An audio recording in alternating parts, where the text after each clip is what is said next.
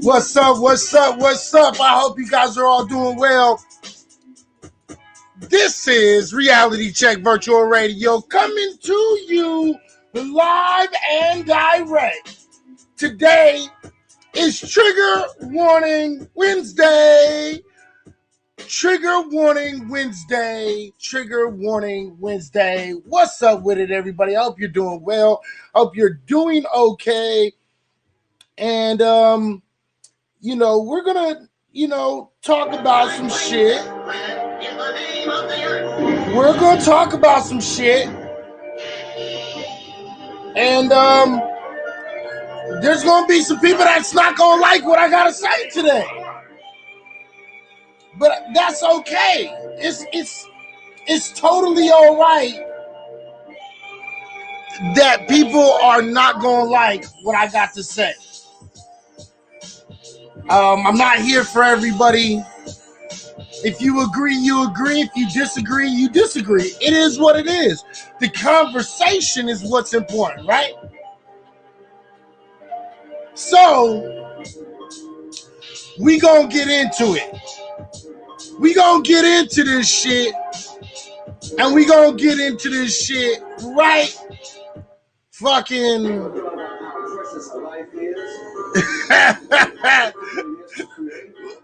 I wasn't going to do the Papa John thing today. I was going to talk about the Papa John thing on Friday, for Friday night, the Fish Fry Friday. So we'll be talking about that on Fish Fry Friday.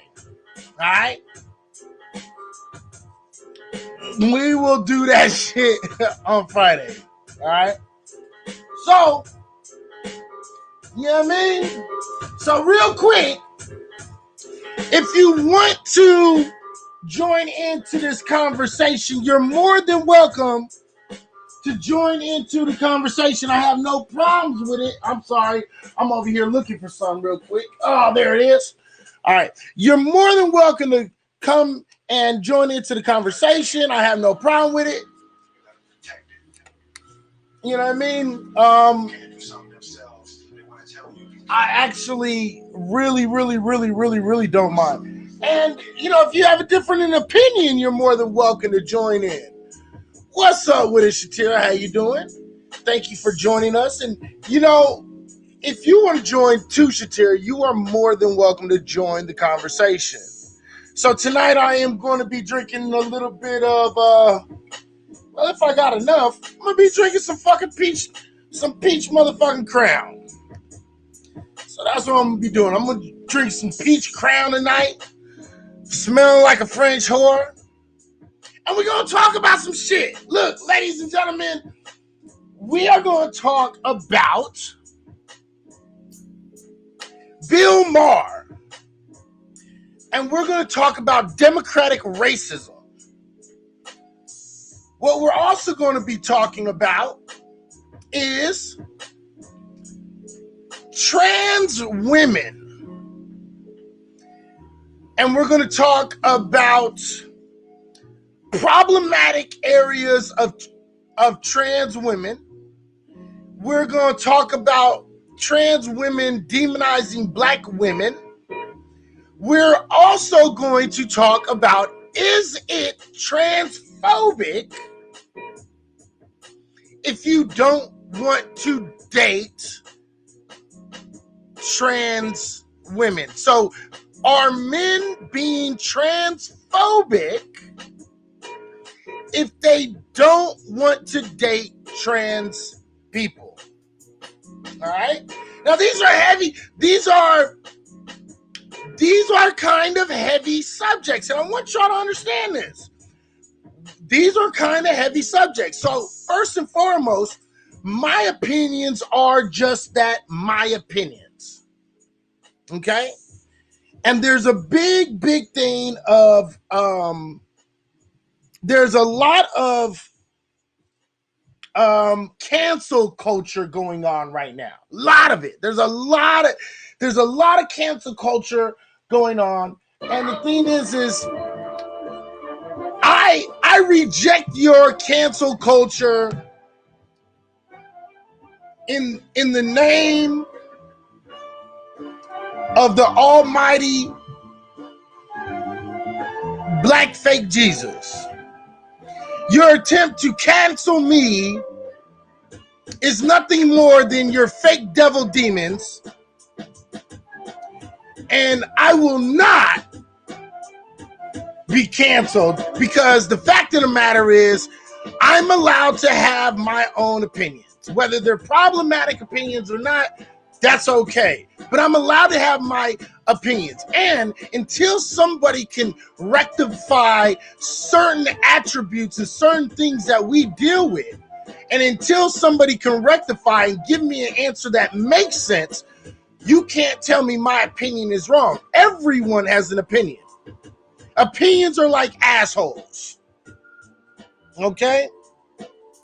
Opinions are like assholes, and everybody got one. So I will not be getting shamed. I will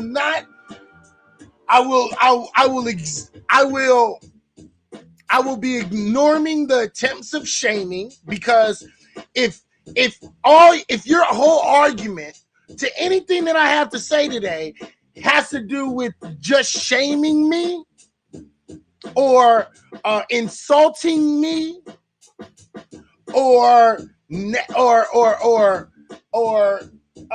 trying to bully or harass me, and you can't make a legitimate argument, I don't want to hear it. I just don't want to hear it. All right? I have my opinions, and my opinions are mine, and you can't have them. So suck my dick, okay? So I'll say that in advance. So this episode is truly going to be a hashtag fuck your feelings episode. Now, if there are trans people or anybody that's straight that wants to try to make this make sense to me, I guess you can come up. You're more than welcome. Like I said, all you have to do is download the HAPS app, HAPPS, or make a profile on haps.tv. Okay? All right? Oh, I thought you meant it, right? All right? And then you can make an account, and then you can come on here, and then you can say, I want to be brought up, and then you can be brought up. All right? So with that being said, let's get into this, shall we? I mean, are y'all ready to get into this, or am I all alone here and ready to get into this? Because this is going to be fun. All right? This is going to be fun. All right? So we are going to start with if you're not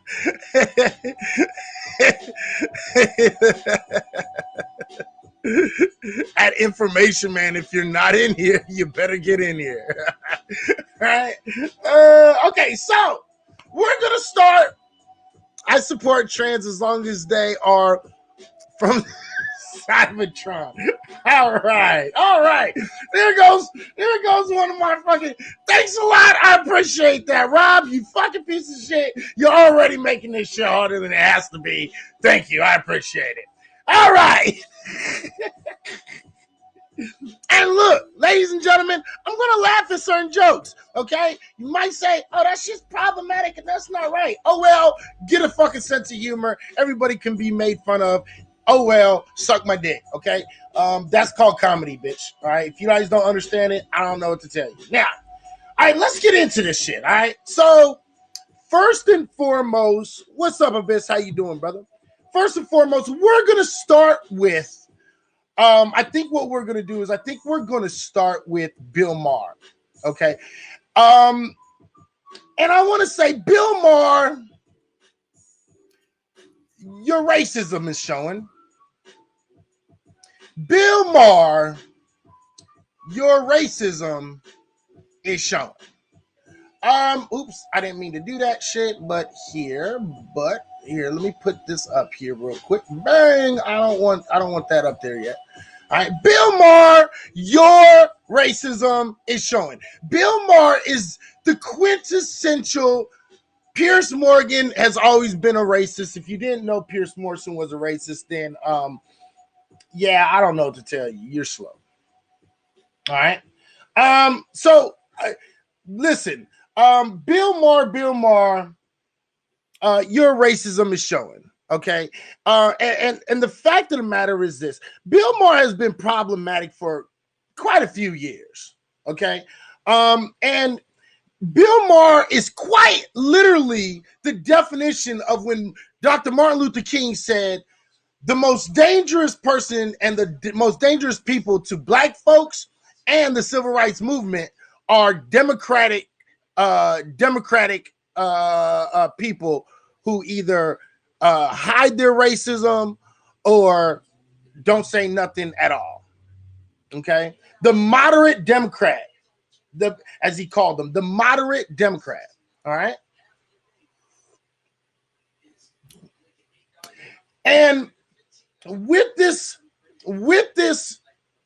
claim, I want you to know that with this phrase, there should be a gigantic picture of Bill Maher when we talk about this. Okay, and there's a couple reasons why, and I'm going to show you. So the last 2 weeks, Bill Maher. Listen, last 2 weeks have not been a good 2 weeks for Bill Maher. He's exposed himself. All right. Last week he spoke to the week before this last week that just came up. He spoke to Megyn Kelly. Okay, and we talked about this a little bit. And you know, Megyn Kelly is also which was during the time of the dig. Absolutely, right? And so the thing is, he talked to Megyn Kelly and he started going on a tirade, and it really, really made clear to me that, you know, white people, and remember when he said, work in the fields, I'm a house. I already told you, he has a bad history. His history is checkered. He's a privileged white male that doesn't realize certain shit. Okay? So I'm gonna point out some things. Now, ladies and gentlemen, Megyn Kelly is Megyn Kelly, right? She's a conservative, you know, she's a racist and whatever, you know what I mean? The only reason people don't like to call Megyn Kelly racist is because she's a pretty white lady with blonde hair and blue eyes. Okay, I said it. There you go. I said it. Okay. But, you know, I don't give a shit how pretty you are, how blonde your hair is, how blue your motherfucking eyes are, how big or small your titties are, or, you know, how Europeanly attractive, Eurocentrically attractive you might be. Because the fact of the matter is this, bitch, you're a racist. Okay. Nobody's fooled. I'm not.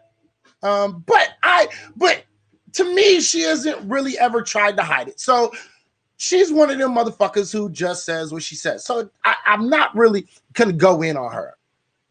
But what I've realized is that white people, you have the shittiest understanding of what racism is. Okay? You don't understand racism. And your history quite literally backs up my statement. When I say white people collectively do not understand racism truly what it is, your history, white people, clearly shows that. White people teaching racism, white people teaching people, especially black kids, what racism is a no-go for me. I do not, and you know when a young black kid or a Mexican kid or Asian kid is taught racism by a white person, because they always go to this bullshit claim of what they think racism is based18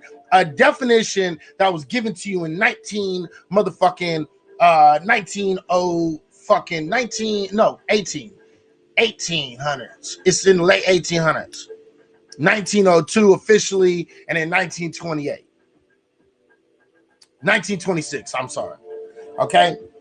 And when you understand racism and you understand where the definition of racism comes from, then you also understand that they clearly have no idea what the fuck they're talking about. Now, with that being said, I would like to show Bill Maher's racism. Okay? Unless her name is Jay Elliott. Right?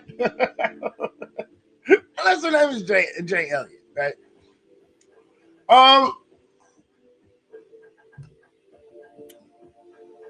I think even to a degree, Jay Elliott is a little off, but I get she is better than most. She is better than most. Same with Tim Wise. I think his understanding is a little off, but his is better than most. Okay, better than most white people, right? So this is the conversation between Megyn Kelly and Bill Maher from February 26, 2001. This is I'm going to say that I am critiquing this. Okay, I'm not using his platform in order to profit or anything else like that. You can find this on the Real Time with Bill Maher YouTube page. I'm not using this. I am critiquing this, and as a journalist, I am, protected by law to be able to use this and to use this image to talk about what he was talking about. So let's listen to Bill Maher. I might take it off the screen because audio, I can use the audio too, but I just want y'all to see that this is Bill Maher. As a matter of fact, that's what I'm going to do. This one I'm going to take off, but we'll go deeper into it. Okay. So this is Bill Maher and Megyn Kelly talking about what they think racism is. And a little bit of things, a few things. Let's listen, shall we? About the schools, because I really just wanted you back here because I read this, that you took your kids out of the school in New York, and I have been hearing anecdotally very much the same thing from many parents.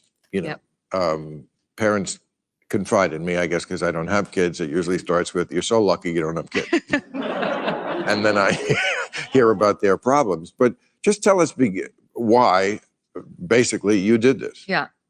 Well, we loved our schools. We were in the New York City private school system. Our boys went to an all-boys school and our daughter to an all-girls school. Our teachers loved the, students and the faculty and the parents. And they were definitely leftists. We're more center-right, but that was fine. My whole family are Democrats. Now, real quick, I apologize for pausing that. I wanted to let you guys know, first thing is first, she is trying to make this a left and a right situation. It's not a left and a right situation. What she's about to say is just wrong. It's blatantly wrong. And she's trying to put it more on the left side because there are a lot of SJWs on the left side and things of that nature. And again, we're going to get into that in a little bit because I'm going to really break this shit the fuck down. But she's trying to make this a left-right issue. This isn't a left-right issue. This is an understanding things issue, and this is a racism issue. And the fact of the matter is she's going to try to play a lot of tropes, and we're just going to run through them, and we're going to stop through every single time. So that's the first thing that she does, and I want y'all to pay attention to that first she wants to say, I have a lot of lefts. It's kind of like white people fucking saying, "I'm not racist. I got a lot of black friends. It's okay." Blase. It's this same kind of trope. Just pay attention to this type of shit, please. We're going to get back. Let's get back into it. Democrats. It wasn't like I was bothered by the fact that they leaned a bit left. But then they went hard left. Then they started to take a really hard turn towards social justice stuff. And at our boys' school in particular. Is there something wrong with taking, really like involving yourself in social justice situations if they're like good things? Like, wouldn't you want to destroy racism and kill fucking racism? Because racism is a bad thing, right? Or is this a wink and a nod to all the white people and the right-wing white people and all the secretly racist Democratic white people, a wink and a nod saying, you're moving too fast. That's why we're going to call it hard left SJWs.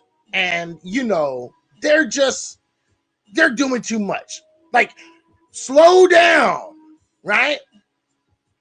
It's really funny. So let's keep on listening. I apologize for breaking in. It started with when our son was in 3rd grade, they unleashed a 3-week experimental trans education program on these 8 and 9-year-old boys. Again,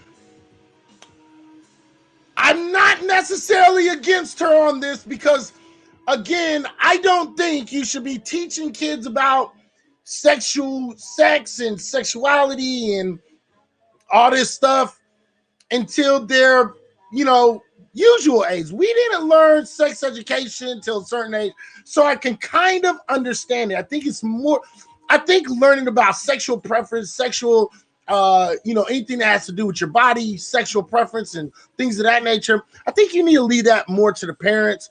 And I think at a certain age, you should teach kids just in case their parents haven't taught them.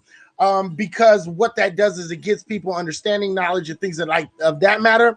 And the thing about it is this: we've learned that since the implementation of sex education in schools, the numbers of pregnancies and things like that all go down. It shoots down. So I'm not saying take sex ed out of school. I'm saying wait until they're around that age, 13, 14, 15, 16 years old, right?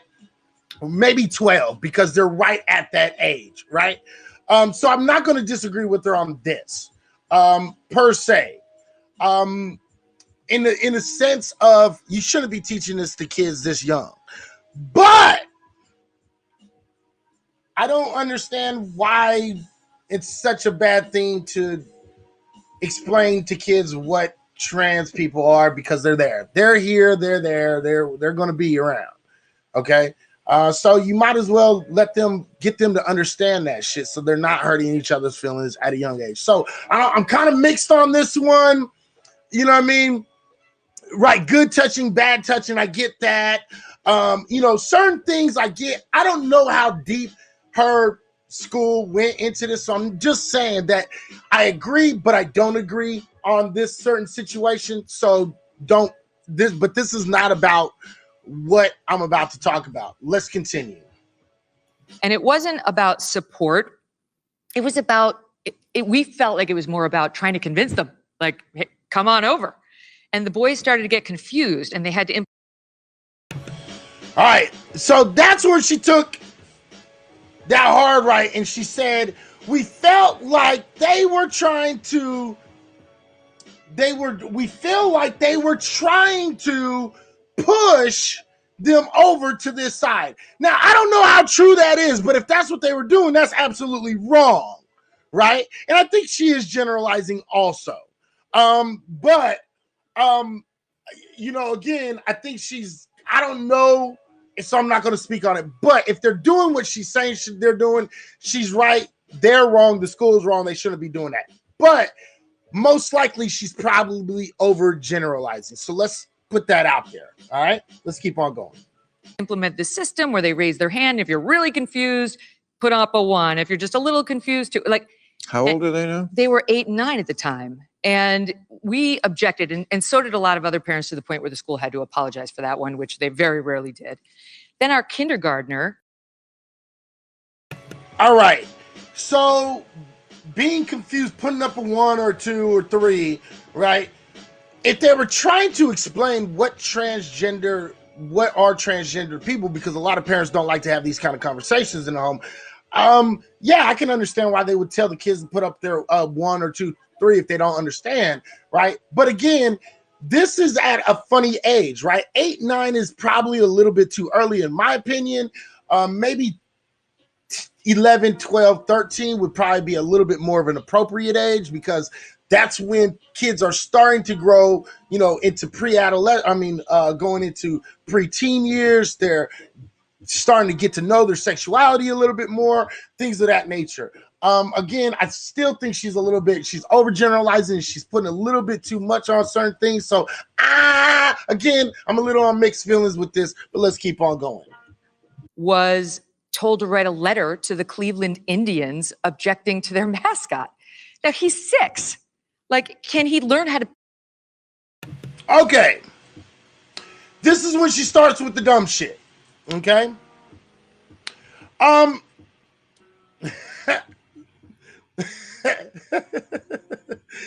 Yeah, she did say that too. The fact of the matter is, teaching kids that it's wrong to make a whole culture of people a motherfucking mascot, there ain't nothing wrong with that. Okay?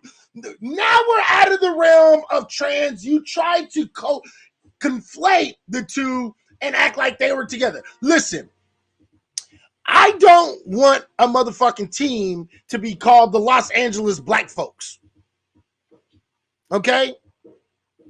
And white folks, y'all didn't like it when they came out with the motherfucking, with the jerseys that said the Cleveland Caucasians. Y'all hated that shit. Y'all hated it.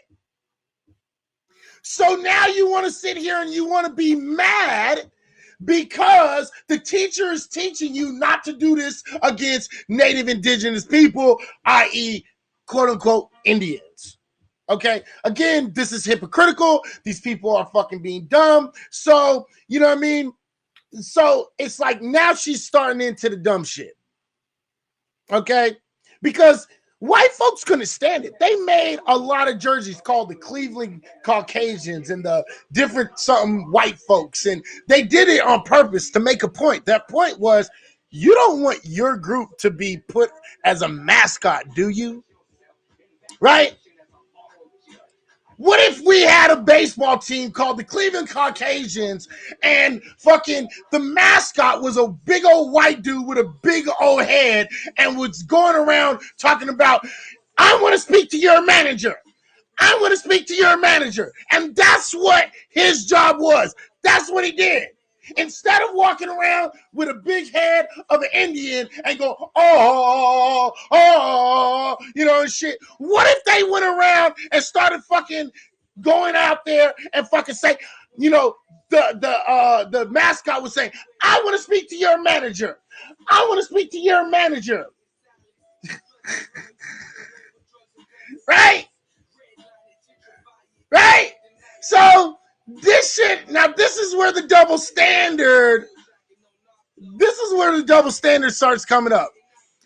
I'm making a team when I get YouTube rich called the Akron Human Traffickers. And it will have Christopher Columbus as the captain, Hook's boat with that African head in his hand. I want to see how that goes. Right, that's real. Okay? So it is what it is. Let's continue. Spell Cleveland before we, Right. activate him.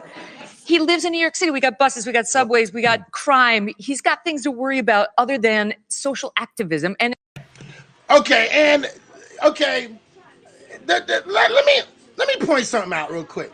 There's plenty of things going on rather than social activism. Again, what she's telling, this is a wink and a nod to other white folks that are of her ilk who don't think they believe that you're doing too much too fast.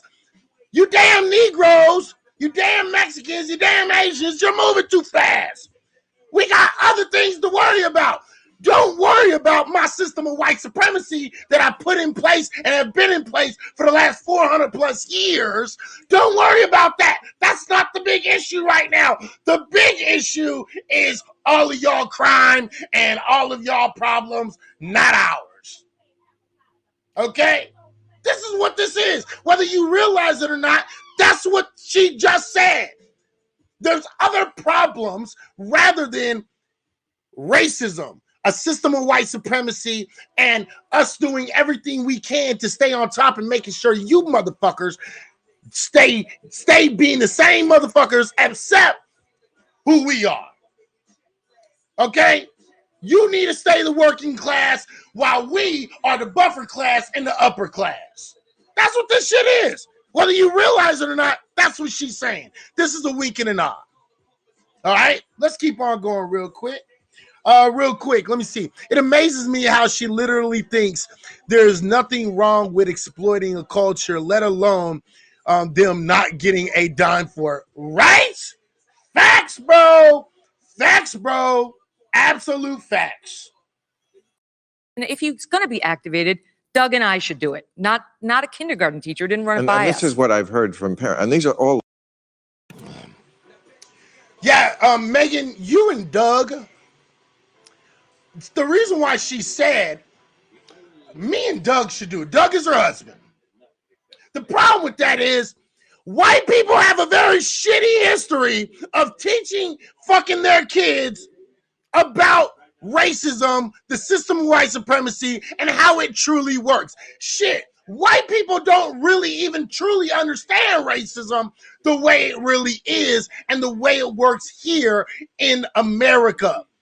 You have a history of quite literally shitty racist ideas. Your history quite literally shows how bad your judgment has been when it comes to racism, the system of white supremacy in which you build, and prejudice, bigotry, and motherfucking xenophobia. Fuck out of here, bitch. We can't trust you to do your job. And that's why they're teaching these kids this shit. Because we can't trust you to do your job correctly. Sorry. Hey, sorry if you don't like what I'm saying, because this might hurt some motherfuckers. Hashtag fuck your feelings. Hashtag get out your feelings. Hashtag use your brain and logic and not your motherfucking emo ass motherfucking feelings because you ain't never been taught like this to before. Especially from a black man. Oh well, life's a bitch. Let's continue.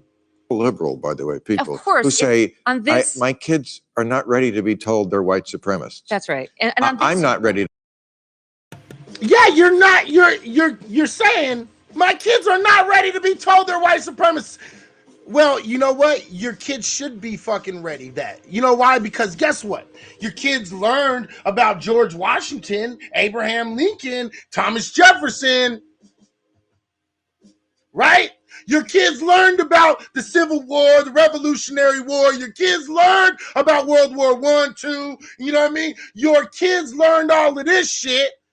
Your kids learn the very, very, very basics of fucking slavery, and in the nicest way, the most sugarcoating this form of racism or slavery. What it is you don't want your kids to realize their history of who they are, because if you teach them about their history and who they are, they might say to themselves, you know what? That was kind of fucked up. Maybe we should start changing this shit. No, what you're trying to do is you're trying to indoctrinate them into the system of white supremacy in which you've already built. That's why you don't want them to be told you're white supremacists. Well, we're not calling them white supremacists. We're telling them that they fucking benefit from a system of white supremacy. See, this is how this shit works. This is how this shit works.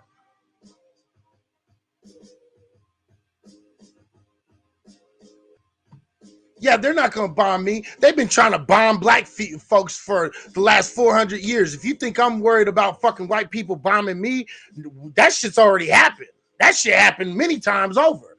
Think I'm worried about some white folks? White folks have been trying to kill black folks. I live my life on a daily basis fucking having to make sure I can stay alive to white folks, bro. Okay?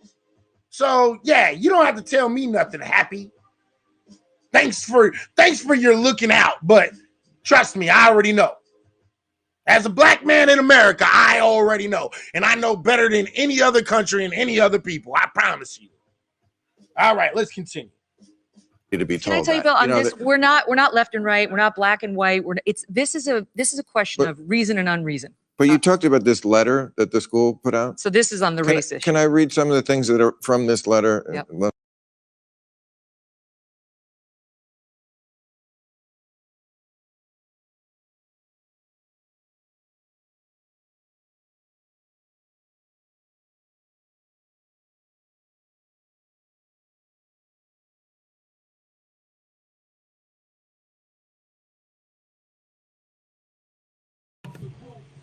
All right, my bad. I'm back. All right, so let's make some things very clear right now. A black man came up with this table that he's going to be talking about, and the fact of the matter is he came up with this table. He didn't go around to school system saying, "You." Well, it's showing sound. I got sound. Let me know if I got sound, people. Do I got sound?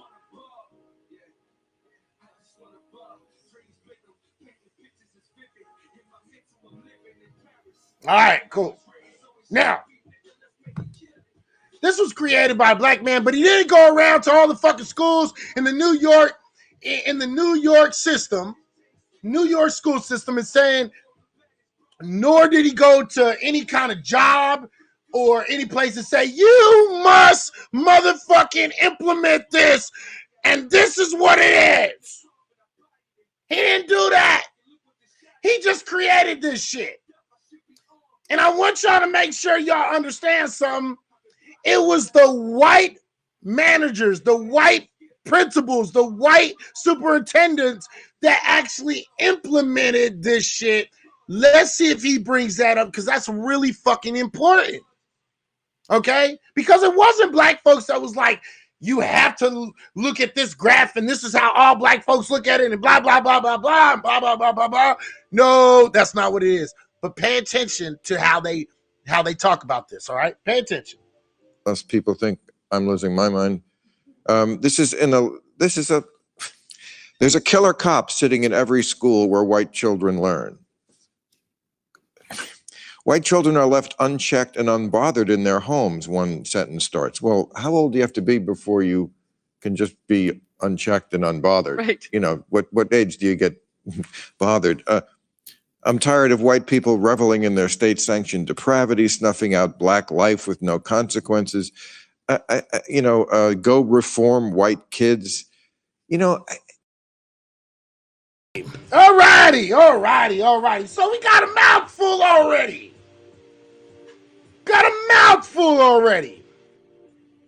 White kids do go unbothered and unchecked when it comes to things of racism, the system of white supremacy, bigotry, xenophobia, prejudice, because they're not taught properly. So they are. That's number one. Number two, we do have black men and black women and black children who are literally being shot down and killed by police officers while they get off. They get put on desk duty. They fucking still collect the paycheck, and then they go right back to fucking work. So we do have black bodies that are dying in the street based upon the fucking police that's out there killing them. And let me just add the Chauvin case that is going on right now, the George Floyd case, okay? He's going to get off. And you're just going to see another example of another police officer that's getting off from killing black folks, okay? I don't care what nobody says, all right? Now, the fact of the matter is this. You don't see too many young black kids getting shot and killed at the school by the police. But what you do see is extra increased, what's the best word? You have a lot of increased aggression towards black students in schools.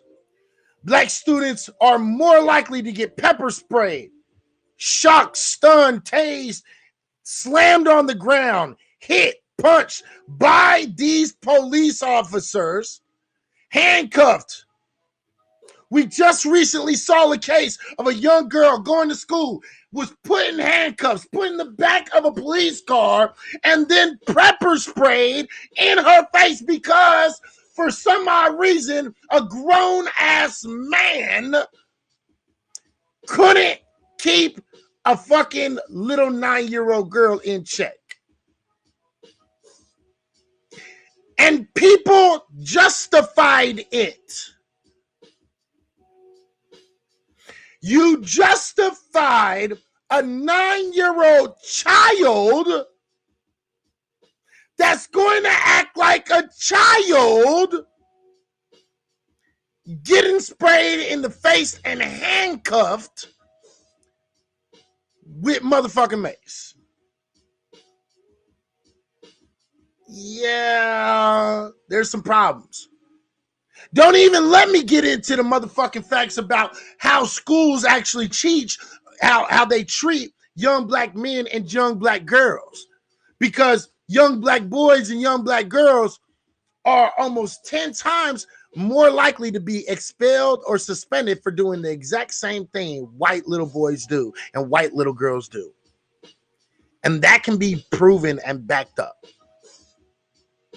So again, what they're doing is they're dismissing the things that are relevant and are going on because this affects their white fragility.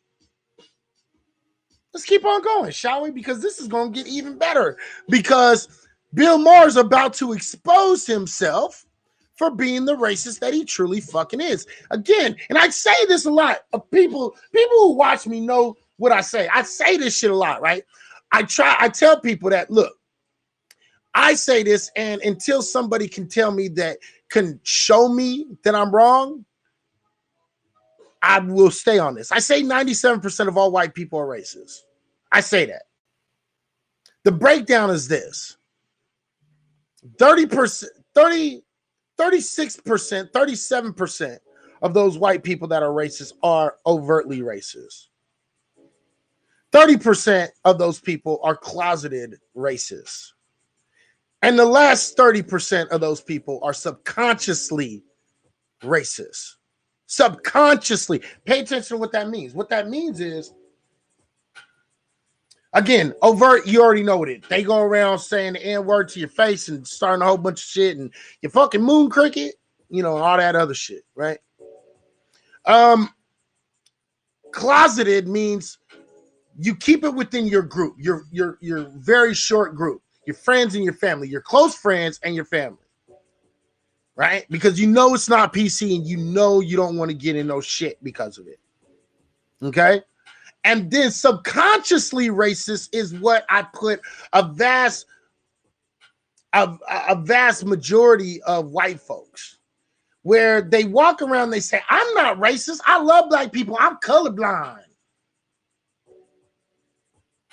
Okay, subconscious racist means you are brought up in a system and you were never taught anything else. You have been influenced by the negative and demonization of black men, black women, black children. Whether you don't mean to or whether you mean to, you don't really realize it. Consciously, you don't try to do it. You see what I'm saying? Things like this. When you see a young 12-year-old boy and he's in the newspaper for committing some kind of crime, you treat him like a grown-ass man. But yet, when you see an 11-year-old, 12-year-old white boy, you say he's a boy. I am doing very well. Thank you for asking. You say, you call him a boy. You want to recognize him being a child, right? The little white boy is recognized as a child. The little black boy, he's act like he's an adult and he should know better. You view most of the time, and this is again part of the subconscious ideal. When you look as a white person, when you look at a black child, you often, subconsciously, and this could be subconsciously closeted or not. I'm not the one to judge, but I'm just explaining. often what's going on is you view that child as being older than what he actually is. Therefore, the more harsh punishment that he gets is justified. You understand? Now, these are subconscious ideals of racism. And these are subconscious things. And because white folks don't truly understand racism, you don't understand that you are subconsciously racist in a lot of cases. Now, if you're a part of the 97% or a part of the 3%, that's not on me to decide. I'm just telling you what the fuck it is, and I'm just telling you what the fuck I feel and, you know, how I go about my life as a black man. All right? And I'm going to show you the subconscious racist. Well, and again, I'm going to tell you this. I don't think Bill Maher is a subconscious racist. I think Bill Maher is a closeted racist. I do personally believe that. I think Bill Maher is a closeted racist. He knows what it means if he was to be outed. He keeps it in his house. And because he's been able to fly by his pants, smoke a little bit of pot, everybody be like, oh, wow, he's so forward. He's open about smoking pot. He smokes pot. Can't be racist. Yeah, guess what, people? People who smoke pot are fucking racist, too. Stoners are racist, too. Suck my dick. All right, let's keep on going. It bothers me so much that I have to be on this side of this issue. Yeah. Because I've always been a civil rights advocate. Again, you like the fact that you can do this because, again, if you didn't notice exactly what the fuck is going on, then you're the dense one.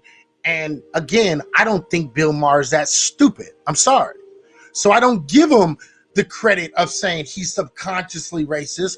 I say he's closeted because Bill Maher ain't that stupid. He likes to be on this side. And pay attention to the crowd too. All the Democratic racists in his crowd. Pay attention. You know, and don't make me Tucker Carlson. You're the fucking nuts. This is insane. Yep. As black bodies drop like flies around us by violent white hands, there is racist problems in this country. But this is hyperbole. Mm-hmm. And this... Yeah, no, it's not. Yeah, no, it's not. It's not hyperbole. Sorry, buddy, it's not. It's really fucking not. It's really fucking not. And if you don't believe me, I suggest you look in your fucking newspaper. There's this thing called Google. It works. Go check it out.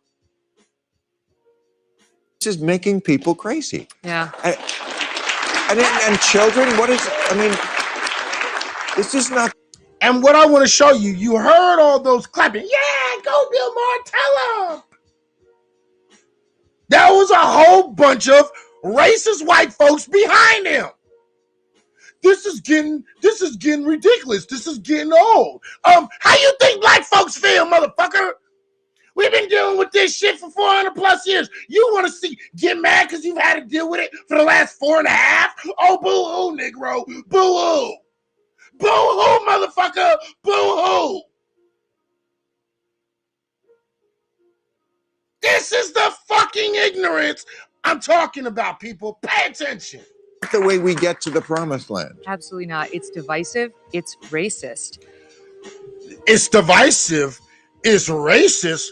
First off, it was a white man that implemented in that fucking school. It was not pushed by anybody. It wasn't pushed by black folks. It wasn't pushed by anybody. It was something that one black man came up with and another white man put it into effect. That's number one.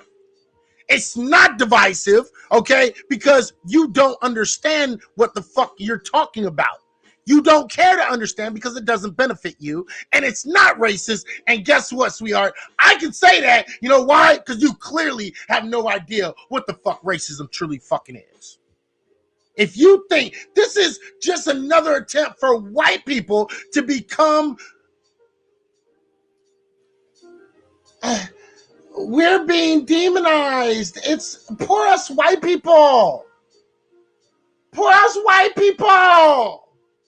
Why are you doing this to us? We haven't done anything wrong. We are the ones that are being attacked, not you. You're attacking us. You're hurting my feelings. You're telling me who I really am and what my history is. Ladies and gentlemen, listen, white folks, I want y'all to understand this. Listen, I want y'all to understand this very quick, fast, and hurry. White folks, y'all did this thing. You implemented this thing. It was called background checks. Now, I promise you, it was white people that put this in order and established this across the country. How many people have fucking had to motherfucking get a background check for the job that they have right now? All right? Put a one in the room. If you've had to apply for and get a background check before you came and got a job. And don't act like you ain't did it, because everybody has. Shit, you got to get a background check to work at fucking McDonald's. So anybody that's working has had a background check.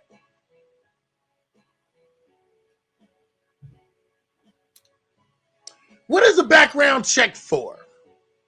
Background check is to look at your history and judge you based upon your history. No matter what. You could have been a guy that went around and you committed assault like 3 or 4 times. And people are supposed to look at that shit and say, do I want the risk of having this guy work for me? It seems like he might have a short temper. Well, white folks hate to break it to you, but guess what? You also have to deal with the background test. And your background test is not a very good one. It's not. Your background check is really fucking shitty. Your background check shows that you've been racist as fuck. You've enslaved people. You've murdered people. You've kidnapped people. You've raped people. And that shit ain't stopped. You have oppressed people. This is your history. I didn't make this history up for you. You made up your own history. Now, again, I get a couple of white folks in here are going to be like, but I didn't do that. Oh, well, go bitch at your granddaddy. That ain't my problem. Just like it ain't your problem if I'm a motherfucking thief and I go to a retail store trying to get a job and you don't hire me because why? I have a history of stealing and you don't want to put me in your fucking building with a chance to steal shit. That's not your problem. That's my problem, isn't it? Yes, because it's based upon the motherfucking things that I did, the choices that I made. That's why you ain't gonna put no motherfucking child rapist or molester in a motherfucking child care, are you?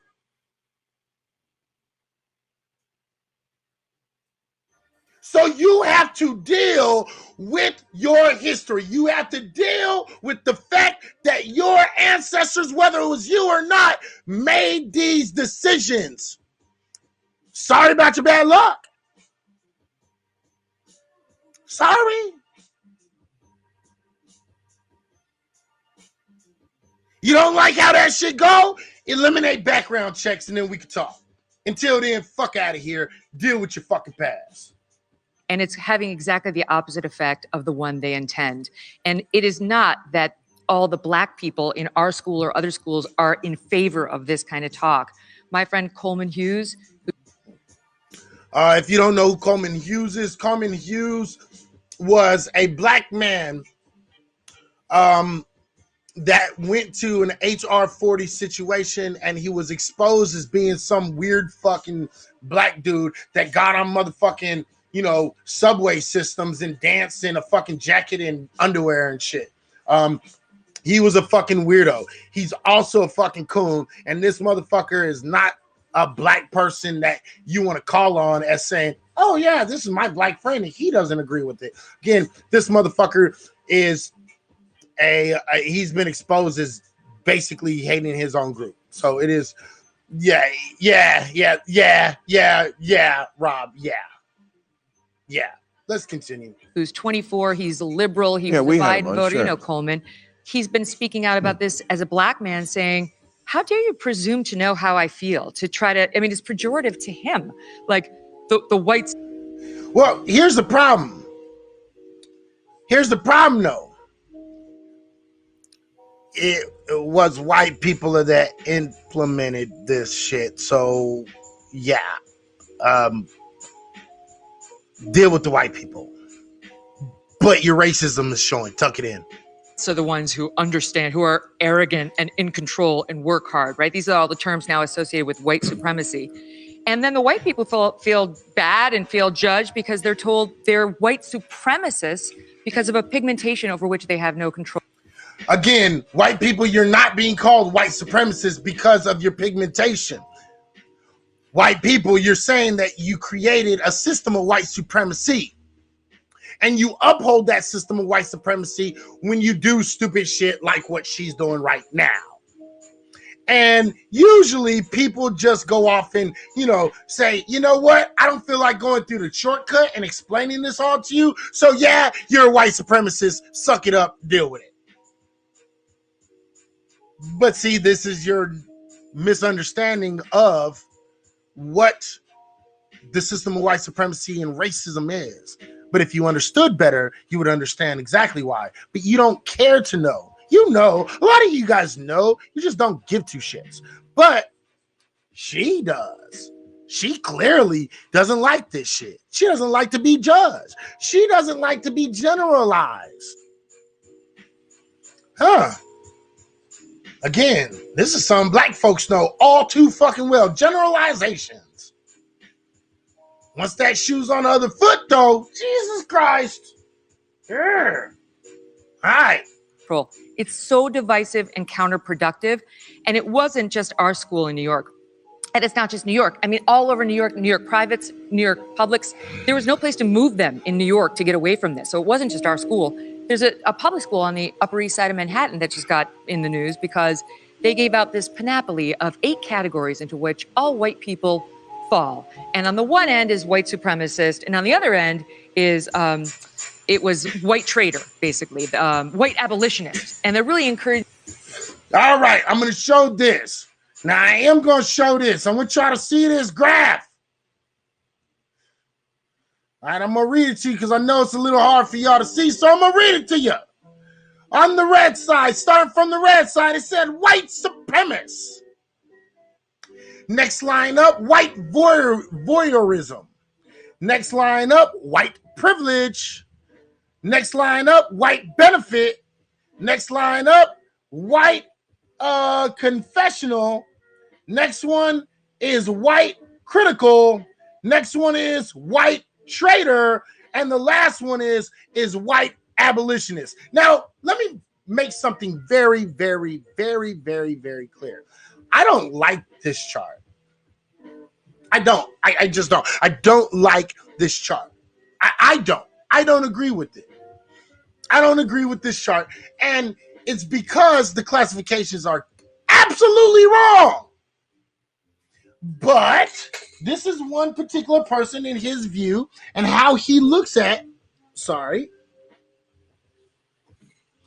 this is how he looks at the lines. Again, this is one black man from a school that created this on his own, not collaborative with a whole bunch of fucking other black folks. This wasn't a whole bunch of black folks got together and said, hey man, let's name this shit. Because honestly, I'm going to be completely honest.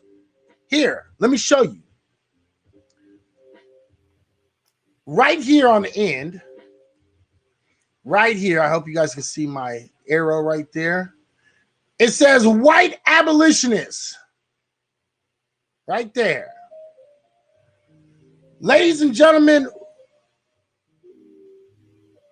See, everybody has this idea that white abolitionists were these great white people that understood that, morally it was wrong, and they were not morally bankrupt, and they wanted to see black folks fucking, free at last, free at last. Thank God Almighty, we free at last. Here's the problem. White abolitionists were fucking racist and separatists also. Let me say that again, just in case you motherfuckers don't get it. White abolitionists were not motherfucking all that good either. You don't believe me? Go look up this little thing. It's called the Green Book. Now, black folks know exactly what the fuck I'm talking about. If there's a black person in here that doesn't know what the fuck I'm talking about, put a one in the room and we'll go through it. But most black folks know exactly what the fuck I'm talking about when I say the Green Book. Go look up the Green Book and what it was for. It was a book that was put together by black people of places and cities across America, the North and the South, where black folks could go and not worry about getting lynched or not worry about getting fucked with by fucking white people.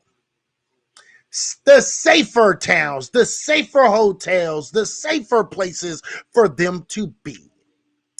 And I promise you, if you ever got your hands on one of these green books, guess what you're going to find? You're going to find a whole bunch of motherfucking places called sundown towns that were all over the North. Wait a minute, what's the North? The North is where the abolitionists were trying to get you to so you can get free.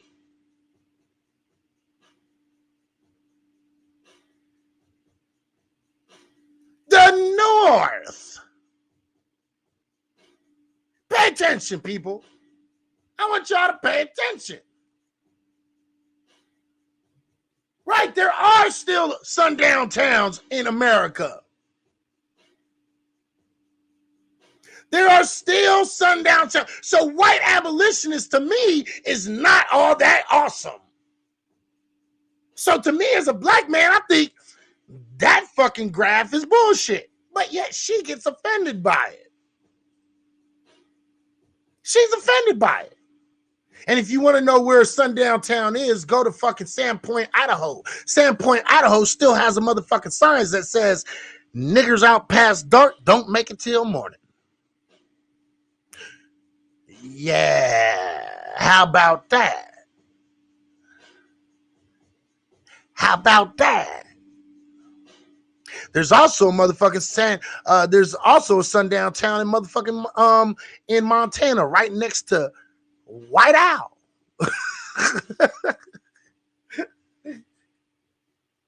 All right, let's keep on going. Encouraging you to be more of a white trader. It's like everybody gets divided into oppressed or oppressor, right? On racial identity, on sexual identity. Cupertino, California, they did the same thing. You know what's so funny? She said, everybody gets broke down to oppressed or the oppressor. Well, I hate to break this shit to you, Mrs. White Lady, but y'all pretty much been living on them foundations for the last, 375 motherfucking years. Hate to break that shit to you. Hate to. I know that shit kind of hurt. I know that shit kind of hurt a little bit deep inside her. Right down there. I get it. Y'all quite literally have been living on this standard and still live on this standard to this motherfucking day. Oppressed, oppressor. Don't try to play stupid. Let's go. They took 8 and 9-year-olds and made them deconstruct their racial and sexual identity to figure out whether they were an oppressor or the oppressed. 8-year-olds, right? I mean, this. Again, convoluting sexuality and racism Again, problematic. I just want to point that out. This is really damaging. And as you get older, what the studies show is these sort of implicit biased education efforts bring out racism. So if somebody's having racist thoughts in the back of their head, it brings it to the frontal lobe, and more people act on their latent racism than they otherwise would have. Yeah. That was enlightening. Jesus Christ, that was so fucking enlightening. I love it when white people fucking try to teach everybody else, especially black people, what racism is and shit. Again, now, ladies and gentlemen, that was just the first video. We've already been here for an hour. I was hoping I'd get through this faster, so I'm going to try.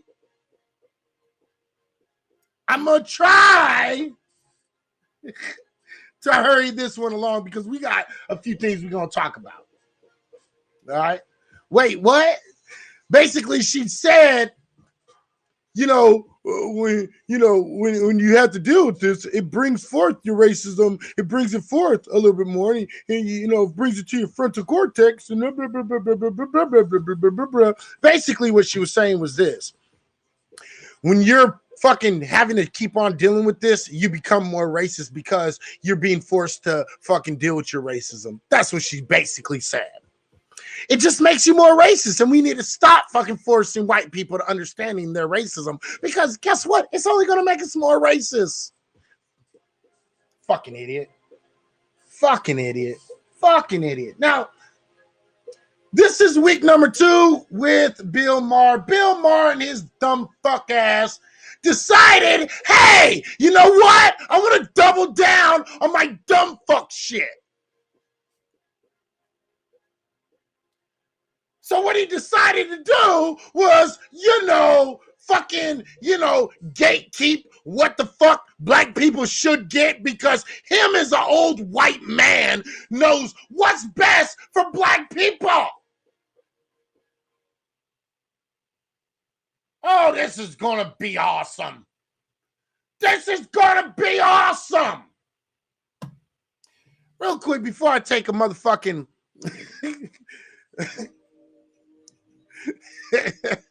latent racism is not... fuck my life. It's not a gluten sensitivity. It really isn't. All right. So, how many people... We're going to play The Price is White. And I would like to say, Rob, yes, you were right. We are going to play The Price is White, but it wasn't on the right person. Okay. So, we're going to play a game that I like to call fucking The Price is White. White people, question. And I'm going to need all the white people to answer this question. How many white people love or really liked it or inspired by the man named Dr. Martin Luther King Jr.? Put a 1 in the room. How many white people in any of the rooms are really inspired and love the man by the name of Dr. Martin Luther King Jr.? Put a 1 in the room. If you don't like him and you disagree with him, put a 2 in the room. Fuck it, go ahead. I don't care. It ain't gonna hurt my feelings. Okay? Please do that for me. I need that to set this up. Okay? I got 2 questions, so be ready to answer these 2 questions. This is question number 1. Let me get... And then as soon as I get just one person to answer, I'll move on. How many people really were inspired and really truly loved Dr. Martin Luther King and what he stood for? Put a 1 in the room. I'm not seeing very many ones. You know what? I'm starting to feel like y'all motherfuckers don't fucking love Dr. Martin Luther King. I know there's a couple white people in here. Now, if you don't like Dr. Martin Luther King, that's cool. Put a 2.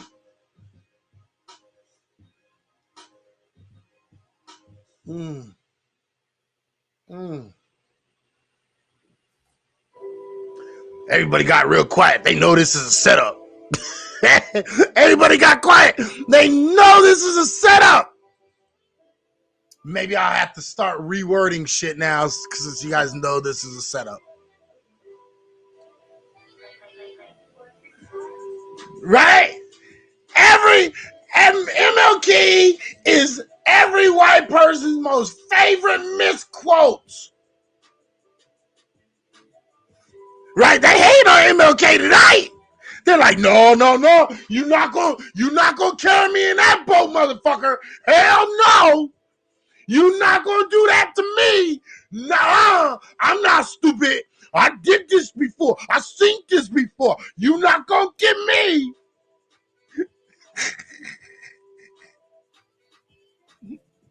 You're not gonna do this to me.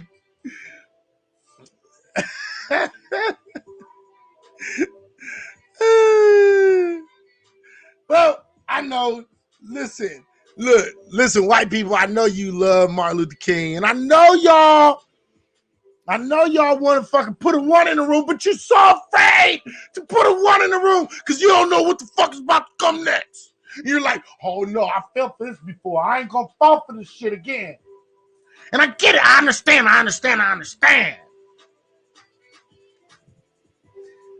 But here, let me ask another question. How many white people agree that reparations should be paid to black folks? If you say yes, put a 1. If you say no, put a 2. White people, do you agree that tangible reparations should be paid to black folks today? Press 1 for yes, press 2 for no.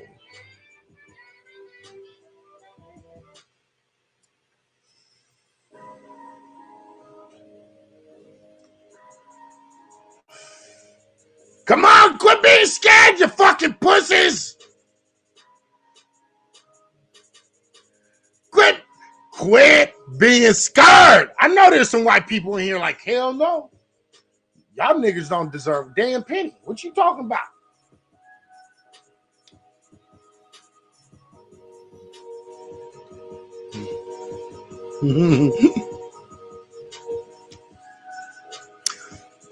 They said, well, I mean, as long as we pay them back with breath mints, everyone should be okay with that, right?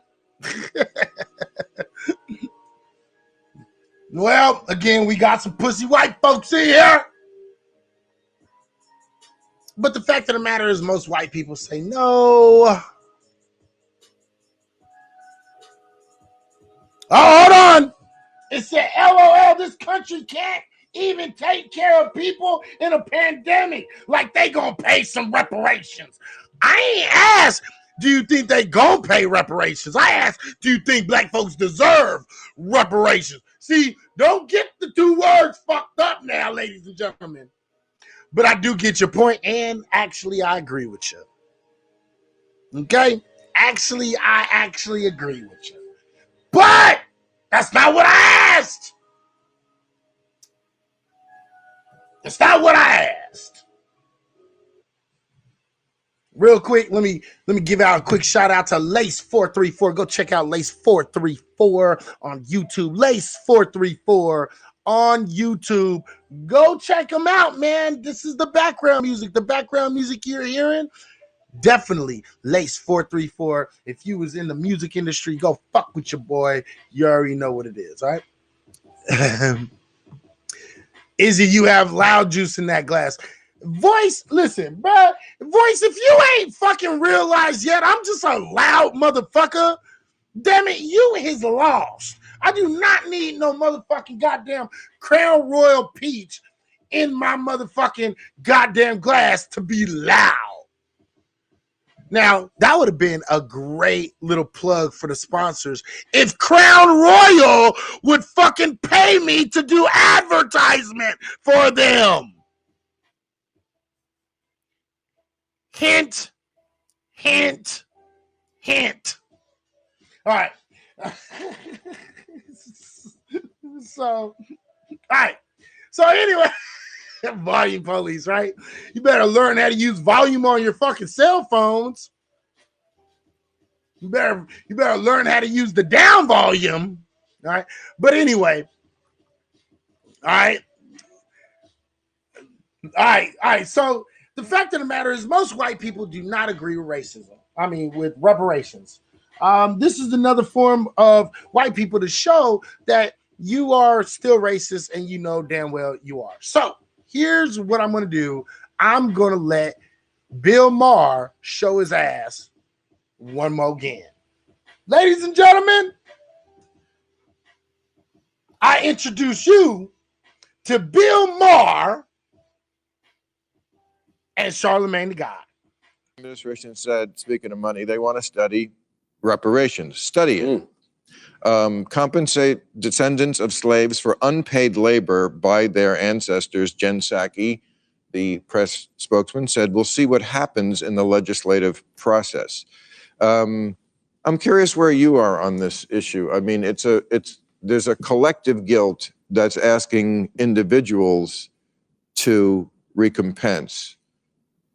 I think that's how we would frame that.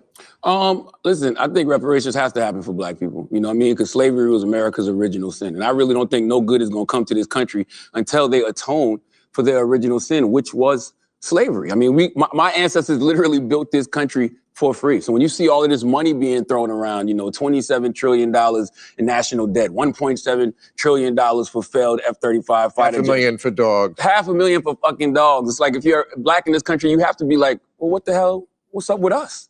You know what I mean? So for me personally, but again, I don't even see what the issue is. I don't even see the issue is that.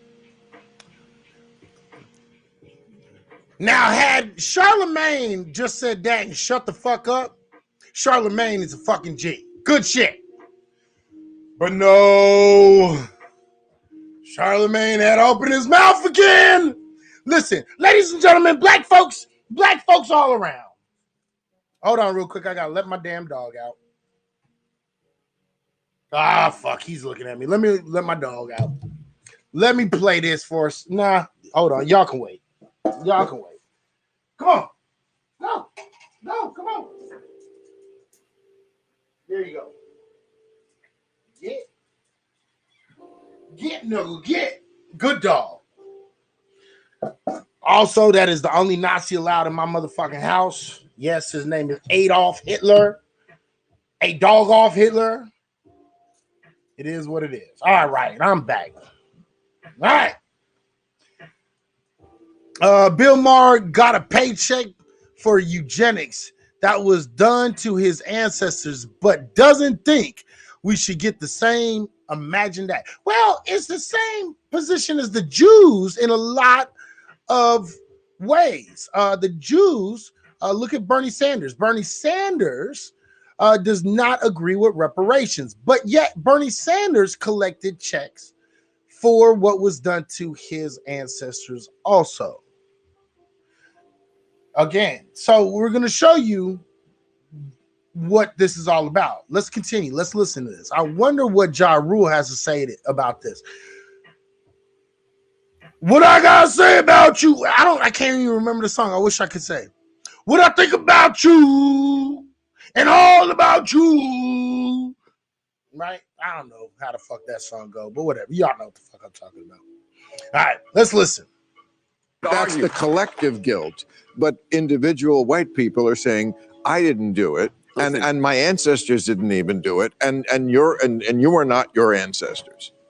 All right, now I'm gonna let Charlemagne answer this, and I'm gonna show you what is the wrong answer when a white person says to you, and then I'm gonna give you the correct answer of what you should say when white people say this shit to you. I'm a descendant of those ancestors. I know, but okay. Hey, listen, when a debt is old, a debt is old. Period. But you've got a lot of money, so you say you should get more.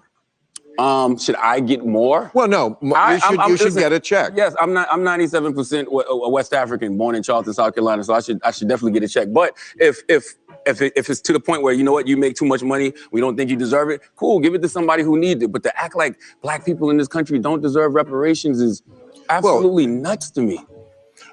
All right. So let's get into it. Let's get into it. Okay. So he didn't give like the worst answer.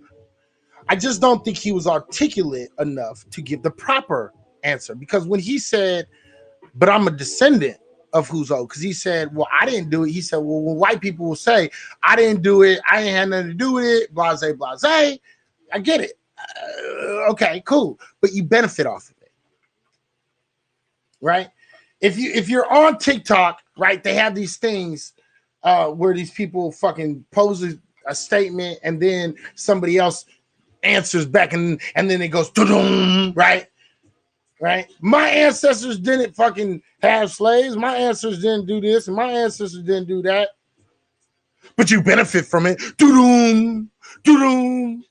Right?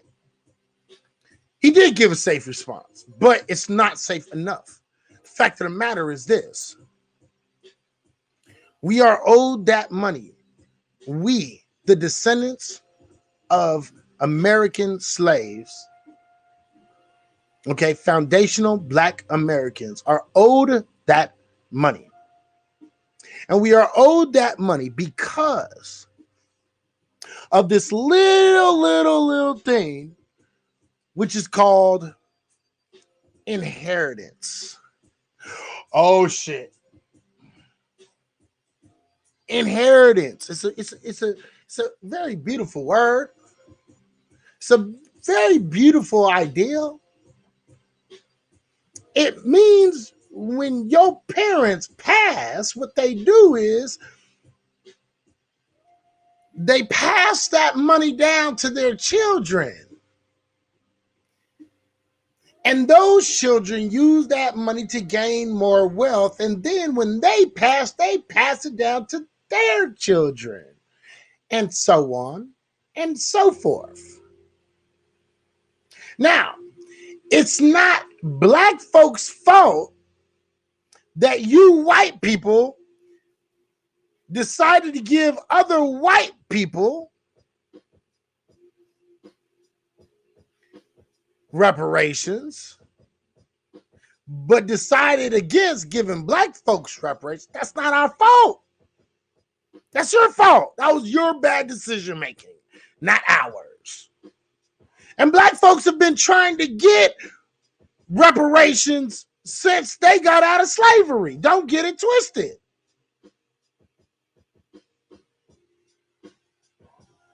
Now, I also want to point out something else. They say, because they'll say from that, oh, inheritance, but how do you know they would still have the money? That don't matter because you didn't give them no money. So therefore, we are owed that money with compound interest, bitch. Now, with that, because white people have benefited throughout the motherfucking years from the free labor that black folks gave them, the fact of the matter is we're not, when we're talking about reparations, again, this is where fucking Charlemagne the God got it wrong. We are not talking about just the fucking work. Ladies and gentlemen, we're talking about the free labor that you got, the economic domestic terrorism that you reaped onto black folks, the lynchings, the killings, the abuse, the everything that you did. Reparations does not stop because motherfucking y'all, we got out of fucking slavery, that because we as black people fought our way out of slavery. No, we still dealt with injustices. Now, my analysis or my equation of this is this. When you get in a car accident, right? And you're injured really bad. And let's say you're injured so bad to the degree that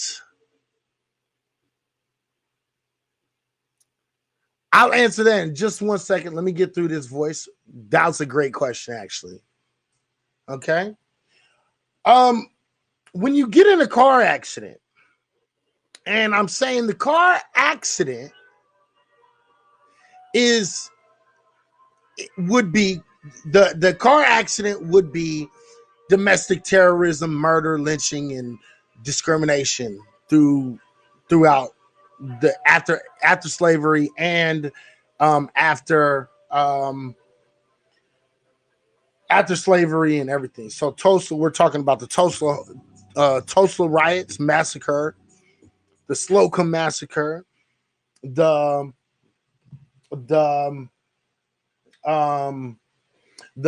Arlington massacre, the Rosewood massacre, the taking of land from Seneca Village. We're talking about all of these things put together. All of these are all money owed. The thing is after an accident, when you're injured, let's say you have to have surgery. Like right now, I'm waiting for my surgery on my left shoulder. I was in a car accident, really bad 5-car accident on the highway. I was going like 70, 80 miles per hour. I am owed money for my pain, my suffering, for the lost work, and everything else that I'm dealing with. And I'm gonna get cashed out.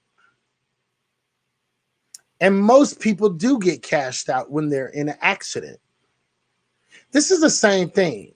You did this thing. The difference is this. Same with when people like are killed, like O.J. Simpson. They think that he killed Nicole Brown Simpson. And what they did was they tried to try him in court. He was found innocent. But when they took him to civil court, right? What happened was they found him guilty, and they awarded the Goldman family and Nicole Brown's family a lot of money because he killed her. And O.J. Simpson has to pay that money back.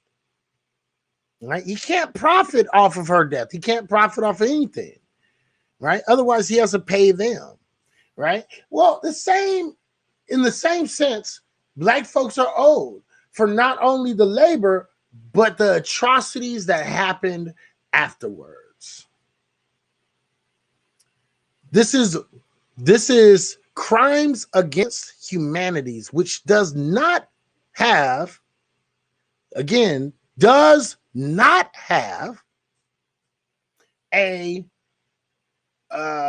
what is that called when you have a certain amount of time before you can get repayment for it. It's a certain, they usually give, their crimes against the humanities. There is no,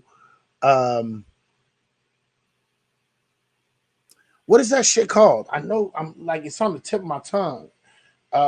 It's when, like, if you commit a murder, 50 years down the line, you can still be charged with murder. There is no,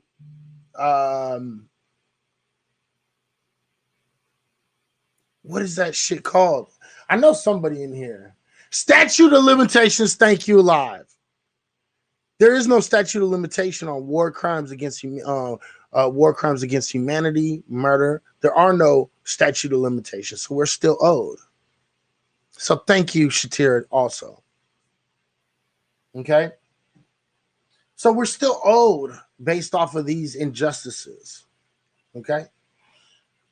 So combining these two, this is why Charlemagne the God did not get this right, because we're owed either way.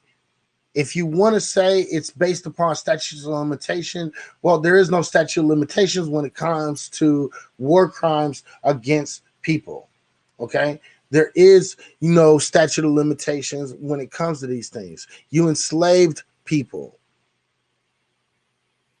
Okay? And so there is money that is owed regardless on what the fuck you want to think about this shit. You know what I'm saying? So I am deserving of that money because you chose not to give Black folk reparations, but you did decide to give white former slave owners reparations. You paid between $300 to $800 per slave after the Civil War. After you lost the war, you got your property back, when in fact black folks should have gotten 40 acres and $100. And that was supposed to be divvied up by the lands that they conquered in the South. But instead, all of those lands went right back to the families. So we're owed, okay? Inheritance and crimes against humanity, period. Pay attention. Hey, this is what I want. Put it like this, America. Oh, yeah, and just to reignite the point, white people, you benefit from the work that we put in. Had there not been a slave trade, white people, I want you to understand, there wouldn't have been an industrial revolution. Had there not been an industrial revolution, you would have never have had the country that we live in today. The fact of the matter is, the money that was made through slavery, the money that was made fucking from all the different shit that y'all did to us by stealing land, stealing money, stealing all this shit from us, guess what? You literally built the country on that. You built the country off of our back, literally and figuratively, period. Okay? I just want that to be put out there. There would not be the people that are dominating. The upper 1% of the country would not be the upper 1% had it not been for slavery. You would have went bankrupt in 1911 to 1913. There would not be an America. And if you don't know what I'm talking about, I suggest you look it up, because I'm not here to give you all the answers. Do a little bit of homework. If you think I'm lying, go look up 1911 into 1913, then go look up motherfucking everything that happened between 1917 and 1936. There would be no country if it wasn't for the work that black folks put into this country.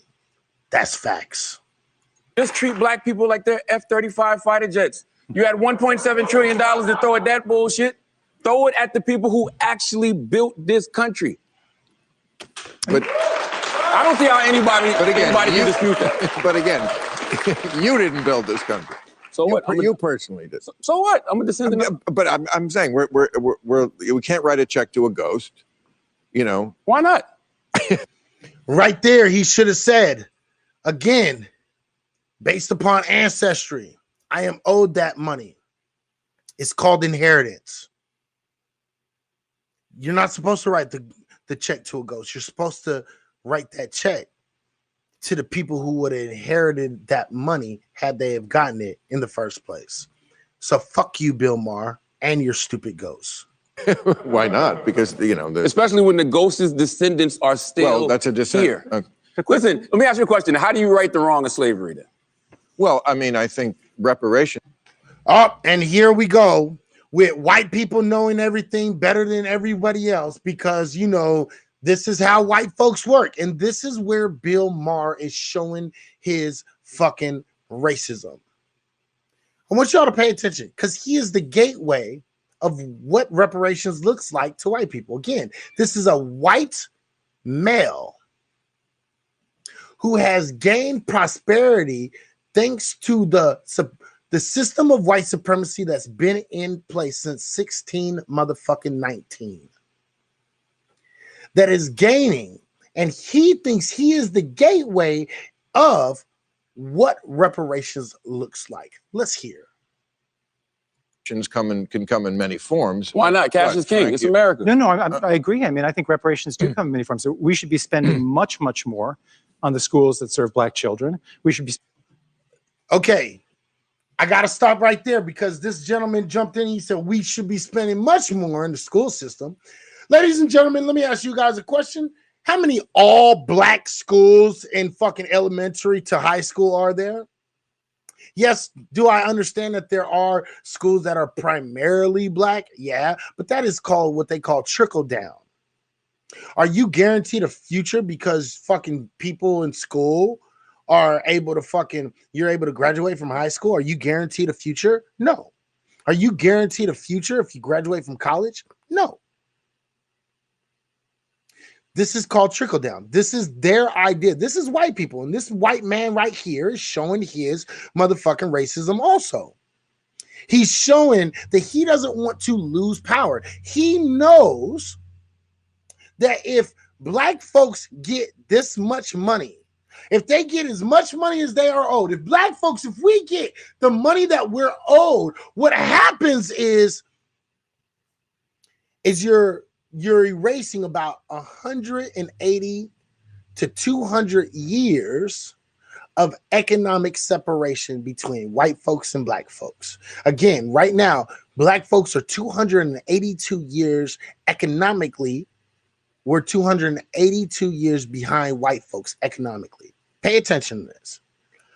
If black folks got reparations, it would erase about 180 to 200 years of economic starvation that was put on us by white people. And they know this. This is why they're against giving out cash, tangible cash reparations. Cash is king, ladies and gentlemen. We are living in a capitalist society, but yet they want to give socialist ideals to reparations. Again, because they understand that there is no equity in socialism. Pay attention. Spending much, much more on the infrastructure in predominantly black communities. We should be doing all sorts of things to close the opportunity gap, which is enormous and which we've done a terrible job. And how many times have we tried to close the opportunity gap? Right? How many times?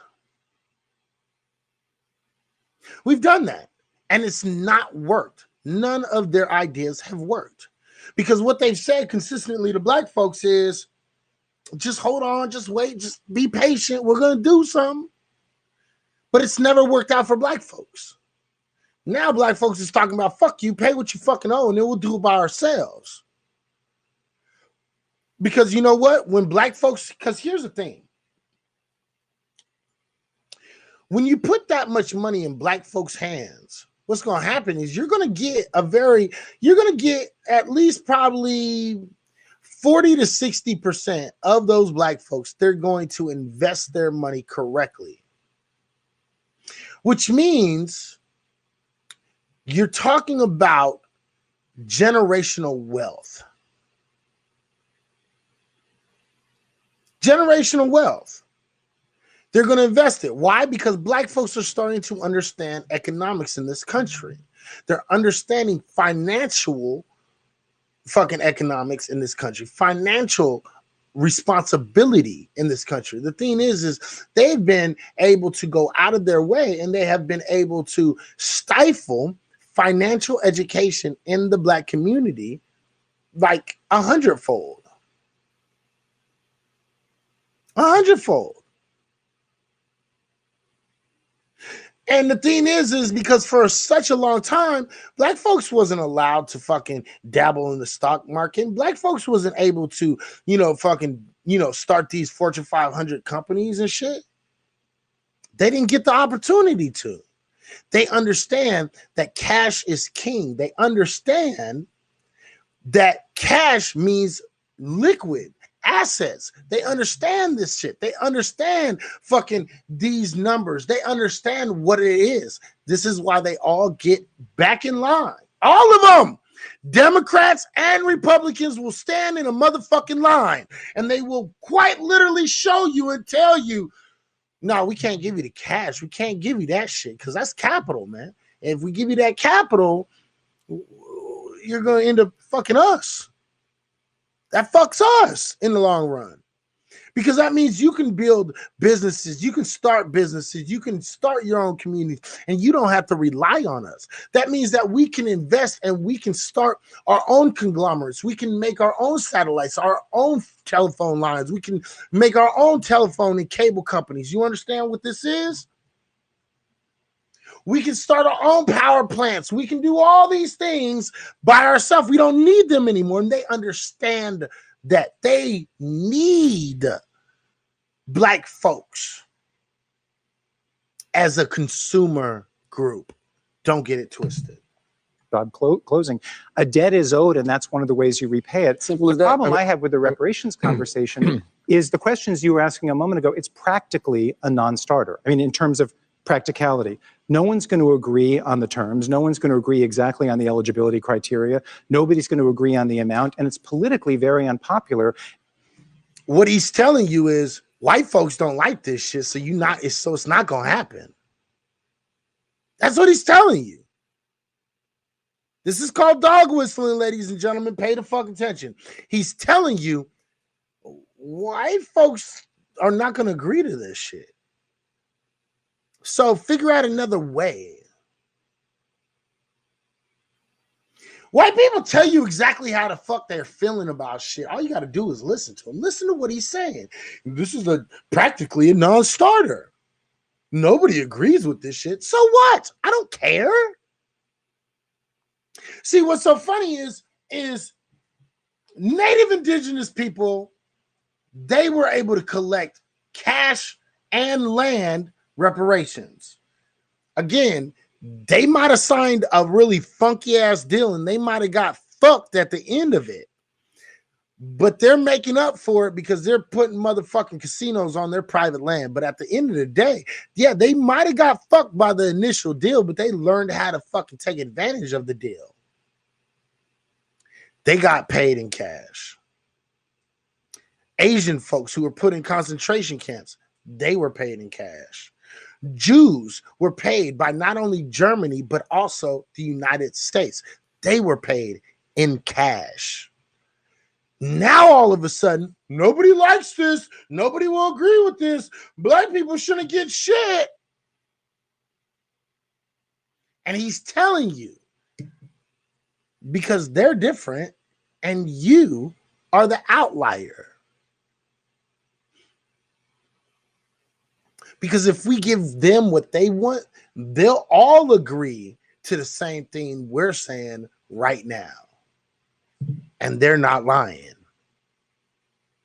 How many Latino people do not agree with Black folks alone getting reparations? How many Native Indigenous people don't agree with Black folks getting reparations alone? How many Asian groups do not agree with Black folks getting fucking reparations? How many Middle Eastern folks don't agree with this shit? And then how many white folks? That is most of the fucking country, because they all understand the same thing. Black folks is the mat that's in front of the front door. We are here for everybody else to clean their feet before they get in the house. That's facts. And that's what he's saying to you right now. And while we're talking about something that I don't think is passable, and that's why Obama didn't talk about it well. Why is it not passable, though? What? Why is it not passable? Look at public opinion polls. It's just... Obama couldn't have passed that if his life depended on it, because Obama couldn't pass anything during his last 4 years. In his first 4 years, he had to go out of his way to make sure the white folks understood that, he wasn't a threat. Better go back and look at what fucking Obama did. I don't think, but again, don't get me wrong. I'm not no big, huge fan of Obama. He's not as bad as people make him out to be, but he wasn't as good either. Right. So let's keep on going. It's not going to get done. And that's not about the merits. That's about the appeal out there. And in the meantime, there's so much. Okay. Did you listen to what he just said? Listen to what he just said. Pay attention to what he just said. And this is the key. And that's not about the merits. That's about the appeal out there. And this is not about the merits, because they know damn well the merits stand on their own. He said it's not about the merits, it's about the appeal.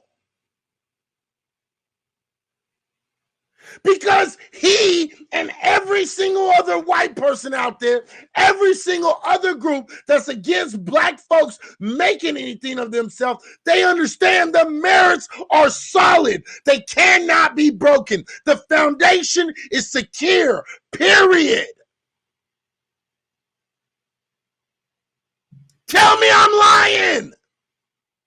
He just said it. It's not about the merits because the merits cannot be contradicted. He said it's about the appeal. Pay attention. In the meantime, there's so much we can and should be doing that could be called reparations about the debt we owe. Well, let's change the name. Call it economic. He said, but there's so much we can be doing that could be called reparations. Just like today, Mitch McConnell said today that the black farm agricultural industry, the African-American black agricultural community is getting something out of this 1.9 trillion stimulus budget. They're getting some specific for them. Okay. And he was shitting on it. And then he turns it around and says, well, then that's a form of reparations. What is going to be specific for the black agricultural community in the United States today, it's not going to save every single farm. It's not going to help every single person. It is specifically for black folks. So I'll give them that much, but it's not going to save every single last one of them. Again, black agricultural systems out here in America are dying and dying fast. What up, woke? Pay attention to these motherfuckers, bro. This shit is slick, man. This shit is so slick. Pay attention. Make equity packages. Whatever it is, as he said, a debt is old. You could say Obamacare, which helped black and brown people way more than white people. Obviously, all people can sign up for Obamacare, but that is the practical effect. Okay, and I just want to put this out here real quick. Real quick. He just said Obamacare helped black and brown people. Again, to all my Latino people, Asian people, I'm about to say something that y'all not gonna like to hear. Reparations ain't for you. Reparations is not for them. So do not bring Obamacare into this motherfucking conversation. And let me point out also that more white people's lives were saved than any other fucking group. Let me also point out the medical disparities of how doctors treat black men and women, and black men and women are nowhere near how they treat white people. And I will say this. The way black men are, police are detrimental to black men, the medical community is detrimental to black women. Yeah, I said that shit. It's also detrimental to black men. Like, let's not get this shit twisted. Okay, let's not get this twisted, right? But it is highly more detrimental to black women than black men. Then you say to me, well, what do you mean by that? What are you talking about? It's detrimental to black men because when black men come into the hospital with really bad injuries, they don't see no reason to fix you, so you die. But on average, black men really don't go into hospitals very often because black men do not trust hospitals. Black women tend to trust hospitals more. Probably not because they choose to, but because they have to, i.e., the gynecologist. They have to worry about cancers, a whole lot of different kinds of cancers, cervical cancers that black men don't usually have to deal with. Breast cancer, diabetes, okay, COPD. And the biggest one, yes, Drake Abbey, which I am almost positive is Abby. You're absolutely correct.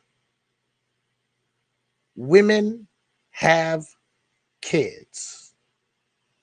Black women die 4 times more often than white women at childbirth. Because doctors do not see their pain as being significant enough for a lot of things. On top of that, they don't, when something's wrong, they don't pay attention to it until the very last minute. Who benefited the most?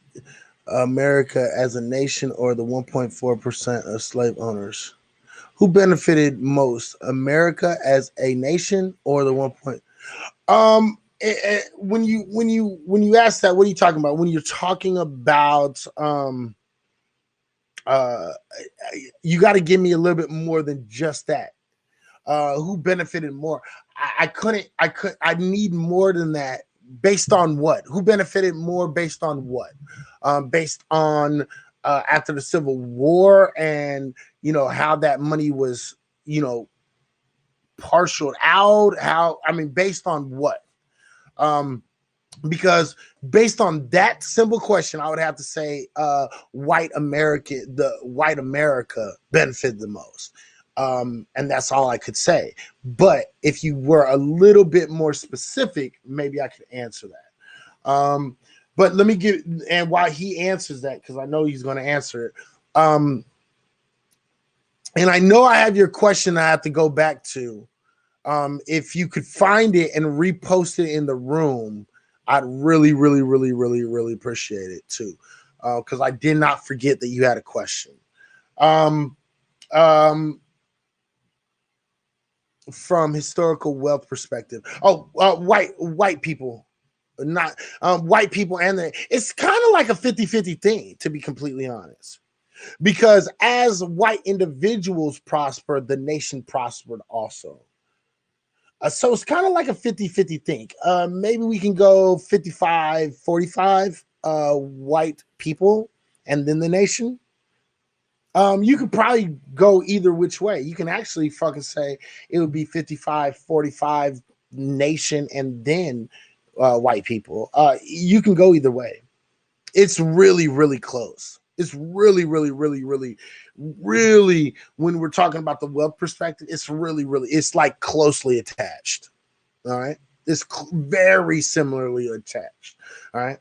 So getting back to black women are quite literally left in a room all alone. They die based upon ideologies and understandings from the infancy of gynecology and modern medicine. Black women were put under some of the most disgusting situations ever put on anybody before. Let's not get this shit twisted. Black men were just disregarded and they died. Okay? And I want y'all to understand this shit. Okay? They were disregarded. All right. But at the end of the day, you know, and this is why this is why the hospitals and medical is so detrimental to black women. So it's like black men have to worry about fucking the police, black women have to worry about their medical experience. When a black man or a woman, primarily black women because they go into medical hospitals more, when black men and women say, I am in pain, they usually give us high levels of ibuprofen and Tylenol and tell us to have a great day. White kids, if they say, I'm in pain, they get everything from tramadol to lower tabs to Oxycontin. They get all of it. We don't. Like I used to come in on here and I used to brag about how I can get whatever fucking pain medicine I want. Right? I used to bitch about that. I used to like kind of be like, yeah, I still do sometimes, right? But I do that for a reason. I do that for a reason because I had to establish to my doctor I'm not a dopehead and I have no intention to be a dopehead. I had to establish the fact that I wasn't going to come in and take advantage of the medicines in which they gave me. So a lot of times when I would get my pain meds, I would wait about a week to 2 weeks after my pain meds was gone, or I wouldn't eat my pain meds as prescribed. I wouldn't come back. I would wait usually about a week or two before I got my pain meds.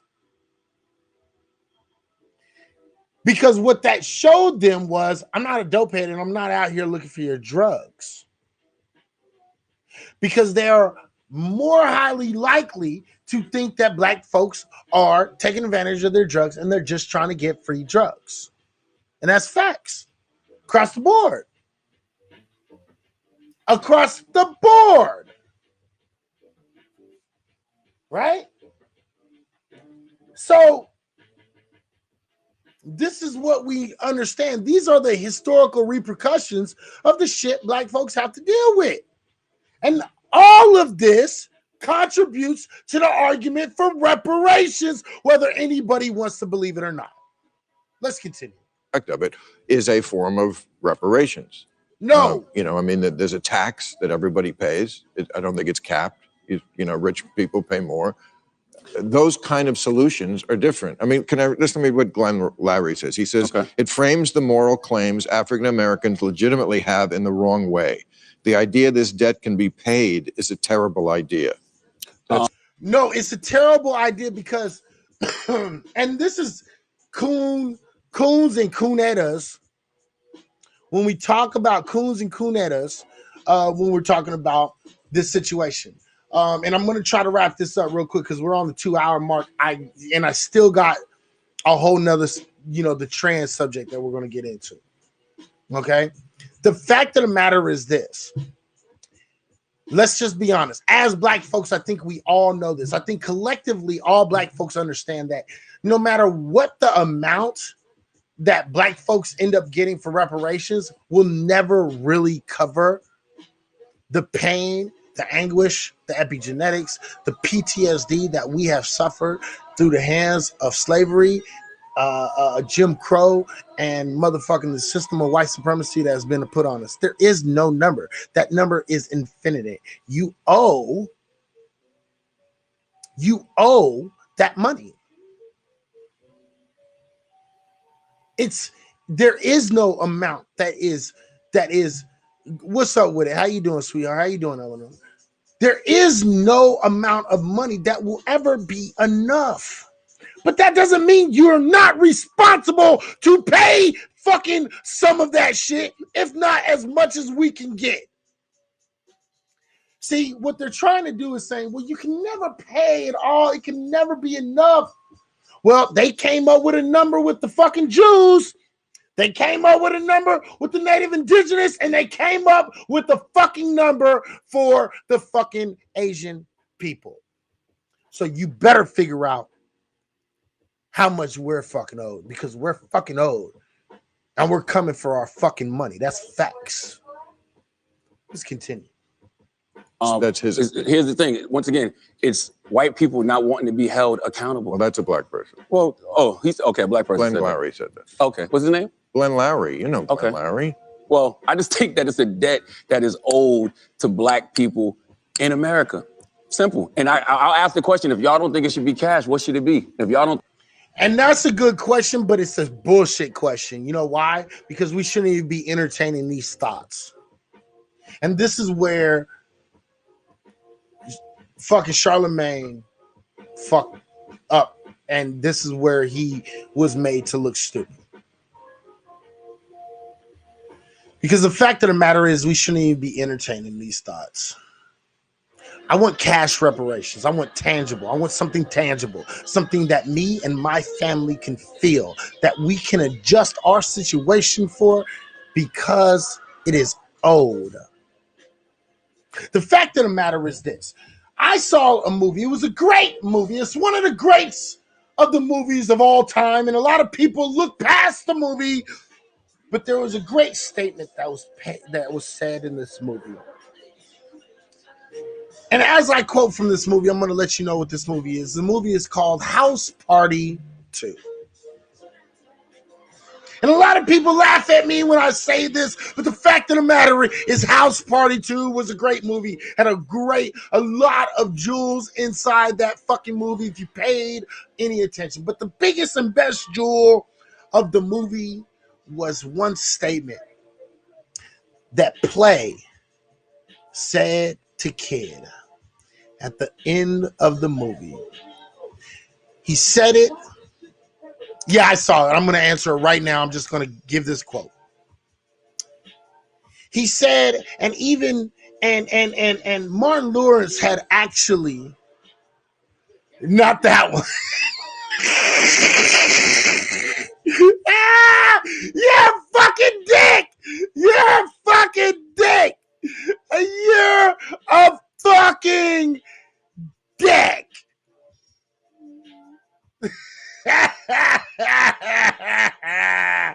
I smell pussy. Not that one. Not that one. All right. But this one.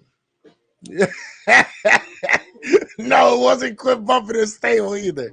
All right. That's in part one. We're talking about part two. Okay. Part two. House Party Part 2. Martin Lawrence actually said it to Play, and Play said it, but he said it with much more emphasis. And the quote is this: sometimes you got to pay what you owe. You know you owe it. Sometimes you just got to pay what you owe. And America, that is the same quote I will give to you. White America particularly. Sometimes you just got to pay what you owe. All right, let's continue. I think it should be, if there should be any reparations to black people, what should it be? All right. So No, I want to know, do you think that black people should get reparations? I think it should be more like what Frank and I are saying. Different, not. All right, I think it should be not money, nigga. No, Negro, not money. Wait, hold on. I want y'all to pay attention to what the fuck he said. Listen to what he said. If y'all don't think it should be, if there should be any reparations to black people, what should it be? All right. So No, I want to know, do you think that black people should get reparations? I think it should be more like what Frank and I are saying. I think because I'm white and I say so. I'm white and I say so because I'm white and I say so. I don't think it should be money because I understand what money does. I understand that if fucking money comes into play, my wealth gap isn't as big as it is.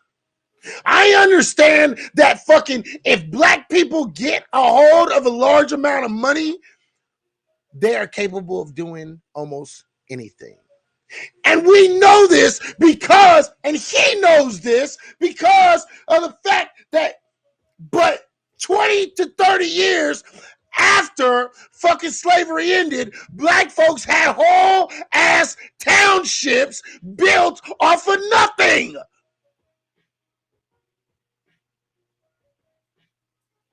So the facts is this: I don't want you to have that opportunity to do that again. Because at that time, there were black people that had more than the poorest white person, and that is something that cannot happen.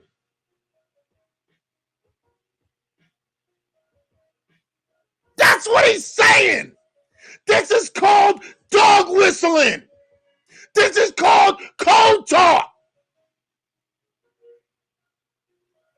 Pay attention. Different, not a check. No, I think it should be done more by class. I mean, 21% of blacks are below the poverty line. So that means we're giving checks to 80% of people who are not in poverty. Shouldn't it better be? Again, Mr. Gatekeeper, Mr. White Man Gatekeeper is telling you that, hey, you already got money, so why don't the richest black people in the world are still behind in wealth when it comes to the racial standings, the wealth standings in the world. And if your ancestor, it doesn't matter if you're rich, it doesn't matter if you're poor, it doesn't motherfucking matter if you're fucking, it doesn't matter how much motherfucking money you fucking have. The fact of the matter is, if your fucking ancestors were goddamn slaves and they had to deal with motherfucking pig law, black code, Jim Crow, and motherfucking discrimination throughout motherfucking time by these motherfuckers, the fact of the matter is you are owed. You are owed. It doesn't matter if you've made a good living and you've been lucky enough to entertain these motherfuckers. You are owed, period, point blank. Be done that if we're going to pass out money. That's not what I was starting the show with. If we're going to pass out money, let's pass it out start with the poor and disenfranchised. Yes. Absolutely. Well, and is a one-time check going to change a life as much as a real investment in education? You see how he's trying to convince black folks? Do you really think that check is really going to make a real difference on a real education? Yes! Absolutely yes! Are some black people going to take that money and waste the money? Yes! Just like there's white people who win the lottery that don't need the lottery, but they win that shit and they waste that shit on bullshit. It is not your job, Mr. White Man, to choose and pick on how people use what they are owed, period. Why the fuck do white people love to check the pockets of black folks, but yet they don't ever check the pockets of fucking white folks?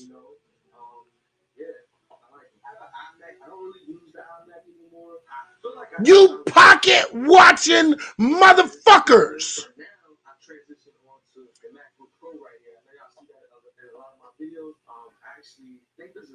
Right, abso-fucking-lutely.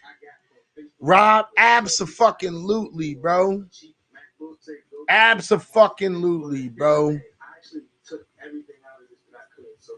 All right, real quick. Let me go up to this. My earlier question was the British Empire or the U.S., who should pay, Izzy? Some argued that the wealth went to the UK. My answer would be both. I hope that answer was clear enough for you, sir. I hope you got that full answer. Both of these motherfuckers. Oh, both. See, everybody seems to think that, oh, well, we need to eliminate it. It can only be one or the other. No, it can be both. They both shitting on black folks. Now, I will give the UK a little bit, like very little bit of credit, because the fact of the matter is, during the UK people,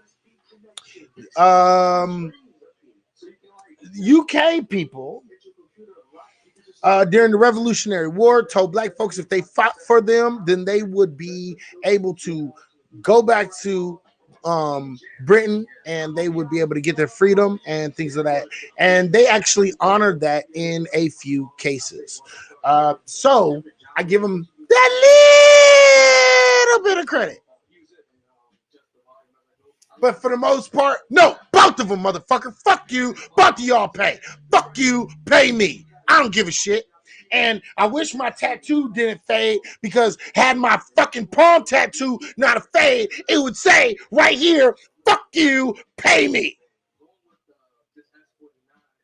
Fuck you, pay me. Give me my motherfucking money. You owe it. Sometimes you gotta pay what you owe, nigga. Sometimes you just gotta pay what you owe.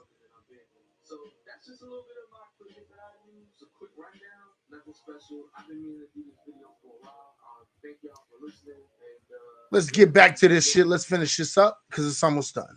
As much as a real investment in young people's social programs. I think it should I think a debt is owed, and I have no problem paying it in cash. I'm just talking about where the money goes to help the most number of people the quickest. Right. Where's it going to help the most number of people the quickest? Motherfucking cash, bitch! That's what's going to help the most the quickest. Cash, motherfucker. Cash. Money. Cash. Give me some gold. Give me some silver. Give me some dollar bills, bitch. I don't need you looking in my motherfucking wallet telling me how to spend my motherfucking money. Fuck you. I'm a grown ass motherfucking man. Give me some cash, bitch.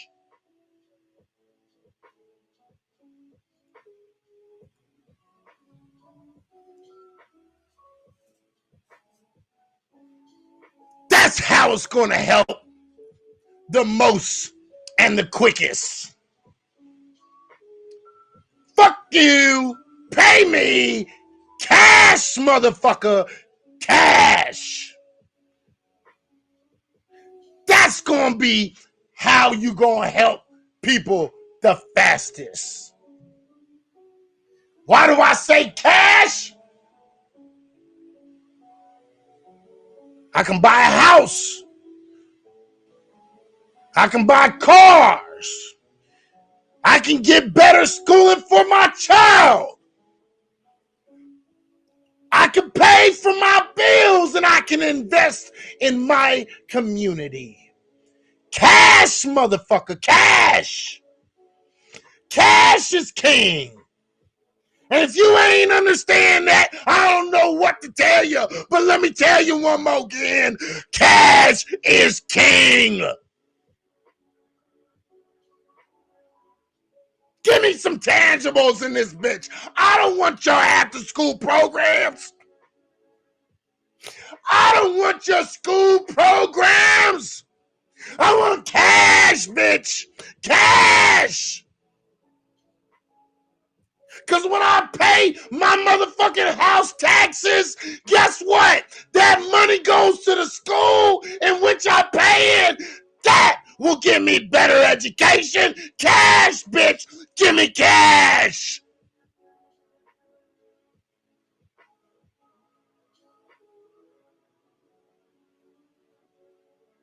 Put it in my pocket, motherfucker. Put it in my pocket. And if you didn't know, that was the acronym for pimp.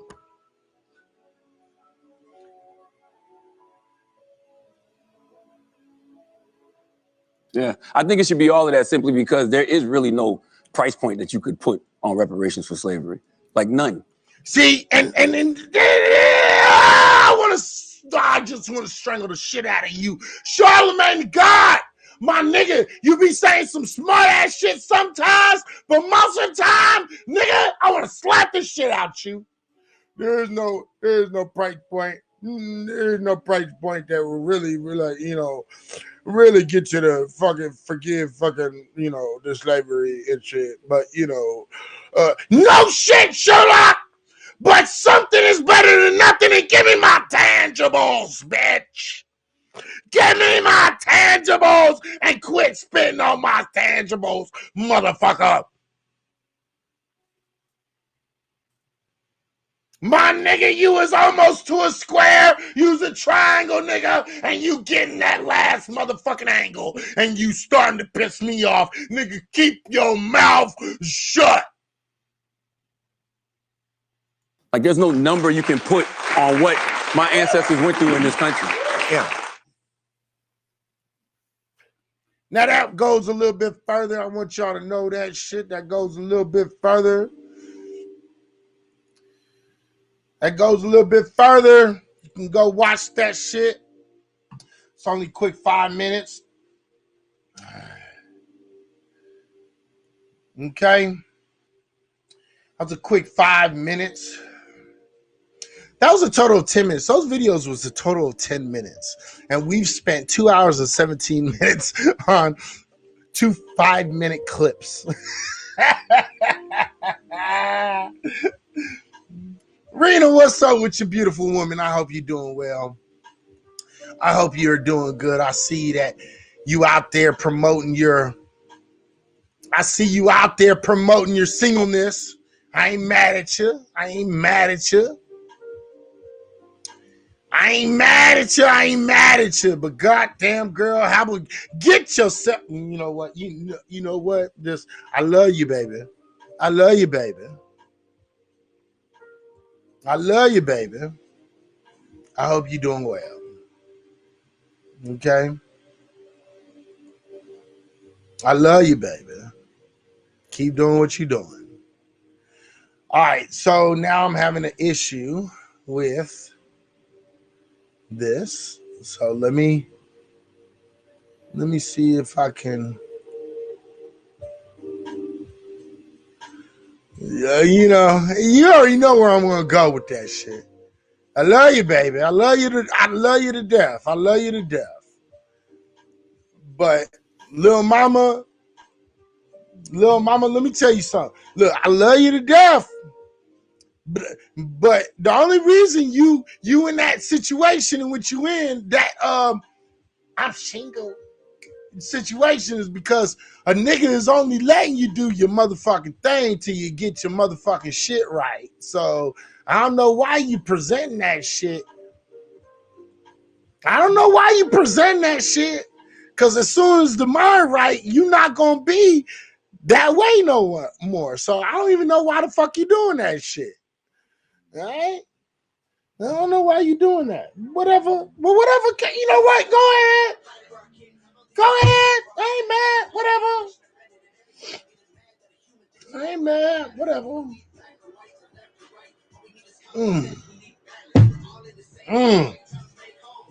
All right. Shut up, motherfucker. All right. So check this out. Let's see. Stop. All right. Let's see.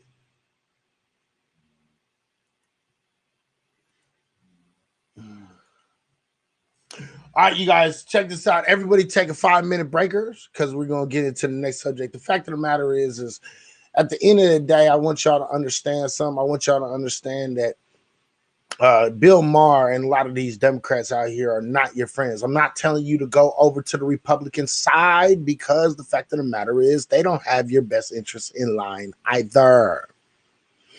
All right? What I do have to say is this, that the Democrat and Republican Party are both two wings on the same damn bird. I've been saying this for how long? How long have I been saying this shit? For years. I've been saying this shit for years, and motherfuckers are still not getting it.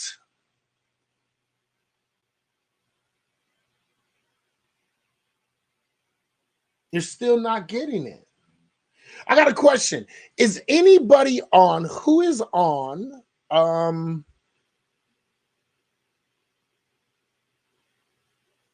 Who is on motherfucking? I need to add somebody. Is anybody on HAPS right now that I can add real quick that can stay in the room for a minute? Is anybody in the room that's on HAPS real quick? Let me know.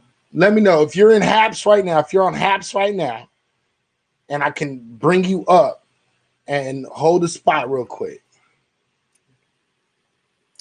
It don't matter what you are anyway. White people gonna say what you are every different day of the week as it suits them. You know what? Let me put that. Let me present that shit the fuck on the motherfucking screen too, please. Right there. Right there. Read that shit. All right. Is there anybody that's on? Is there anybody that's on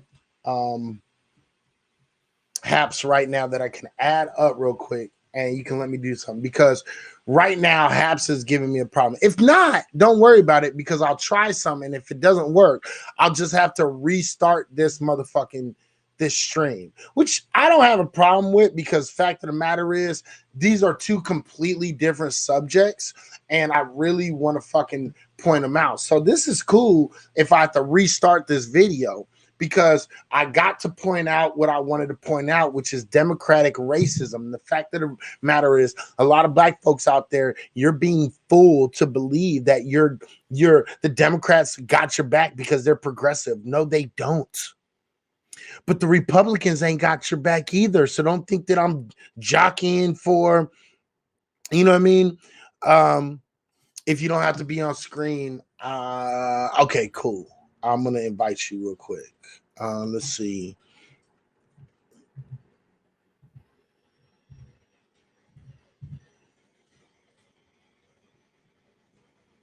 Let me see.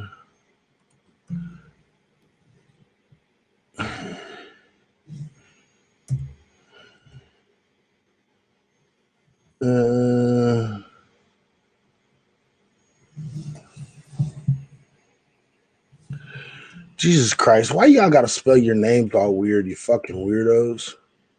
There you go. All right, come on up. I got you. You don't have to be on screen. You're just doing me a favor, Eleanor. So you don't have to be on screen. So thank you. So I just invited you. The fact of the matter is the right wing does not look out for the best interests of black folks. The left wing does not either. Ladies and gentlemen, I want you to understand that you are nothing more than a pawn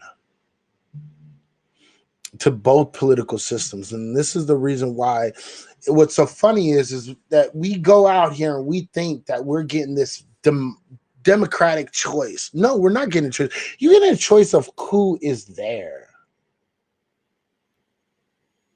And as black people, whether you're conservative, whether you're a liberal, black person, whether you're open, progressive black person, whether you're it doesn't really fucking centrist. It doesn't fucking matter. These groups do not give two shits about you. They don't. They just don't. They don't give two shits about you. And this is what is so fucking important to me. What up, Eleanor? How you doing? Thank you for coming. Yeah.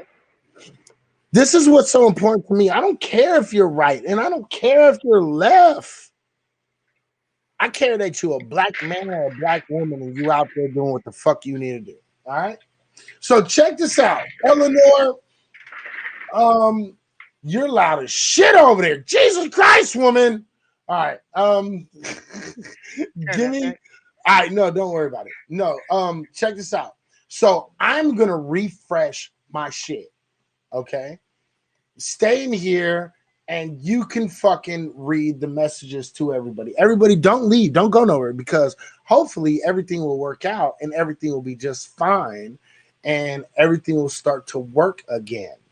If it doesn't work again, I might have to restart this, and I'll have to restart it, and I will have to go off, and I have to go on to the next trigger warning, because again, this is the trigger warning show, and I got a lot to talk about tonight. Right? I was supposed to come on. Actually, I was supposed to come on last night or the night before, and on Monday or Tuesday, because I had some trigger warnings. This next one is the one that I was supposed to originally come on, and I think the only person that knows that I was supposed to come on was Shatira. Shatira knows what the next one is. All right, and we're gonna talk about this shit. Okay, and the next thing we're gonna talk about after I finish this shit and I take care of everything I need to take care of, I want to say this shit to black women. Black women, you are being used as tokens. Black women, you need to stop fucking being tokens. Quit being used. Quit being taken advantage of. Black women, you are opening lines to yourself, and you're fucking up your whole fucking movement. All right, with that being said, Eleanor. Yeah. I don't know how long you've been on here, but talk to the room for a second. You don't have to fucking talk like I be talking. You don't have to talk about the shit that I be talking about. I understand you white and you have, Yeah. you know, I understand. Don't worry about it. Okay, I got you. But let me go off and let me take care of this shit real quick, and hopefully I can fix this. All right. All right. But don't be fucking boring. You got the wrong person up here. Don't you know me? You yet? know what? You better get the fuck up and start doing the robot or the electric slide or something. I'll take some bong hits. Yeah, it is what it is. All right, No. here. All right, everybody. This is your intermission. Get up, go get your motherfucking drink, because I'm actually gonna go get another drink, because I'm gonna start drinking. I'm gonna start drinking some Hennessy. This is what you are. If you ain't black, or wait. If you ain't drinking Hennessy, then nigga, you not black. Okay. Even if I'm drinking it, I'm still not black. Yeah, that's true. That's true as I'm fuck. borderline That's true. translucent. That is absolutely true as fuck. Thank you, Mrs. Clear Lady, Translucent Lady. Okay. Look, real shit though. Let's take a intermission right now. Because I got another video. I got like 2 little videos that I'm gonna be playing, and I'm gonna fuck your brains up real quick. But go get your motherfucking drink. You going from crown to hand? Oh hell no, nigga! It's brown. It's all brown, nigga. Like, calm the fuck down, bro. Just because you're a lightweight nigga, because you fuck with them white girls, it's okay, bro. It's okay, bro. Okay, listen. I just want to let y'all know. See, this is Rob is the example of when you start fucking with white girls and you start drinking all that clear bullshit liquor. Okay, they're both brown. Okay, this scary Negro right here. All right. Tell your little homegirl, tell your little girlfriend I say hello to. All right. With that being said, I'm gonna bring you up real quick. And you can take yourself the fuck down if you want, but you know, Jesus Christ, don't do that. Please don't do that again. Sorry. Please don't do that. I saw that. Please don't do that again. All right. Stay right here. Everybody go get your alcohol. While Eleanor takes her fucking bump or her bong rip. Her bong rip. I meant to say bump. I said bump, but I meant to say bong rip because, you know, all white people and their meth and fucking Oxycontin fucking, you know, I apologize. Damn, I quit that shit. Come on. That was totally a stereotype. White people stop doing heroin. Okay. Stay up. I'll Fact. be right. Fact. I mean, I That used is to do facts. heroin. I mean, I guess, yeah. You know what? The stereotypes are abundant tonight. Oh my God. Overflowing. Overflowing with fucking. All right, y'all. Give me 2 seconds, 2.5 seconds. Hopefully this will work. If it doesn't work, I'm going to have to start over. Everybody stick with me. Stay with me 1 second. Eleanor, it is your turn to not fucking go off and motherfucking make bubbly noises in your bong the whole time, but to entertain some people. I'm bad at that. My white entertainment is here, everybody. This is your white entertainment for the next 2 minutes. Give me 2 minutes. All right. Stay up. Check you out. I'm gone. Okay, nigga. Bye, nigga. Bye.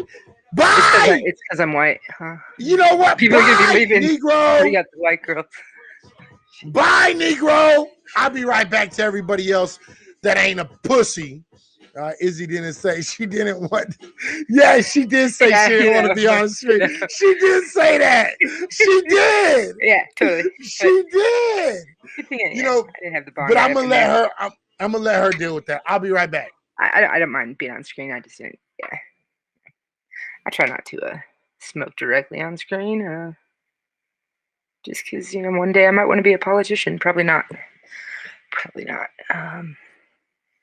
Yeah, I still don't know why he brought me up to entertain, though. I would never have let my ass up here to entertain. That is not what I can do. So, today on Izzy's show, it's Ask a White Girl. I'm really not good at this. Yeah.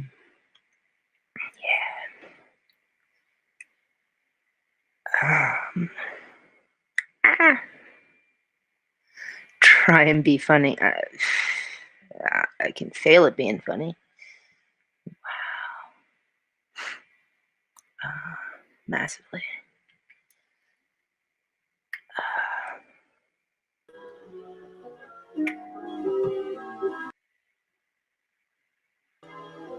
I'm back. Okay, I was like, I hear music. Yeah, let me make sure. All right. Let me make sure everything is working properly. And once I can make sure everything is working properly, we'll be in a better situation. All right. All right. Because as soon as I get back up in this motherfucker, I want y'all to understand, right? I want y'all to understand that we really going off, and we going to get into this next one. Now, this next situation, I want y'all to understand. Oh, yeah, it worked, baby. Woo! All right, this next situation that we're going to talk about, all right, is this.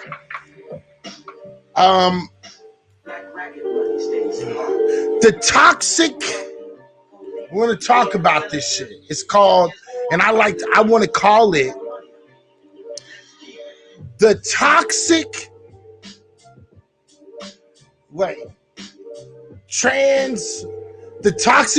the toxic trans community. No crypto talk tonight. Maybe after like we're done with everything and we do an open forum, maybe I'll get into some crypto. But I want to talk about toxic trans people. All right. I want to talk about toxic trans people. And I know this is going to be switched to me being transphobic, but it is not me being transphobic. But if you want to call it that, whatever you want to do. All right. So Eleanor, if you would like to stay up, you're more than welcome to stay up. But I am not going to lie. I'm going to take you off screen. Everybody will be able to hear you. You already know that, right? And I'm going to take you off the screen completely. And we're going to get into this next situation. Okay? Cool. All righty then. And you can choose if you want to stay up or stay not. All right. All right, ladies and gentlemen. So this is part 2 of. Oops, shit. My bad. I didn't show my fucking face. I'm a fucking idiot. All right, there we go. All righty. How y'all doing? All right. Are you meaning to be invisible right now? No, I am back. I'm here. I'm here, baby. I'm here. All right, let's get into it. So, if you hear the music in the background music is by Lace 434 on YouTube. Go check them out. I have all permission to have Lace 434 music.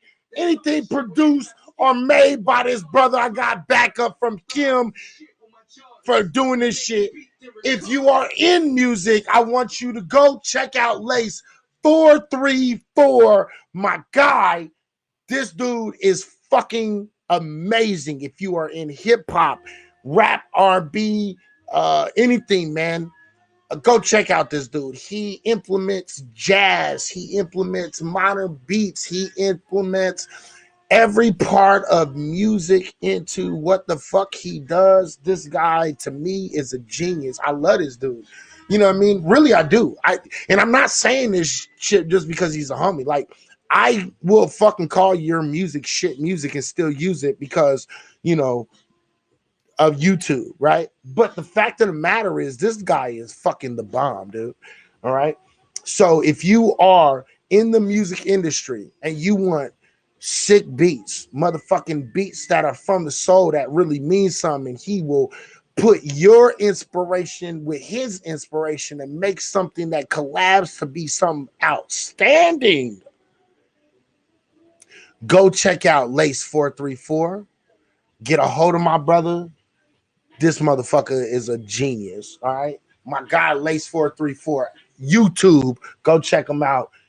Lace 434 on YouTube. All right. That's what it is. All right. So are you meaning to invite to be invisible, right? Okay.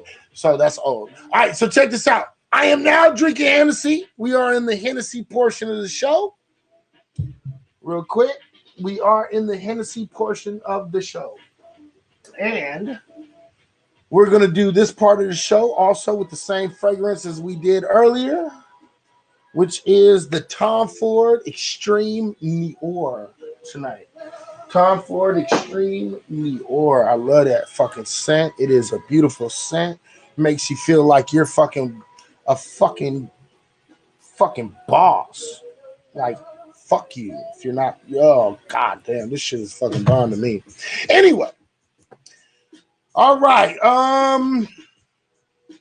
Comments with red color, where are they from? The comments with the red color, where are they from?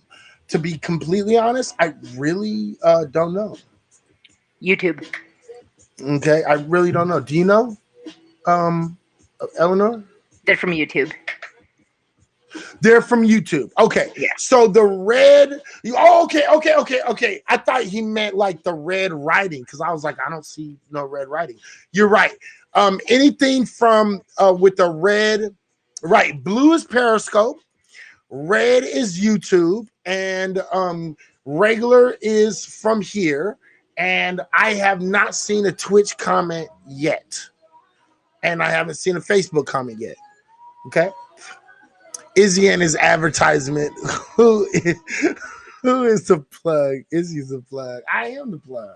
Look, I'm telling you. Listen, I should be getting paid from Crown Royal, Hennessy, Lace 434, and any other nigga that I plug because I plug y'all motherfuckers on the regular. But again, I don't actually really want Lace 434 to pay me because this nigga he's special. And again, I might be looking right now like I'm swinging on this nigga's nuts like my name is Tarzan, okay? But I promise you, this dude is a fucking This dude is a fucking magician. This dude is a fucking goddamn like grand wizard when it comes to beat making. Okay? Crown is Canadian. I don't really give two shits where it comes from. It tastes good. Okay? But thank you for letting me know for that shit. Okay? Canada, pay me, bitch. Okay? Fuck you, pay me. All right? All right. Thank you for telling me that. All right. But I would pay I like honestly, like Lace 434 is the one person on advertisement that I would never want to get paid for because this dude is a fucking gangster. You know what I mean? Right. Kevin Samuels, he don't even get paid from Red Bull. I know that shit is bullshit. Or Yankee Crown. Right. Ain't about to do right. Listen, that's some real shit. Listen. Tom Ford and Hennessy ain't gonna do nothing but make me smell good while I get drunk. So that's real shit. All right, that's real shit. Okay, so on this next section, I want to give the opportunity for anyone. So Shatira, me and Shatira actually had a conversation about this earlier. So Shatira, let me do this. Shatira, if you don't mind, if you want to come up, I would love your perspective on what we're about to talk about. We talked about it earlier. It's the whole trans situation. Okay. And anyone that is part of the LGBT or trans community, you're more than welcome to come up and sit down and we can talk about this situation because I think this is something that is so very detrimentally important that we need to have this conversation. So unless you're underneath a rock or you're really not on social media right now, there's a big storm going on and it has to do with the trans community. All right. Now, again, now I'm going to say this in advance, and I'm going to say this very, very, very, very clearly. Black women,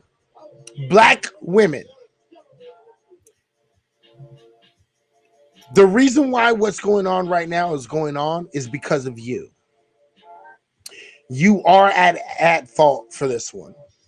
You must take responsibility for this and stop being tokens for other groups.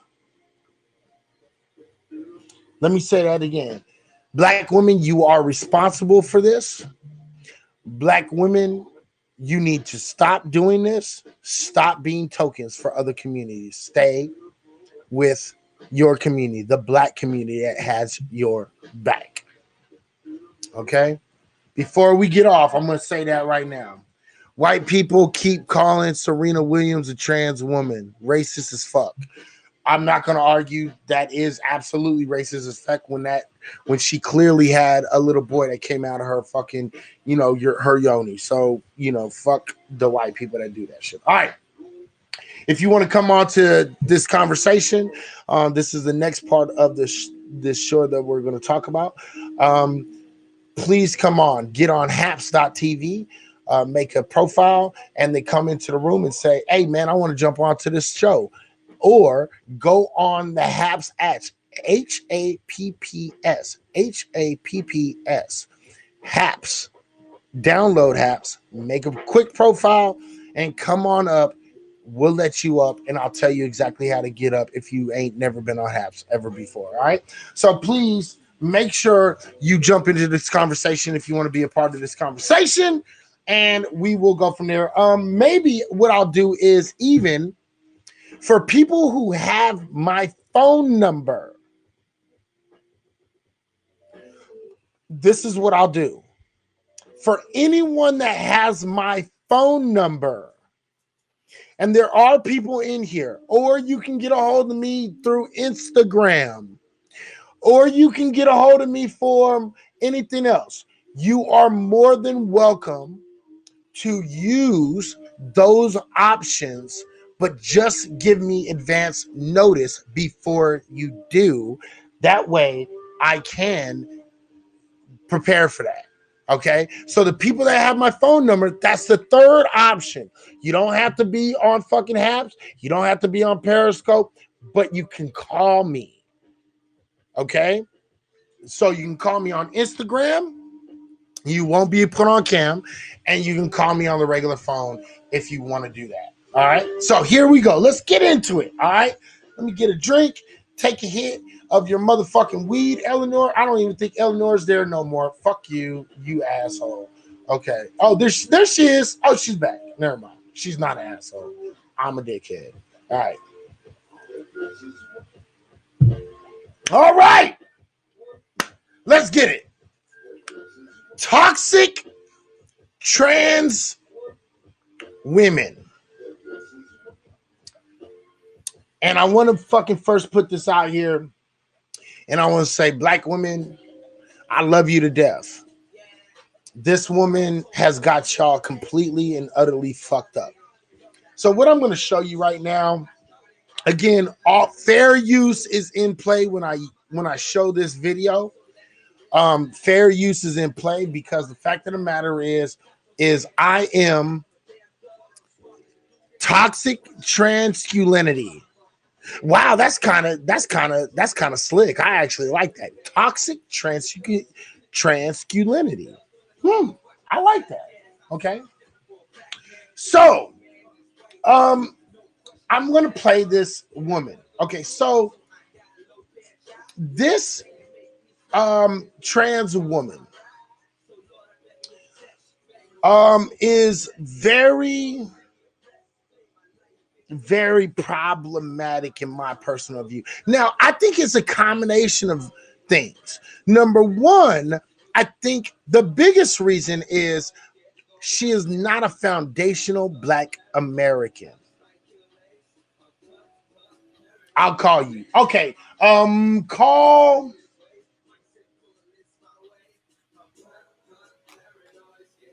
Hold on real quick. Call the 598 number. Call the 598 number when you call in.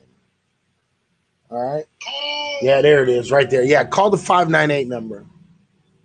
All right. That way I can answer right away. All right. Call the 598. All right. Now, you can call whenever you're ready to. It's already taken care of. I'm ready. All right. So, a lot of people are going to have a problem with this. This is the trigger warning of the night because the first part of this show was a trigger warning. Oh, but we're about to get deep into this shit right now. Ladies and gentlemen, we're about to get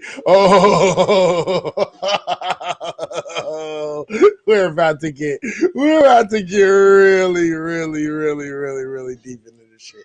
Okay. Let's get right there. All right. Tara, give me 2 seconds. You're on speaker, but don't say nothing right now. Give me 2 seconds. I'm gonna preference this shit right the fuck now. Okay. Check this out. Everybody, give me some motherfucking awards. I'm about $11 away from fucking getting my $200 fucking dollars. Give me some fucking awards, goddammit. Or hit me up on my Cash App that's right the fuck below me. All right. Cash App or hit me up with some awards. All right. Now, with that being said, let's get into the fucking real shit because this shit is about to get real, real funky. Shatira, give me 1 minute because are you still watching or are you watching right now or are you like just on the phone? I'm just on the phone. Okay, so I'm gonna tell you when it's done because is there any way that you can get on and listen to this at the same time? Because I want you at the same place as me. Because we already watched this shit. Right. So you already know what the fuck it is. But I want you to be able to watch me as we stop and go. Cool? So if you can, try to do that. All right. Okay, go ahead. All right, cool. All right, so this is a young lady a young trans lady. And I say that for a reason, okay? This trans woman, okay? Again, I want y'all to pay attention that I don't have a problem with calling her a woman if that's what she wants to be called, whatever. I don't care. I'm not like that kind of I'm not transphobic like that. Okay. Her name is Sasha Shaw. Sasha Shaw. Okay. And this is a trans woman right here. Okay. And to all my black women, I want you to pay attention. I saw that. Oh, I saw that video. Yeah, we finna dissect the fuck out this video right the fuck now. So if you want to get in on this, you don't have to be on cam. I can keep you off cam because I know you got an account on Haps. If you want to stay off cam and you want to fucking participate in this arena, you're more than welcome to. Okay, black women are murdering trans, right? Yeah. So the name of this video is Black Women Are Murdering Trans Women. All right? That's what this is called. And what this is, and I want y'all to pay attention to this shit because black women, this is what your support gains you. You have fallen for the okie doke. Black women, you have fallen for the okie doke. All right? Now, let's play this video. For all the people that haven't seen this video, let's start playing this video. And I don't care how anybody feels.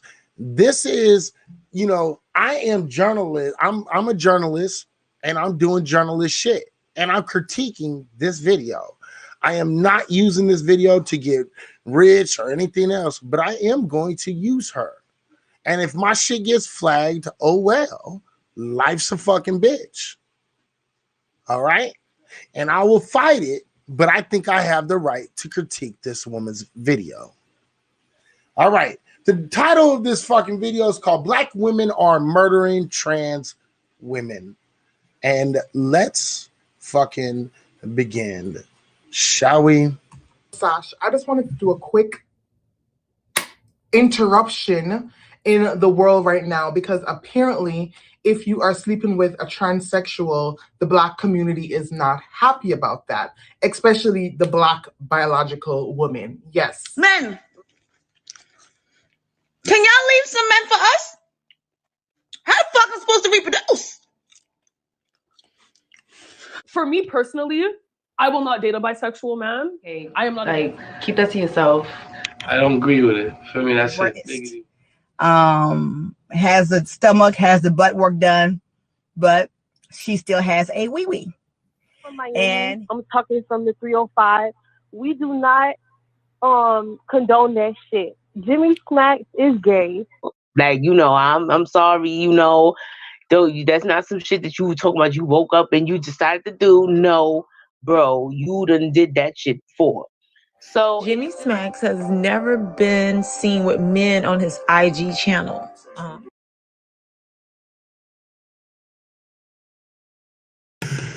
right, so real quick, I apologize. Jimmy Smacks, and this is where this is all coming from. Jimmy Smacks is a kind of like this lightweight, he's this lightweight porn dude on OnlyFans. So he does a lot of videos on OnlyFans and shit like that. He be doing like masturbation videos and blase and blase. Okay. Jimmy Smacks is this gentleman right here inside of right here. I hope you guys can see my arrow. Okay, right here I'm circling his face. Okay, that is Jimmy Smacks. Jimmy Smacks got on YouTube, and what he did was he had sex with a trans person, and there was a lot of uproar in this situation. All right, so this is her response to all of that uproar. So let's continue. I just wanted to kind of fill you guys in really quickly about the situation and why they're going to bring up this guy, Jimmy Smacks. But it's not what I'm talking about is not about this gentleman and what the fuck he's doing, because I can care less who the fuck he's fucking. I don't care who he got on his fucking OnlyFans and he's fucking. I don't really give two shits because he ain't in my bedroom and I ain't paying for his shit. So I don't really give two shits. But he's doing what he's doing, and that's on him. Okay, and it might be nasty to you. Listen, and again, ladies and gentlemen, I don't want you to feel like you can't say anything in here. Say whatever the fuck you want. If you think it's disgusting, if you think it's not cool, say it. I don't really give a shit. I'm not going to censor you from that. I'm not going to censor you for saying shit like that. Because I really want your personal opinion, and we can go from there. All right. So let's go on with this, and I just wanted to give you guys that heads up. Let's go. I'm like, would you date a dude that did that? They'd be like, yeah. I'm like, ew, you gross. You gonna infect yourself. You know what I'm saying? That's causing yourself for diseases. You got to understand that population has the highest rates of STDs. Has really sent a wake-up call to the trans community. Cisgender women do not see us as the same. They do not see us as their equal. They see us as with titties. They look at the men who mess with us as gay and blame us and the men who like us for AIDS, which is kind of interesting because Black women are in outrage that a straight man decides to record a video of himself, exposing himself, uploading a video himself of having sex with a beautiful transsexual. I know what I did. That's the thing. I posted it on social media. Nobody exposed me. That's the thing. I posted this shit. Why is that your problem, Black woman? Why are you upset?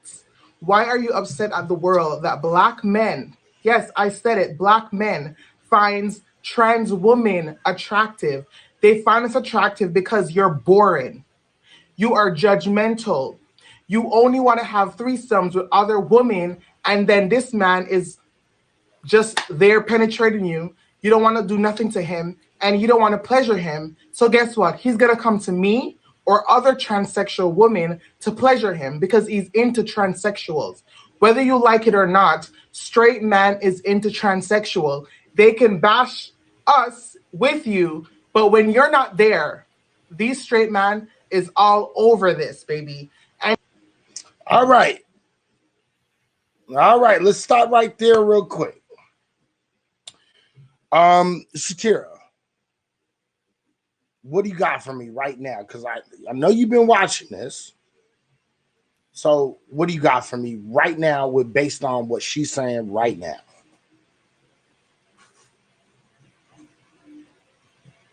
Let me see. I want to make sure Shatira's on there. Okay, yeah. I'm sorry, I was on mute. I'm sorry. Don't worry. Yeah, so what I want to say is, like, what I didn't appreciate about what she just said, just that short little bit, was she said it like, she didn't say some Black men are attracted to transsexuals. She kind of said it like, just in general, Black men are attracted to transsexuals. I didn't appreciate that because that's what she implied. Mm-hmm. And she said that really, Black men don't want Black women because they're boring and they only want to have threesomes with women. And this is something that I haven't heard a lot of Black women complaining about. Mm-hmm.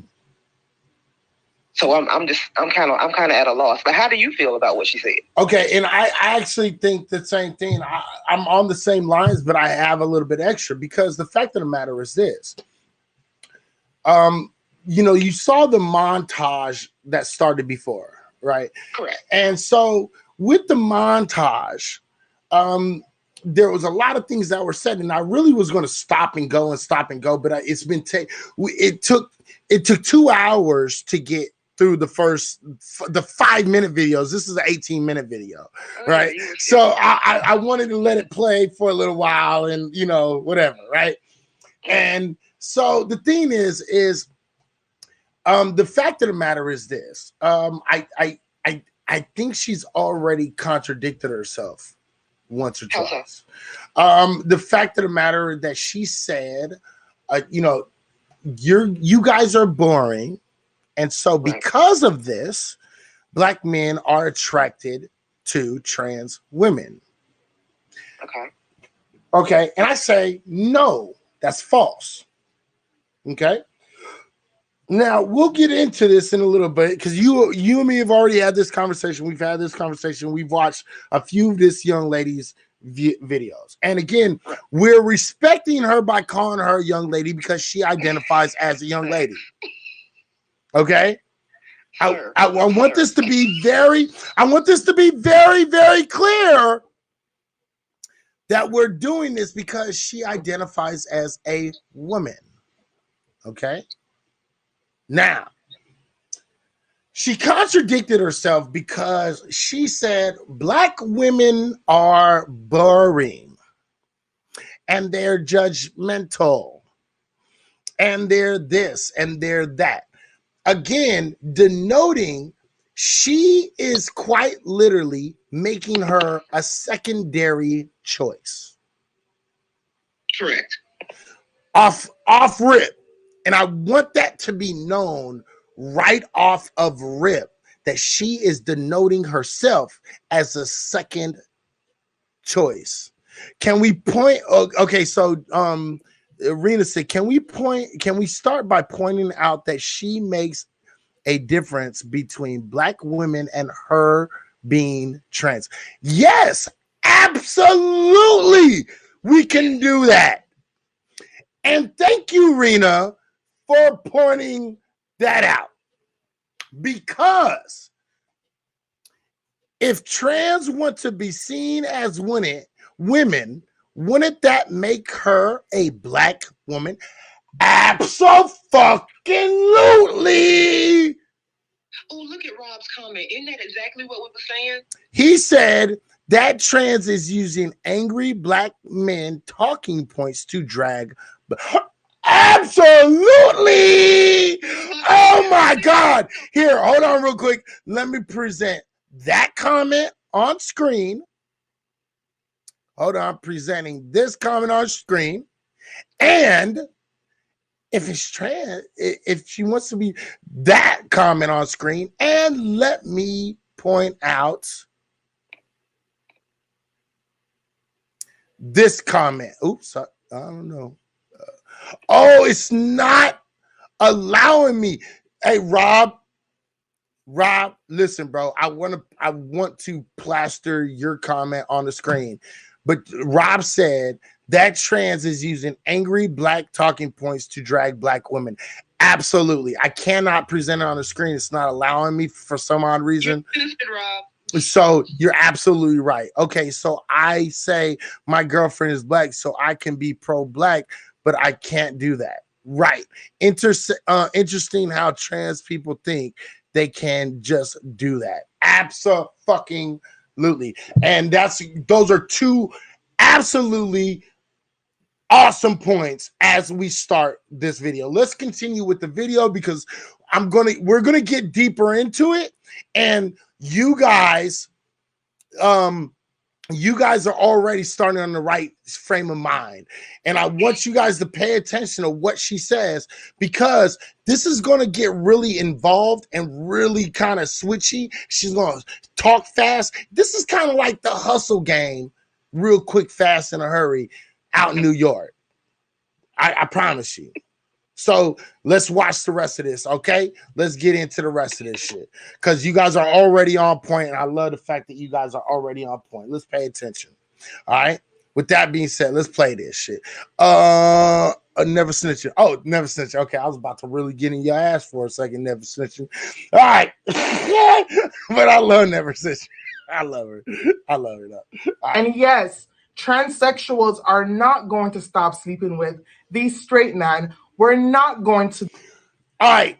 She just made a comment, and I really want to put this in context because we're going to get to this later. So I might as well put this in context right now. All right.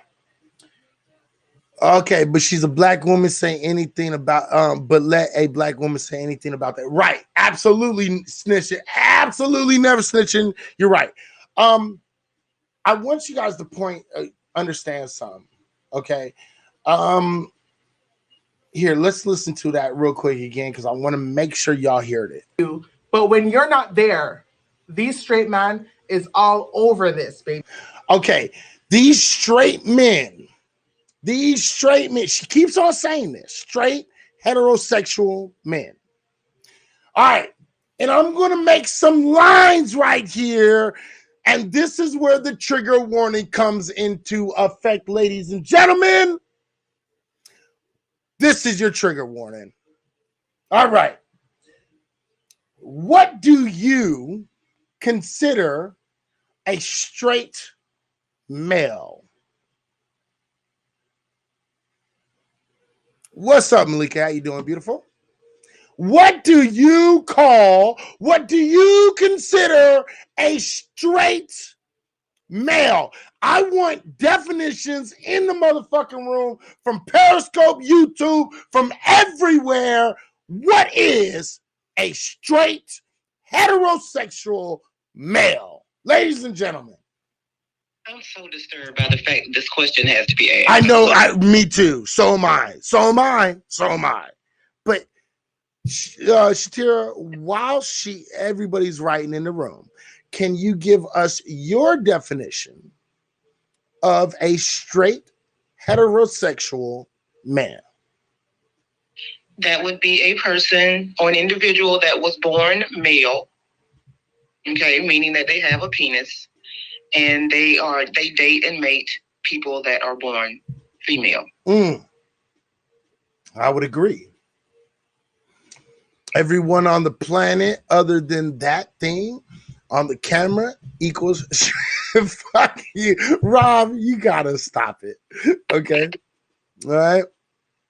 Harrison says, not you. Harrison is in his feelings. So Harrison, check this out. If that's all you got to talk shit, just let me know. If there's something else that you got to say, let me know right now, real quick, because you won't be in here for very much longer if that's really all you got. Because I allow trolls. You just have to be a good troll. And if you're a shitty troll, you don't get to stay here. I don't allow shitty trolls. I got a lot of really good trolls. And you're not a part of that group. So I'm going to need a little bit more than, as you said, not you. Okay? I'm going to need a little bit more than that. Not yet. I'm going to let him try to redeem himself with his trolling ability because we always like a funny troll. Okay? We always like a good funny troll is a good funny troll. So I'm going to give him an opportunity to rectify himself. Okay? So rectify yourself, Negro. Otherwise, you won't be saying shit else. All right. Okay. Now, Black Light Revelation, Robbie, you said born a male, date and mate with females, and have never been attracted to or experimented with men or anything that at one point has been a man and never, ever, hold on, under any circumstances have had sexual implications with that person, probably. Right. Someone that calls himself a male. Okay, cool. All right. So we can all agree that a straight male does not fuck with anything that has ever had a penis before. Can we all agree on that?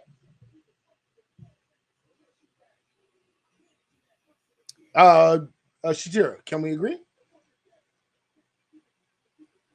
Let me know.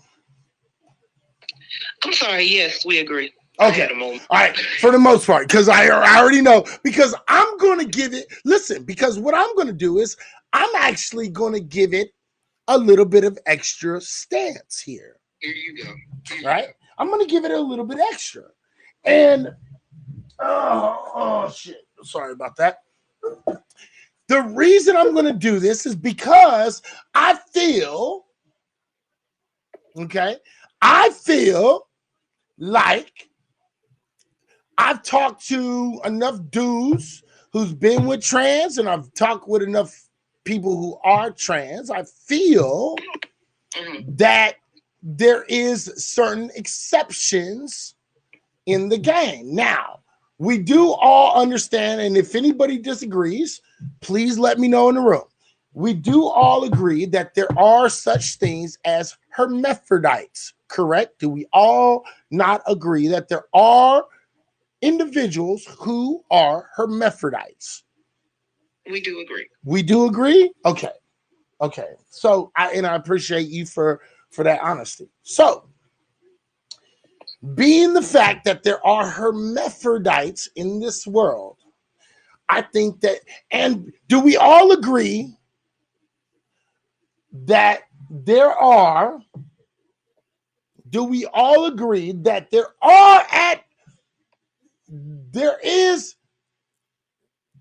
can we agree that throughout all species, there are species who get with the same sex? Can we all agree to that in here also? We do agree to that. Okay. Now, since we all agree that there are hermaphrodites, which is a person who is born with both genders, and we can also agree that throughout all species, there have been species who mated with the same sex. Since we can agree to these two things, we can all agree, or I'm surmising that we can all agree, right? Lizards, right. There's you don't have to name them, but you can if you want, right? We can all agree that we have homosexuality could be seen as a normal thing up to a certain point, and we can understand where the idea of gender could be slightly misarranged. Slightly. I want that word to be in there. I want y'all to pay attention. I want you to land this. Please land it. Right? That gender could be kind of fluid in a very small amount. Okay. And when I say small amount, I'm talking about between maybe 1% to 4% of the population. Okay. All right. I'll run with that. Okay. All right. Because I think that's, but not procreate. Right. Homosexuality, but not procreation. Because you can never have procreation with male on male or female on female. We all agree on that across the board. Mm-hmm. Yeah. Right. So there is a slight spectrum when we're talking about species, from Homo sapien all the way to lizards, apes, fucking cats, dogs, and all the way across the board. We can agree to that, correct? Yes. Okay. And we accept that. We don't say, yeah, we just say, okay, that happens. Right? We can accept that. We can understand these things that we have accepted because we can prove this. This is provable by science. Yes. Okay. Now, so we've walked through all the lines. So we can agree that if somebody wants to view themselves as a woman, we can agree that, okay, we'll call you a female. Right? Yeah, that's usually how it works. Yeah. Right. You see yourself as female, okay, we'll call you a she, her pronouns. Okay. And so because of this, now I will say this. I say any man who gets with another person who has a penis, no matter if they identify as a female, I would say is bisexual. How many people agree or disagree with that statement? I'm going to agree. That's right. I think so too. So no, Rachel Dolezal is not black. She a white girl. Fuck out of here. No, shut up. Fuck you. And you kiss my ass, Rob. I knew you was going to bring that up at some point. Suck my dick. You did it too early. Okay. You can suck my dick, Rob. I knew you was going to bring that shit up. No, there's no such thing as transracial. Fuck you. Kiss my ass. And I'm not doing that shit tonight. I'm not doing the transracial shit. There's no such. Wait. Rob is always on the bullshit. You know what? Here, I gotta say it. There is no such thing as transracialism. Period. All right. I had to get that out. Okay. That would be gay. Oh my God.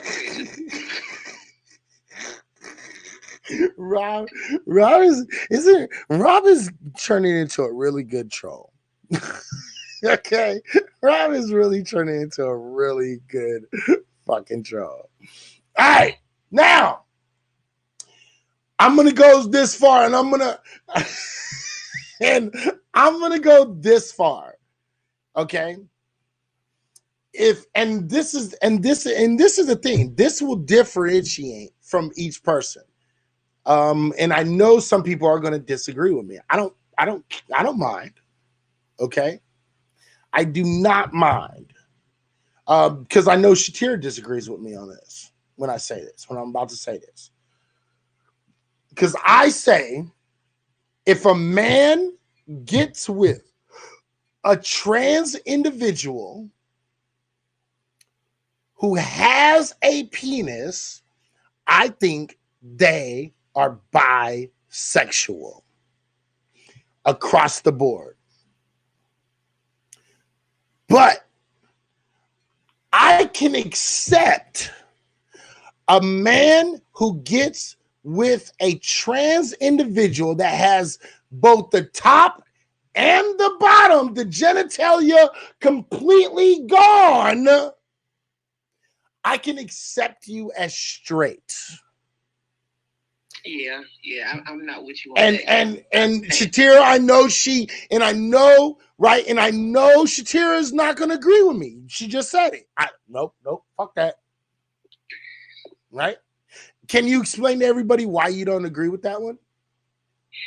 I don't know. It's just for me, and I can't speak, on this because I'm not a man. But it just was saying to me, like even me, even if this person is a trans male, okay, I'm still going to know in my mind that they were born with a vagina, and that's just not going to be a man to be. It's still going to feel gay. Right. What if he was deceived? We're going to get into that in a minute because I'm going to tell you. We covered all that, didn't we? Yeah, we're going to cover that. I promise you we're going to cover that. And this is why I'm like, dude, this might take a little while because we've already done this. We're already on 3 hours right now. So this might take a minute because this is trigger warning. And I want y'all to pay attention to this shit because this is the show. I think I might actually do this every week. It's going to be called Trigger Warning. We might do this every week. All right. Now, So go back to what you were just saying, Shatira. Explain what you mean. When you Okay, from my perspective, let's say we're talking about a trans male. Right. In my mind, especially if I know that person was born a female, they're always going to be a female to me. It doesn't matter. You can't cut your hair off and get a penis implant, and then all of a sudden you a dude. That's just not how it works for me. Okay. And again, I actually listen, and I respect that shit. I really do. I respect it, because here's the thing. I know men because I'm a man. Okay. Plus, I have friends who are also man. I'll have to disagree. Just because their organs are missing, they are still man. Again, Brad, Mr. Johnson, my dude, please, and listen, if you disagree with anything I say, do not be afraid to voice it. Okay? Let me say that one more time. If you disagree, like Brad said, my boy B. Johnson said, if you disagree. I want to hear everyone. All right? Because this is a conversation we need to have, whether people agree with it or not. Because what's going on right now is we're having sexuality, and we're having sex, sexuality, and gender being decided for us instead of us actually being a part of the conversation. You understand? And so, because of that reason, we must have these conversations. Now, I'm a little bit more liberal. Okay? And my boy B. Johnson, that's my boy right there. He comes to all my shits, right? I say I can accept, not that I agree with, but I can accept a man saying if she doesn't have the genitalia, the bottom genitalia, and the bottom genitalia was turned into a woman's genitalia, right? I can accept them being straight. And the reason why I can accept that is because of this. Okay? Technically, they don't have male genitalia.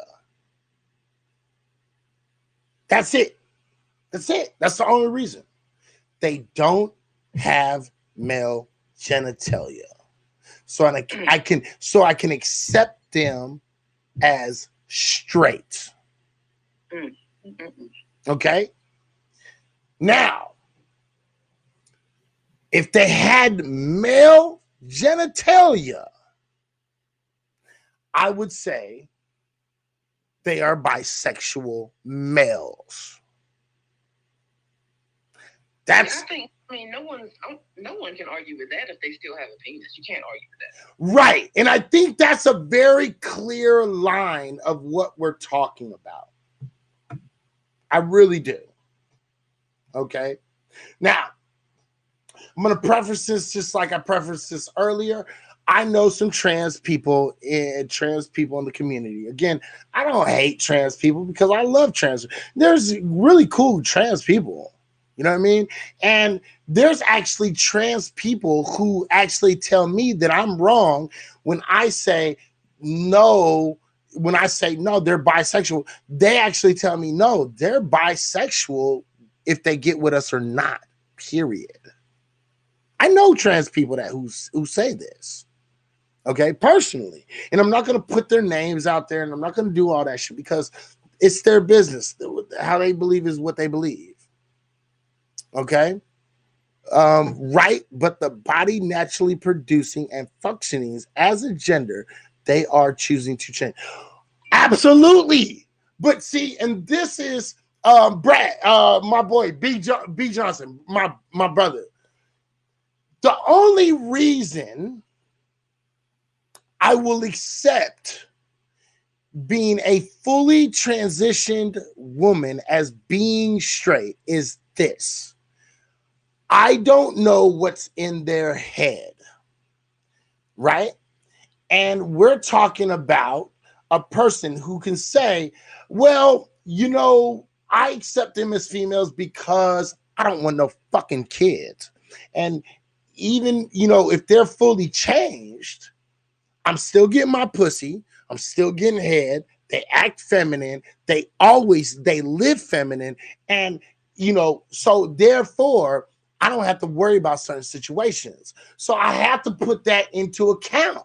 And again, I understand your natural producing claim, because the thing is the fact of the matter is what makes a female is the ability to give birth. Can we all agree on that?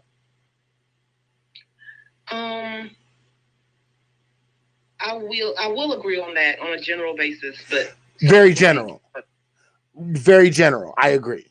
Yeah, on a general basis, yes. Very, very, very general basis. Okay, so, and the reason why I'm doing that, nope, I'm not buying it. Yeah, I'm not there either. I'm listening though. I'm waiting on you to land it. Right, and again, I'm the reason. Okay, so I think there's a. All right, so I think a lot of people, right, because we're in a different time, right? We're in a time where, right, we're in a time, right, where we can do things crazy and we can modify our bodies. We're in a time that we can do all of these things. We can feel all these things, and we can say, "Oh, this is who I truly, really feel I am." Right? On a general. Thank you. I appreciate it. So the thing is, when we talk about these things, some people might look at this in one way. Now, again, what you're getting is this.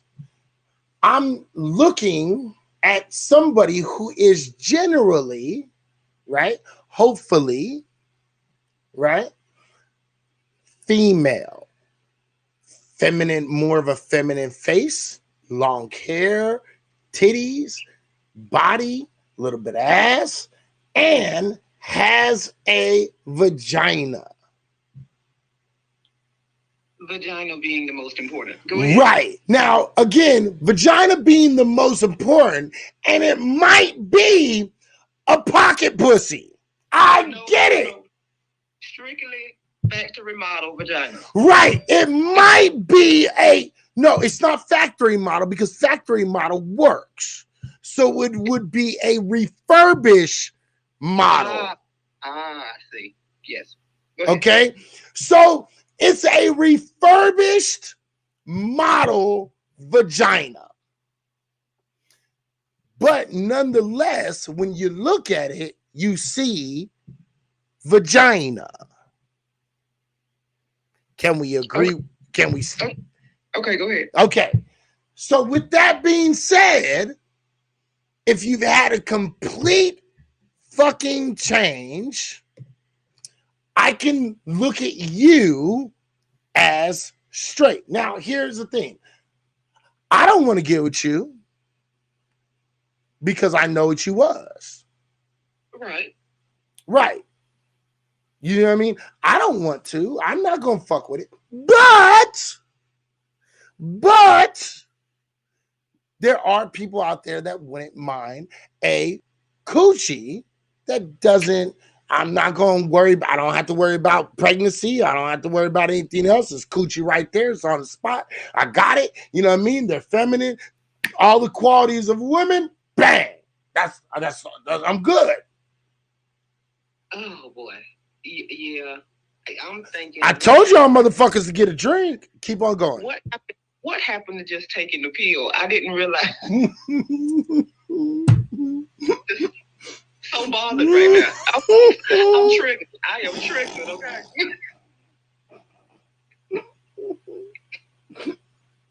We're gonna be looked at as transphobic right now because you said that shit. What about the? Yeah, I get what you're saying. I guess in theory, if the person has had the transition, right, and they no longer have a penis, right, and they believe they're female, right. I see what you're saying, but it just doesn't fly for me No. because it's kind of like, okay, you can.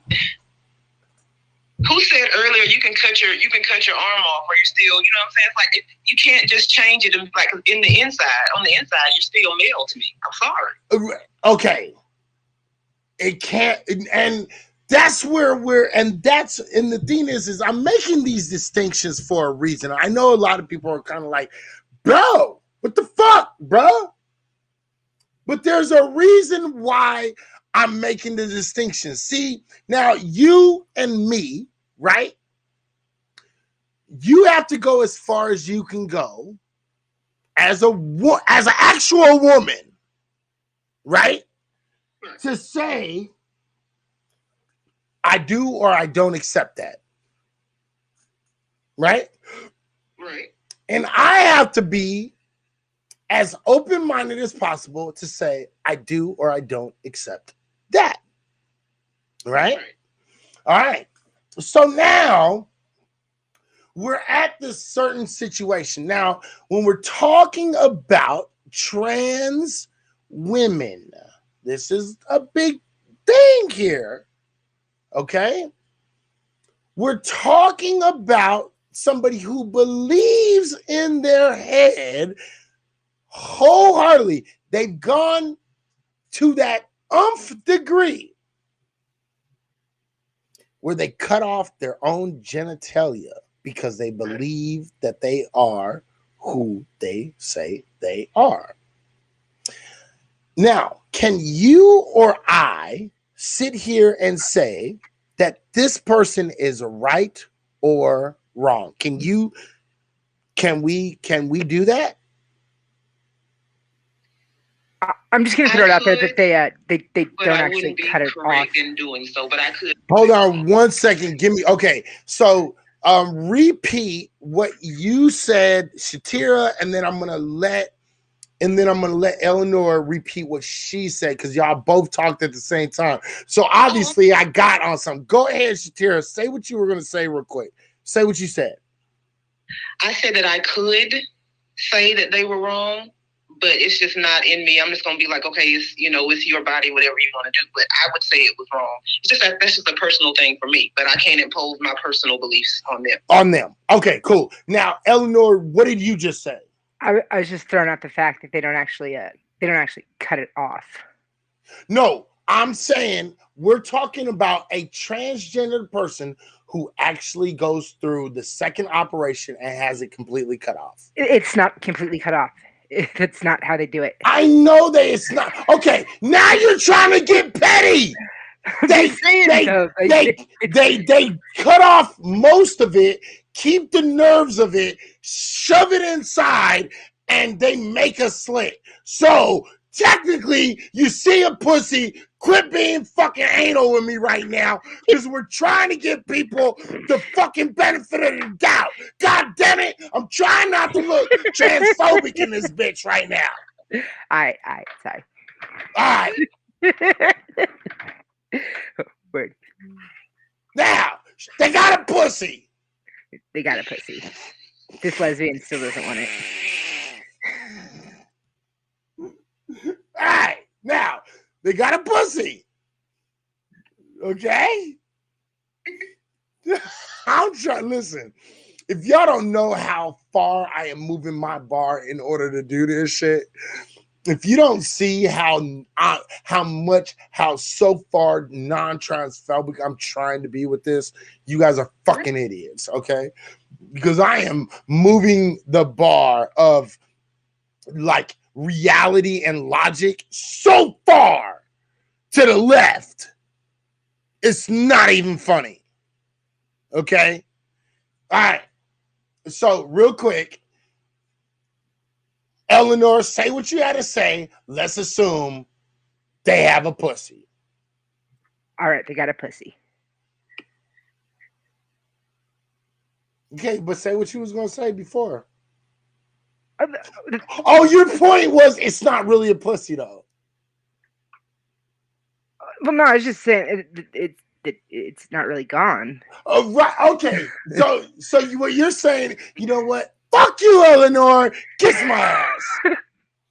Okay? I'm trying to give these motherfuckers the full chance as possible. And here you go. Yeah, but it's not really a pussy. It's still, and they still kind of got their dick. So, yeah. Fuck you. Sorry about your bad luck. Can't play that shit on me. Okay. I appreciate Eleanor, this is why I kept you on here. Thanks a lot. Appreciate you. Make everything a little bit more difficult. Thank you. Appreciate it. Fucking white people. Damn. Again, fucking white people. Again, fucking white people. Always white people. All right. Eleanor with her white people shit. Okay. Thank you, white girl. We're here whitening it up. Right. Thank you very much for that shit. Yeah. All right. Eleanor says they still have the dick. I'm trying to get y'all to understand they cut off 98% of their dick to turn it into a pussy. Let's just call it a pussy. Can we please move down the road, please? I think that me and Eleanor are kind of in the same place on this. I am tired of it. I'm tired of it. We're not going to act like that's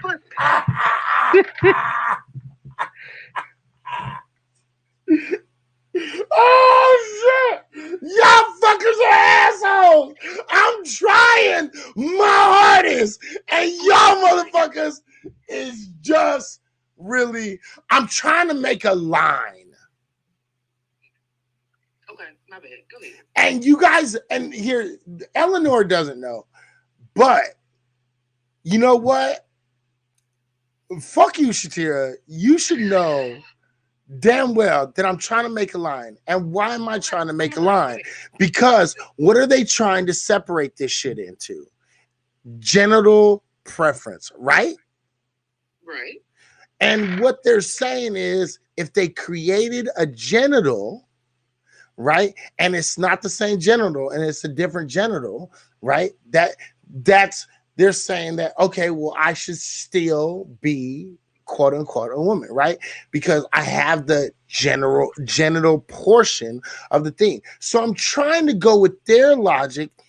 Even though I agree with you guys on this, in order to be objective, completely objective, and to be intellectually honest, I have to do this. And I know people are like, nigga, you're just trying to find a way to get with a tranny bitch. No, I'm really not. But the fact of the matter is this. I have to be objective in what I'm doing right now, because I can tell you right now, if you was born with a fucking penis and some fucking balls, you're a fucking man to me. All right, I'm just going to tell you that shit right now. I don't care if you cut it off, and I don't care if you make a slit, and I don't care if you make some shit that makes you look like a fucking pussy. You're a fucking man. Okay? And I'm going to be straight up about that shit. Okay? But to be as intellectually honest and to run the LGBTQIA logic to the fruition, there has to be a cutoff line. And that cutoff line, to me, if I was going to look at it in their spectrum, i.e., they're talking about sexual preference, and then they separate genital preference and sexual preference. That's what they do. Number one, they separate these two things, sexual preference and genital preference. And how they do that, how many people, let me ask this, how many people have heard the argument for sexual preference and genital preference in here? Has anybody heard that? Have you heard that, Eleanor? Definitely. Shatira, have you heard that, sexual preference and genital preference? Well, I just learned about the genital preference. What was that? When we listened to it, that was my first time ever hearing genital preference. I think it was yesterday or the day before yesterday. So. Yeah. Go ahead. I have no idea. That was my first time hearing it, so I'm not really sure. Preference means that you prefer something, but you'll still take the other, right? So that would just be bisexual, right? That would be preference, right? Preference would, and this is the problem with the word preference, right? Because if you say preference, right, I would prefer this over this, that would entail technically bisexuality. Right. That would. I prefer this over this. Now I'll take this, but I prefer this.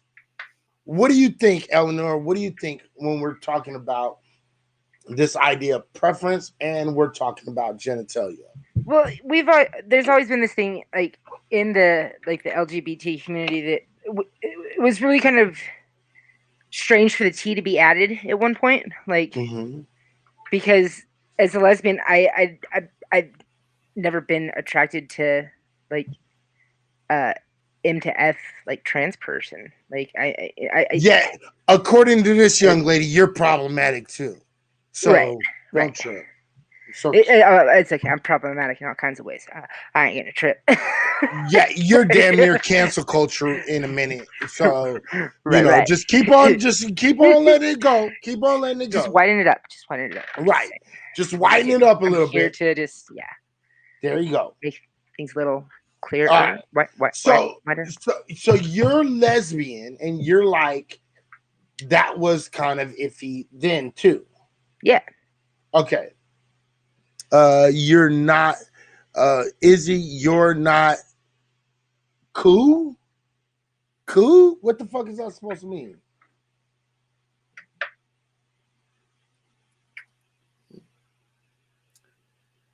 Coming through, you're not cool coming through halves. I'm not? Hold on, let me see real quick.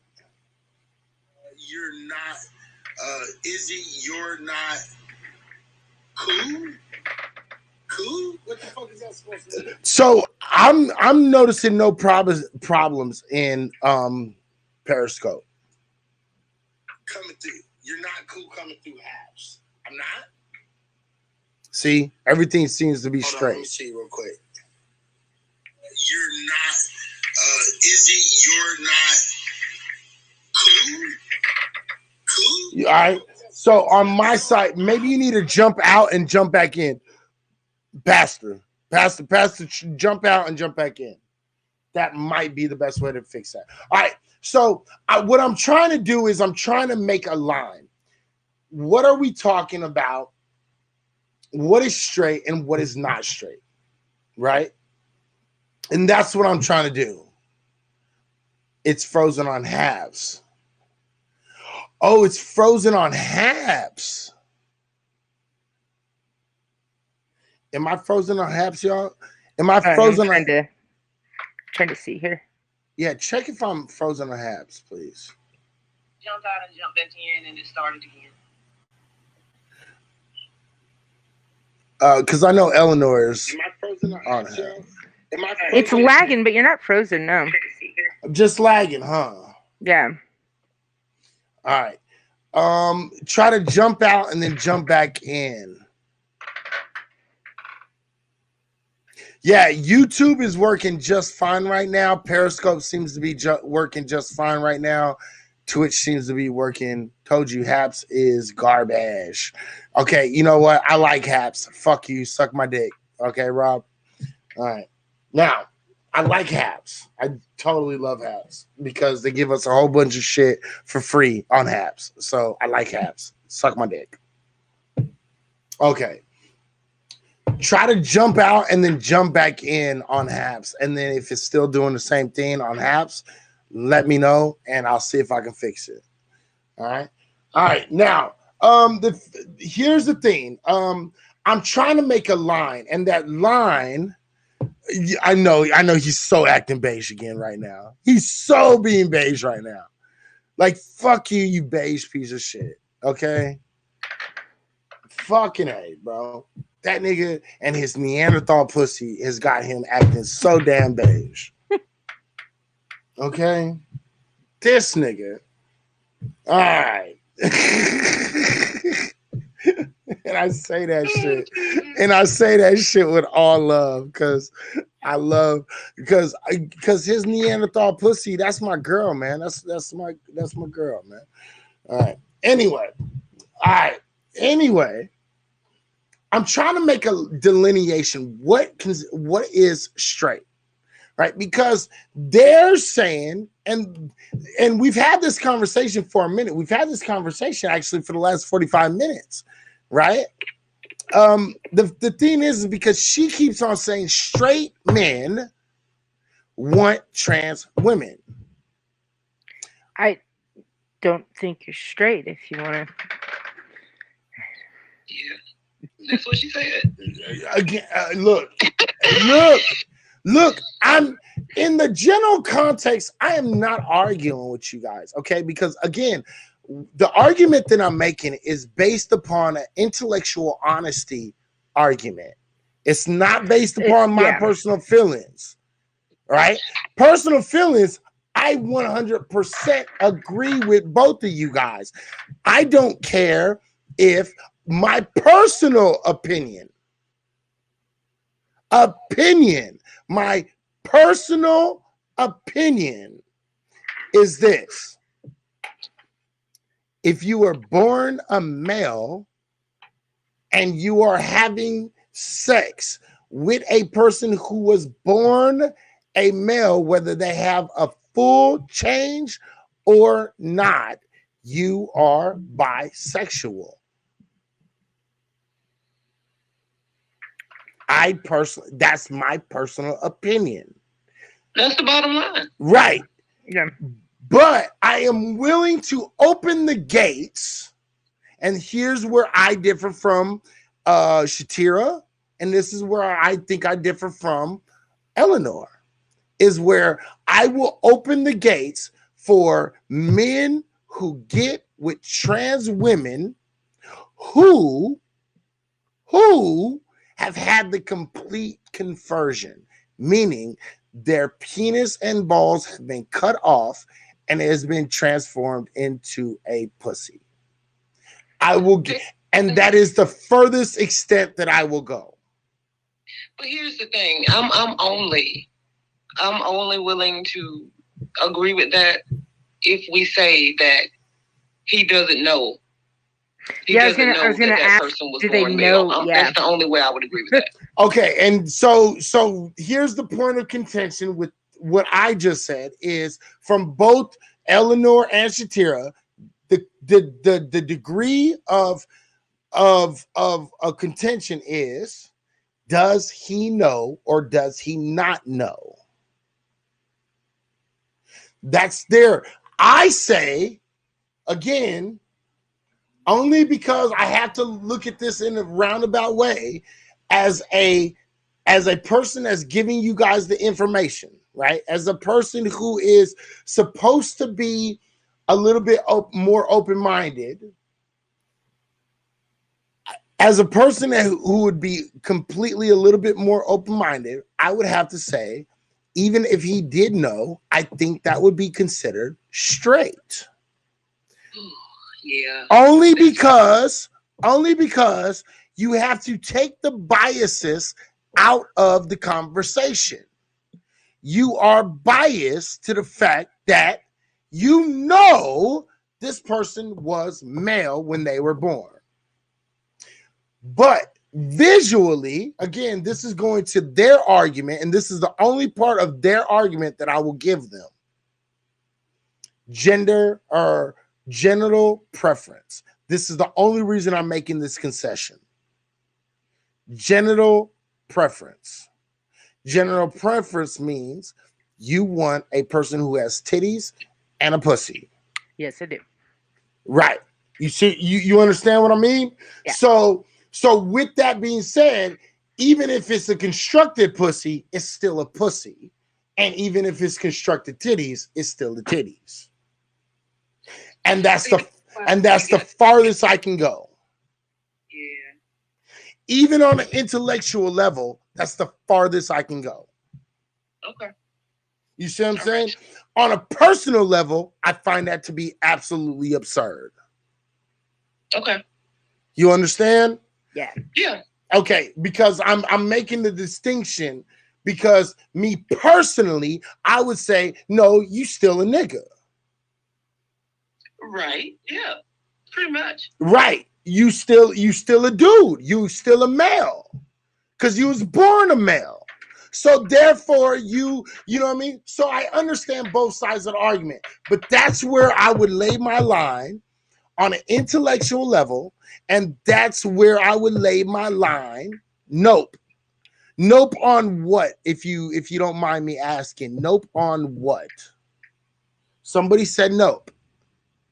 So I'm interested. Nope on what? Okay. So that's where I would lay my line. On a personal line, if you was born a man, you's a man.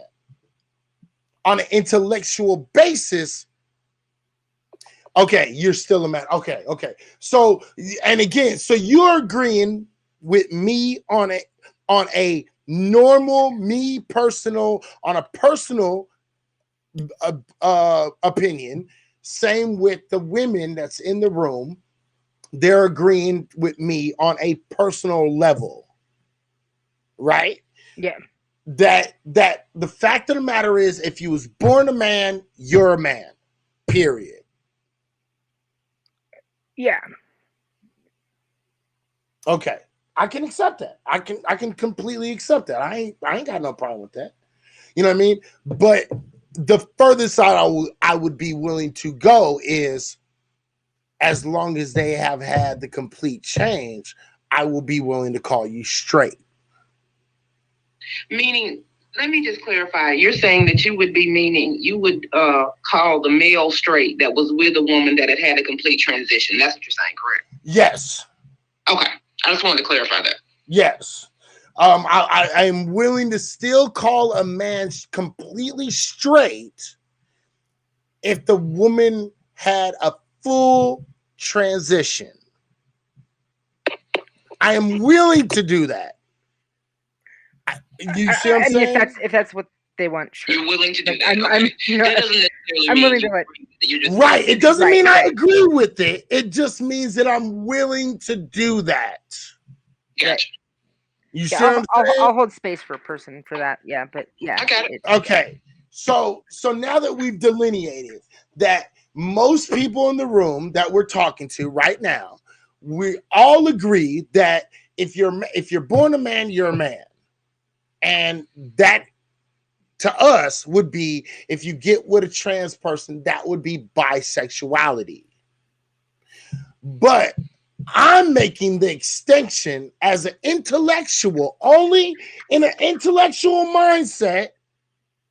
I'm saying I am willing to call you straight if they've had the full conversion. Yeah.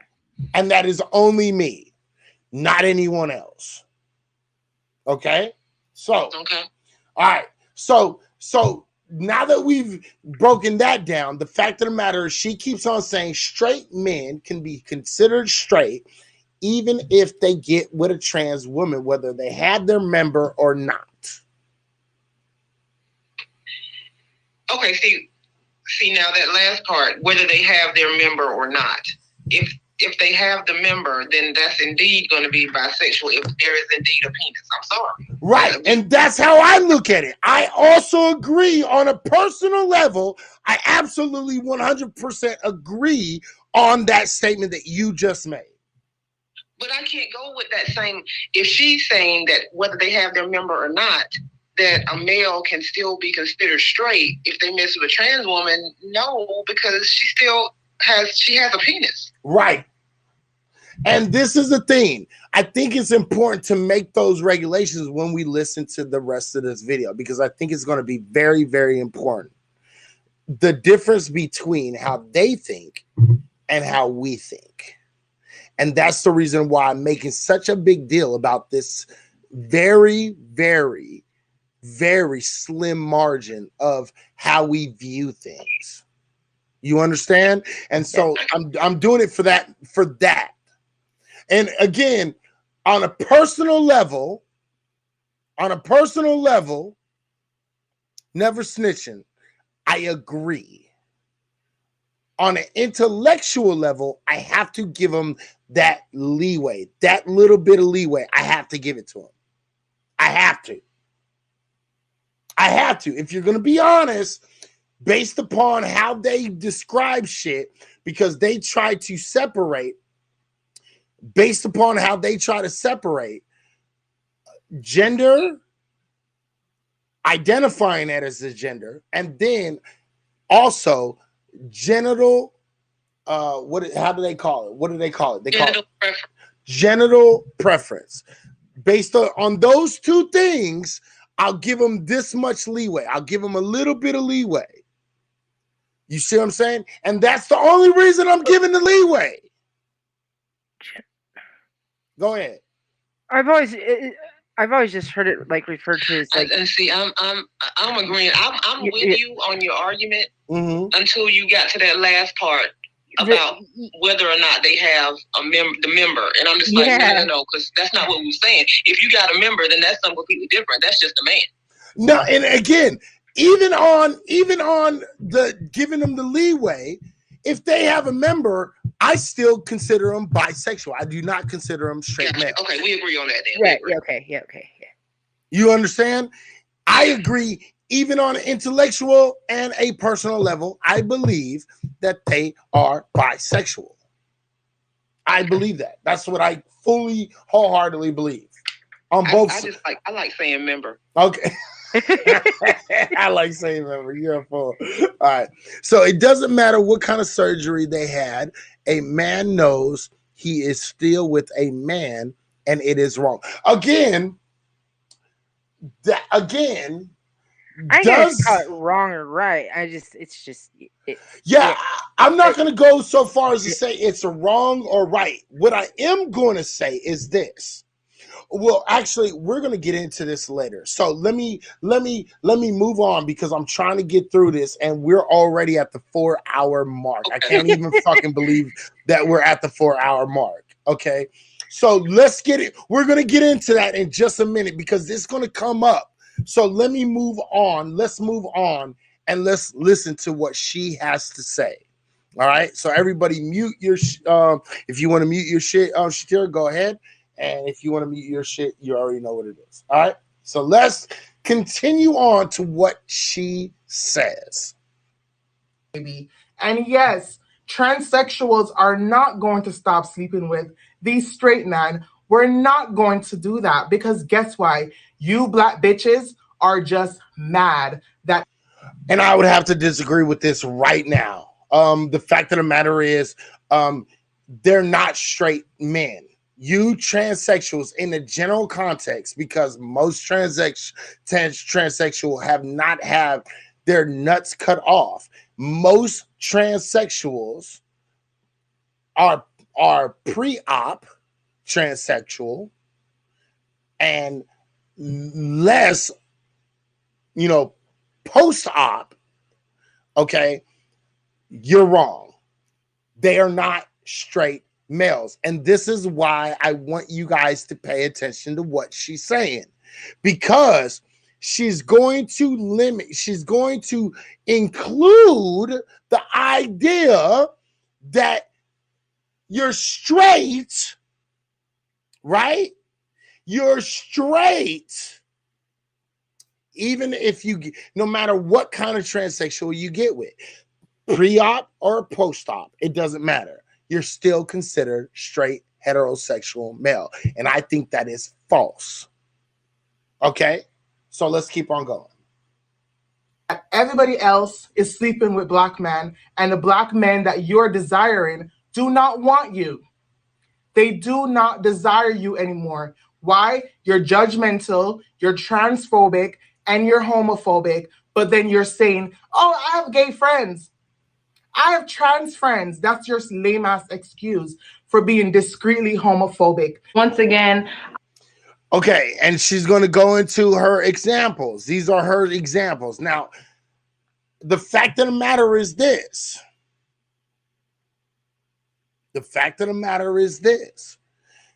She says, and this is where all this shit, and yeah, I know people are like, dude, but why are you giving her leeway. And why are you doing this? And why are you doing that? The fact of the matter, the reason why I am actually doing this is because, again, I'm trying to take her feelings into account, and I'm trying to take her viewpoint and her reality of her life into an actual point. You understand what I'm saying? I'm not doing this because, oh yeah, I'm trying to justify, because by the end of this, I promise you, what you're going to realize is that I am absolutely against this. And then you'll say, because she would consider me transphobic also. And I want you guys to understand that by the end of this, even with my open-mindedness, again, and you guys have seen me, I have tried to give as much leeway as possible. I've given more leeway to the conversation than most people would actually give to this conversation, and I would still be viewed as transphobic.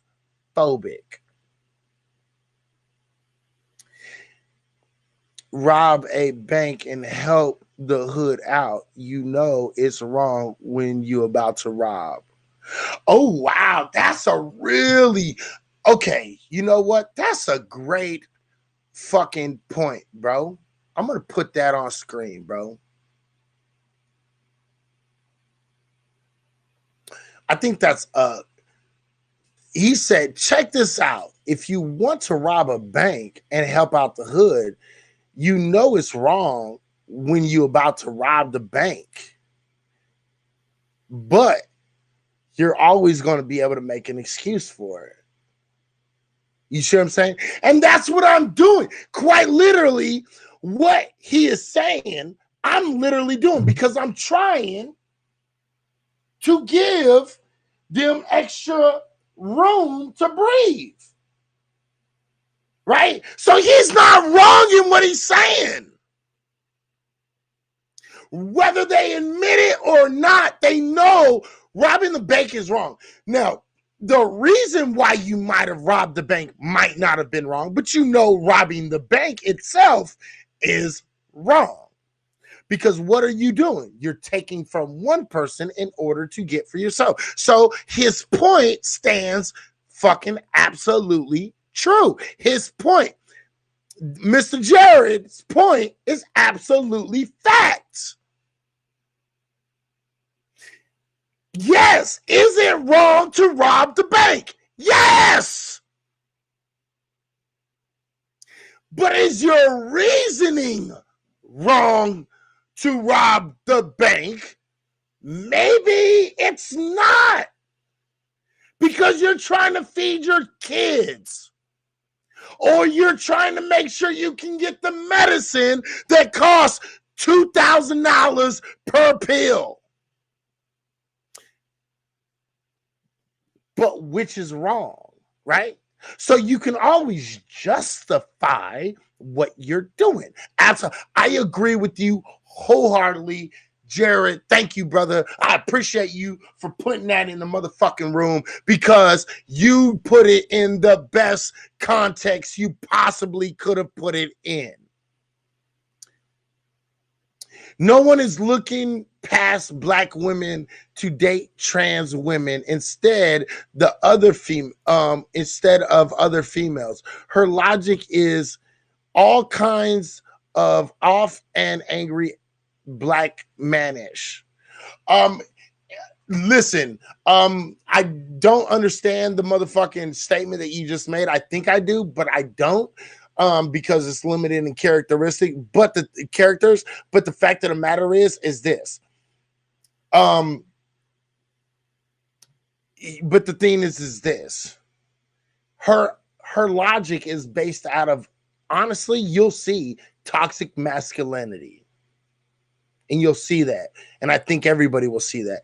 The real reason niggas fucking with a trans is because they can't get a bad bitch. So they go get a man. Ooh, shit. That's a mighty big statement. That's a mighty big thing because they know a trans going to fuck with them easy. Wait a minute. Hey, Shatira, did it? What did I say earlier? Right? What did I say earlier? Right? Now, here's the thing. I think he's right in partially what he said. I think he's a little bit off on a little bit half of what he said. But did I not say the exact same shit? You said that. Did I not say that shit? I said, because they know a trans is going to fuck with them easy. But then that kills the argument. That kills her argument then, right? It kills her whole entire argument. It kills her whole entire argument. But you'll see that later. And this is what I want everybody to recognize, that it kills her whole fucking argument because she can't recognize the difference between she is nothing more than a fucking cum dumpster. Oh, man. Look, I'm just being real. She don't recognize the fact that she is looked at as a cum dumpster rather than a fucking woman, because nobody sees her as a woman, whether it be woman, male, or anybody else. She is seen as a fucking cum dumpster. She doesn't seem to see herself as a woman. Yikes. She doesn't see herself as a woman, and I'm glad you brought that up, because when you listen to this shit, because I'm going to show you the rest of this shit, she does not see herself as a woman. Let's listen to this shit, because I think that's an excellent point to bring up when we're talking about this. Let's listen to this shit right now. I am not against gay people. Discreetly transphobic. Yes, we said it. Why does it matter if Jimmy Smash sleeps with a transsexual? Why does it irritate you so much? Why does your blood rushes to your brain so much? I don't understand, ladies. For you Black females, because every comment in this man mention is a Black woman saying you're gay, you're gay, you're gay. These are the same Black women that's sleeping with other women, but they're calling a man gay because he decided to sleep with a beautiful transsexual who looks good, that he wouldn't even desire your ass, but then you're upset. And these Black girls are very ugly. They're ugly. They are ugly. First. All right, look at this bitch. Listen. Okay. Listen. And this is the diatribe of trying to demonize and trying to say the same thing your normal white supremacist would say about a Black woman. Again, look at this bitch with fucking ape titties. This bitch literally fucking has fucking ape titties. Look at her cleavage. She has ape titties. And she's trying to tell Black women that they are fucking jealous. Her cleavage is upsetting me.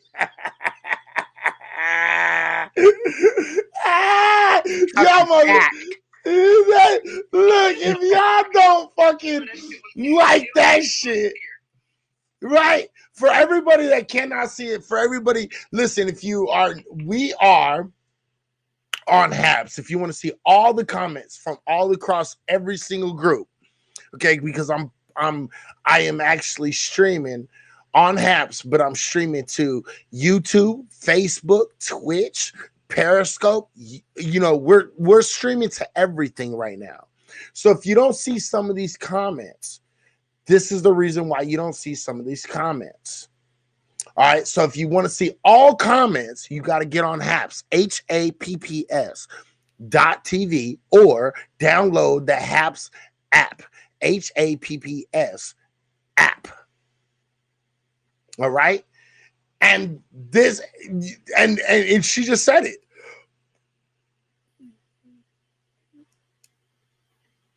referring to how they fucking up the real women game. Listen, we're about to get. Go ahead. You didn't I just say that? I said they out here fucking up the game. Right. Hey, see, and listen, I don't come up with these. I don't do this shit willy-nilly, right? I have full-on conversation with women. I have conversations with my co-host because I have a regular co-host on Friday nights. Okay, that's Petty Idol, right? And I have a lot of these conversations with Shatira. Shatira is one of the girls that we have hours and hours of these conversations. You see what I'm saying? So I want y'all to understand that what you guys are saying, that's why I wanted Shatira to be up here. Because quite literally, you guys are quite literally banging out exactly what she's saying in a lot of statements. And you're saying the shit that I'm saying in a lot of statements. Go to my first message. Bro, let me see. Let me look at your first message. It's going to be hard. Hey, I'm not going to lie because I really do appreciate who you are and everything that you're bringing to the conversation, but I don't know if I can find your exact first statement. So I'm gonna look for it. But if you can just put it in a room, they know it's wrong, even if they don't want to admit it. Is that the first? Wait, it doesn't matter what kind of surgery they had. A man knows he's still a man with a. Oh wait, a man. Let me see. What kind of surgery they had? A man knows he is still with a man, and it's wrong. Okay. I think I had two of those comments, and I think that's what his original comment was. I think so too. I get first comment. Right, that's the first comment I got to. So it doesn't matter what kind of surgery they had. A man knows he is still with a man, and it's wrong. Oh, real shit, homie. Pimp C said that shit too. Right. Go to my first minute. No, I was meaning my last one I was speaking about. Oh, okay. My last one. Okay. And what do you read it again? He said real shit, homie. No, he said Pimp C said trans like to fuck for $40 in the club. You fucking up the game, bitch. You gets no love. Got you. Oh shit! Got you. Oh shit! Oh shit! Tell me my nigga isn't wrong though. Tell me my nigga isn't wrong though. Listen. Look. I'm an equal opportunity type dude. Okay, I really am. I'm an equal. If you are trans and you are seeing this right now, I implore you to download the Haps app or go on haps.tv. Okay, and I implore you to make a quick profile, just a quick profile. Come into my motherfucking room and say, can I come up, and I will let you up. Pimp C, one of the greatest thought leaders of our time. Who knew? All right. Look, Pimp C was one of the greatest thought leaders of our whole time. Like, listen, look, motherfuckers who wasn't listening to Pimp C, and my nigga right here was clearly listening to Pimp C. Every single word. Listen.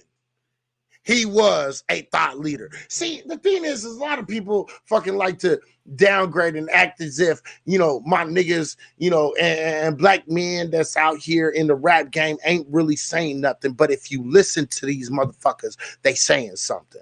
You heard me? They saying something. Tell me I'm fucking wrong, right? Out here driving down the cost of pussy. What's wrong with you? Look, I'm saying. So look, check this out. We're going to go on with this shit. Okay. But this is what I'm gonna do. I'm gonna leave you up. You're up right now. You can speak, Shatira. Okay. And Eleanor, you can speak also. Okay. I need to make a run, but I don't want to miss this because I want to cut it where I need to cut it because this is so important. I want people to see I want people to really see primarily Black women. I need Black women to see what they created. And what they did was they created this weird confluence of trans masculinity with somehow femininity, and this is what it equals to. What you're seeing on. We'll get into it, but that was unintentional. I told you my theory. Yeah, I know you said it was unintentional, and I do not argue with you. I just think that there still needs to be. I still think that there needs to be some kind of. Okay. So when you admit that you're wrong with something, right? Mm-hmm. You have to be willing to take the responsibility for everything. That's what happened and what came from it also. Right. And so I want Black women to understand that when they go into the LGBTQIA market, what they are doing is they are actually being nothing more than tokens. The only way that they can understand that they are being used as tokens is if we review and we show exactly how trans, gay, bisexual women see straight, cis Black women. I think it's imperative that we do this. All right. So real quick, I just want to put this out there. Give me 2 minutes. I need to go up here. I need to go get a drink real quick. I apologize. I know y'all was like, oh no, nigga. So what I'm going to do is I'm going to put a little bit of music on real quick. Right. But I'm going to let you, you are close enough to the mic to say what you need to say, Shatira. Eleanor and Until you get back, because I gotta, you know what I'm saying, I gotta use the bathroom. All right, cool.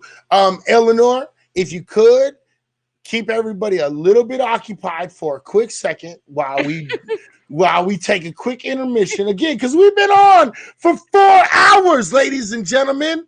Damn. 4 hours. But this is good discussions, though. Right, but this is a discussion that we have to have.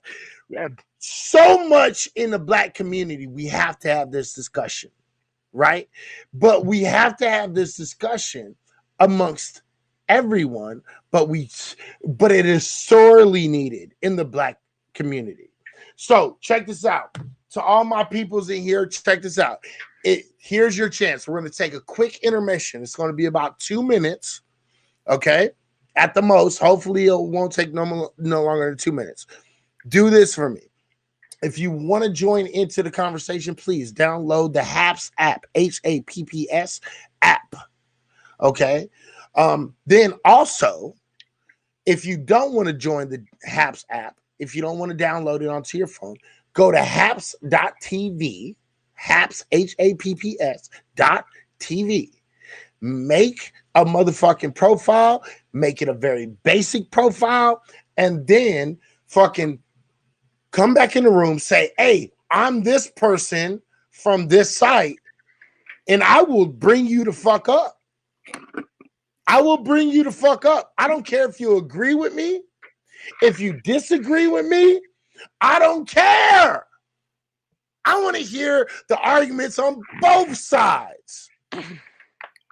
Then, after that, you know what I mean? come in and I'll tell you exactly how I'm going to do it, because I'm going to invite you and then I'm going to tell you exactly how to get to your motherfucking notifications in order to get inside the fucking room, and then we'll bring you the fuck inside the room. But this is your opportunity to do it and not miss anything. Ladies and gentlemen, real quick, we're going to take this little short intermission, short, very, very, very, very, very short. So, all the people that's in here right the fuck now, go get your motherfucking drink. Go get your smoke. Or get your motherfucking download or make your profile on right the fuck now so you miss the least as possible. The white man started that shit. It's just new formal slavery mentality controlled by Jews and European. Again, I'm not even going to argue with that shit, bro. I'm really not.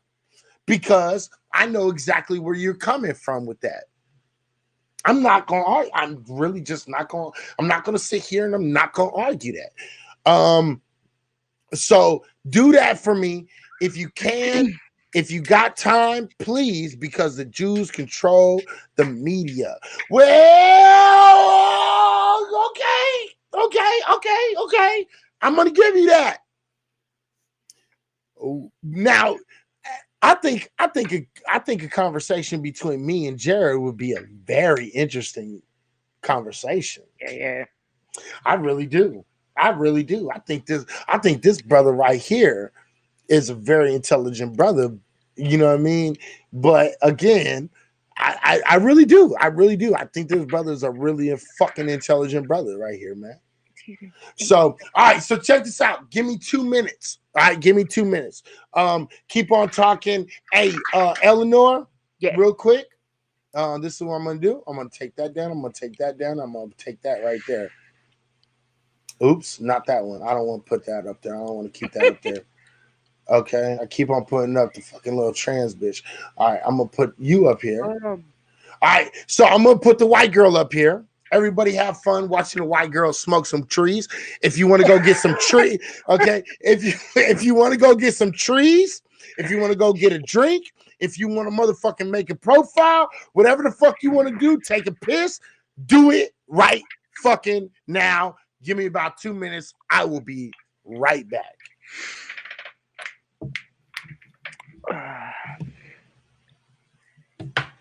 White girl's painting her floor.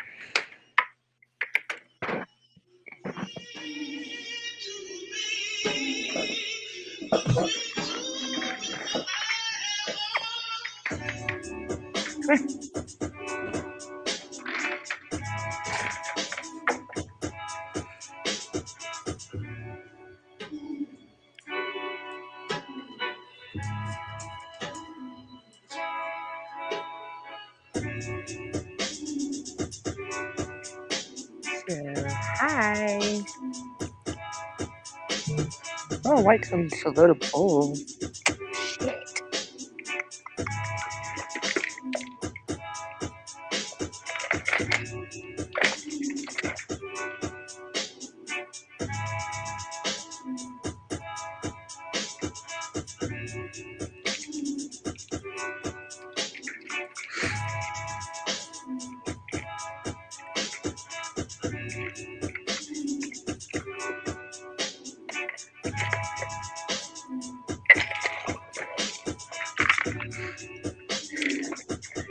Hey, no, get away.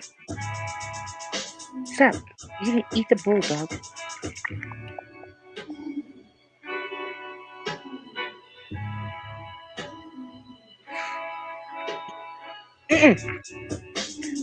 Oh, my dog eats weed. Get back. Come on.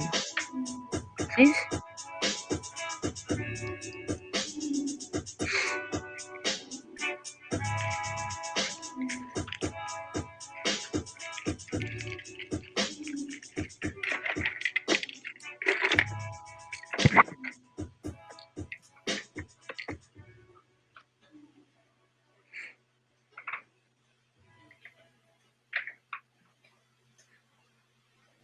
I claim this planet in the name of the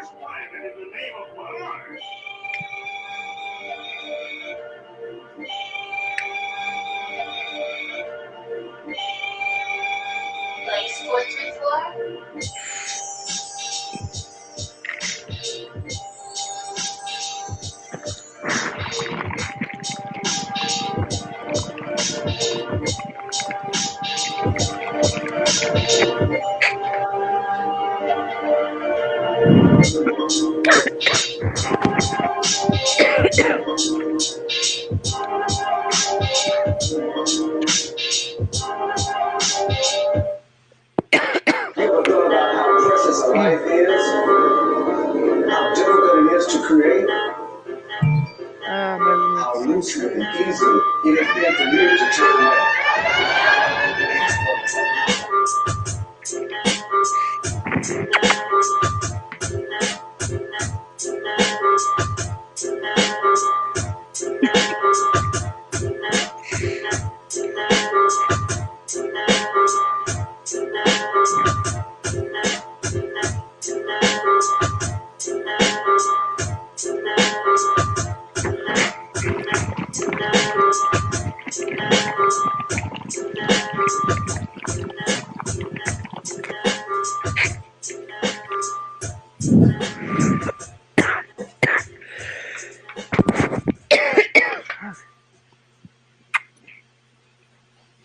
got a dream, you gotta protect it.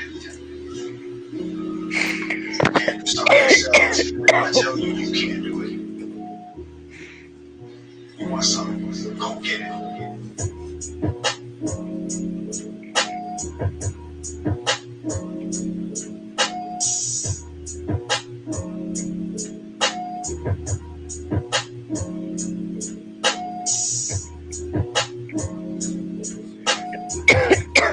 Oh man.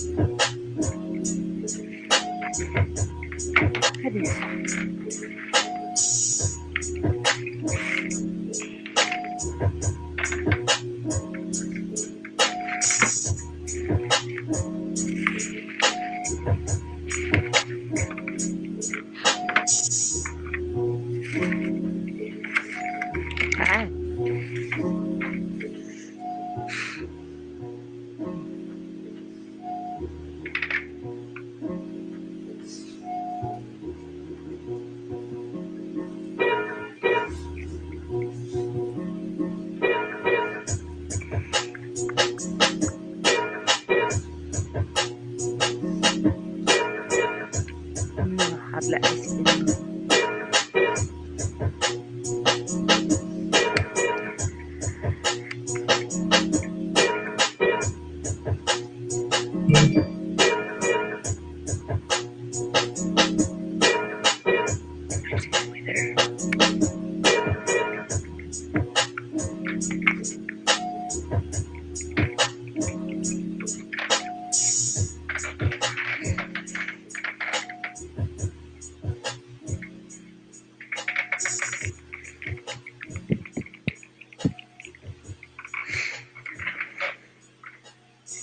I think it's been more than 2 minutes.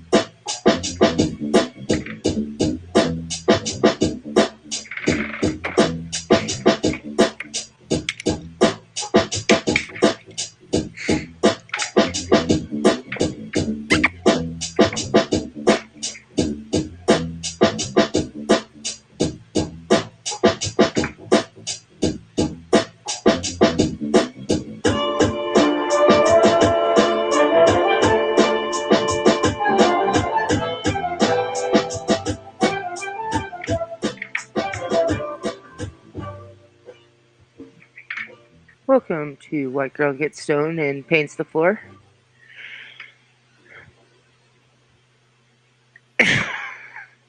Fuck. Hey, I know you don't smoke weed.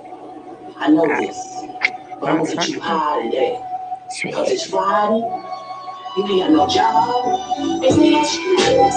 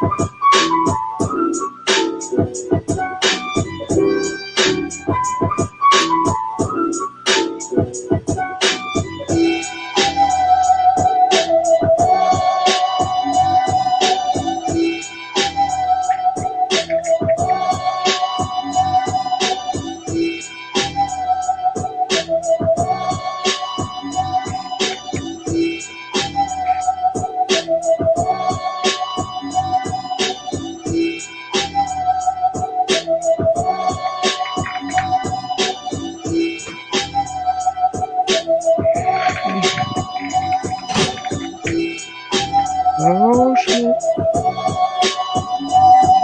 Oh shit! I've been here entertaining and saying nothing. Y'all motherfuckers thought I was joking.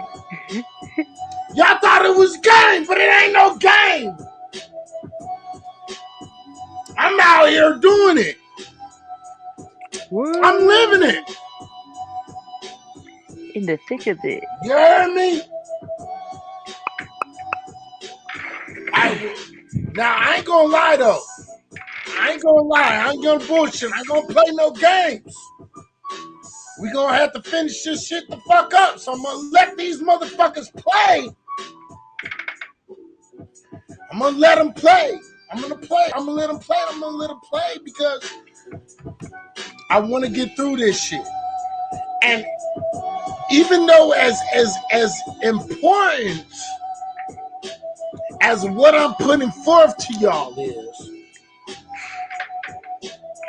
I'm gonna break this shit up. So I make sure that y'all understand this shit, and then I'm gonna break it up so y'all can watch this shit on YouTube and whatever. You heard me? So with that being said, Shatira, is you there? And Eleanor, I know you there for sure. Yeah, I'm here.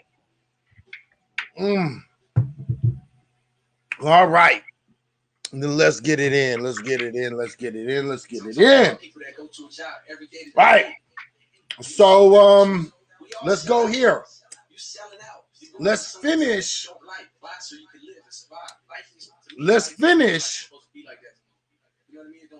what this young trans woman is saying, right? Mm-hmm. And let's get this shit done. And let's listen to what the fuck is going on. Let's listen to her argument. Let's get it in. Ready? Let's go. First of all, they have no sex appeal, no feminine features, nothing feminine about them. But then they think a Jimmy smash is going to smash them. Take a look at all the girls in this video. They don't look like a typical black girl. They don't. Because black bitches are waste. Black bitches are ignorant. Black bitches are mad that no one wants them. White man don't want you. Spanish man don't want you. Asian man don't want you. Black man, your own black man, don't want you. But now you're mad that these black men are desiring trans women. Now you're mad that black men decides to now want to be with a trans woman. You're upset. You're calling him gay. There's nothing wrong with being gay. There's absolutely nothing wrong being gay. So you can run and tell your little gay friends, because I know gay men, they're very problematic. They're one of the weakest men of all. All right. Let's get into it. So she went into another diatribe. She did. Right? Mm-hmm. About black women. Why is it that she keeps on attacking black women? What do you think that reason is, Shatira? Tell me exactly what you thinking right now when you hear her talking about black women. What's that about? I really don't know where the hate is coming from, because like you said, we did try to we tried to accept them and everything, but I guess my whole thing is this, and I'm gonna give you a little piece of my theory, give everybody a little piece of my theory. I think that when we were accepting of them, it was more like, okay, if that's what you want to do, that's cool, we go and get our hair done and stuff like that, and we just hang out. Then they decided to want to become women. It was like, oh, okay, whatever. Because in my mind, I don't think that we were thinking that they was going to want our men. Mm-hmm. So once we figured out they actually wanted our men, they wanted straight men, that's when it's the problem. Because, see, we weren't thinking that's what they wanted. Okay. So when I hear her say that, I'm like, well, wait a minute. Y'all kind of fucked up the deal on that, because this wasn't part of the deal. And it sounds like she's hating. So she took advantage of the deal that y'all proposed for, which is, all right, we'll see you as women, but now she's trying to take the men away from that situation. Right, because I know when, I've been around, gay people in the black community my entire life. Mm-hmm. You know what I'm saying? So it wasn't a big deal. I think that, I know I was thinking, okay, they're going to fuck with, or they're going to have relationships with, with gay men. I didn't realize they wanted straight men. And I especially didn't realize that straight men was going to want them. Mm-hmm. But are they straight? And the question that's being posed right now by Eleanor is, but are they straight? I mean, if those guys are going, the men. They want trans women? Yeah, the men. I mean. No, they are not straight. Because I think, want trans women. I don't think that black women are angry about that. Right. I was gonna say, I think that straight men don't want the trans women. They don't want them. Like, I think, out and search for trans women. If they actually want trans women, I don't think anyone is angry about that. All right, let me. Eleanor is saying something. Go ahead, Eleanor. I was just saying, I was just saying, I agree. Like, yeah. So you don't think because I always looked at it like this. All right? I always looked at it like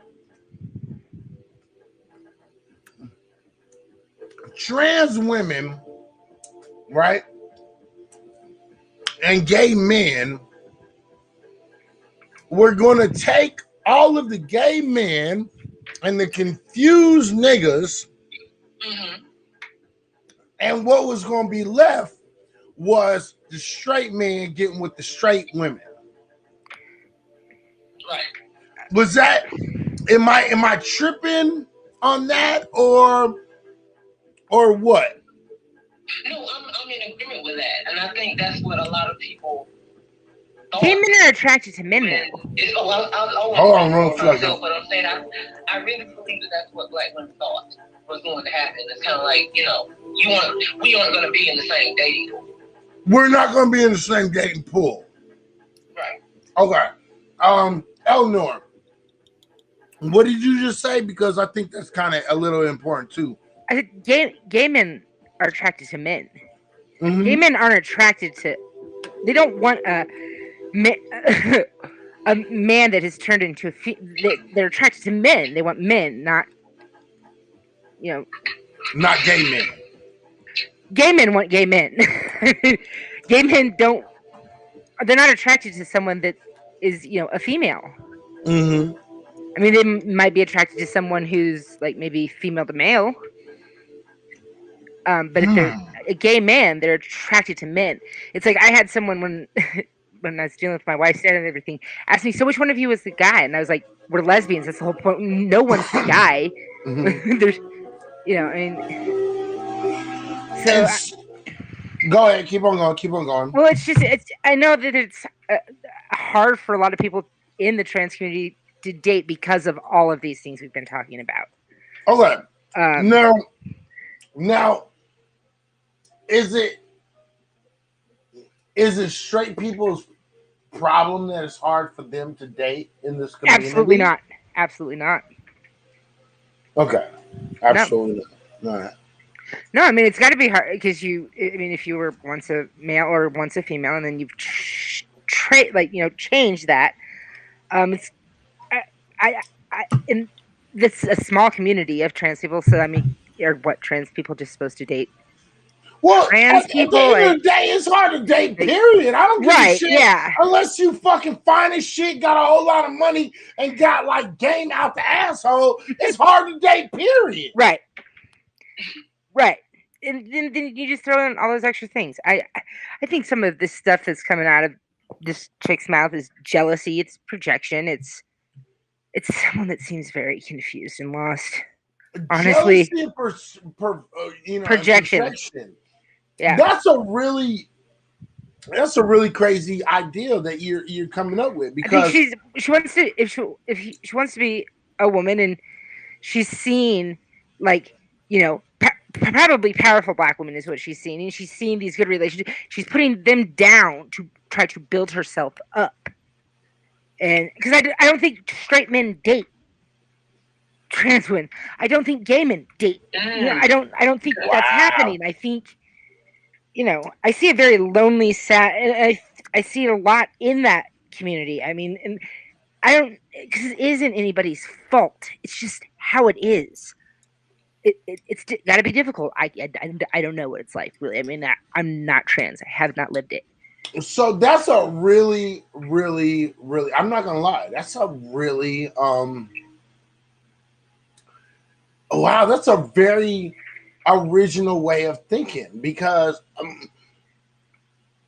look, Shatira, yeah, do you think that what she says, what Eleanor is saying right now, has any validity, or do you think it's like completely out of the way of validity, and it's like, nah, you're just fucking stupid? Okay, now I'm listening through my phone. She was saying that she believes that this lady is she's projecting. Mm-hmm. She's saying a lot of trans women are actually projecting. I would say so. I would say so. I mean, it's like I've heard some of the names and stuff, but I'm like, if you're dressing this way and you're presenting as female, and this person is presenting as a black female, then all of those things that you were saying would actually be about you.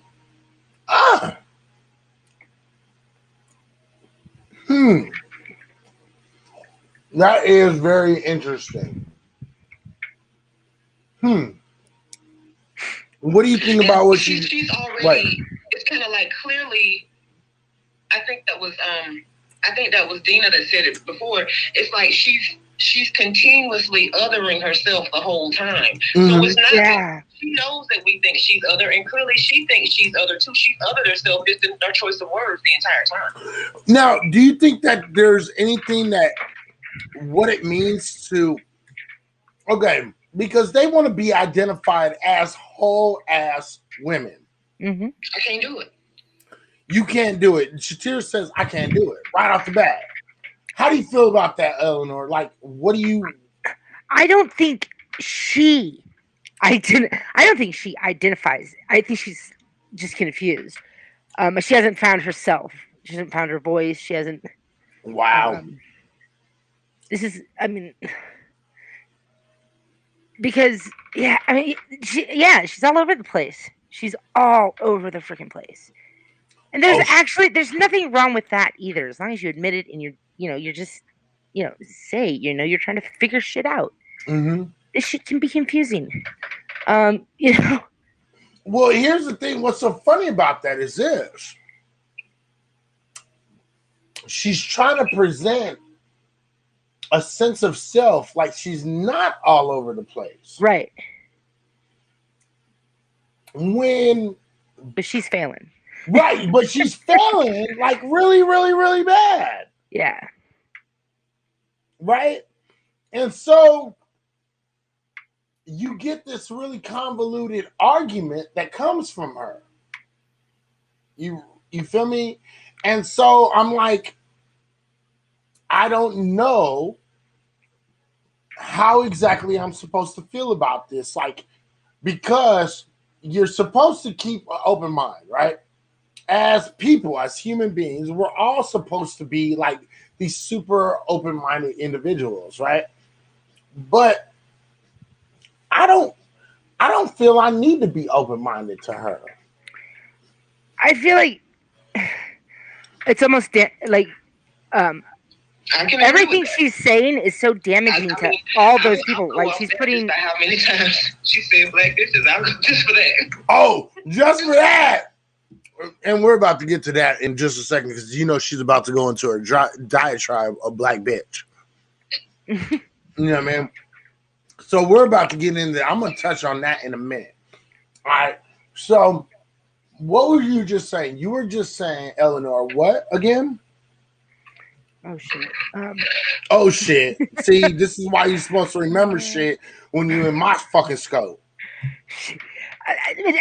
She's all over the place. She's when she talks about other like groups of people, she's very like on topic points. Like it's very cliche everything she's saying, and she's kind of like really negative for any group. Like she's speaking bad for the gay. She's speaking bad for lesbian. She's speaking bad for black. She's speaking bad for trans people. It's just everything that's coming out of her mouth is. Let me ask you something. Horrible. Right. No, absolutely. Do you think that she's helping the trans community, or do you think no? That's what I mean. She's not helping any community. She's, in fact, doing the opposite. Like she makes all the communities look awful. I mean, it's because she's confused. She needs to find some older trans people to guide her and just Well, you know what? Let's stay on that comment you just said. You said she's confused. Yeah. Oh, let's stay on that. Maybe she just likes it all, and she just that's good too.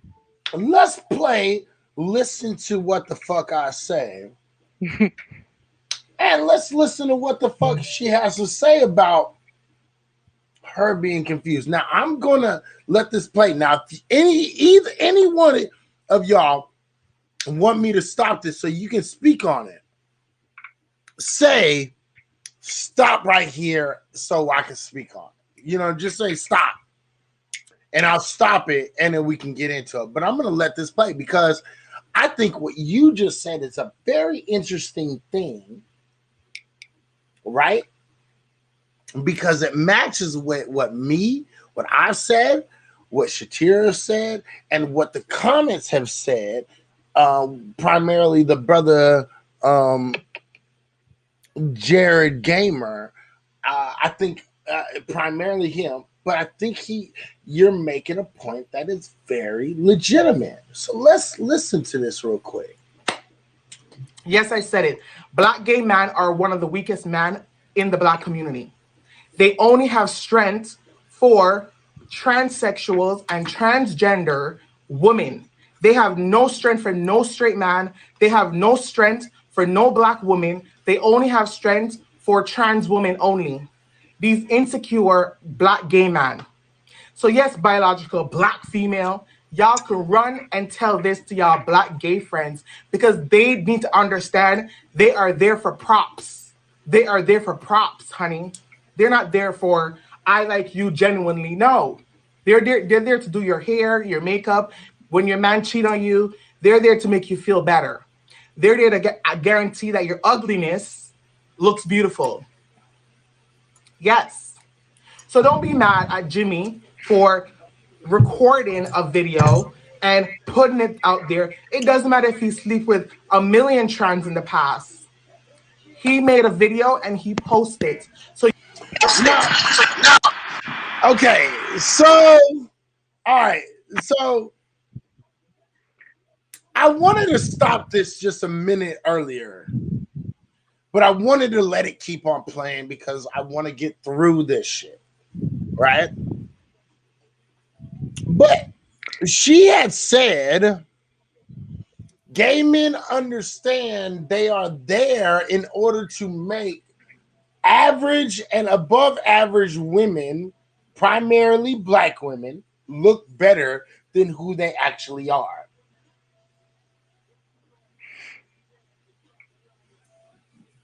Is there anyone that actually believes that, or no? I don't even follow that. I think that's ridiculous. Yeah. So you fucking said, right? Like Shatir said, I don't even believe that shit. And Eleanor, you're saying, yeah, I don't believe that shit either.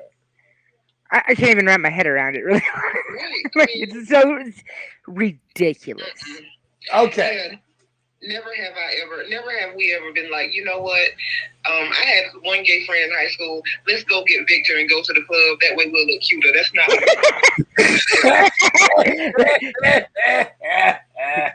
Yeah, I'm saying some dumb shit. So you mean to tell me that at the end of the day, let me ask you a question. Okay, as women, when you guys go to the clubs, whether it be inadvertently or whether it be on absolute purpose, do you look at the group in which you're going out with and then judge yourself according to the group? No, I never did.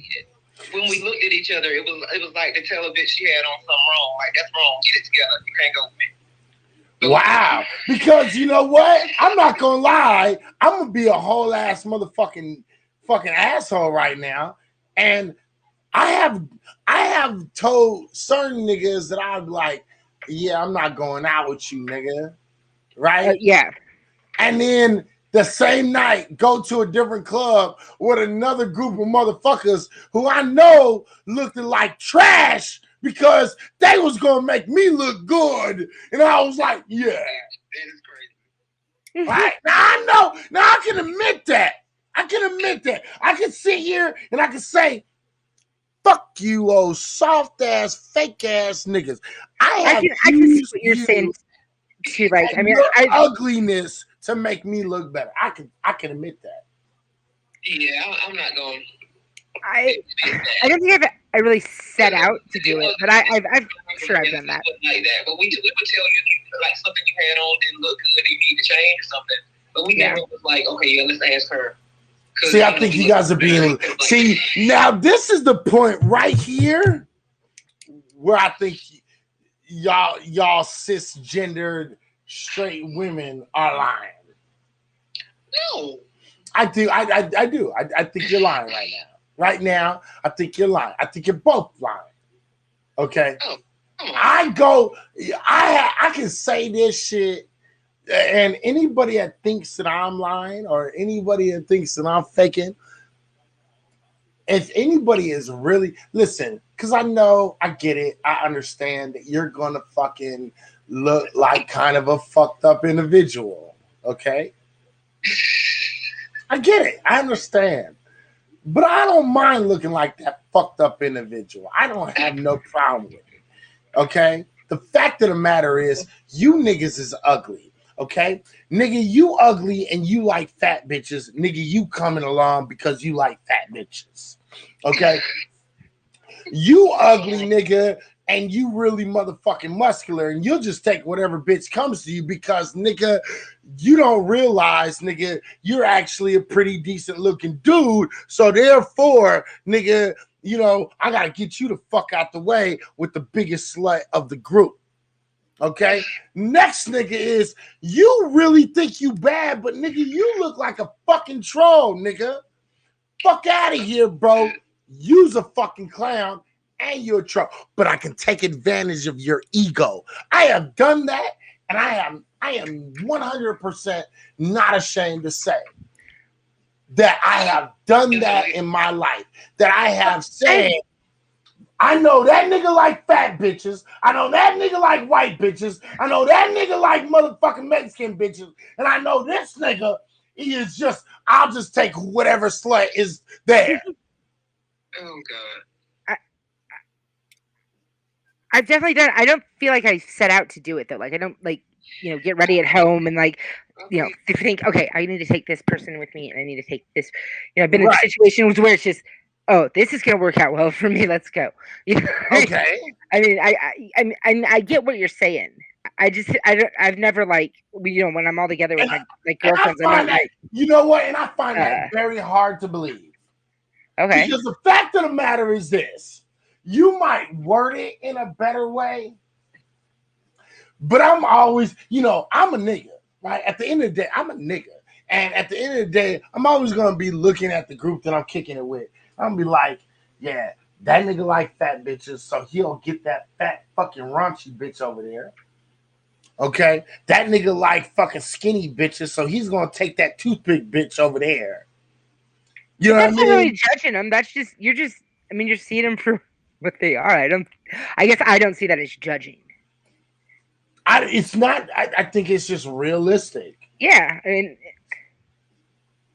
So the thing is I'm kind of wondering, how's it that women don't do the same shit? How's it that women don't? We definitely do. Shit? I think you guys do. I think you guys just doing it in a nicer way. I don't know. We might do it in a nastier way too. I think it might be a nasty way. I think women do it in a nasty way, but I think for the most part, y'all do it in a really kind of nice way.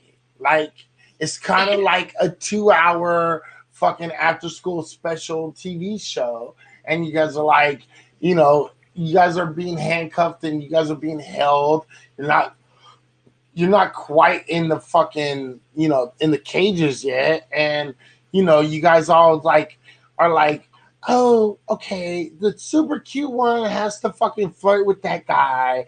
And then the okay flirt one got to get him. And then these motherfuckers, when they go over to talk to him, they got to pick, the ugly bitch got to pick the nigga pocket.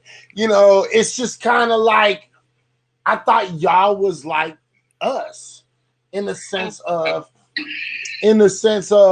y'all know who the fuck, and I'm gonna put it in the most blatant, honest way I can put it. Y'all know who the fuck the ugliest bitch is in your group. Y'all just choose not to fucking call her out for being the ugliest bitch in your group. Well, unless she's ain't there. I think if you ain't never been a part of a group that will quite literally tell you, you know, who's the ugliest bitch in the group, is because you was the ugliest bitch. The ugliest bitch in the group.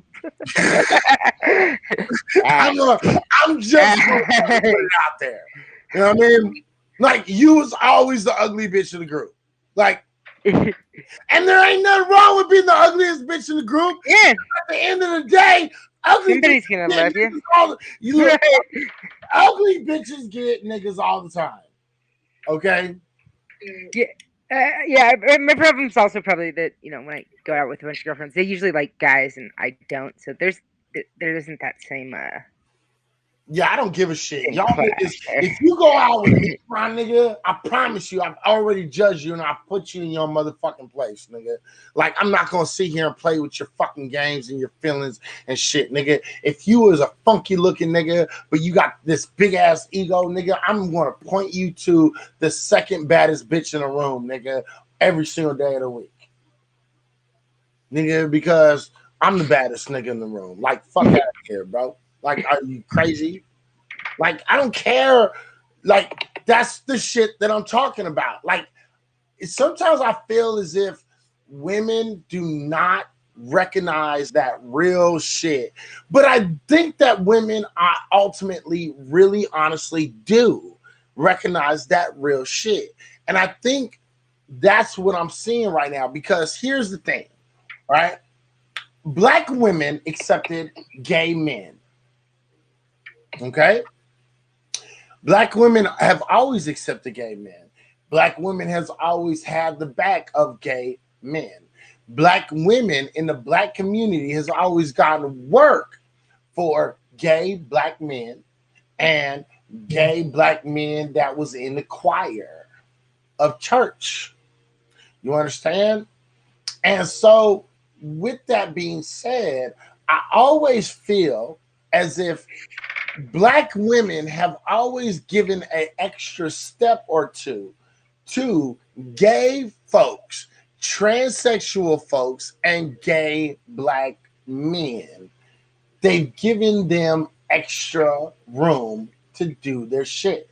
And to hear this fucking tranny fucking bitch quite literally shit on black women the way she's doing, I find that to be problematic as absolute fuck. Yeah. Absolutely. I agree. That's just me. I don't know. And I know the two sisters on here told both of us, yeah, I agree with that.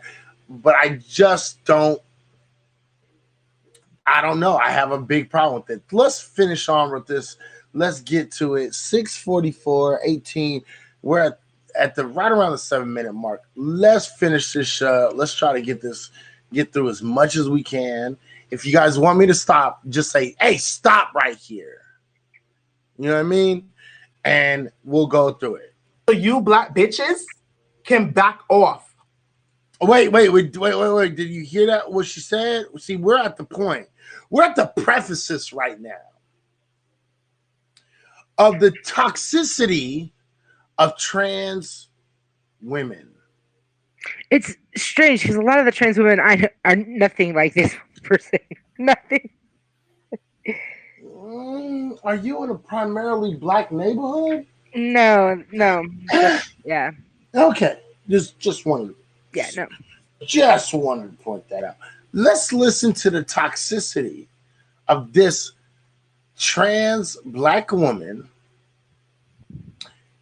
and I want y'all to really pay attention, because this shit, to me, is where it starts to get a little bit disturbing. Let's watch, please, shall we? Yes, looks beautiful. Yes. So don't be mad at Jimmy for recording a video and putting it out there. It doesn't matter if he sleep with a million trans in the past. He made a video and he posted it. So you black bitches can back off. Yes. You insecure black bitches. This video is for you insecure black bitches who think that no one cannot sleep with a trans woman. And for you straight guys who pretends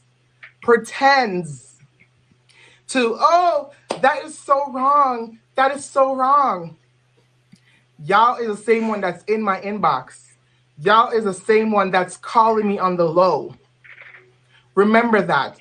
This is why black trans women out y'all. This is why we out you guys. Oh! See, and this is why the fuck trans, so-called, quote-unquote, trans women be used all the time, and then you try to use the reason why you'd be used in order to justify why the fuck you do stupid shit, which then tries to justify the idea of trans women getting beat and even killed on these streets. Tell me I'm wrong if you think I'm fucking wrong. No, I don't think you're wrong. I think it's. I'm sorry, was Eleanor talking? No, go ahead. You good? Okay. I don't think you're wrong. It's kind of like her saying, if you're a black man and you date them, then they have every right to out you if you're pretending. Is that what she's saying? She's justifying them. Yes. Outing them? Yes. Well, see, you got to let me know because I'm not really well versed on this stuff. So I thought the whole outing thing, outing someone was like taboo in their community. It's not taboo because that's happened so many times. If we look through the past, how many celebrities have been outed based upon some bullshit transsexual person fucking, talking some shit? And the next question goes with this. How many times have we heard transsexual women call niggas gay because they turned around and they didn't want to be with them? Yeah, they do. Yeah. Now, my question then goes, because you had said before you helped us survive to the fucking water and we was able to get water and we weren't going to starve to death, nor were we going to, be caught up in thirst, right? Now, the question then becomes, why is it that women, right, especially in the black community, why do they go off and accept these roles when it comes to, these? Why don't they, believe the same shit? Why don't they hold the same standard? I don't. Okay, you mean why don't black women hold the same standard for whom now? Right. For who? Hold same standards for who? Transsexual? Well, for trannies or men. Because trannies sit there, real women sit there and they say, I'm straight and I fuck with straight niggas. Mm-hmm. And then they will literally pass up a trans person because they're like, oh, I didn't know you was trans. I was just doing this shit. You see what I'm saying? Black women are messing with the trans, is what you saying? Women fuck with trans, and I think women fuck with I think women fuck with trans, and I think women go off and they fuck with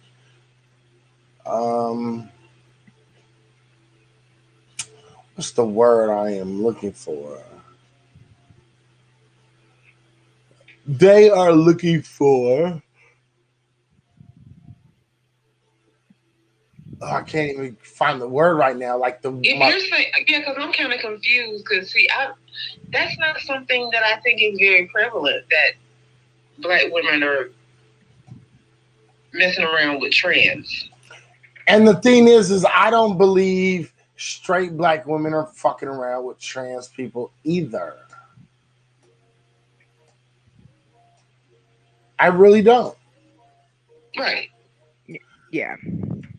Because I think what we're talking about is a miscommunication. And that's where all of this stems all the way back to, because I'm going back on about 3 or 4 different Sean's, right? Mm-hmm. And some people in the studio are like, yeah, you did that on purpose. It looks like you was in this, and this is cap, and this is lies, and this is, right?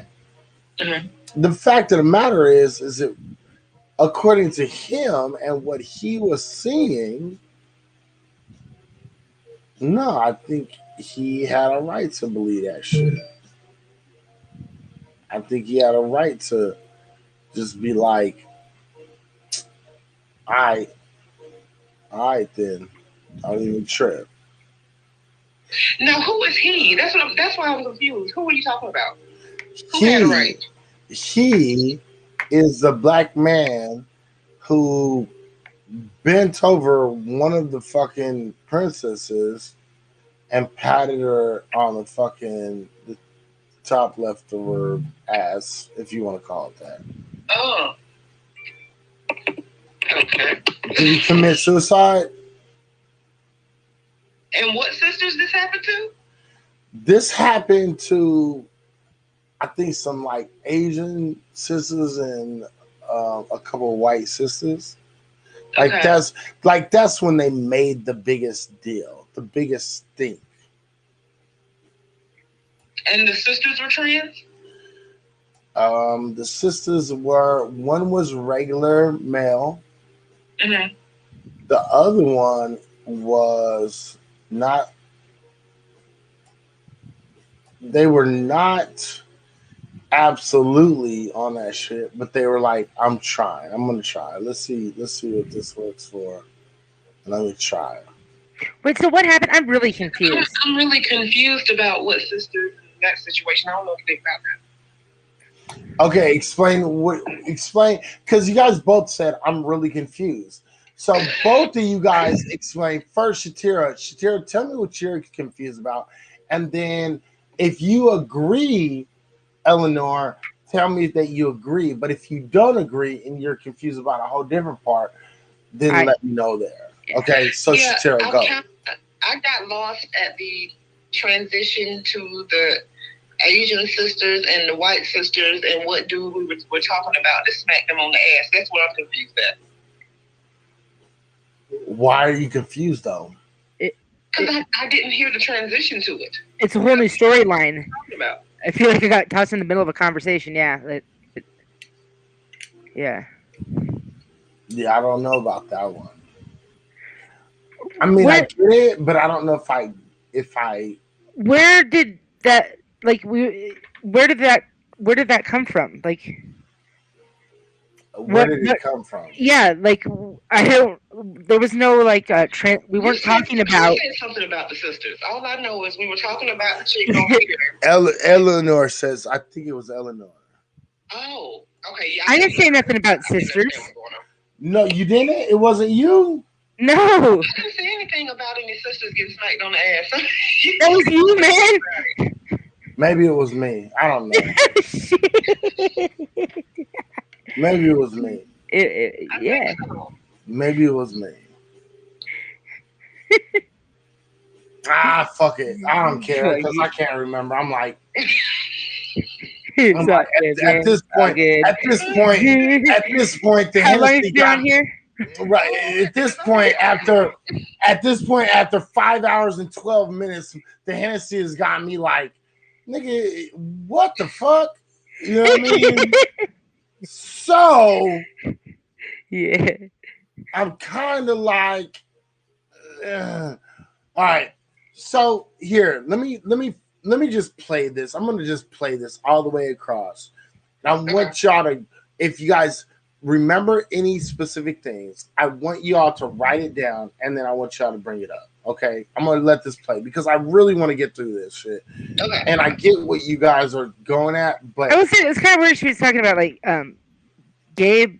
She said something like gay black men are only good for like trans women or it was a really weird statement. Like none of it made sense because they gay men are for gay men. They're not. Yeah, and she's going to go through that. So we'll see that she goes through that because now I'm going to get to the main point of that, and then I'm going to fast forward past that because she spends about 10 minutes on gay men that I don't really give two shits about because me personally, gay men don't have a problem with what is all the shit that's going on and the intricacies. So let me play this real quick, and then we'll go from there. Because you guys are problematic and not owning your own weights. You're not owning your weights. And I don't care about Jimmy. I don't care about Jimmy and what he desires. I'm just here for all the females and dirty ass males and dusty gay guys who thinks that they can bash trans women because because the trans girls is in. I gotta say this shit.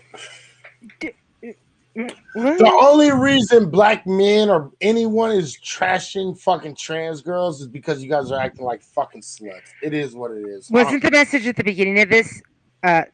They loved trans women. Yeah, that's what it is. But now she's going, and now you're going to hear her go and contradict this whole sentiment. Yeah, you'll see it. Watch. You'll see. Watch the video with Jimmy. Now we're up for grabs, right? You black bitches are thirsty. You black bitches are desperate. And this is why men are realizing that they don't need to hide their sexuality anymore. They don't need to disclose their sexuality to you dirty ass black bitches. They don't. Because you guys are insecure. Nobody wants you. Why does no man want you black bitches? Why? Why do no black men want black women? Again, this is a trope. This is a trope that is not true and can be backed up by statistics. 85% of all black men want black women. 93% of all black women want black men. So what she's saying right now is absolute fabrication. I just want to point that out. No man want you black bitches because you black bitches are insecure, self-absorbed, problematic, and very hateful. If it's not about the black woman's struggle, it's no struggle. If it's not about the black woman's struggle, it's no one's. And you know what? And you're acting the same way. When you sit here and say that if it's not about the trans women's struggle, there is no struggle. And what exactly is your point? It's all projection, I'm telling you. You're right. It is projection. And it's not only is it projection, but it is, I see it this way. So therefore, because I see it this way, I'm going to go off and go in a different direction. Again, you're absolutely right. This is about perception, and her projection of herself shows exactly what the fuck it is. Let's continue. Struggle. Save the details. Change your bad ways. Transphobia is not going to get you anywhere, black bitches. Yes. Actually, it is going to get them everywhere. It's going to get them everywhere. You know why? Because at the end of the day, when black women speak to black men listen. And none of what she's saying is transphobic. None of what she's saying makes someone, have transphobia. Phobia just because. I mean, none of it. Like, they're not hating on her. They're just not wanting to be with her or not wanting to. Yup. She is everything she claimed black women are. No, absolutely. Yep. B, my dude. I'm so happy you recognize that shit. That's why I keep on letting this shit play, because I just wanted to let it play, because I want y'all to hear this anti-straight rhetoric. Pay attention. She's almost transphobic, which is really weird. Look, we call them coons, right? Black men or black women who sell out other black folks. They're coons. She is a coon of her own energy. That's what it is. That's what it is. People don't like to hear it. Let's finish this up real quick. I'm calling you bitches. For the ones who are very transphobic, y'all are black bitches. Yes. Yeah, and you're trying to gatekeep what is transphobic and what is not transphobic.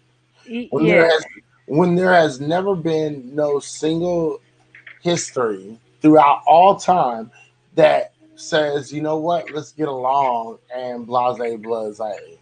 Never has there ever been a time that's ever happened.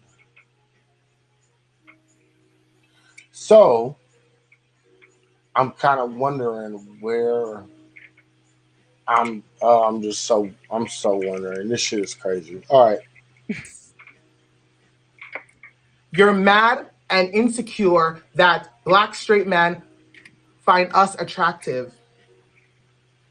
Let me just go closely so you can see.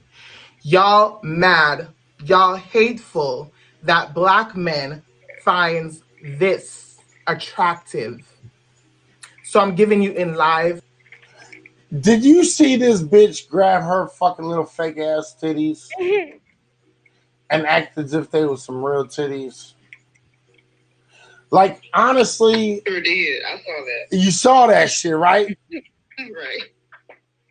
This is what I'm talking about. This is why fucking pot smokers need to have a fucking brand new sci-fi fucking thriller. Like, literally, I'm not gonna sit here and fucking lie. So fuck them. All right, let me finish this up. Let's finish this up. I think I'm almost done. And live in color. Your man desire this. Your man desire this. Okay, I gotta say it. I've heard it enough. Men do not desire trans women. Let me say that shit one more time. Straight men do not desire one of the people that, you know, that they got shot by the Asian party. This is a problem. It's like y'all don't get it until it's way too late.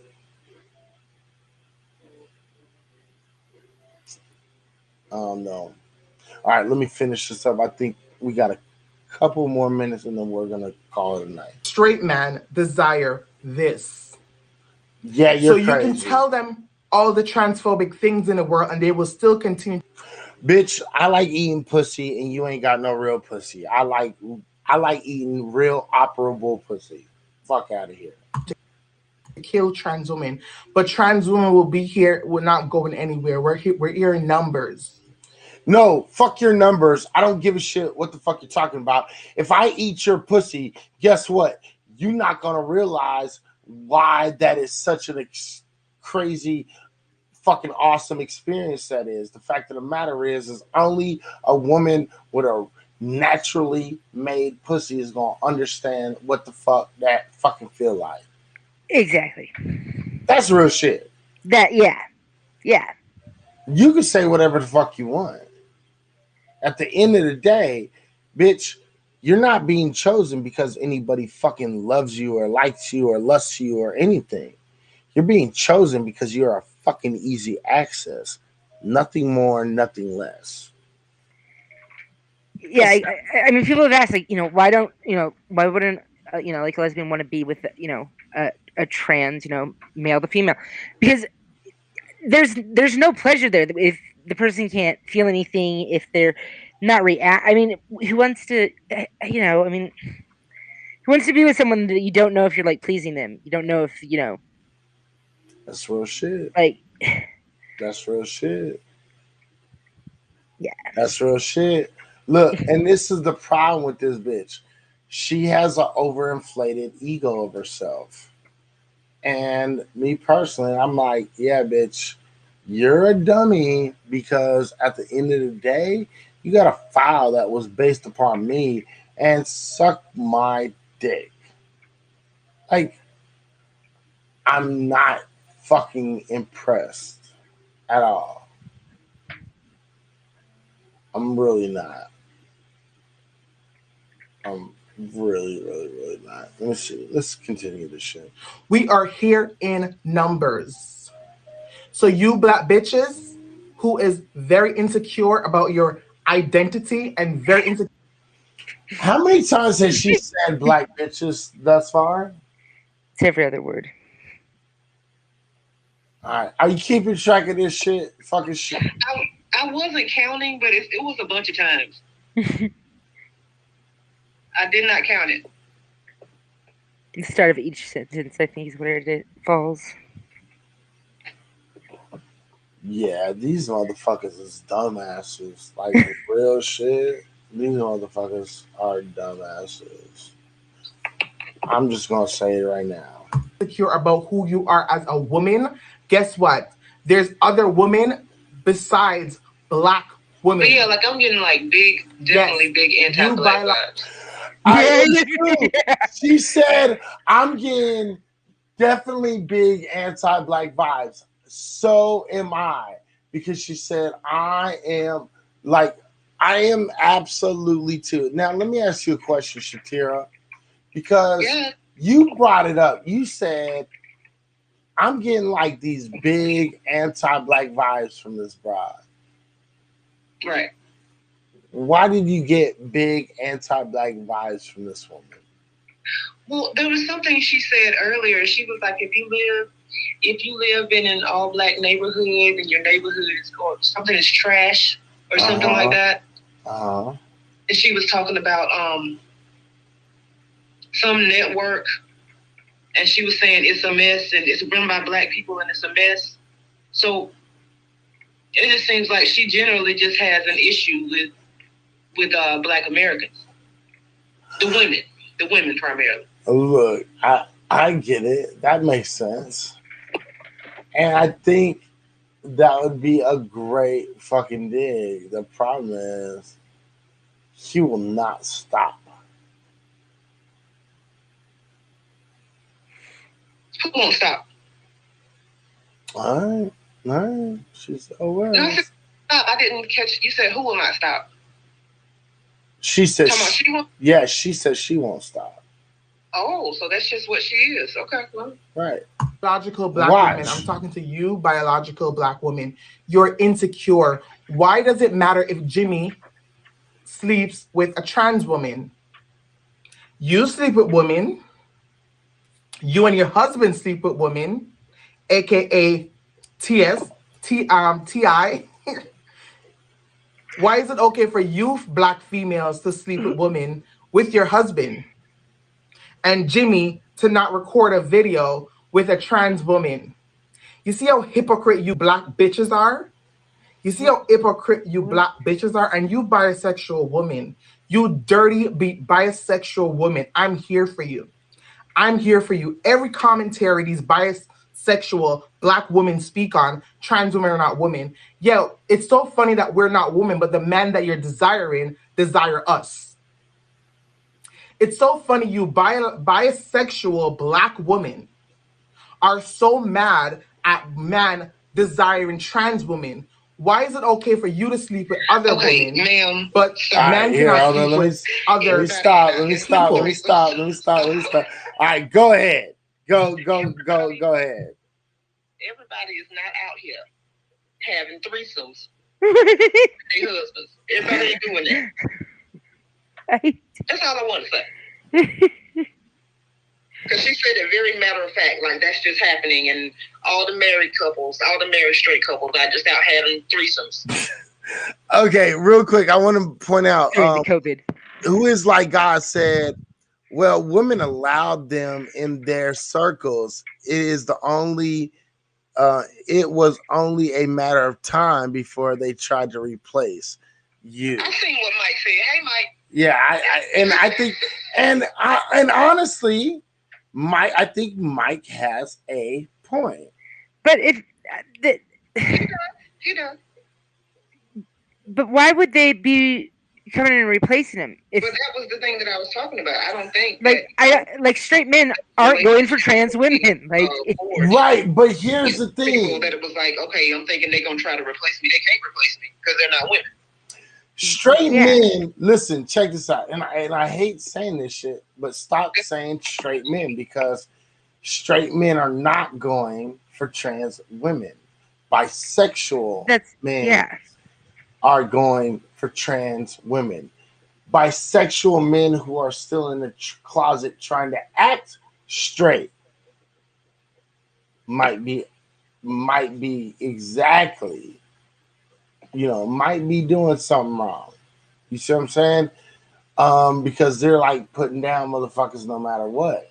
Fact of the matter is this: that at the end of the day, all right, at the end of the day,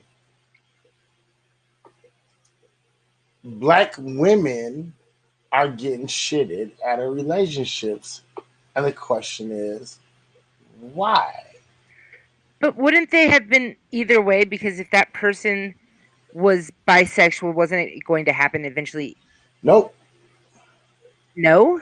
No. Listen, if I was bisexual and I got with a fucking straight person, right? And then went out to the motherfucking, like after 20 years, me as a child, I was the oldest child, and I was able to list all the things that could have saved me, per se. All right? The fact of the matter is this: pay attention. When I open the school back up, everybody is going to have to fucking take new attitudes. Everybody, including the class in which they're running. What? Yeah. It's, here, I'm just going to let this play because you'll see. You'll see. Such as transsexuals and everybody behind us. Yes. Why is it not okay? Y'all dirty bisexual women needs to learn that you're not a woman only. Y'all biological females, the black bitches in the back. Yes, I'm saying it. Y'all black bitches need to learn, need to respect, need to obey, need to learn that guess what? Trans women are here to stay and we're not going nowhere.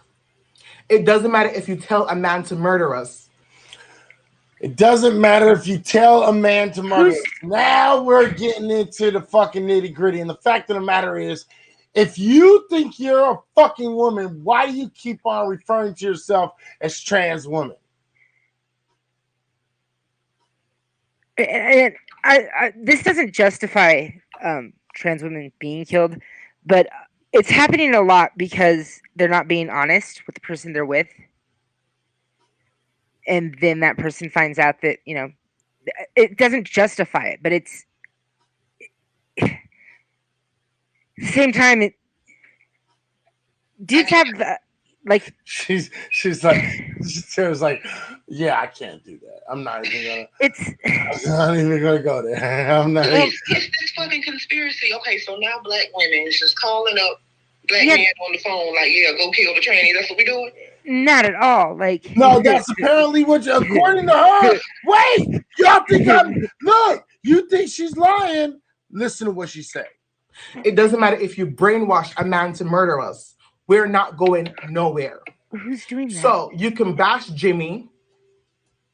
You can bash other man in the media who comes out that liking trans women. They're going to keep coming out, honey. What are you going to do? What are you going to do? Keep bashing them? Because I'm not going to stop sleeping with them. My girlfriends are not going to stop sleeping with them. Gay men are not going to stop sleeping with them. Yeah, the same gay man that you run to, these same gay men that you run to, they're not going to stop sleeping with them. They're not straight. I guarantee you, if you put a hidden camera in your house and put your man in there and tell your man to hit on one of your gay best friend, you see how fast he will go down on that deep. Trust me. Gay men are the weakest link. And now she's transferred from black women kill black trans women to Asian. She's transferred to gay black men are the weakest link. She can't even hold a conversation. Oh, everybody apparently. I didn't even know. I didn't even realize that everybody, because she named pretty much everybody you can name. Everybody wants the tranny. Everybody wants. Everybody wants the tranny. To all the people in the room right now, I haven't heard any. I haven't heard her say that the lesbians want her. So, right? No, wait. Out of everybody in the room right now, how many of you motherfuckers want a tranny? Put a one in the room. I'll let this play while I wait for y'all put ones in the room, like collectively, because apparently all black men want tranny women in the black community. And I'm being honest. And I don't care if a gay man does not like it or not. Gay men are the weakest link. They can ride on trans women. They can call us a man. They can do whatever they want, but they will never take the step to become who we are. They are jealous. But here's the problem. Okay, here's the problem though. I hate to break this shit to trans women. Trigger warning. I must say this shit right now. Trigger warning. I hate to break this to trans women. Oh, she tried it. Trans women, you are not fucking women. Wait, I said that. I might get canceled. Hold on. No, I don't care if I get canceled, because you know why? You can't cancel somebody who can't be canceled. The fact of the matter is, trans women, you are not fucking women. Let me ask you something. Shatira. Yeah. Do you have a period? I do, unfortunately, yes. Right, and you're a black woman. And I'm a black woman. Yes. Okay. Eleanor, as a white woman, do you have a period? Unfortunately, yes. Okay, cool. And Shatira, as a black woman, can you have a baby? I can. Okay. And Eleanor, as a white woman, can you have a baby? I could. Right. Now, if there's any trans women in the room, can you have a period or a baby?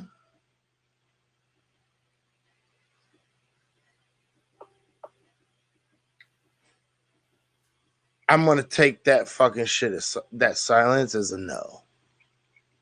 Right? And a period's a lot to have, and until you have one, you're not fucking one. Yeah, I think we have the monopoly on monthly bleeding. And right. Yes. Right. Naturally born women have the monopoly of being women. The fact of the matter is this. I hate to break this shit to you, Miss Trans Woman. You are not a woman. You are. And biologically, that's just fact. That's not. That's not transphobic either. That's just fact. Thank you. I can accept it as wanting to, be a woman. And I will treat her as that. But biologically, scientifically, you're not. And to deny that is to deny the science, and that's I can't do that. That's just no. Thank you, Eleanor, for saying that, because that needed to be said. Because the fact of the matter is this: it doesn't matter. Look, let me ask. Look, we have Mike in here. Mike. I need you to answer a question. You're a Hebrew Israelite, but you a man at the end of the motherfucking day. I got a question. Who would you get with first? A white woman or a tranny? Who would you get with first? A white woman or a motherfucking tranny, bro? Who would you get with? And I don't give a shit if you driving, nigga. Pull the fuck over and motherfucking write your answer in the goddamn room. Who would you get with first? A black tranny or a white woman?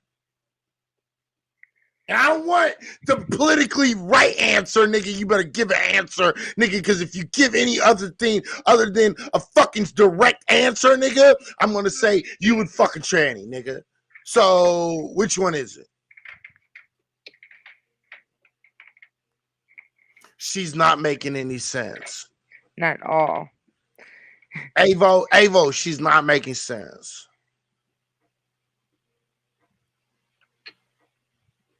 She can't even stay on topic. She can't because she has to switch really quick, fast. This is like really slick talk and shit.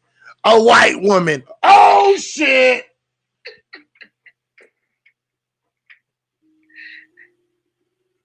I just gotta say, white women, there you go. Laugh out loud. They're both gonna lead me to death. So you know what? See, I knew this nigga was gonna do this shit. Look, I was curious. I was so curious as to how Mike was gonna answer that question. You know, and he still didn't give no direct answer. You know what? Okay, I'm wrong. Okay. According to the Hebrew Israelite, since this nigga don't know how to answer a motherfucking question directly, okay? Because he's so worried about heaven and hell, okay? A black trans woman is still more of a woman than a white woman, apparently. That's so wrong. Oh, I'm also. What I tell you? I told him. I gave him fair warning before the fuck he answered the question. I gave him fair warning. Tell me I didn't give him fair warning. You said it. Okay. Okay. I expect a straight up motherfucking answer, bruh. I expect a straight up answer, Negro. Answer the fucking question. I can't. What if you just right? They both points. This nigga would fuck with a tranny bitch before he fuck with a fuck. He would fuck with a black tranny bride before he fuck with a fucking white woman, a true woman that was born and raised a motherfucking woman. He would fuck with a black tranny female before he would fuck with a true woman, true white woman. I'm staying out of that. Nah, you better not stay the fuck out of that. That's a problem.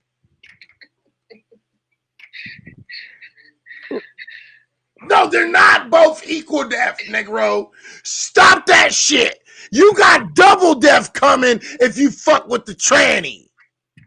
That's double death, Negro. It is not the same. And you know damn well, according to the scripture, it is not the same.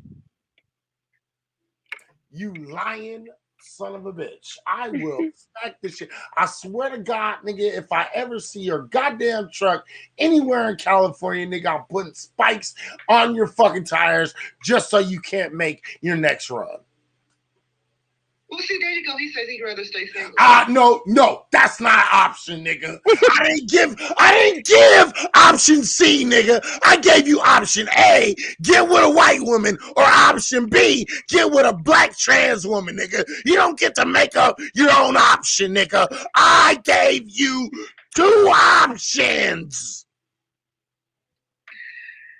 Oh, gee. Choose. See, this nigga, I swear to God, is the most problematic Negro. And this is why religion fucks your brain up. Facts. And this is exactly why religion fucks your brain up, because this nigga can't even realize that even in religion, see, nigga, you better read your Bible better, because even in the Bible, guess what the Bible would tell you your choice is? The white woman. Even your Bible would tell you the white woman come first before the trans woman.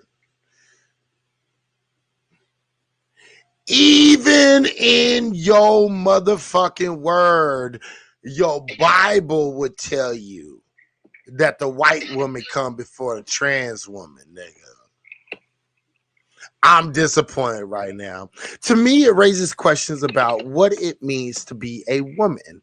If a naturally born man can feel they are a woman, what is that feeling? That's a excellent fucking question. And while we allow Mike some time to think about this shit for a minute,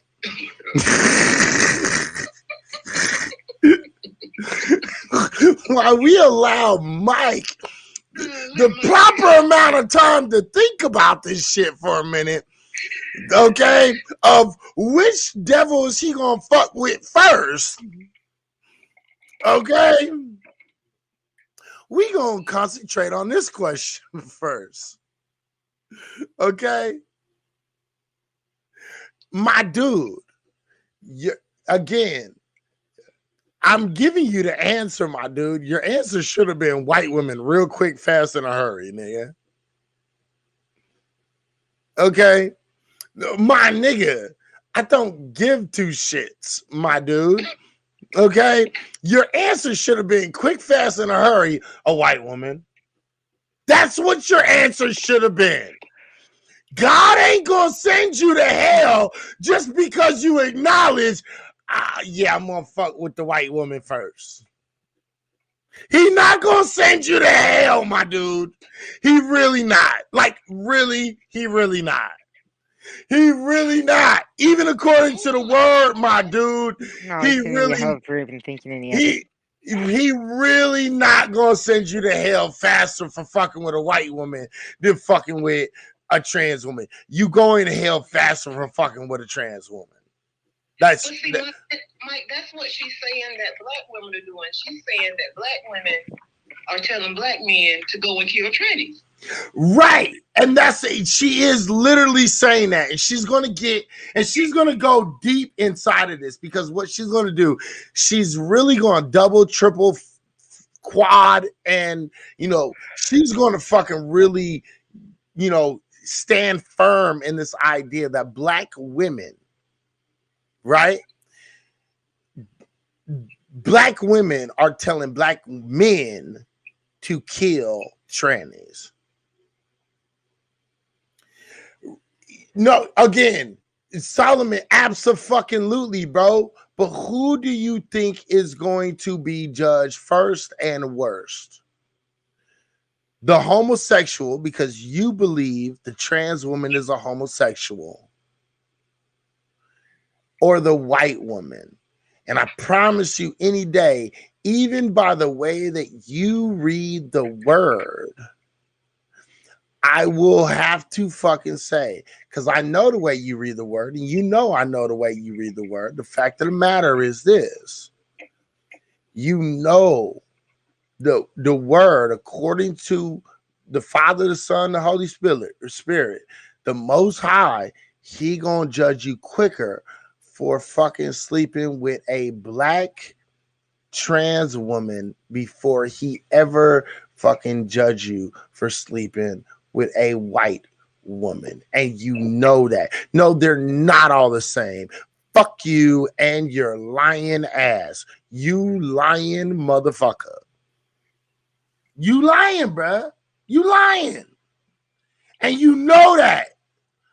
And now I'm scared. And now I can't kick it with this nigga. I cannot kick it with this nigga, because you know what? This nigga might get really drunk and fuck a fucking black trans woman and be like, it's all saying it's poison is poison. Poison is poison. Nah, nigga. Nah, you don't get to use Proverbs with me, bruh. No, you don't get to use Proverbs with me. Try again, my dude. Try again. Try again, because if I have to pull up Proverbs to make you look like a dumbass, I will. Don't try Proverbs 11 with me, bruh. Don't even try that shit. Look, you can get away with this shit with most of these motherfuckers. You can get away with that shit with motherfuckers. You know you can't get away with that shit with me, bro. Don't stop trying that shit. Stop. You and me as homies. We supposed to stay homies.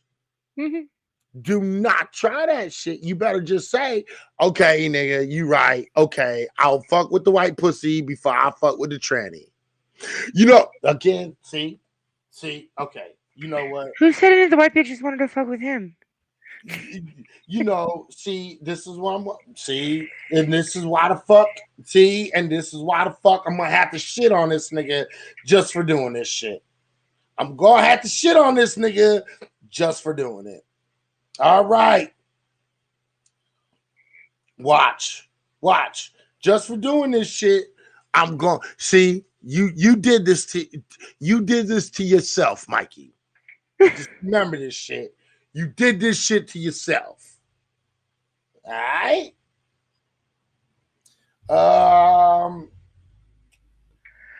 Okay. Proverbs 11 and 21.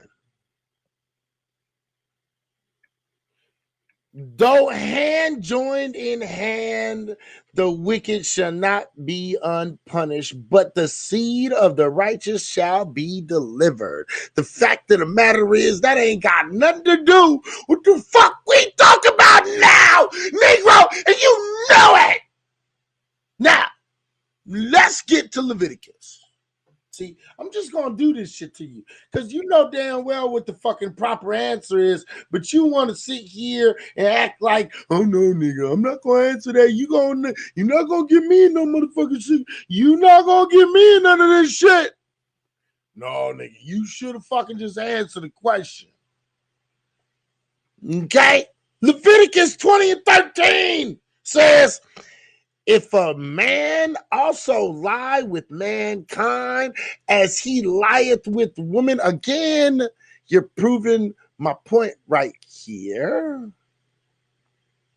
Both of them have committed an abomination. They shall surely be put to death. Their blood shall be upon them. Again, now show me the motherfucking verse, the book, chapter, and verse where he talks about white women. You're gonna surely go to hell for fucking with the white girl. I'll wait. Just show me in the word where you will surely go to hell for fucking with the white girl. I'll wait. You know the answer to this shit. You know the answer to this shit because you know damn well the answer ain't in there. You know why? Because even in your explanation of the word, the fact of the matter, it is nothing more than a sin that can be forgiven to fuck with a white girl up in your word. The fact of the matter is you fuck with a motherfucking dude, what do? You go to hell exclusively, my dude, and you know that shit for facts. You wait, you know that for absolute facts, even with your interpretation of the word, and you know I'm right. Oh, Lord have mercy. See, this is what I'm talking about. You know I'm right. Mike, you know I'm right. You know I'm right. And that's with his interpretation of the word based upon the motherfucking word of the Hebrew Israelite word, the word of his chosen people, the understanding of his chosen people. You know damn well I'm right as fuck right now. And you know this shit. I will be waiting for the verse.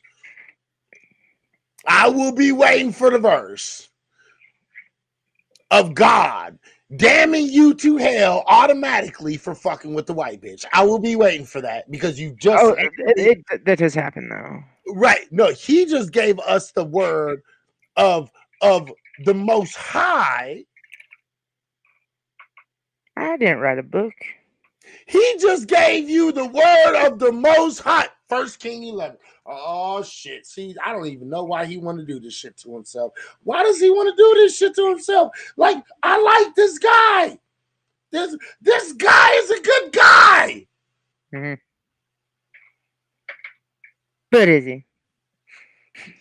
But King Solomon loved many strange women. You know what? See, nigga, was they cutting off dicks back in the day of King Solomon? Fuck out of here. They were strange women, which means they were of different kind. Fuck out of here, bro. They wasn't talking about transsexual. Fuck out of here. You are stretching the word and you know it. Oh, you know what? I should slap. You know what? Nigga, wherever the fuck you are, pull the fuck over and smack yourself in the face. Because you know damn well this is not what the fucking word meant. Nigga, pull the fuck over wherever you are, pull yourself over, smack yourself in the face. You know you deserve it. Nigga, you need to repent to motherfucking, you need to repent to Jesus and the Most High, nigga. You need to repent. You know damn well you know. I know you didn't say tranny, motherfucker, because you know you would have been shitting on the word. Strange women of other races means nothing. Nah, yeah, means nothing.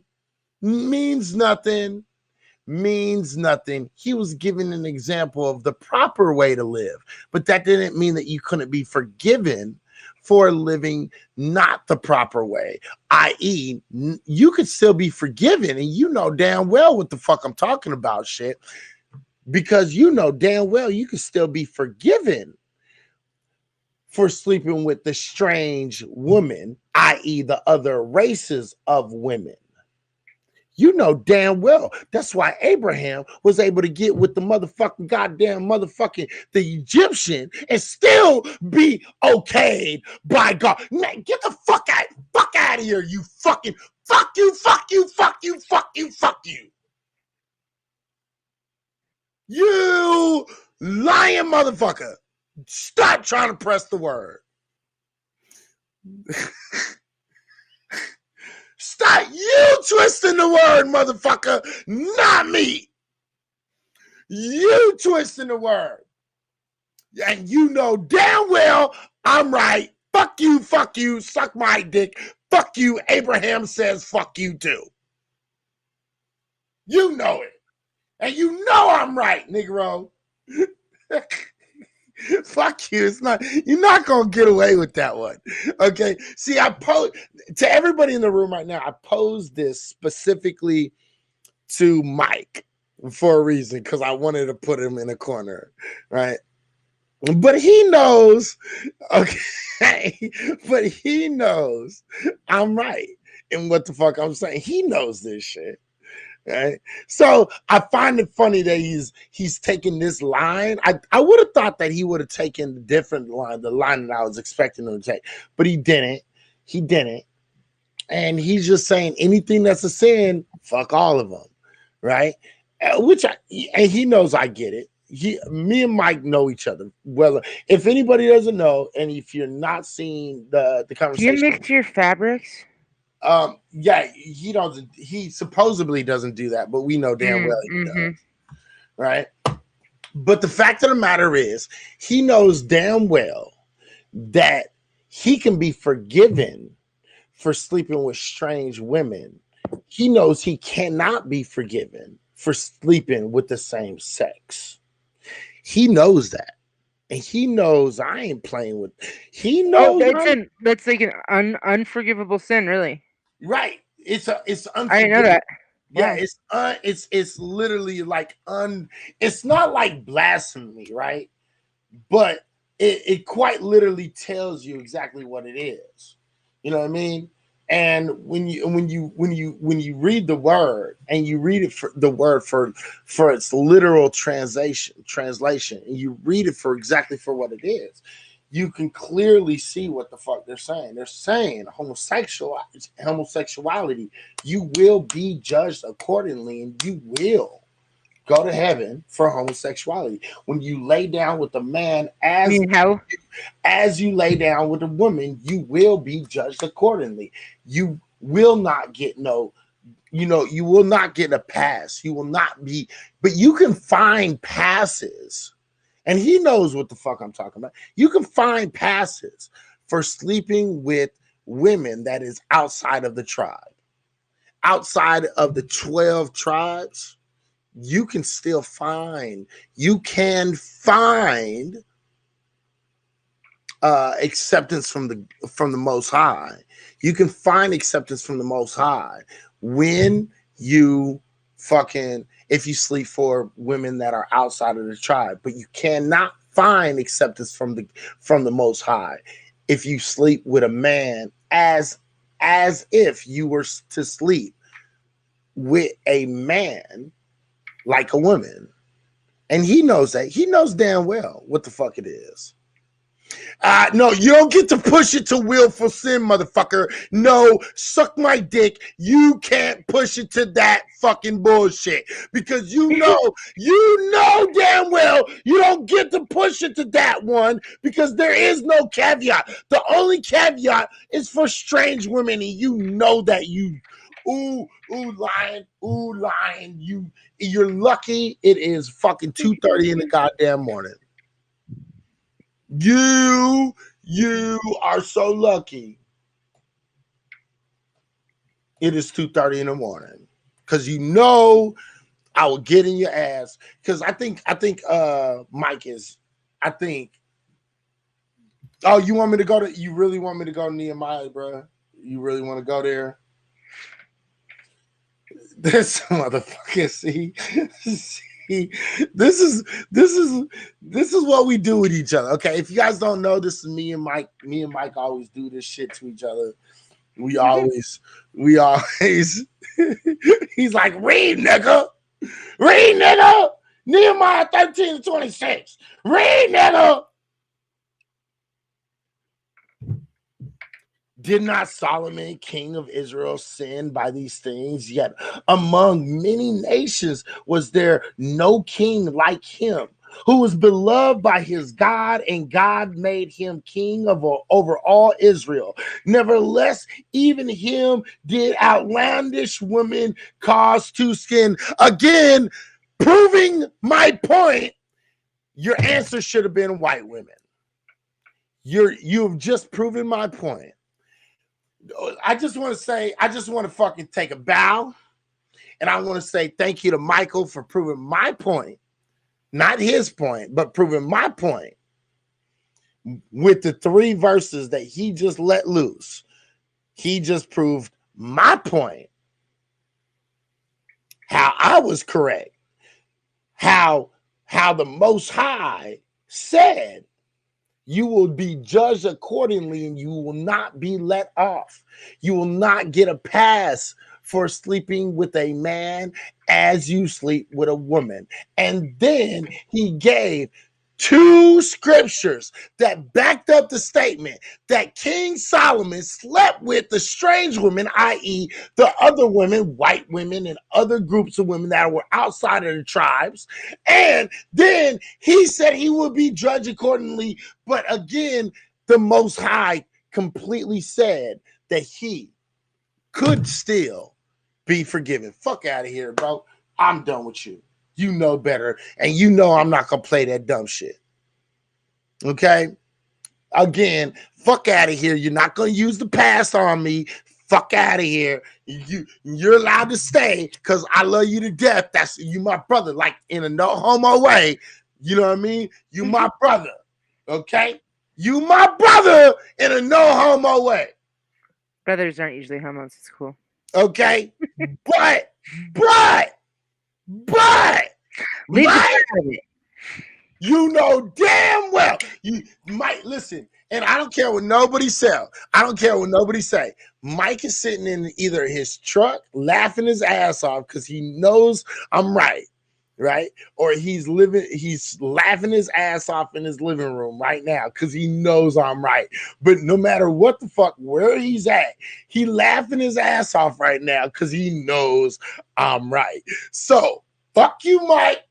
You kiss my ass. And let's finish this motherfucking conversation, please, so I can get the fuck off here and go to bed.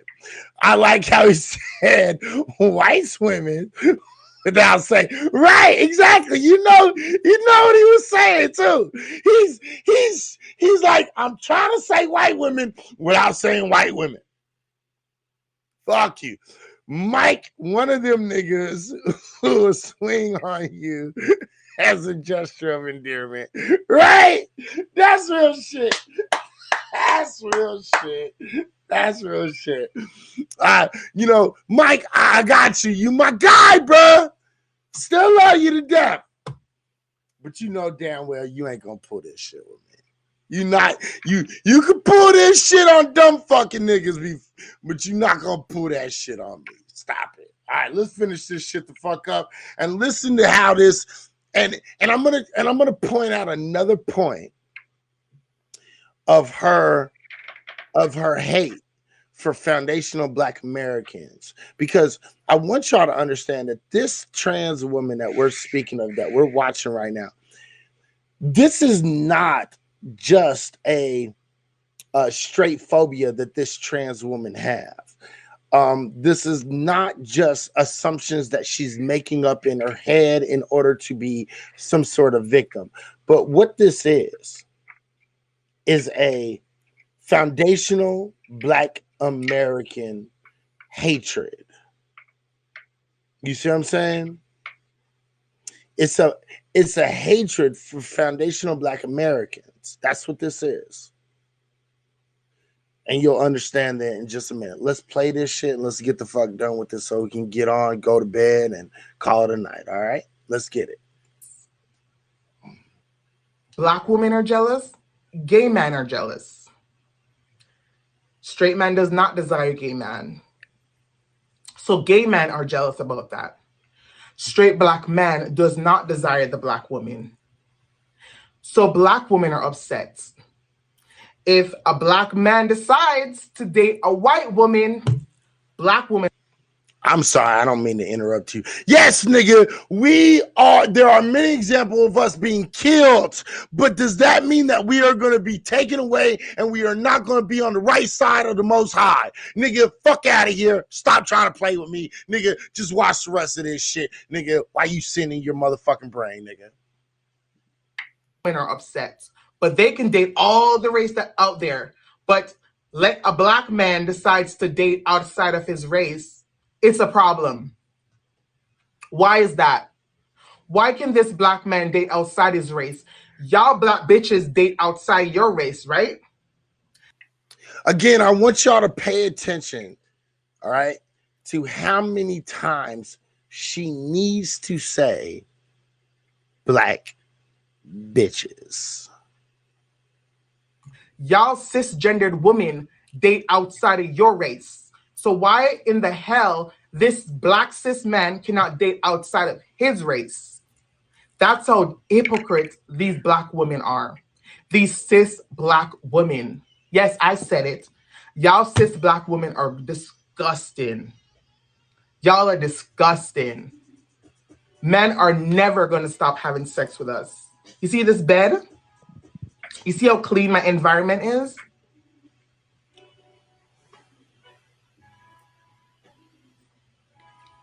Y'all husband will never stop desiring us. No matter what you think. Bitch, because you are an easy fucking nut. That's what the fuck it is. And we've already had that corroborated by another motherfucker that I hadn't even brought this shit the fuck up yet. And yet somebody else brought it the fuck up. Bitch, fuck out of here. You don't know the difference between motherfuckers actually being intrigued with you, liking you, and wanting to take you the fuck out, besides a nigga that just want to fucking bust a nut in your fucking mouth. Fuck out of here. See, the fact of the matter is this, okay? And it was said earlier in the fucking in the stream, okay, that trans women, you are easy access. I hate to break that shit to you, and I know because that we are weakening ourselves by procreating other races. Actually, it's the exact opposite that happens. What up, Tony? Yeah, but he knows. He knows I'm gonna dig in him in a minute. He knows what it is. He knows I'm not. He knows I ain't ignoring him. I just gotta let a couple of his comments go through because I gotta get through this real quick because it's almost over. It's almost over. You know what I mean? But he knows I'm gonna get it. He knows I'm gonna get on him. He knows. He knows. He knows. He knows. He knows. He knows. This is why me and Mike got love for each other. At the end of the day, you know, he doesn't agree with what I believe in. I don't agree with what he believes in. But at the end of the day, we got respect for each other. You know what I mean? Even though he lets clown ass niggas like Jay Boogie into his scope and act like he knows something. But I'm not going to hold that against him because, you know, anybody can make a bad judgment at any time. Okay, so I'm not gonna hold that shit against him. Okay, but what I am going, but he knows damn well I'm gonna hold him to the motherfucking word, and he knows exactly what it is. Okay, now let's keep on talking. Let's keep on talking about the trans woman and her hate for the black woman. There is no genetic gain by procreating with another race when you're already the alpha race. Again, you know damn well that is not the point, but you can tell yourself that all you want to. You can tell yourself that all you want to. I ain't mad at you. You already know I ain't mad at you for that shit. Take it up with Darwin. Right? I ain't gonna be mad. You know I ain't mad at you about that shit. So pay attention to what she's saying because what she's doing right now, she's demonizing every single group. Oh yeah, she's been doing that. Absolutely. Lifting her own group and then trying to justify the straightness of black men in order for them to come fuck with tranny women. She is actually right. What she's doing is she's yeah, I know it's not a word, but you know what? That doesn't work. Yeah, it doesn't work. It really doesn't. They're not straight. They're not straight. They are bisexual men who fuck. Yeah. They're not straight men. Yeah. Okay. So let me finish this off because I want to get to my very, very, very basic point, and I want to get people to understand. You know what I mean? I you know what? Again, you got in here a little late, Mike. You got in here a little late. I do that out of respect of her feelings because I am critiquing her video, right? So I'm calling her because she wants to be called to her. That doesn't mean that I recognize her as being an actual her. Okay? What that means is I respect her want to be called a her. But I'm doing it out of respect. But by the end of this stream, I will, and this is what I promise, I will show you how even that is wrong. And you're absolutely right when you say, well, you're giving her, you know, when I call her with the female pronouns. So I do get what you're saying, but you got to stick with me. And I do know that you wasn't in here from the start. So with those two things keeping in mind, I want you, I'll just keep those two things in mind because I know you wasn't there. All right. So I know you wasn't here, so don't trip. But I get you. I trust me, I get you. Because I'm gonna do that shit. All right. Let's listen to the rest of this shit. Or say they will still desire us. So either you're gonna get with the program. They will not desire you. They lust, and they don't even lust for you. They lust busting a nut. Understand that shit. I get it that it's hard to hear, and I get it that as a trans person, you feel that you are a certain group. But the actuality is you are not the other group. And the reason why you're not the other group is because you don't do the basic functions of the other group, which is have a menstrual cycle, and you are not able to create a child. Okay, and those two things are major factors and determinants of your ability to be feminine or to be female. Now, you might be able to approximate femininity based upon the things that you observe, but that is not what true femininity is. And this is the problem with what she's saying. And you guys will get this towards the end. Let me finish this up real quick. But I just wanted to point that shit the fuck out. Or you're going to be a hateful bitch. Yes. And to you gay man out there who thinks it's okay to bash trans women, yeah, go suck on a D. Yes, I said it. To all you Why are you saying, yeah, I said it? That's what the fuck they want to do. You're not hurting anybody's feelings. You're really not. Gay men want to suck on a fat dick. Stop it. Stop it. Stop it. Just stop it. You're not hurting nobody's feelings. Go suck on a fat dick. That's what they want to do. Stop it. dirty ass gay man, you're weak. You're the weakest link in the black gay community and also the black community. You're weak. You only target black trans women. Why is that? Why is that when a straight man comes around, y'all black gay men are so scared? Well, why do they have to be scared? And see, this is the thing. Here's what I'll give gay men in general, right? But because you keep on pointing out black gay men, the fact of the matter is at least they don't feel that they need to change who the fuck they are in order to do the thing that they want, i.e., they want to suck a dick, but they don't feel the need to change their gender or act as if they're changing their gender. That's a good point. In order to suck that dick that they want to suck. Okay?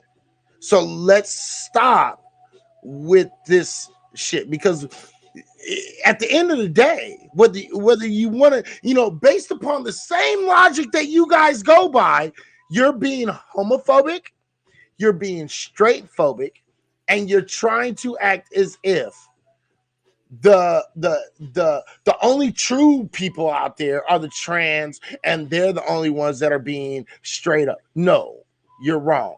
You're being straight phobic and you're being homophobic. You're being bisexual phobic, or however the fuck you're biphobic. Okay, you're being all the phobics of your group. Okay, that's what you're doing. See, the only true people, the fact of the matter is, if you really wanted to put it out there, and I'm not the person putting it out there, but if you really wanted to put it out there, at least gay men are being who the fuck they are. They're not faking and saying, I want to be recognized as a female, therefore I feel justified in sucking dick. The fact of the matter is if we really wanted to analyze this and we really wanted to go deep into this, the fact of the matter is this. You know what you're doing is wrong. So in order to make it right in your head, you need to change your gender. And then when you change your gender, you feel like it's okay for doing what you do. I can literally make an argument for that. Scientifically make an argument for that. So this whole homophobic act that you're putting on is quite literally showing your true colors. This whole video has shown your true colors, Mrs. Surah Shah or Sasha Shah. It is what it is. Let's continue. But then you have all the strength to attack, criticize, talk about black trans women. Why is that? I wonder why. Because you're coward. No, it's not because they're cowards. The fact of the matter is this. Here's the thing. They're not cowards because they're not acting like something that they're not. And they know, just like lesbians, lesbians and bisexual people, they know and they understand that they're going against the fucking norm. The only people that are trying to normalize what is going on is you. You have changed you have completely changed your gender into in an ability in this idea that you can somehow normalize what you're doing. That's what this is. Stop it. This is disgusting. You're a coward. Be a man. I couldn't be a man, so I decided to be a woman. So again, pay attention to what she said. She said, be a man. They are being men. They're being men and they're saying, I'm a man and I want to suck some dick. That's what they're doing. They're owning it. You just said it. Be a man. I couldn't be a man, so now I'm a woman. Fact of the matter is, you couldn't cut it as being a gay man. So what you did, because you were too conflicted with inside yourself, is you gave yourself a pair of titties and called yourself trans in order to justify it and change your gender in order to justify your wantingness to suck dick. Period. either you're going to be a woman or you're going to be a man. You gay boys, pick a choice. They already made their choice. Their choice was, I'm going to be a man and I like to suck dick. They made that choice. How about you make a choice? I want to be a fake woman and suck a dick, or admit that you're nothing more than a man that wants to suck dick. So in order to get more access to dick, you went off and have the aesthetics of women, which gives you more access to sucking dick. How about that? Who's really being honest? And I submit to everybody today, right now, that gay men are being more honest than trans women. I submit that shit to you today. And if you have a problem with it, please let me know what your problem is and we can have a conversation. I think that all just depends on where someone is on their in coming out and who they are and might. Maybe. Let's get it. It's either going to be a man or you're going to transition into being a woman because you're weak. You're weak-minded. You're weak. They don't seem to understand that. What? Gays and lesbians. She doesn't understand that like gays and lesbians don't want to be the opposite sex. I've never wanted to be a dude in my life ever. But I've never known a gay person to ever want to be the opposite sex. Right? Yeah. Ever. They have been completely comfortable with who they are.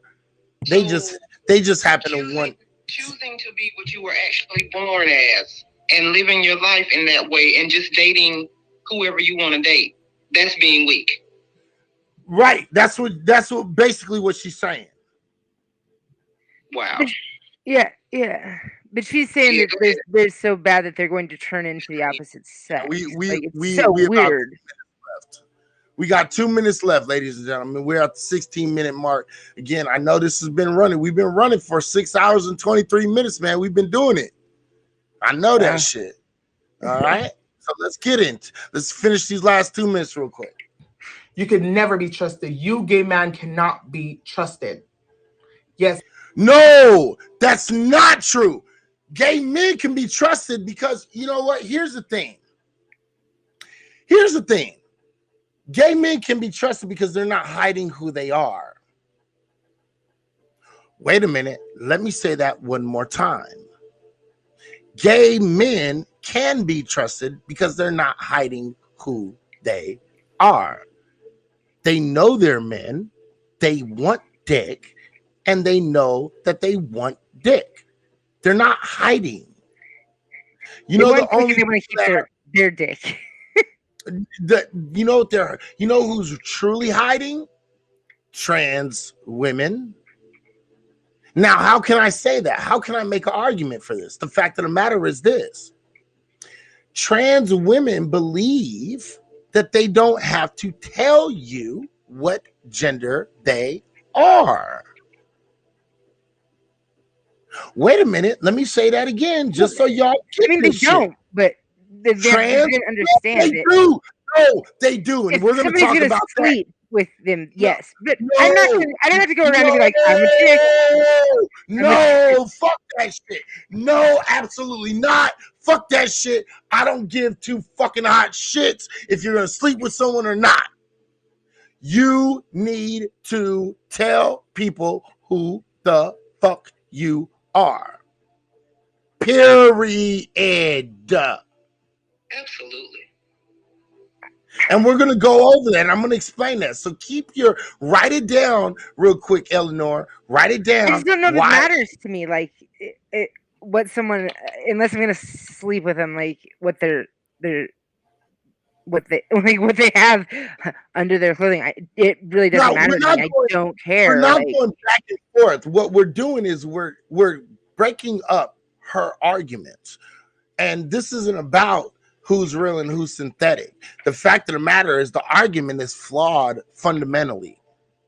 Mike, the argument is flawed fundamentally, and we're going to get into that in just a minute because we only got a minute, 2 minutes left because it's at 16:05. It's her shit is 18 minutes and 7 seconds. So give me a minute, but I promise you we're not making that argument because I'm gonna explain this shit to you in a minute.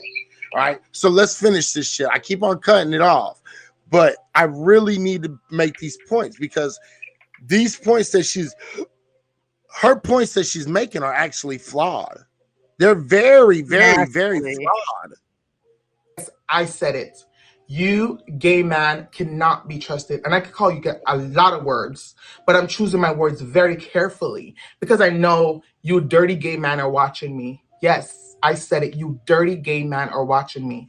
That you sit down behind your computer, you sit down behind your little gadgets, and you type, oh, trans women are mad. Like, who are they thinking about? You're mad because you can't transition. You're mad because You're mad because they know that they are men and they recognize that they're men and they don't want to transition. Yeah, so you're mad that they don't want to transition. Yeah. Right. You're mad that they don't want to transition because they don't feel the need to lie about who they are. the man that you desire does not desire you. You are mad. And again, you're mad because you desire somebody that doesn't want you. The fact of the matter is there's a lot of down low niggas around this motherfucker. So like, let's miss that point. That shit is bullshit because they're just as down low with you as they are with everyone else. Stop it. If you have any strength, you have two choices. You can be a man or transition into being a woman. And you have fucking one choice, which is, well, you have two choices too. One choice is either A, fucking tell everybody who you are, okay? Or B, you're a fucking rapist. And what? See how this works? You're a rapist. You're a sexual assaultist. That's what you are. Listen, pay attention. I know it's unreal, but pay attention. Stop bashing trans women. Stop. Because at the end of the day, honey, trans women are not going nowhere. We're not going anywhere. We're always going to be here. You guys can murder us. You guys can talk about us. You guys can bash us a million times. We're not going anywhere. Jimmy decides to make a video and he decides to put a transsexual in his video, and you gay man and you black cisgendered women are upset. You biological dirty bitches are upset because this man decides to make a video. wow, your insecurity is really showing. No, the true insecurity is actually you. Shatira, I know you didn't mean to, but you're live. I can hear you. The fact of the matter is this. It's not gay men's insecurities, it's not straight fucking cis women's insecurities, nor is it black men's insecurities that are showing. The only people that have true insecurities, and I sincerely believe this, the only people that truly have the true insecurities are trans women, because you can't figure out who the fuck you are. I think it's probably trans men too. Because here's the thing. We're at 6 hours and 30 minutes, and I'm not going to go any further than this. I had another video, and I had another subject that I want to talk to, but what I will do is I will wait till tomorrow, and I will fucking talk about this tomorrow. You see what I'm saying? Because I think it's important. Yeah, biological bitches. Biological black bitches. Biological black bitches. All right? So let's finish this off, and then we're going to get done, and I'm going to get off. And then tomorrow I'm going to come live again, and we're going to fucking watch the rest. We're going to do a continuation for a part 2 of this, and we're going to really show and expose this shit for what it is. Because what this is straight phobia. What this is straight phobia. Okay? This is homophobia. This is transphobia. I mean, plain and simple. This is self-hate. Yeah. This is what this is. And I'm gonna expose this shit. All right? So let's finish this up. We got about 30 seconds left. Your insecurity is really showing, people. So again, it's your girl Sash. You can dislike or like. And just remember that all the comments in my comment section will be revised. Dislike.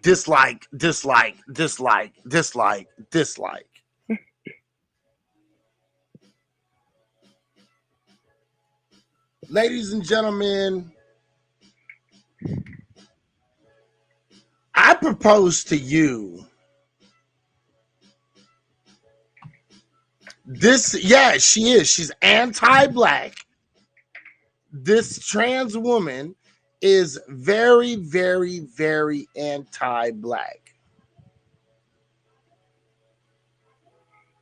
Very anti-black.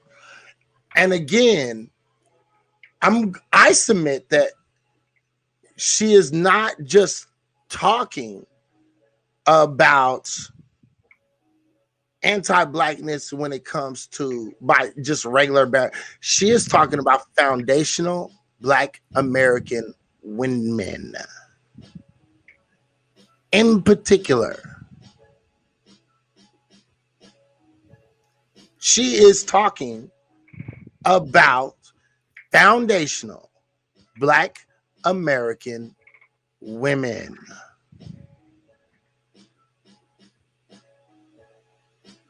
And this is disgusting.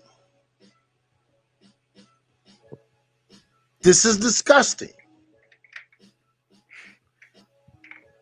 And I'm not talking about this as disgusting because of the way she decides to live her life. If you want to live your life, whatever. What's disgusting is that she feels that she has the right to go out and quite literally, right? She feels that she has the right to quite literally shit on Black women and act as if Black women are killing trannies. They're not.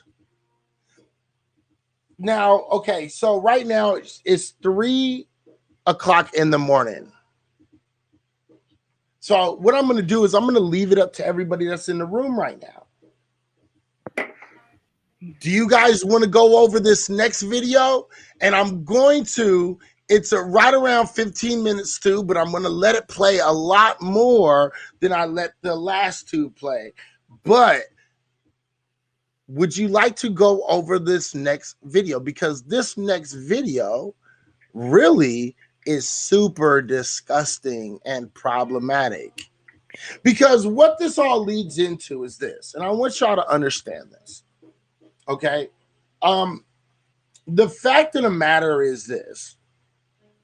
First off, what she's trying to do is she's trying to make her situation be more appealing.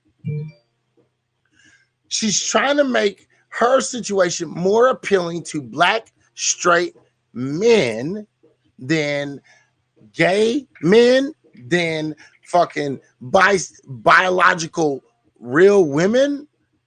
You see what I'm saying? But at the same time, she's trying to act like you have to accept me as a woman. She hates women. I think she does. I think she has a problem with women. I do. I really, honestly, sincerely do. Likely. I think she has a problem with straight women. You know what I mean? Go ahead. Go ahead. The personal issue that it seems that she has with women, I mean, could it be like we were talking about the other day? Is it because we won't validate her? I think it does have something to do with women not validating trans women. Okay. I personally think it does, and I don't think that biological women need to validate her as a woman. I don't believe that. I mean, I can respect her if that's what she wants to go as, but I can't defy science. Feminine pronouns, I'll do that, but I don't have to accept you as a woman. Right. I will respect you enough to use the pronouns that you want to be used as. That doesn't mean that I have to absolutely accept you as a woman. And that does not make a person transphobic. I don't believe so either. Because I'm not saying that to like be mean or I'm just, it's science. I've got this thing with facts and. Are you about to play the other video? I got 3 people that said, yeah, let's play the next video. So I think I might just do the next video. I get it. If people, I know this has been long, man. We've been running we're at 6 hours and 37 minutes, man. We're at 6 hours. It doesn't feel like it's been that long. Shit. And the thing is, I think this is very, important to talk about. Yeah. So I think I might do this next video, and then I think the next video after that, which I was going to talk about, which is Asian demonization of black men, Asian folks demonization of black men, which I've been on for the last, I think, 2-3 weeks. I'm going to talk about that again, and I probably will do that tomorrow. So I think I'm going to play this last video. Okay. I think I will. What is that guy's name? Who? Is it Herschel or Herschel? I can't see the freaking top name. It says the truth is though that homosexuality can't survive without heterosexual relation, and that's why can't they both exist? Why it's not a competition?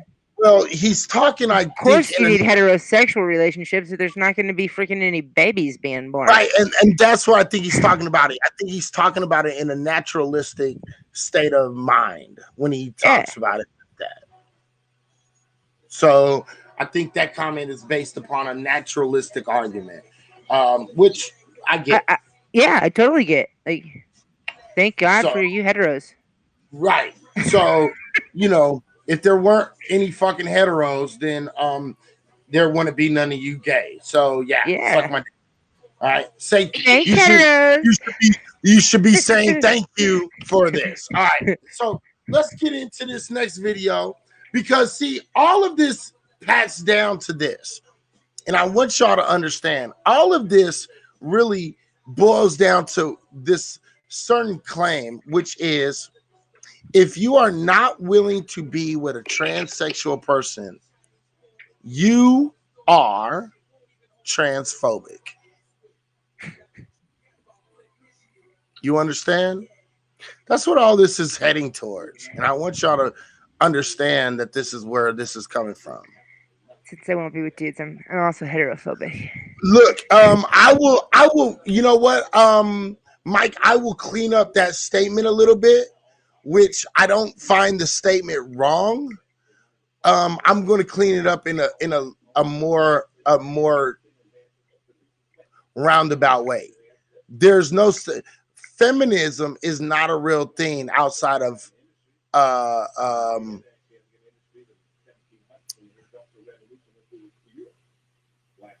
first world. Yeah, feminism outside of first world concept, outside of a first world concept, feminism just doesn't. There is no feminism. Feminism is dead in a second world or even a third world country.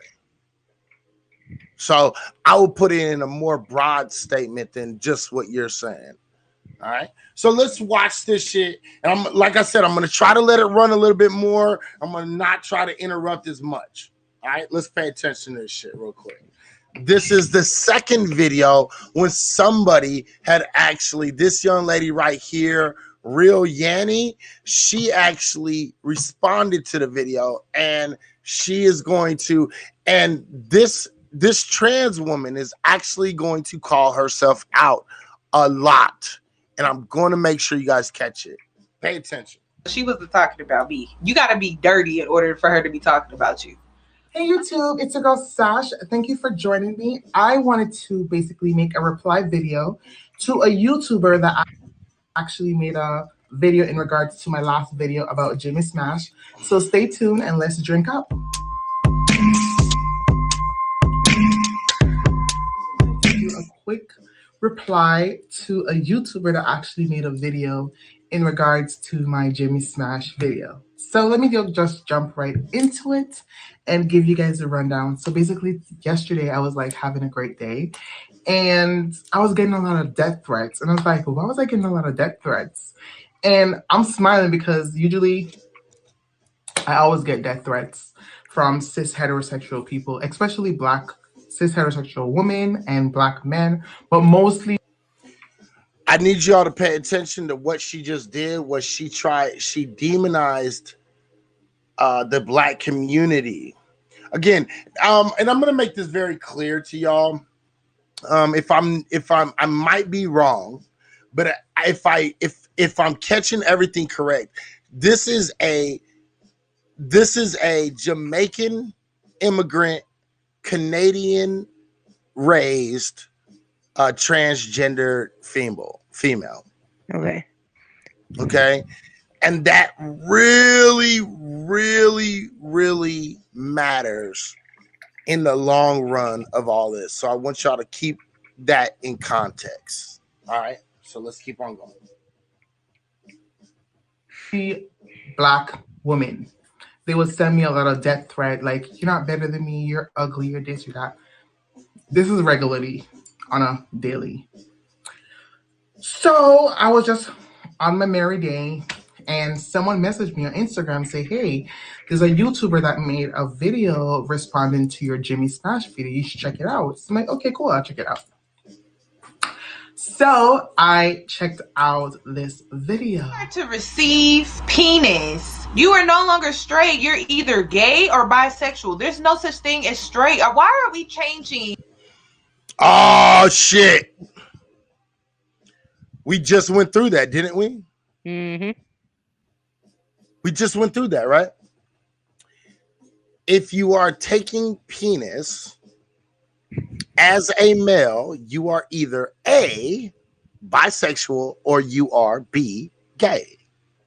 You are no longer straight. All that lip smacking, I know. I know. And listen, Black women, I need y'all to pay attention to something else too. The fact of the matter is, as much as this transsexual female is saying everything that she's saying, she is taking Black women stereotypes in order to present a persona of what she deems to be a feminine female. Again, let me say that one more time because I want y'all to pay attention to this shit. And I'm talking about a large percentage of transsexual females.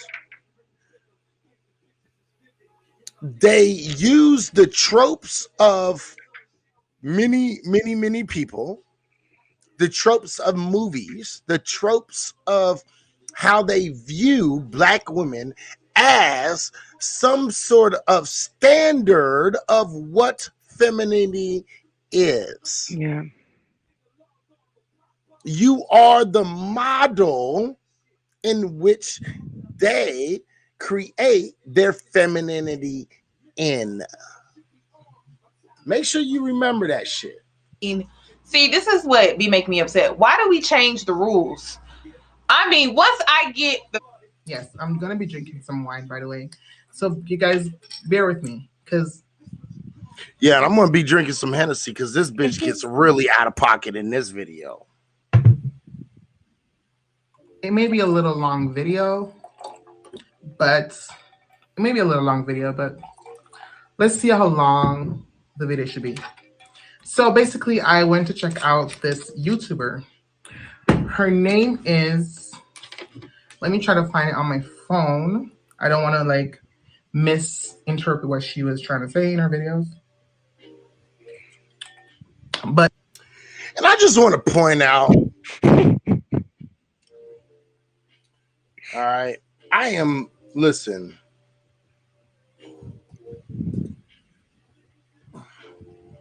Okay, I'm not going to sit here and play the game of trying to shit on people, but I am going to take this opportunity to shit on her. Okay? Girl, if you don't put down that motherfucking glass full of motherfucking ice, who the fuck drinks goddamn champagne with fucking ice? Hood rat bitches do that shit. This bitch is trying her hardest to be the most hood rat bitch in the motherfucking world.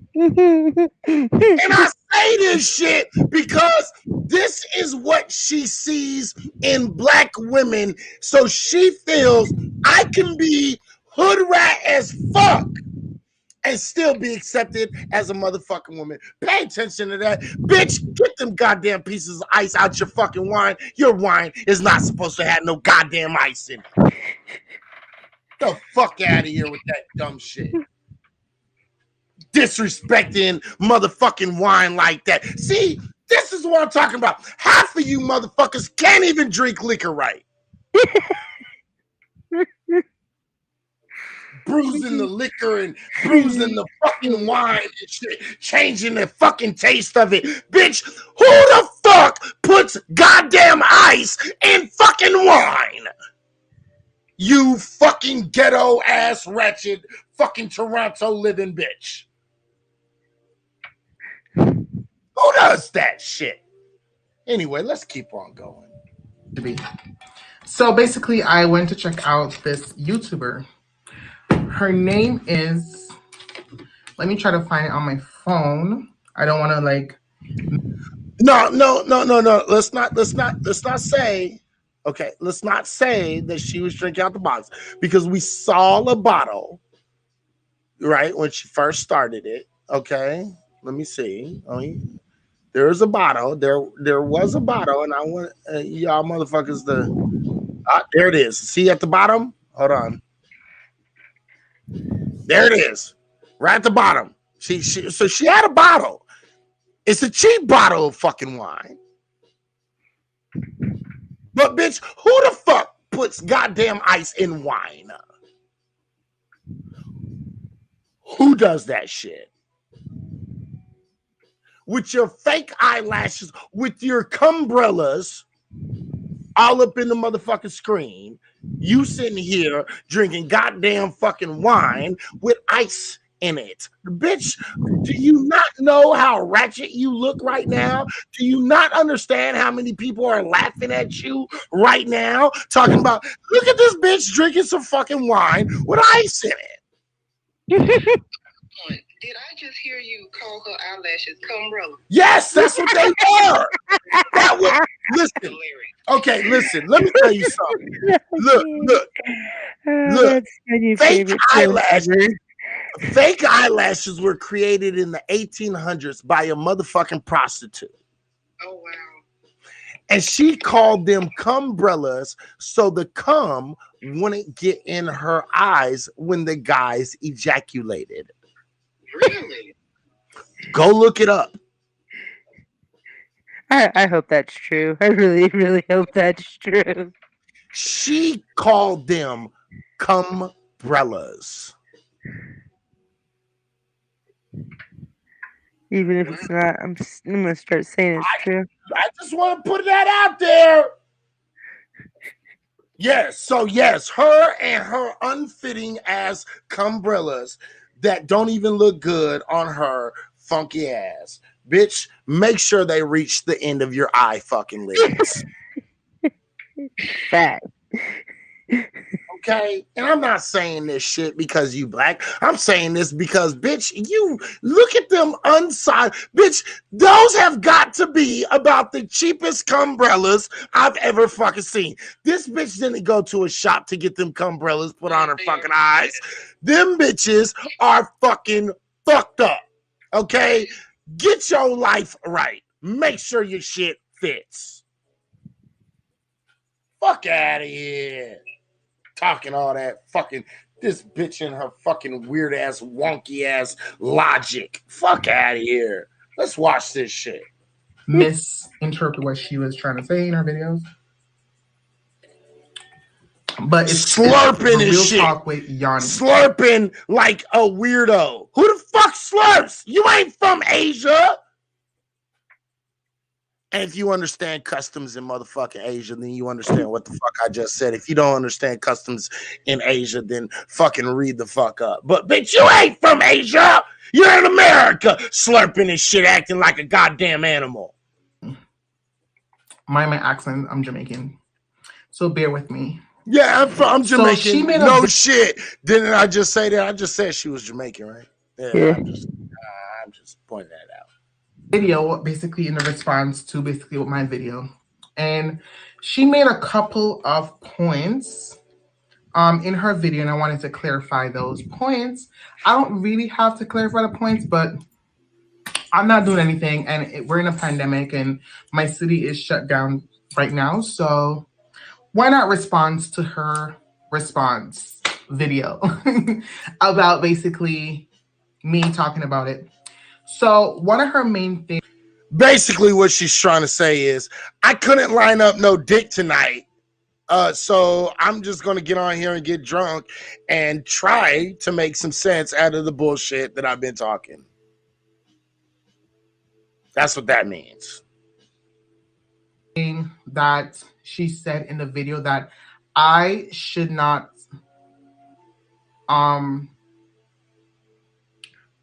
promote or vouch for or push men who sleep with me, who are in the closets and who are ashamed to sleep. All right, I need y'all to pay attention to this part. This is a very important, because I want y'all to pay attention to what she says. Because what you're about to hear is her acknowledging the fact that she understands that she is not female. Pay attention. It's really quick. Listen closely.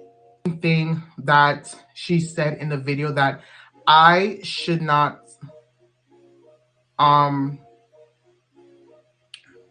promote or vouch for or push men who sleep with me, who are in the closets and who are ashamed to sleep with me, and big them up as like, oh my God, like, look at me, like, men are sleeping with me. Why don't we see these men with these women publicly? Because one thing that I don't understand about trans women is why are they okay with being a secret? Because I never see you guys on the red carpet with these men that y'all be bragging about so much in y'all's videos. I never see y'all openly in real companion, intimate relationships with these men publicly. If I want to sleep with a man who does not desire me in public, guess what, girl? It's my body. Okay.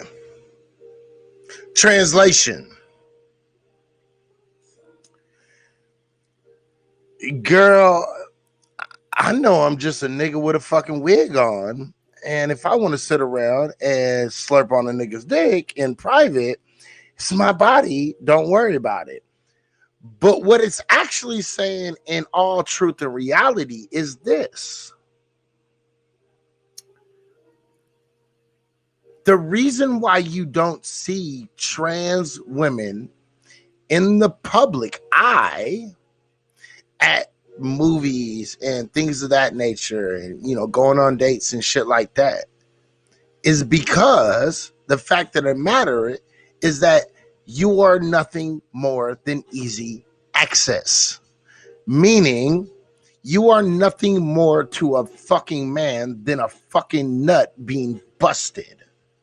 And because you have the aesthetic of a woman, it is more acceptable. And because it is, they can justify it in their head because they just need to bust a fucking nut. And you're okay with that. You're okay because you know you're not a woman. You have to freely give out your mouth and your ass. Because if you didn't do it freely, motherfuckers wouldn't want you. That's what's going on right here. But y'all got to dig deep and pay attention to what the fuck she's saying.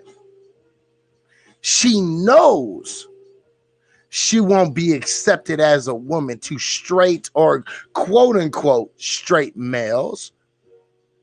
And the only way she can be acceptable to quote unquote straight males is to be an easy hood rat.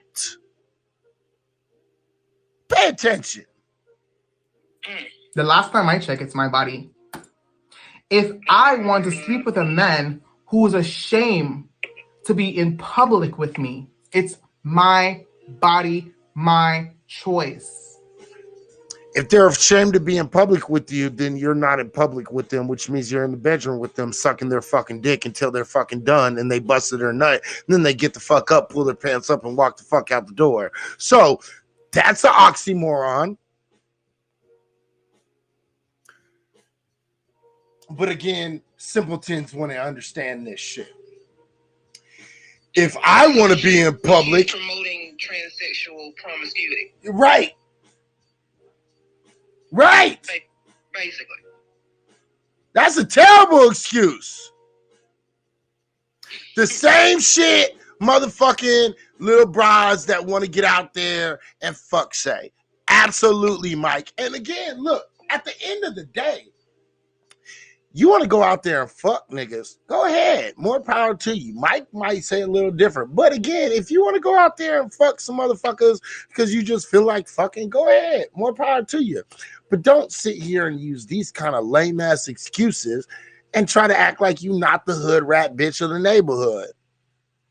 Let's just be real about it. Ladies and gentlemen, hey, to all the men in the motherfucking room, how many remember that one hood rat bitch that would always suck a nigga up or let a nigga fucking fuck that stayed right around in the hood within a 3-block radius?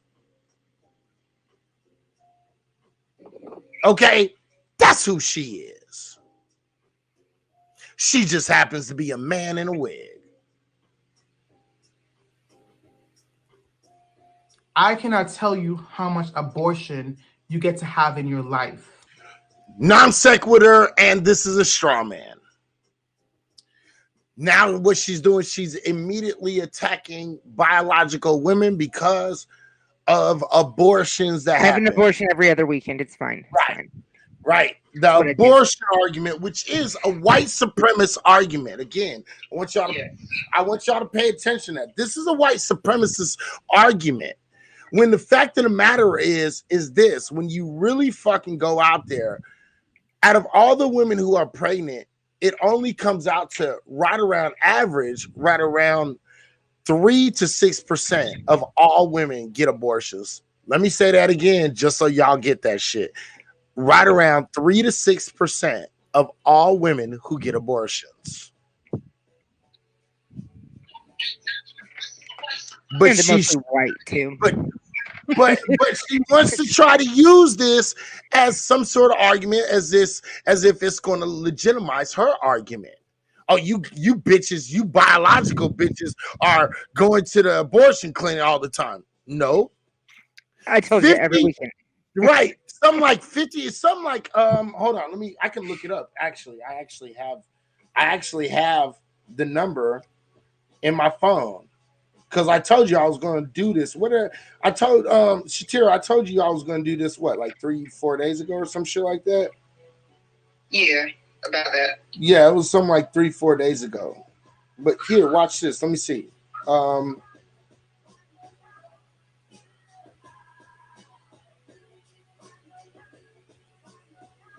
Watch this shit.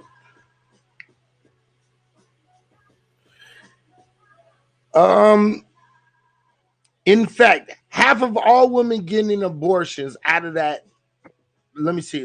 Women who obtain abortions represent every religious affiliation. Right around 13% of abortions patients describe themselves as born again or evangelical Christians, while 22% of U.S. women are Catholic. 27% of abortion patients say that they are Catholics. So this is a large majority, but this is a very small number of the total women.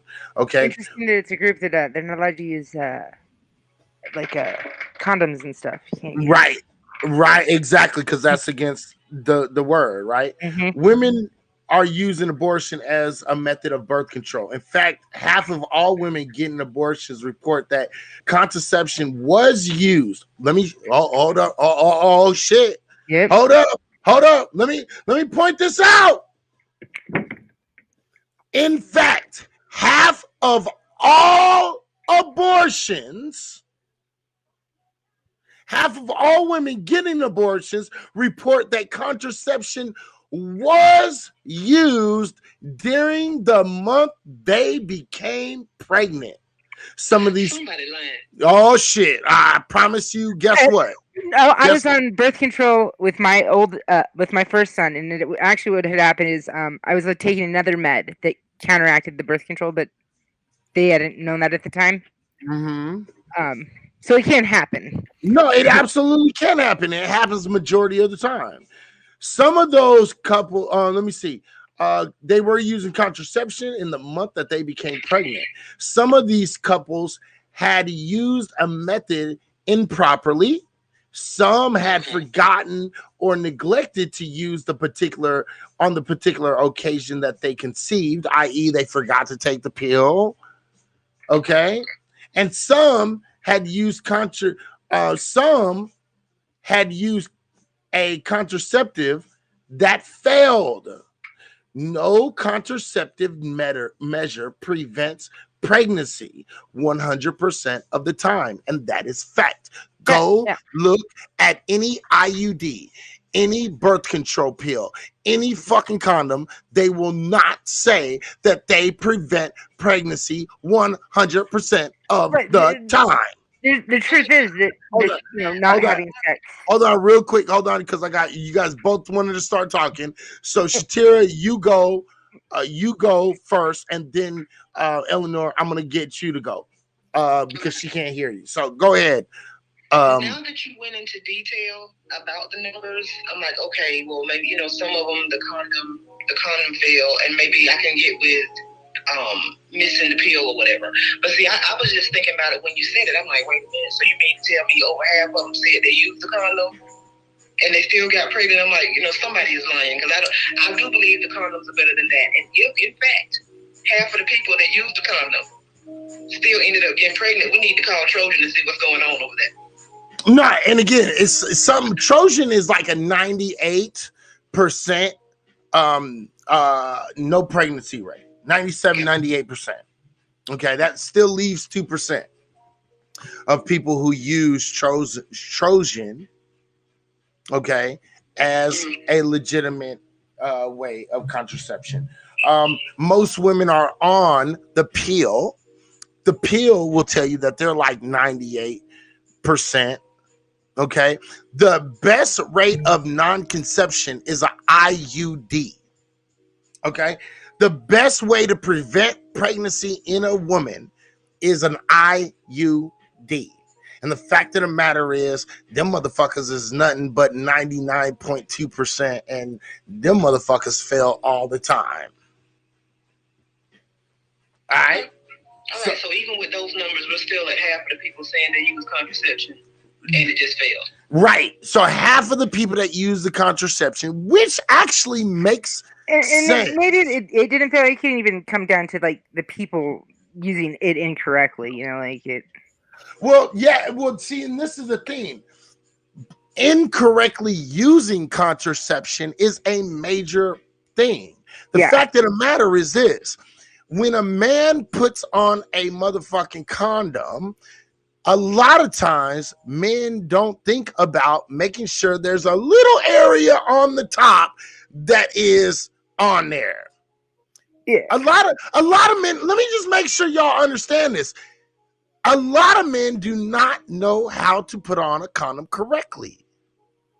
That's just facts. It's not downing any kind of man. It's just, it is what it is. We don't teach proper sexual education to our children. Right. We don't teach proper sexual education. Right. Start normalizing talking to your kids about sex. Right. Appropriately, but yeah. Right. And again, this is going back to the original point that we started with 6 hours ago. You know what I mean? Right. So again, go ahead. Say what you wanted to say real quick, Eleanor. And so I'm going to finish up this point. Oh, I don't even remember at this point. Sorry. Obviously, it was not important at all. Eleanor, you're supposed to be writing this shit down. You're fucking up the show. Okay. Okay. I'm just fucking with you. All right. Now, here's the second part. It says, if abortions were used as the primary method of birth control, a typical woman would have at least 2 or 3 pregnancies per year, 30 or more during a lifetime. Which means women would have close to 30 fucking abortions in their lifetime. And we don't see that number. Which means most women do not keep on going back and having abortions. Pay attention to this shit. Okay? It says, in fact, most women who have abortions have no previous abortions. So 52% of women who have an abortion had never had a previous abortion. 52%. And only one previous abortion, 26% of women had a previous abortion when getting an abortion. And considering that most women are fertile for over 30 years and that birth control is not perfect, the likelihood of having 1 or 2 unintended pregnancies is very high. Hold up 1 second. That's for every single woman in the world. So if you don't have a fucking an abortion, at least 1 or 2, you're within the greater majority of people.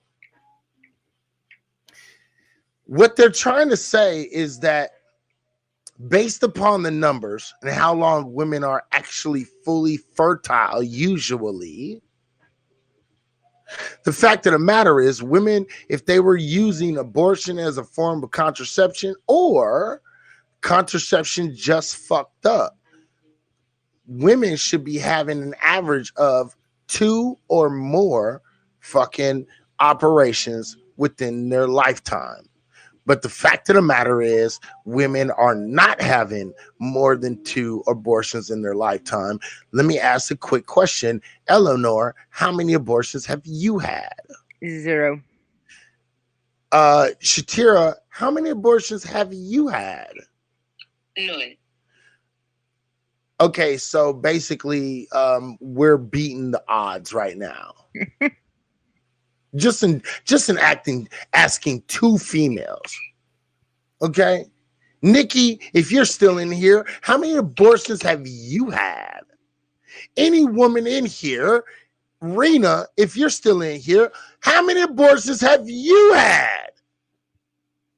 How many abortions have you women had in your lifetime? The fact of the matter is, most of the women in here are going to fucking tell you they ain't had none, because abortion is not the number one cause of motherfucking trying to, aborting babies is not a common thing. It's a very uncommon thing. I just wanted to point that shit the fuck out real quick. Why she wanted to talk, you aborting babies, bitches, and all this other shit. All right? Pay attention. I'm gonna give y'all facts when I break this shit down. I don't play this shit for fucking goofy games and shit. This bitch is a fucking dummy. I'm sorry. She's a dummy. The last time I checked, it's my body. If I want to sleep with a man who is ashamed to be in public with me, it's my body, my choice. Yeah, but the question is if you're willing to sleep with that man that didn't want to be fucking seen with you in public, You ain't got no respect for yourself. Right. Simple. Like, yeah. What does that say? What does that say about you? Again, it is your body and your choice, and you have the right to do that. But what the fuck does that say about you as a fucking person? What does that say about you? Like, love yourself more, man. That's the whole thing. This chick doesn't know who she is. She doesn't love herself. Again, it's running through it all.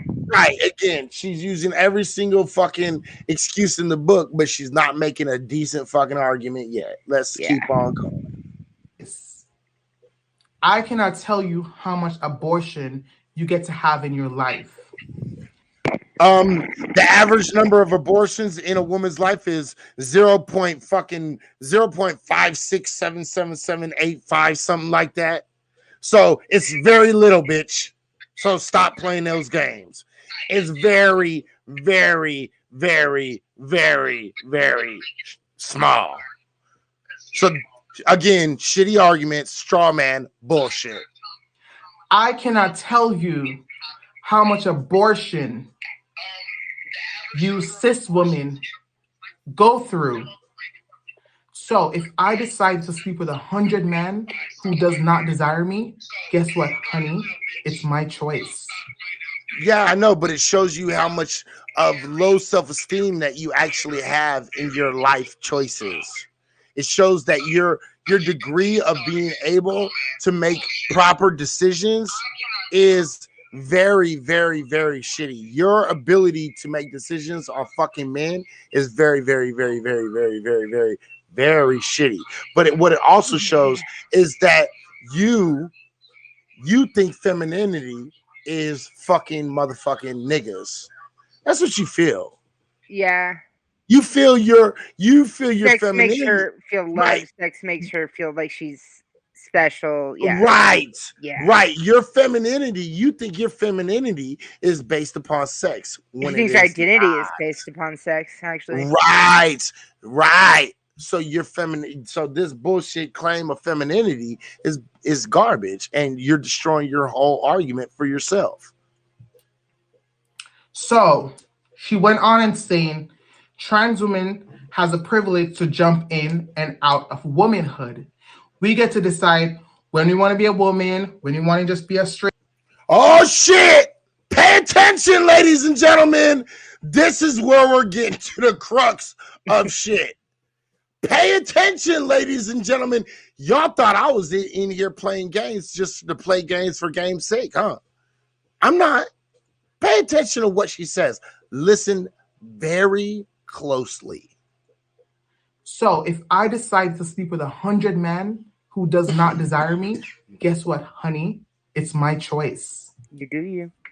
So she went on and saying, trans women has a privilege to jump in and out of womanhood. We get to decide when we want to be a woman, when we want to just be a straight man. Again, she's assuming my sexuality. Again, you just defeated your whole point. You said trans women get to choose when they want to be a woman and when they want to be a man, acknowledging the fact that you understand you are a man. You've just destroyed your whole fucking argument. Shatira, I know you got something to say. What you got to say? Oh, no, I was just agreeing with you when you were saying how she recognizes that she's able to, hop in and out of womanhood. And let me ask you something. That's why she'll never be validated. Right, exactly. Now, let me ask you something. Can you jump in and out of womanhood? No, this is it. Okay. This is it. I just wanted to make sure. Maybe menopause. Just want to make sure. No, and not even menopause, because they don't they don't experience menopause. No, I was talking for me. Yeah. So let's keep on going. But I digress. Yeah, digress. This bitch. is the same woman on her YouTube page where she picks and chooses when trans women get to be women. No wonder we pick and choose when we don't want to be women, because you traumatize us. 1 minute we're a woman and 1 minute we're 1 minute you're woman, 1 minute you're not, because you've just acknowledged that you jump in and out of womanhood. You don't get to do that as a true biological woman. You always right. You always have to be a woman when you're a woman. You don't get to jump back and forth. This isn't hopscotch. This isn't double dutch. This is womanhood, and womanhood is 24/7. She's defeating her point, and she don't even know it. men. 1 minute we're women. 1 minute if men who sleep with trans women they're bisexual. Why are men who sleep with trans women bisexual according to this cis heterosexual? Because they're playing with penises. Wait, just in case y'all didn't hear me. Why are they bisexual? Because they play with penises. That's why. And according to your own fucking bisexual fucking statement, bisexual men play with penises and pussies. Bisexual. Simple shit. Defeating your own argument every second that we watch this. And why does she have a problem if they're bisexual? Like, she doesn't have a problem with bisexual. Well, she does, but we'll get to that later. We'll get to that later, but she does. Yeah, she does. But it is because it is bisexual. Yeah. You play with penis. Doesn't matter if you have titties and a fucking wig on, or you got titties and fucking you grew out your fucking hair. You're playing with penis, i.e. bisexual. That's why. All right, let's go. Let's keep on going. It could also just be gay though too. So. Say what? Say it It again. they could also just be gay. You could be gay, and they're exploring their sexuality, and they don't know yet. Maybe. Who knows? But let's keep on going. Because if you go by bisexual standard, trans women are men and she's a woman. Because bisexuality means you like man or woman. No, bisexual means that you don't have a preference in either fucking genitalia or sex. Yeah, Meaning it means you go for both. Which means whatever you're in the mood for, very simply, you like penis and you like vagina, and you don't care who the penis or vagina comes from. That's what bisexuality is. But I care where it comes from. Fuck at this dummy is defeating her own argument. That's all she's done. You like so ridiculous. Okay. So ridiculous. It is. All right, so let's keep on going. I'm gonna keep on going. Like female or male. So that implies no, and you notice how she just tried to make bisexuality only being with either female or male. Now, later on, she's going to try to make the excuse of genital preference. But the fact of the matter is, the only person that is does not give a shit about does not have a genital preference is bisexual people.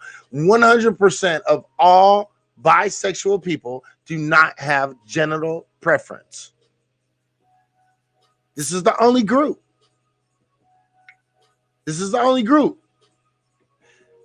Bisexual people will get with men. Genital preference is such a weird term to me.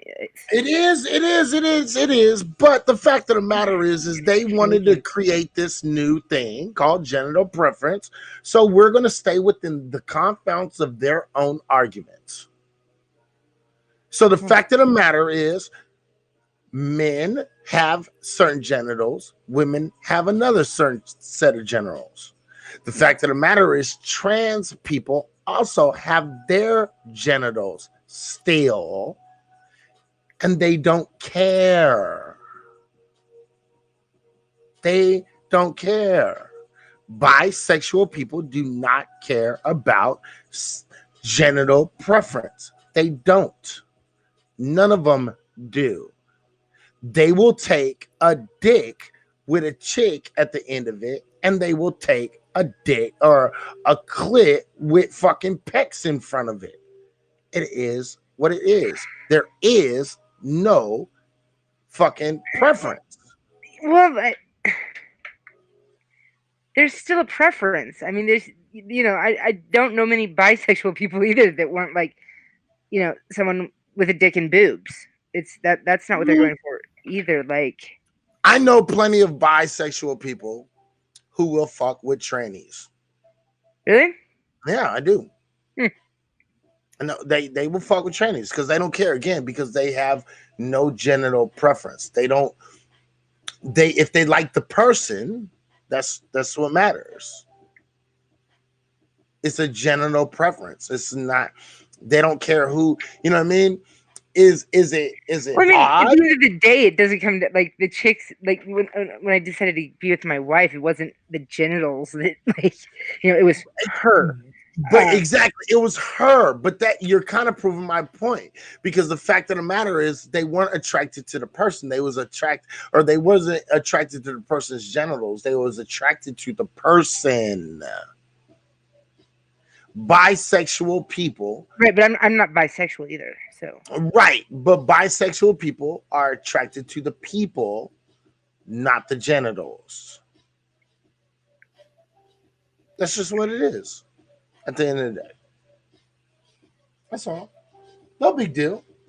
Right? I'm confused by it. I think it's really because, like, you would any, like, woman you've been with, you're not with her because of her genitals.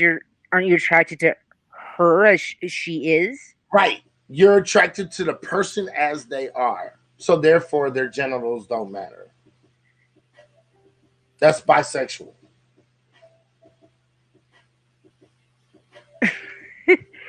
No, but I'm asking you, Izzy, like when you've, I don't know if you're married or have a girl, like you're. I like pussy. I know, but are you attracted to that when I'm you're attracted to pussy. Okay. It's real simple shit. I'm attracted to pussy and titties. Biological pussy and titties. I like playing with clits. Right, I get all that. Me too. But I'm saying when I'm in a real relationship, it's I don't know. I'm just confused by the term. It's a me Right being now, raised at it. the thing is here's the thing, and I think I know where you're going. Okay, I really do. I really do think I understand where you're going with this, right? Where you're saying, but are you attracted to the person or are you attracted to their genitals first? Well, me, I'm attracted to the genitals and the person. You know what I mean? At the end of the day, okay. Yes. Could I be attracted to any person? Yeah, I mean, anybody could be attracted to any person, I guess. Right? But first, and again, I'm a very, very, very, very firm believer. See, a lot of people don't look at relationships like I do. Okay. So the thing is for me is the very first thing is this. If by some chance, if I'm in order for me to be attracted to you, you have to look good. Right. Okay? You have to be attractive to me. Right. Okay? How are you attracted to me? Having the right biological pieces in the right biological space. You understand? Yeah. How else am I attracted to you? By your personality, by other things. But that comes second. Right. The first thing you notice is right. okay. And if anybody says that they notice somebody's personality before they notice what the fuck they look like, they're lying. Okay? Yeah. I notice looks first. I'm a man. I'm a visual person. I think we all notice looks first, whether people want to admit it or not. Right. It's always looks first. Yeah. Always. And that's what a lot of people don't get. It's always looks. So let's continue. Trans women are male men. Girl, get it together. Pick a side. I picked a side. Transgender people are male. Now, how you like that side? But you're not gonna like that side. I picked a side. But if I pick the side, you're not gonna like that side. And let's just be perfectly clear with this, ladies and gentlemen. All right? Let's just be perfectly clear with this. Ladies and gentlemen in the room, do you feel that how many people in the room, how many people in this room was sent an application or a questionnaire that said that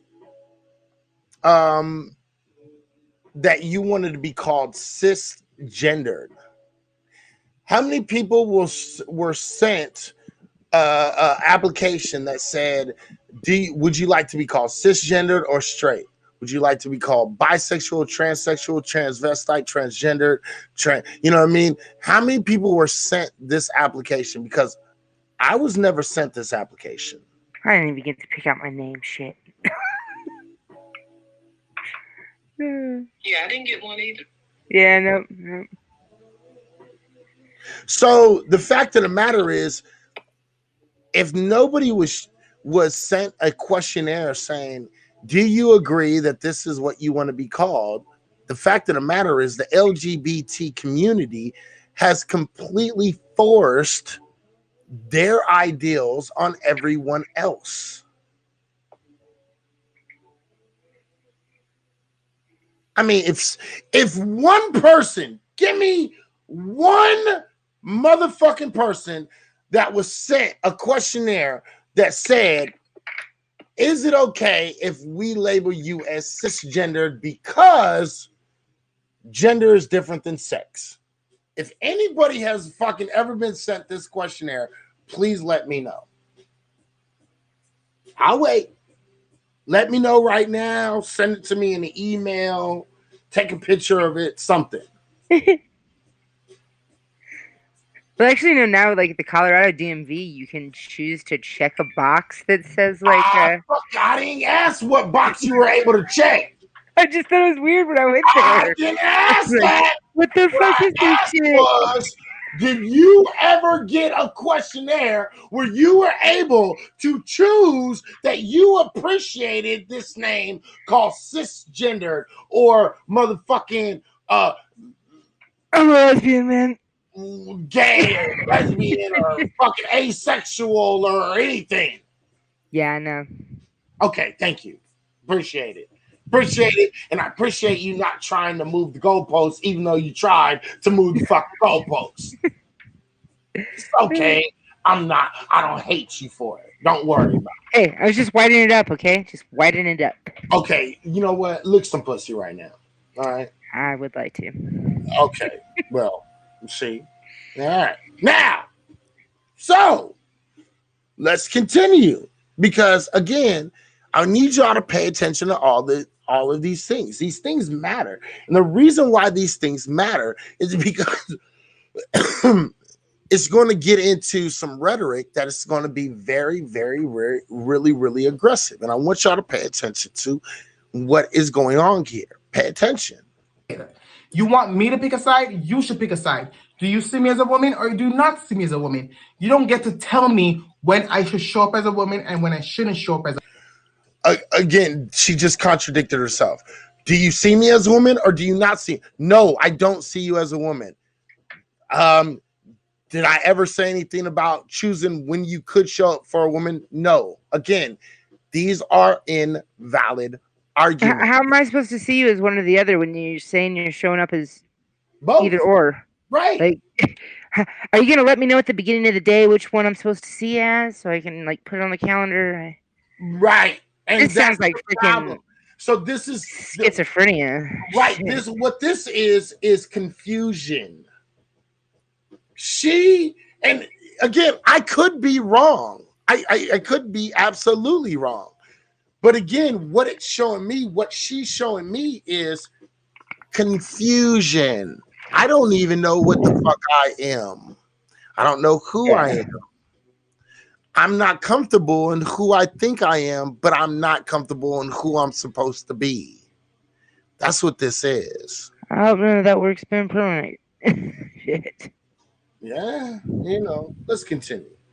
As a woman, because clearly that's what you're doing in your videos. You're telling trans women when to show up as a woman and when not to show up as a woman. I have never once in my whole life told a trans woman when she should show up or when she shouldn't show up and what she showed up as. Ever. Not once in my whole single life. Nope. I've never gotten a call from a trans woman saying to me, hey, are you finna go to the club? Yeah, I'm finna go to the club. Hey, should I come as a man or a woman?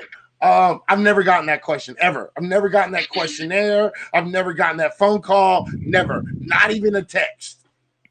I haven't gotten an email, a text, a letter in the mail. Never. Not once. Trans people also don't see themselves as one or the other. They see themselves as the other.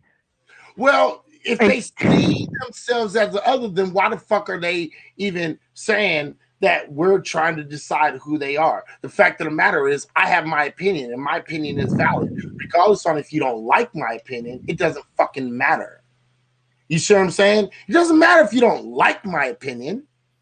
If I see you as a man, I see you as a man. Period. Point blank. Period. There is nothing more to this conversation. But if you're basing your life on how I see you, then we have a serious problem. And that problem doesn't belong in my circle. That problem is in her circle. Yeah, unfortunately, yeah. You understand what I'm saying? Yeah. I mean, that's how it is for anybody with any, somebody's problem with you is their problem. It's a you problem, not a me problem. Yeah. Mm-hmm. Feel me? Yeah. So that's the problem with this whole thing. Let's continue. You say we can have Jimmy Smash. We can have him. Girl, have man who's like Jimmy Smash. We don't want them. But you do want them. That's why you're doing videos over them. So you do want them. Not only that, but you want straight heterosexual men. You do want them. So weird. Right. She's confused. She is absolutely confused. And it's clear to people like me how confused this woman is. She is confused. I mean, even when I was like with guys in the beginning, because I felt like I was supposed to be, like, you know, I still knew I wasn't enjoying it. I wasn't really having fun. I was doing it so I could fit like society's norms, but I still knew right. Say it that really wasn't my thing. Say that one more time. I was doing it because why? To fit society's norms. There you go. But you knew that was wrong to you. Yeah. There you go. Real simple shit. Not hard to figure out. Yeah. She's confused. You black women say you don't want them, but yet since these black men are committing suicide because you bash and shame them, you call them all these type of derogatory names. Look at Malik, who came out saying that he likes trans women. And what do you guys do? Black men and cis women, you guys target this man and run him out of society. First off, we didn't run him out of society for shit. That's number one. Number two, black men and black women didn't give two shits about fucking what Malik Yoba came out as. Okay. Number three, the fact of the matter is Malik Yoba had no motherfucking career. You know how many people forgot about Malik Yoba? I've never even heard of the guy. I've never even heard of him. You've never heard of Malik Yoba? How No. many people have heard of Malik Yoba? And Yeah, I heard of him. I know you've heard of him. You know what? If you, girl, I swear to God. Where is Malik Yoba from, Shatira? I'm not sure. Is he from New York or somewhere? New York Undercover. The show is called New York Undercover. It was on TV.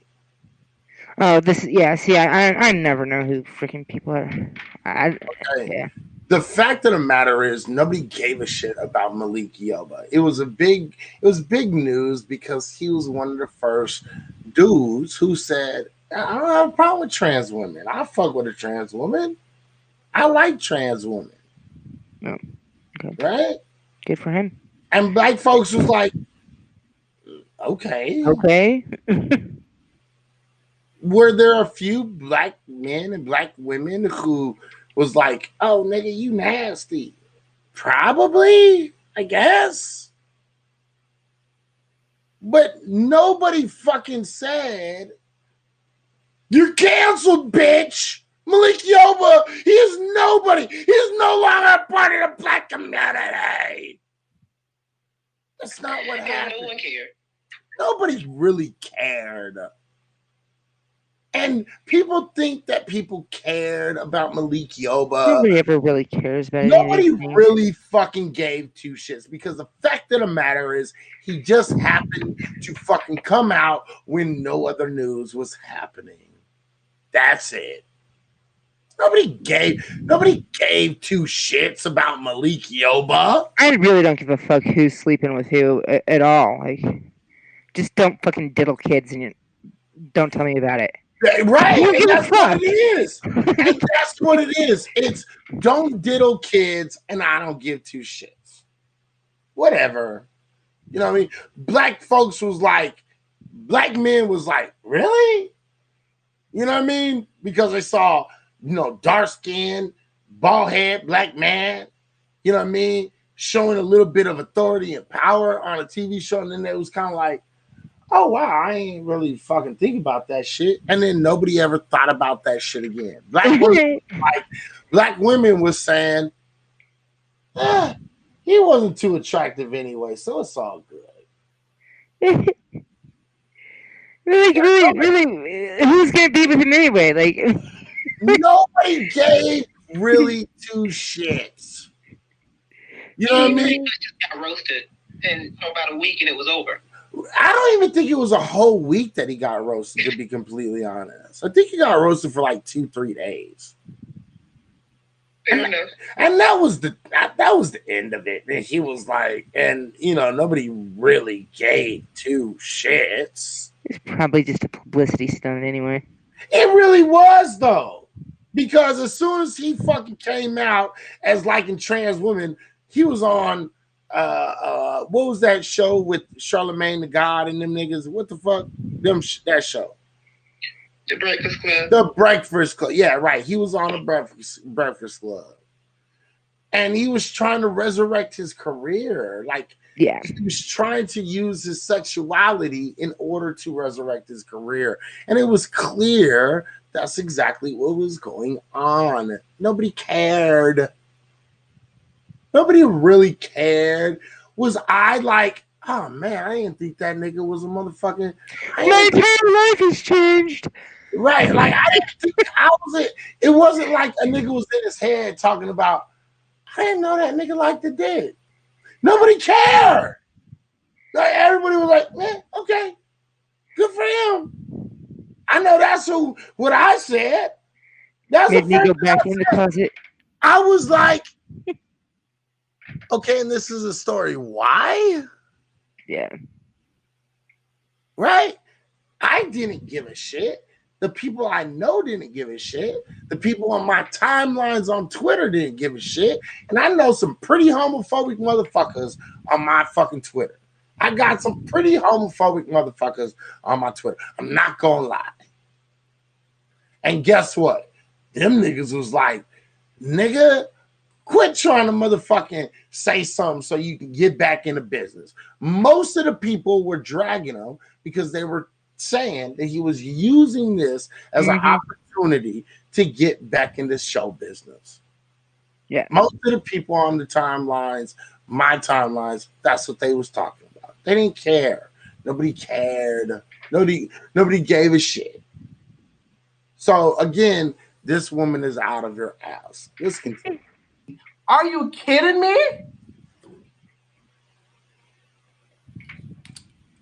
But you don't care, right, girl?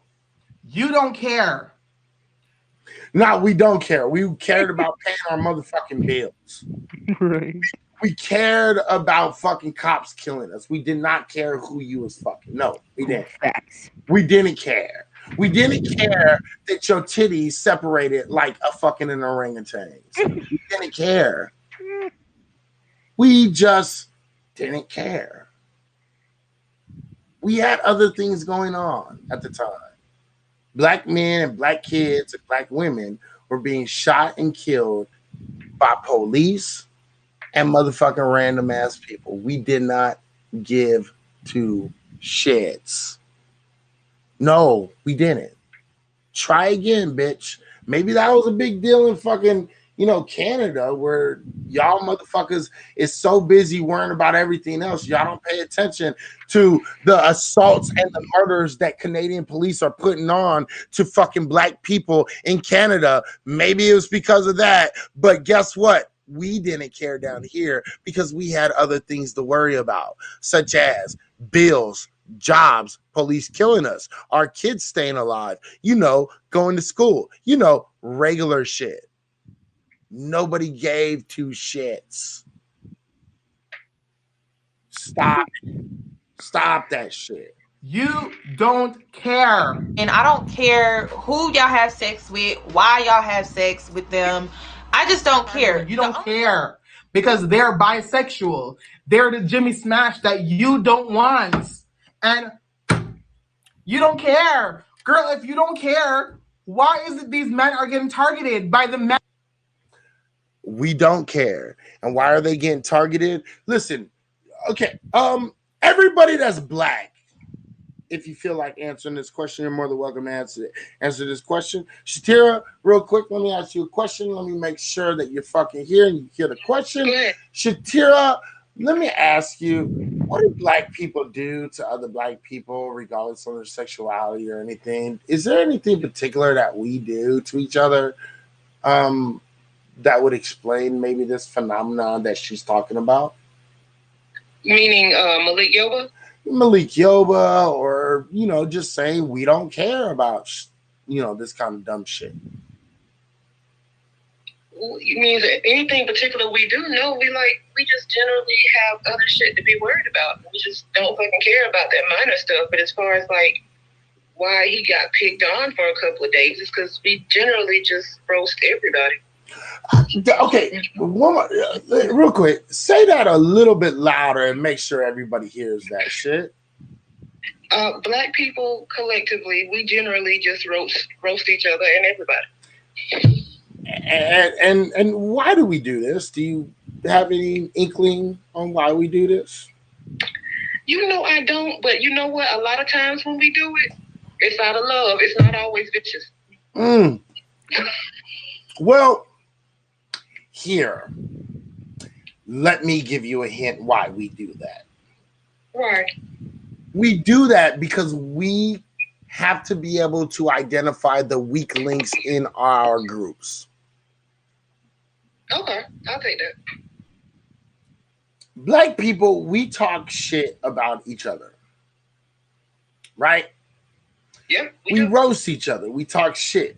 Nigga, you light-skinned nigga. Look, you know what I mean? Like me. Nigga, why you look like vanilla ice cream? Nigga, why you look like double dip chocolate chip, nigga? Stop acting light skinned and shit. Right? Why you making me want ice cream now? Nigga, why don't you take your zebra ass over there? Nigga, why don't you take your whole grizzly bear looking ass over there? Oh, shit. Nigga, your mama is as fat as motherfucking a goddamn landing pad. Nigga, your mom is so stupid, nigga, she gonna get sick, nigga. We do this shit. We roast each other. This is what we do. We roast each other. We do this shit for a reason. Because as black individuals, and we learn this at a very young age as black folks. And again, a lot of people don't realize this shit, right? The fact of the matter is as black individuals, we learn at a very young age, shit is not sweet, shit is not nice, shit is not sugar and spice, shit is not the dreams that motherfucking goddamn fucking, you know, Christmas is made of. Nah, we learn very quickly, right? Quick, fast, in a motherfucking hurry. We learn that life don't give two fucks about your feelings. Ladies and gentlemen, let me ask you, Shatira, let me ask you something. Go ahead. How many times motherfuckers gave a fuck that, you know, you know, you got big titties and motherfucking short hair? How many times did they care? Yeah. You mean like people in general? Yeah. Well, I guess only men really care. Right, because you got big tits and fucking short hair, right? You know what I mean? Right, that's it. Because, you know, big tits love big tits, and I could pull your fucking hair, right? You know what I mean? But outside of that, nobody gave a shit. Right? But you know what? You know what would happen? But you know what? Motherfuckers would always be like, that bitch got big ass titties. Oh, little fucking hoe. Ooh, okay. You know what I mean? This is what the fuck. During in the hood, in the black community, we talk shit. We make sure we are emotionally strong individuals. Yeah, you have to be. You have to be, as a black person in this motherfucking country, in the United States of America, you have to be emotionally strong. You have to be able to deal with it. Huh? Is it like a coping mechanism? It's not a coping mechanism. What it is it's a teaching mechanism. Okay. And that teaching mechanism is to tell you nobody gives two shits on what you think is a fucking problem. Because when you get out here in this real life, motherfuckers don't care. Okay? Are people going to talk shit? Yep. Are people going to fucking say you're too dark-skinned or you too light-skinned? You look like a thug. You look like a nerd. You look like this and you look like, yep. You know what I mean? We're going to have to deal with this as Black people no matter what. Hands down across the board. I don't give two shits who the fuck you are. You had to deal with it. Okay? Every single, and listen, unless you went to an all-white school and there was no white kids that was trying to act like some niggas, you had to deal with getting roasted. You had to deal with it. If you was a new kid in school, you got roasted. You had a fucked up pair of sneakers, you got roasted. You had motherfucking fucked up jeans or wear the same fucking jeans every single day for 3, 4, 5 days at a time, you got roasted. You wore the, huh? I said it is what it is. Right, it is. Because we as Black people had to be prepared for life well before anybody else actually knew. Shatira, explain that to him. I need to run and do something real quick. Shatira, explain this shit to him, please. Oh, okay. I feel like black children have to grow up far quicker than, let me mute this thing, have to grow up far quicker than especially white children. I know myself, I've told Izzy about as soon as I was old enough to understand, and I'll say around the age of, I'll say 6, 7 years old, when I was old enough to understand, I was taught about white people and how white people are and how I shouldn't trust white people. I'm gonna roast Izzy when he come back because he gave us Plumber's crack. But yeah, it's just something that we're taught, and it's just a matter of survival. So you still get to have a childhood, but we're probably a lot more aware as Black children than white children are. Right. That's facts. Yeah, I was like when I was 17, it was the first time I noticed like a. You can't hear what I said. Well, because I just walked in, but it's facts. It's facts. Yeah. All right. So the thing is we did have to grow up sooner. I heard that part, and we do. Yeah. We had to grow up sooner. We had to grow up faster. We had to understand the surroundings in which we grew up in, because the people didn't understand that we had to live within this community, this lifestyle of this system of white supremacy that really white folks still try to deny to this day. Right? We talked about that earlier. Okay. So we just make sure you lived. Like right. We had to make sure that we can cope. That yeah, I got pulled over when I was 17, and me being white, it wasn't the first time I'd been pulled over. I automatically always just reach over to grab my shit out of the glove compartment. Mm-hmm. And my friend with me, who's Black, who said, he literally said to me, "What the fuck are you doing? Are you trying to get me killed?" And I was like, "What are you talking about, dude?" Like, I'm carrying my papers. I didn't know anything. That was no clue what he meant. Right, and that's that white privilege that people don't get. Right? Yeah. So, like, then he took me to his house, and him and his parents explained it to the white girl. They were like, you know, and I was like, damn, this is okay. Wow, it changed my whole reality. Right, and that's the whole point of this is the precursors of that. Roasting each other, right? Talking shit to each other. When you grew up in a white community, right?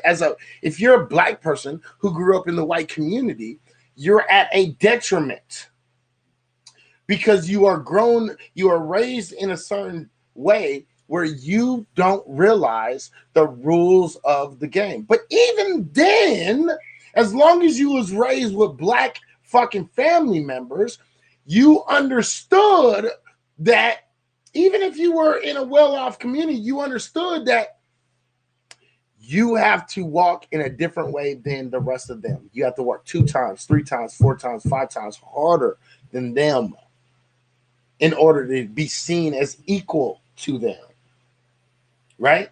So this is what I'm talking about. This is the shit that I'm talking about. So when she says this shit, it's all nothing but it's Canadian talk. It's bullshit talk. It's nothing. It means nothing.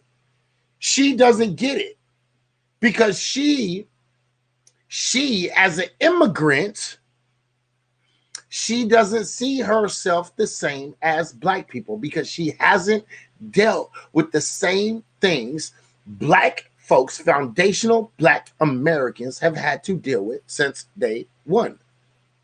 You understand? So now she's being forced to deal with this shit and she's feeling a little bit oppressed. Boo-hoo, bitch. Boo-hoo. Let's continue. And that you're telling to target them. The reason why I labeled my video as black cis women are murdering trans women, they are. They smash that you don't want. Listen. You don't care. Girl, if you don't care, why is it these men are getting targeted by the men that you're telling to target them? The reason why I labeled my video as she said trans women are getting targeted by the fucking men who the women are telling them to target. No, it's you're going after freaking straight men and you're not. I ain't killed not one tranny. I just want to say that, not one. Right. Let me ask you a question, Shatira.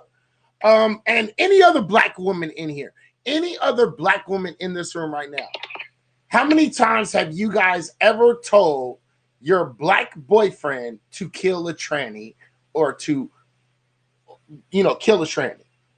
How many times? People in black here. Women, I'm gonna need you to answer on this one. How many times have you told your black boyfriend to kill a tranny? I'll wait. I really will wait this time. Sarah? Not one. Okay, not one. Because I live in Atlanta. Not one. Right. Okay. And I as a black man who has dated primarily black women, I have never had a single girlfriend to ever tell me to kill a tranny. Okay? Not even a thought. You're right. You know what I mean?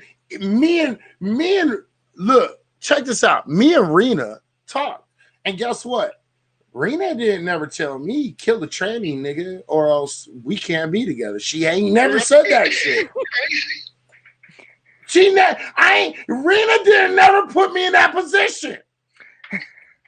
Rena did not tell me, nigga, if you want to talk to me, nigga, go kill a tranny, nigga. Not once. Not once. Show me you mean it. Show me you love me.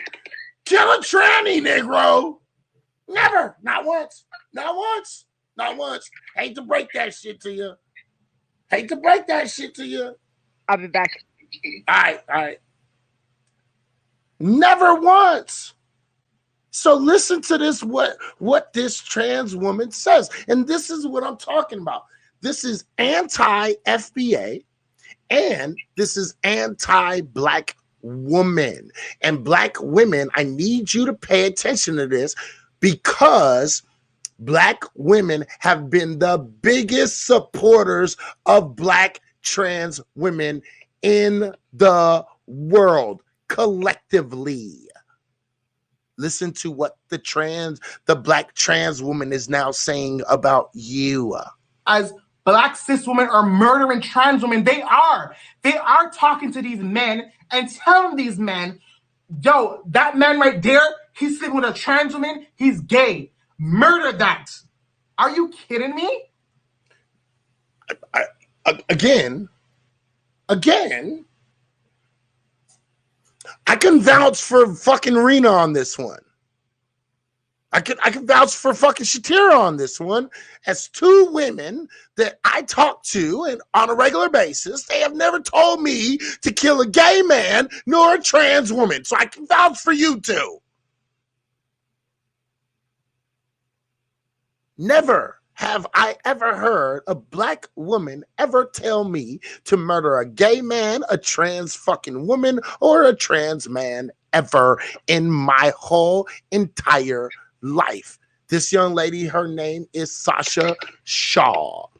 She is a trans woman. She is a Jamaican trans woman, and I believe she's a Jamaican trans woman from Canada, but I can't be sure because I don't know, because I don't pay attention to her that much. And y'all don't listen anyway, so it ain't like if we did, text you or hit you up in the DMs or something, be like, kill the tranny, ain't like y'all gonna do it. You ain't gonna do it. Yeah, real shit. I probably wouldn't. I'd be like, bitch, I'm playing Grand Theft Auto. What the fuck? You want me to go out here and kill a tranny for what? Okay, I'll kill a tranny on GTA. And then you'd be like, there are no trans women on GTA. Oh, well, then guess what? You're out of luck. It's like, it's ridiculous, and I can't believe that, because you said she turned her comments off, so we can't see what was said. But I'm like, if she's able to run with this narrative and people actually co-sign it, that's crazy. Right, and she did, and I just want, here, let me show you guys something. Okay? Comments, right at the bottom, it says, comments are turned off. Okay? Pay attention. Comments are turned off. I want y'all to pay attention to this shit, because the fact of the matter is I've never in my whole life had any female that I've ever dated, black woman, Asian woman, fucking Latino women, or even white women, as even though I haven't dated very many white women, none of them have ever told me to kill a gay or trans woman. Not ever. They haven't implied it. They haven't fucking nothing it. This is absolute bullshit. Pay attention to what she says. Let's keep on going.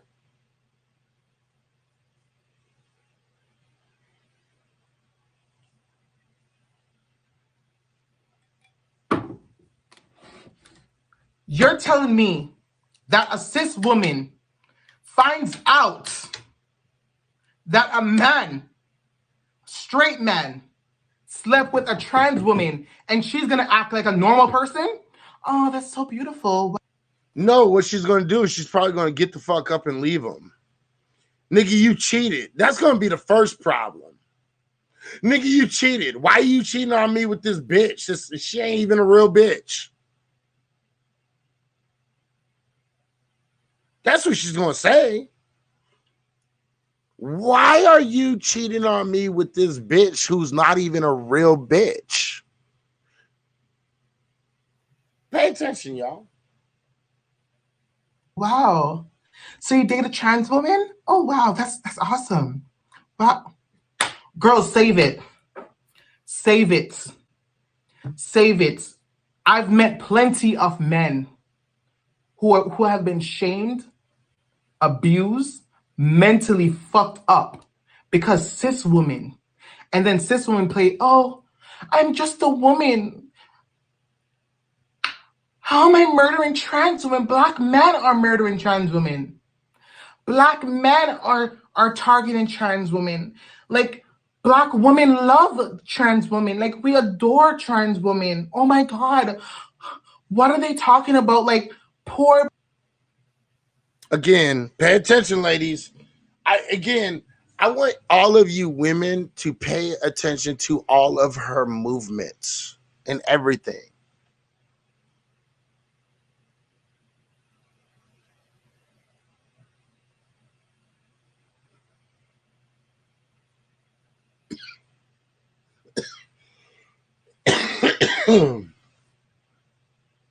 She's imitating foundational Black American women. That's who she's imitating.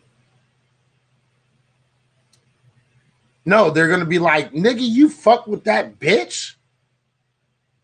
She looked like a man. That bitch ain't as fine as me. Izzy, I'm gonna need you to get off our hand movements, okay? Get off our hands. Okay. That's what she's doing. Yeah, it is. All right. Yeah, they might say some shit like, nigga, you gay. They might say, nigga, you bisexual or something? You weirdo?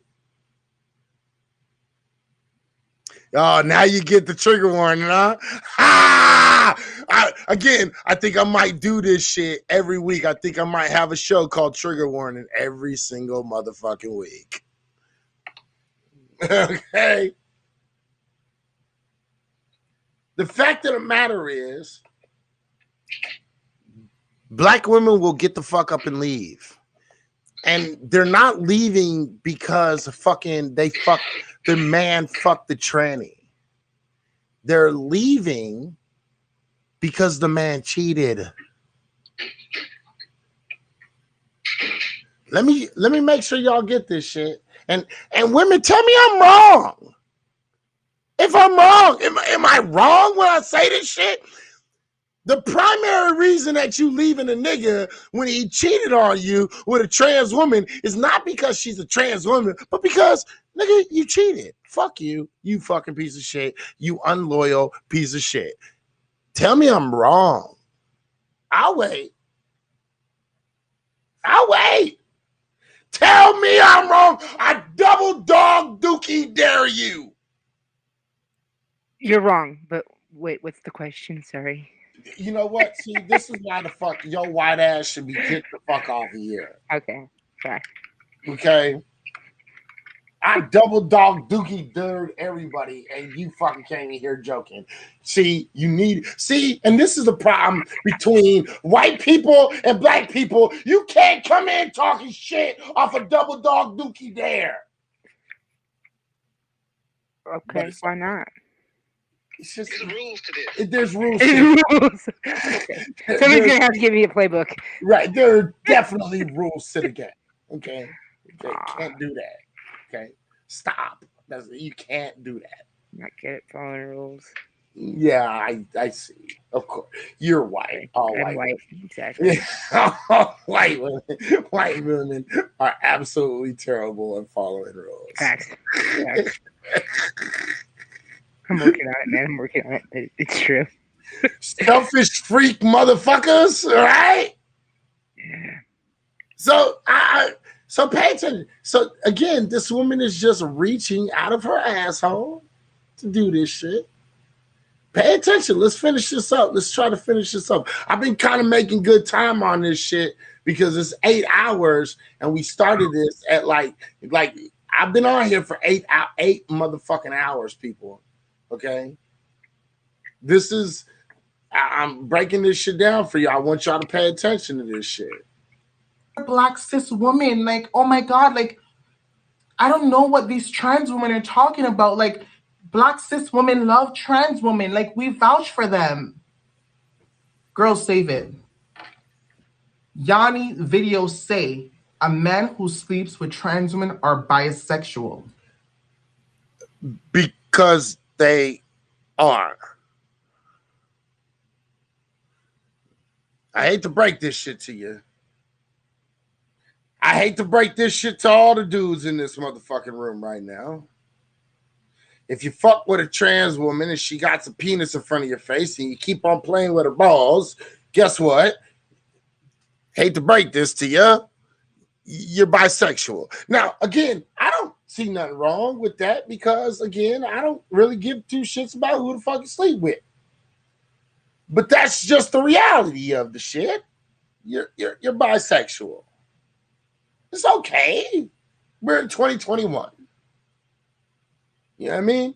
Just make sure you're safe when you do your bisexual thing. Okay? Because I tend to date black women. And I'm not trying to catch no disease because you wanted to date some transsexual woman and get a disease. and then you pass it to her, and then she started fucking with me. And no, that's not racist, and that's not transphobic either, because the number one group of sexual transmitted disease, or STIs or STDs, is the LGBTQIA group. This is not about transphobia. It's about my health. I don't feel like walking around with syphilis and losing my motherfucking brain. We know a lot about syphilis. Why? Because white people wanted to inject black people with fucking syphilis. So we know what it does to you. And guess what? I'd rather not be crazy when I get old. Is something wrong with that? I don't think so. Is that transphobic? Absolutely not. So be careful. Use a Jimmy. Right? That's the old school term for use a condom. Use a Jimmy cap, right? Use a Jimmy cap, right? So this isn't wrong, right? And I'll be damned before somebody tells me what I'm doing is fucking like transphobic, because it's not transphobic. Yeah, this is something the left has a real.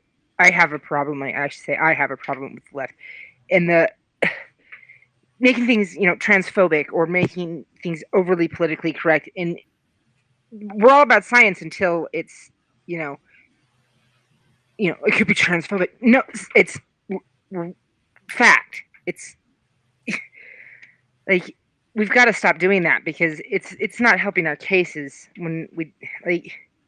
Right. You can't deny science. You can't deny reality just to make somebody's feelings not get hurt. Right. Sorry. Right. Look, at the end of the day, I'm going to tell you, if Rena was trans, I couldn't fuck with her. You know why? Because that means she's not a biological woman. That means I can't impregnate her ass and make her mine and make that baby that came out her tummy a motherfucking militant atheist, fucking Jesus Christ resurrected motherfucker. Okay? It is what it is. Life's a bitch. Yeah. Life's a bitch. Okay? It is what it is. Let's continue real quick. Let's finish this up. So basically, she's using her privilege to tell someone, you are not straight. You are not in my community anymore. Once you sleep with... You're not straight. But that doesn't mean that you're not a part of my community. Right. I have told, and I say this shit all the time, to... I am offended. You know what? Fuck you. Okay? But the fact of the matter is this. You are part of our community. Okay? LGBTQ, black LGBTQ people, you are a part of our community. Okay? We don't dismiss you guys. We don't say that you're not a part of the community. We don't agree in a lot of cases. In black households, we don't agree with the lifestyle in which you choose. That doesn't mean that we're not. We don't still fucking love you and fuck with you and shit like that. That's just not true, and you know it. If it wasn't for gay fucking black men, our fucking goddamn, our church choirs would sound like shit. Facts. It is facts. Say I'm wrong. A lot of bitches will be walking around with a bad so wind if you harm. That's real shit. Look, we don't look, LGBTQIA persons in the black community, we love you. But we want you to understand that you are black before your sexuality. That's it. That's it. That's it. There's nothing more to it. You are black before your sexuality. Your sexuality comes second after your race, after who you are, after how you are perceived on a day-to-day basis. So so we don't kick you out. We don't care who the fuck you fucking. Stop trying to fuck your best girlfriend's fucking man. And there probably want to be half the problems we have. Okay? Find your own nigga. You know what I mean? And stop exposing motherfuckers all the time. Oh, yeah, that's a great fucking point. Stop exposing niggas. Look, and we got it. Let me put my face on the front real quick so I can really put this in the thing. Listen, people of the LGBTQ community, primarily trans women, black trans women, stop exposing what you might want to call exposing black men. The fact of the matter is this. We're not saying this because of anything. The fact of the matter is this. Okay? When you were in the closet and you didn't know how to tell anybody that you felt like you were a woman inside, or you were gay, or you were non-binary, or this or that, okay? Nobody forced you to come out the closet. You felt like you needed to come out the closet in order to be looked at and to be seen as who you are.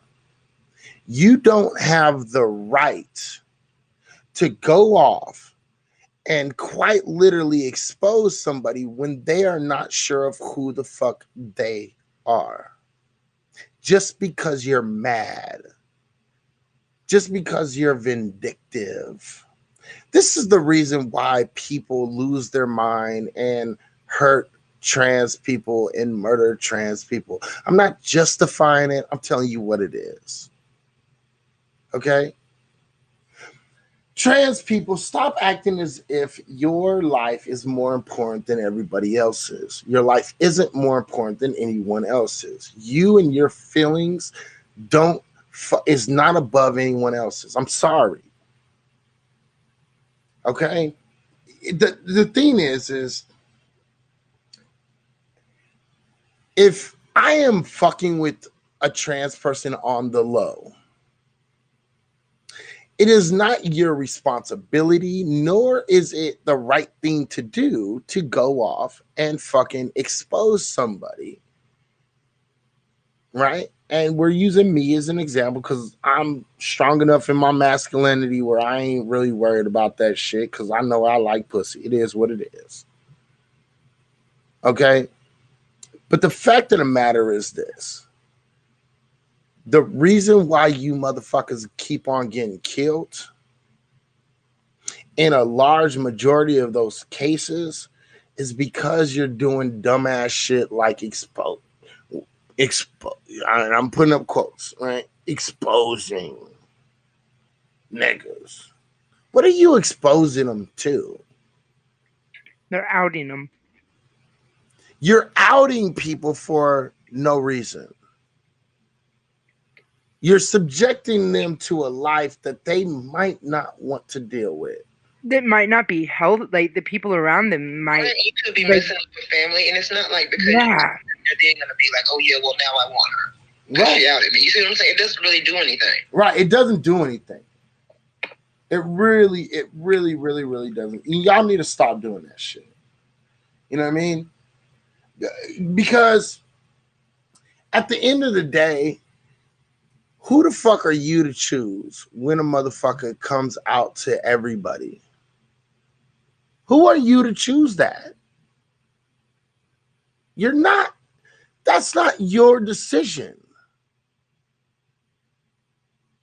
Y'all motherfuckers don't even want to tell motherfuckers that you are trans, but yet here you are sitting around and fucking choosing when somebody is going to get outed and you wonder why you're getting killed, I'm not trying to justify it, but I am trying to tell you, hey, that's enough to make a nigga lose his shit for a minute.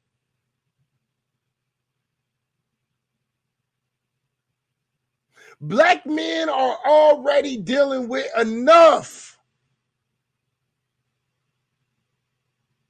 Black men and black women are on the edge already.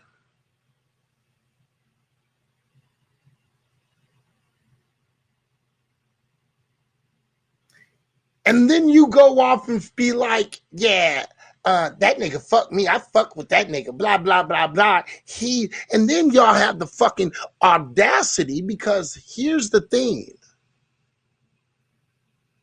Y'all have the audacity of trying to say that, oh, look at that nigga, he gay because he fucked with me. And then y'all want to be seen as women. What does that say to you and everybody else?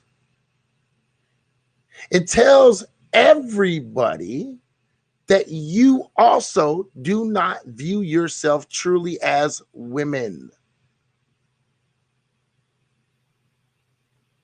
That's what it does. And it also implies that, you're just totally fine with being a ran through thought. Right. There's that. Right. Abso-fucking-lutely. And then they go off and kill you, and then they kill themselves. And what does that help? What does that do? Whether they kill themselves or they kill you and themselves, or they just kill you, or who does that help? What does that do? I'm going to say this shit that a lot of people don't like to hear. Trans women, I hate to break this shit to you, but you put yourself in a lot of situations in which y'all put yourself in a lot of danger. You put yourself in a lot of danger.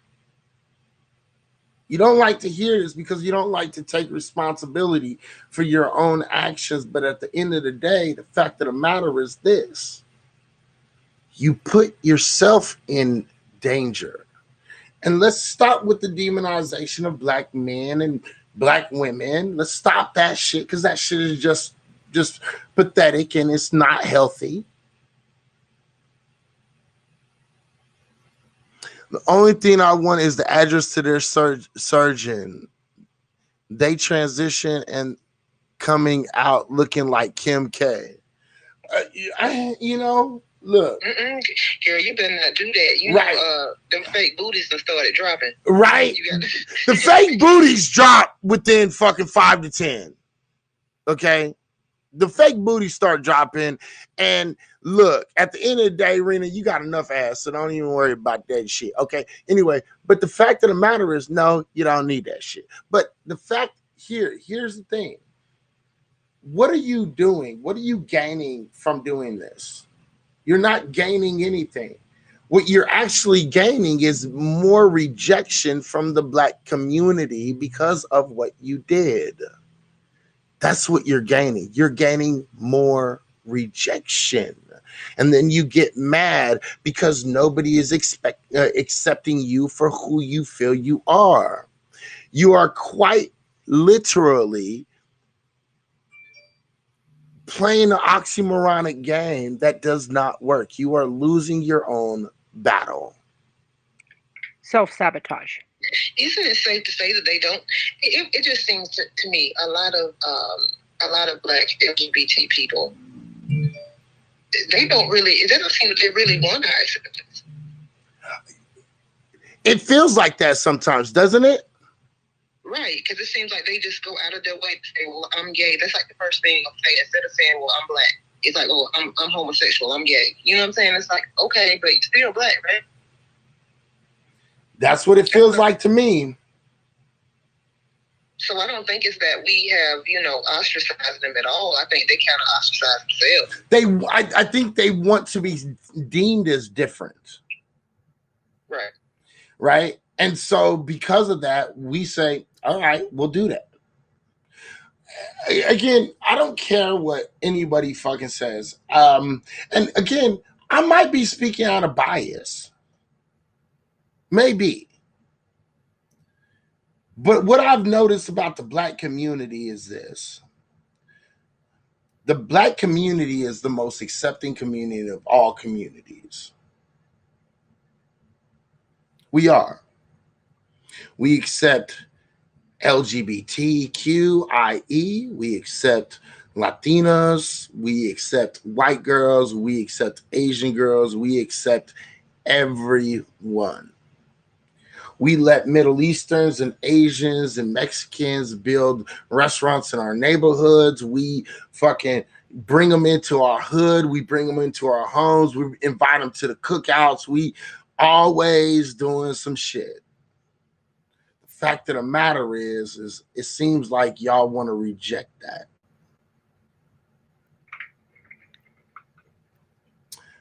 Stop fucking defeating yourself in your own battle if that's what you truly are trying to achieve. Let's finish. Go ahead. I was just saying exactly. It's almost like, I mean, I don't know what else they want us to do. You know, we've been accepting them for our entire lives. They've always been in there. So, I mean, we accept you. You're black. You're a part of the community. But I'll be damned if I'm going to roll out a red carpet for you. I'm Right. do that. Right. And we're not going to roll out a red carpet because we still got too much to deal with. We don't have time rolling out the red carpet for y'all. So if that's what you're looking for, it's not going to happen. And I think trans and LGBT people have to look at themselves in the mirror and say, what am I looking for? Am I looking for acceptance, true acceptance? Or am I looking for a red carpet? And the fact of the matter is this. As trans LGBT IA groups, right? I think you guys need to recognize that, yes, in all groups, you're going to have a certain number of people that's just going to be like, nah, I'm not with it. And you're just going to have to accept that. That's called individuality. That's called, people thinking for themselves. And some people are not going to be with it. But for the most part, I think black folks, we're with it. We're like, we don't really give two shits. I had a gay friend once. I was telling Shatira about this one time. I had a gay friend once. Okay, it was actually my very first gay friend that I had ever had. That had actually came out to me, and we kicked it, and we was like we was cool. We was really, really, really cool. I can actually say that he was probably one of my best friends. I didn't give a shit that he was gay. I knew he was gay before he came out to me saying he was gay. I didn't care. It was, all right, cool, nigga. Well, I guess, whatever. You feel me? So the thing is stop trying to act like we're trying to make you victims or trying to make you bad for this or for that. Because we're not. We don't care. We don't care who you fucking is sucking. We don't give a shit. Don't try to get with our girls or our boyfriends, right? You know what I mean? For the women, don't try to get with their boyfriends, and for the men, don't try to get with their girlfriends. Outside of that, okay, cool, whatever. Do whatever the fuck, different strokes for different folks, right? Basically. And so all I'm saying is, at the end of the day, we accept you for who you are. We don't care. We'll call you hers and hims and whatever the fuck you want to be called. We don't give two shits. And for the most part, even the people who disagree with your lifestyle, to the degree as someone like maybe a Lion, right? Lion was in here earlier, and to the degree of Lion, if you check Lion right in his face and you said, "Look, man, I ain't no male. I'm a female. I'm a female, blase, blase." He's going to probably say, "Okay, fine, whatever. I'm just going to call you that." You know what I mean? And for Izzy, don't try to get with Rena, even though, you know what? Fuck you. Suck my dick. Yeah, and don't try to get with Rena, because if you try to get with my girl, I'm going to fuck y'all up. It is what it is. I gave her time to get her mind right. That's it. Outside of that, that's mine's right there. Fuck you. All right, anyway. So the thing is most people are just going to fucking say, all right, fine, whatever. So stop with this self-defeating bullshit attitude of, you guys don't like me. Fuck out of here with that dumb shit. I think social media has done all kinds of horrible things. That's a great thing to bring up, social media. I actually do agree that social media has made it to where they have fallen into the hype of believing that they're not accepted. So I will agree with you on that. And you remember I was telling you, I only saw, because I've been kind of following it since I first saw the original video, and I only saw one trans female come forward, and say she was completely out of line. I can agree with that too. So let's continue on with this, because I want y'all to hear the demonization of what she does to Black women. And I think this is really fucking important, because I think it hits along the lines of two lines. She's not FBA, and she's literally shitting on Black women when she is trying to show herself or live her life as a Black woman, which is disrespectful and weird all at the same time. Pay attention to this shit. All right. With a trans woman, you are now scorned. You are now cast away. You are now put aside. You are bisexual. That's wrong. But the fact of the matter is this: if a woman doesn't want to be with a man because he is experimented or even been, bisexual actively, that's her choice. That's her preference. Now, what'd she say? My body, my choice. Right. Her body, her choice. Just like women, her body, her choice. The fact of the matter is this, though. If she's doing it for whatever reason, that's her choice, man. Leave it alone. Wouldn't that make it easier for you to find a man? Okay, then cool. Then shut the fuck up about it and leave it alone. Move her the fuck on. This is problematic attitudes right here. Let's continue. And there's nothing wrong with being bisexual, but that's not how they identify. Let people show up how they want to show up. Who are you to tell someone how to show up? And who are you to tell people how they're supposed to react? Miss Yanni, who are you to tell someone how to show up? You're telling trans women, oh, you get to pick and choose when you want to be a woman. But you, cis woman, Yanni, you cis woman, tell trans women when they want to be a woman. When we're doing your hair, Sasha, you're a girl. We're doing your nails. Sasha, you're a girl. We're help picking out your clothes. Sasha, you're a girl. We help uplifting you. Sasha, you're a girl. But as soon as the same man that desire your ass turn around and desire me, he's now other by.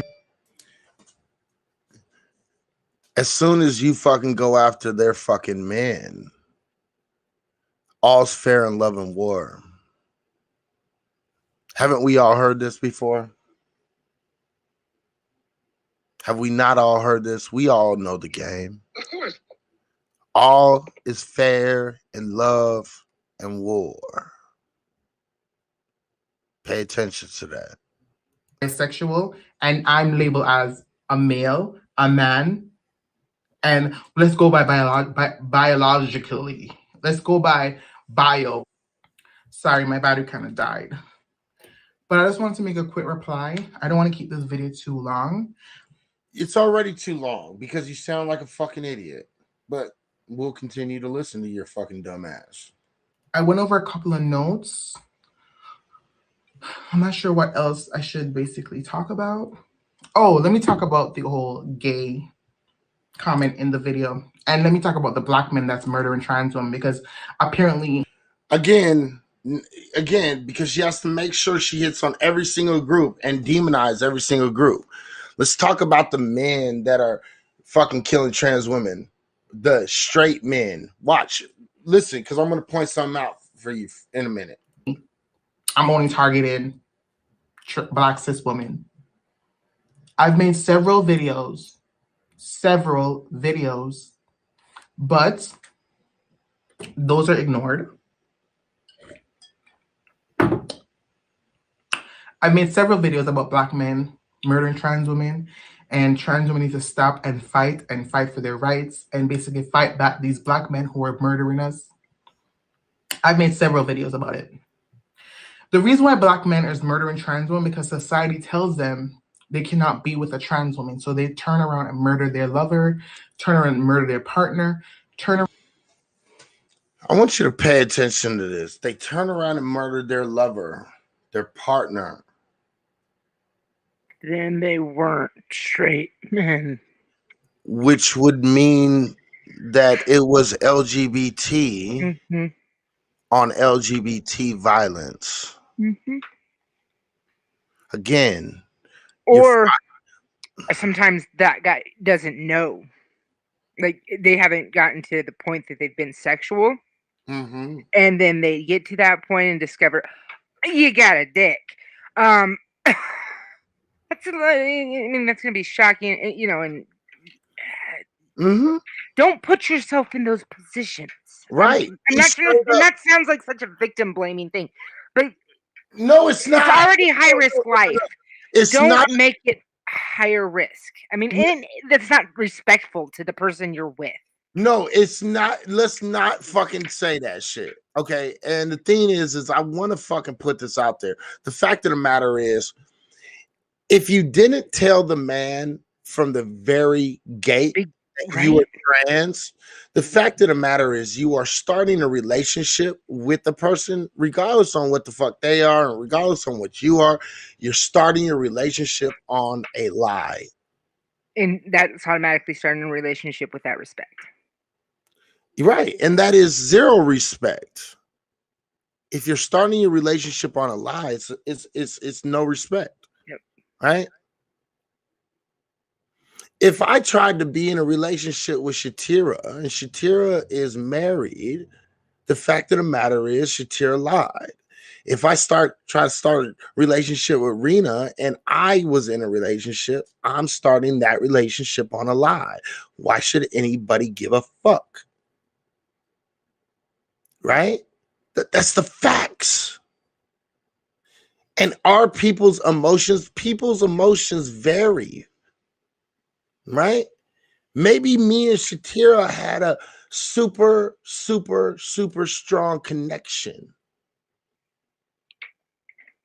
And I felt deceived by that. Emotion can make you do things that you would never regularly do. That's just what it is.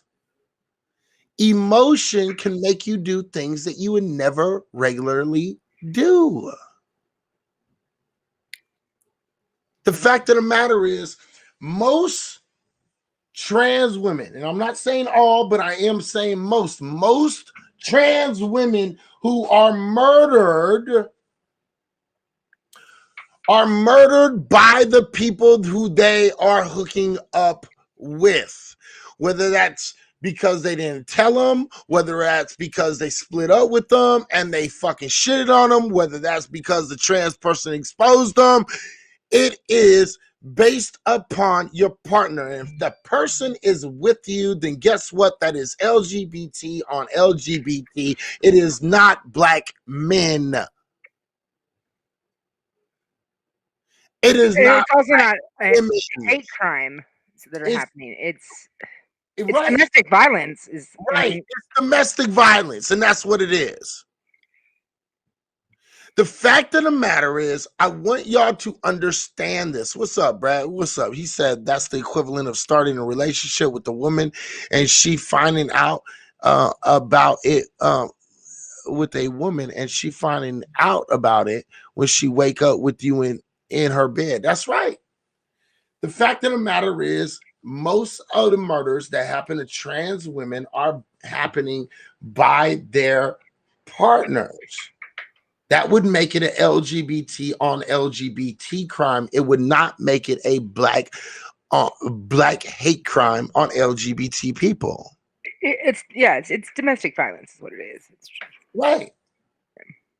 And just so y'all understand, the highest rate of fucking domestic violence in the United States right now is LGBT on LGBT. Gay men with gay men. Lesbian women with lesbian women. You know what I mean? Trans on trans, or their partners on trans, or trans on their partners. Don't get it twisted. I can show you this. I can prove it to you. I don't have no problem with it. I've done this. I've showed this. If you and it's known in the LGBTQ community too, and it's not. I keep trying to get people like in my community to talk about it because we need to be talking about it. Mm-hmm. Like, I mean, you do need to be talking about it. You're absolutely right. Like, massively. Right. but they don't talk about it, and that's one of the biggest problems y'all have right now. And because honestly, easier, because honestly, I'm going to be honest about this. It's easier for LGBT people to blame domestic violence on straight people. It's just easier. They get a better outcome at the end of the day. The outcome being you're charged with a hate crime and the domestic assault or abuse or murder. And that's just what it is. Are there trans women who are getting killed out there by random people? Yes. But things happen, but random murders anywhere are very rare. Like, right. But let's put it out there though. I want to make sure you understand. There are nuances when it comes to crimes. Crimes are very nuanced. Okay. And the fact of the matter is, if a trans woman is out there, she's being all the trans she can be. Fuck you, nigga. I'll fuck you guys all up and all you guys fucking what you want. You put yourself in that position. That's not a hate crime. You've now escalated what would have been a hate crime to you combating them back. You don't get to say it was a hate crime when you want to sit there and fight with motherfuckers. And that's what she's going to proclaim. We need a fight. We need a fight. We need a fight. What? Listen, watch. Around and slaughter their trans women who they're dating, who they have sex with. They stab 45 times. A trans woman stabbed 45 times by her lover. That happened to one motherfucking time. Quit acting like. And the person didn't know that it was a trans person. Yeah, like let's stop that shit. That shit is misinformation right there. Stop that. That's bullshit. Because he was ashamed, right? And again, it's her body, it's her choice. And again, it's her body, it's her choice. Okay, it's her choice, then she should have made the correct choice to motherfucking let that person know that they were motherfucking trans. Okay, and I'm going to tell you right now, I firmly believe that if a trans person does not fucking let them, what's up with Halcino? How you doing, brother? If a trans woman does not let the person that they're with know that they're trans and they have any kind of sexual fucking communication, sexual like activity between the two, it is like flirting too. Like that is sexual assault and or rape by the trans community. It's the same thing as if It's the same thing as if a woman got drunk and she didn't know her situation. You can't fucking have sex with a drunk woman. That is rape. The fact of the matter is, if you don't give me all the information I need to know about who you are, and you misrepresent yourself, and we have some sort of sexual encounter, the fact of the matter is, proper consent. right, I could not give proper consent because I did not know. That is rape. At the very minimum, is sexual assault. No, I'd agree with you. It's rape. Right. And let me point this out. If a woman, Petty is not here, she's here on Fridays. We do our shows on Fridays. Only Fridays we do our shows. This is my show, trigger warning. Okay? The fact of the matter is this. I want y'all to pay attention to this shit. If a female rape victim had the opportunity to fucking kill their rapist, in a lot of cases they would. Definitely. So when a man is fucking having sexual relations with a trans person, then they come out and they didn't let them know previously, and she gets killed, they are looking at it as if it is justice. I am getting back what you took away from me. You raped me. You sexually assaulted me. I'm sorry if you don't like it, trans people. I get you think that you don't have to fucking tell people, but you do. You have a responsibility to do it. Let me point this out. Okay? In the UK right now, trans people could face rape charges if they don't declare their sexual history and who they are. And I'm going to show you that. And they're starting this movement also in America. Do not get it twisted. You do not get to go out there and fucking say that I don't have to tell you who the fuck I am. Yes, you do. People have preferences. They do not want to be assaulted. It's just like if a female, she don't like a dude. She says, the female says, I'm not interested in you. For whatever reason, it could be racist, or it could be, some sort of phobia, or it could be some sort of hate. It doesn't matter.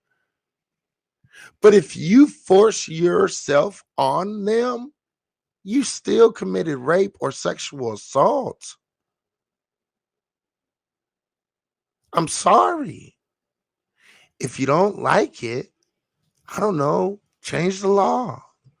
It is what it is. And you can see this article in the Independent and out of the UK. It's called Trans People Could Face Rape Charges If They Don't Declare Sexual History, Warns Trans Activists. This is motherfucking already on the books in places. Pay attention. Pay attention. Let's keep on going. Let's finish this up. But when someone is getting shamed by society and cis women are saying, and listen, you don't get to use the I'm getting shamed by society. There's a lot of people with fucking sexual quirks that would technically really get shamed by society. Right? There's dudes out here that are into BDSM. There's dudes out here that's into, the whole strangulation bit. There's dudes out here that's into, dressing up like a fucking baby and shitting on their fucking adult diaper and shit. It's not viewed as the most normal thing in the world. I'm just giving it to been him. shamed by society and my freaking family. I'm giving it to him. It doesn't give me the right to. I'm giving it to him. I'm giving it to him raw. I gotta give it to him raw. I feel you. I was gonna ask you though, is this the same one? Because I know we listened to a couple of them. Mm-hmm. Is this the same one when you were just talking about shaming? I'm like, well, wait a minute now. She shamed everyone, biological women for ovaries. Mm-hmm.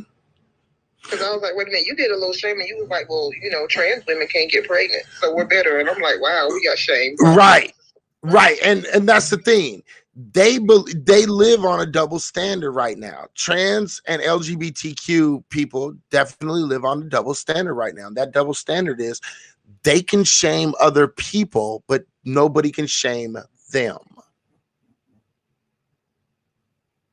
That's an absolute fact that's going on right now. That's a fact.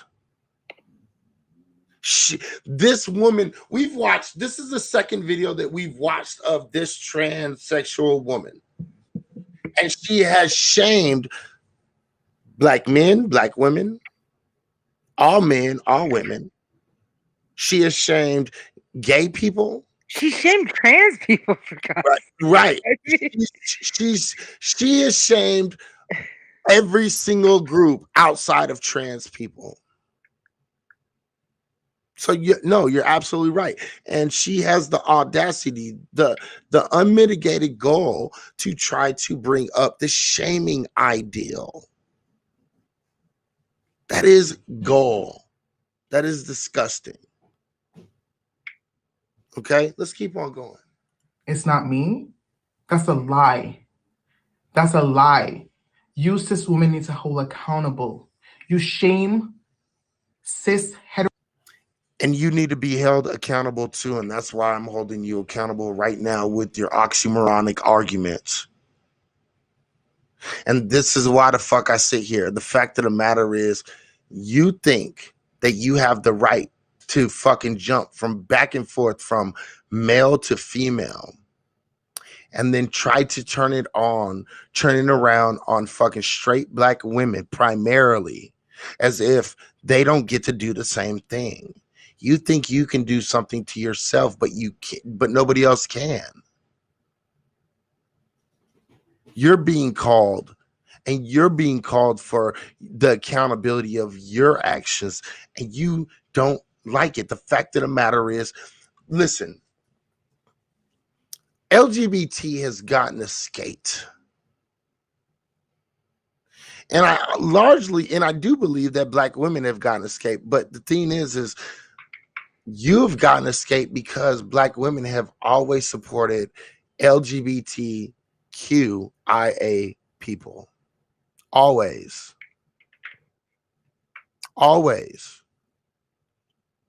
Black women have supported every single kind of phobia there is, including fat phobia, when you can change if you're fucking fat or not. You fucking fat, obese pieces of shit.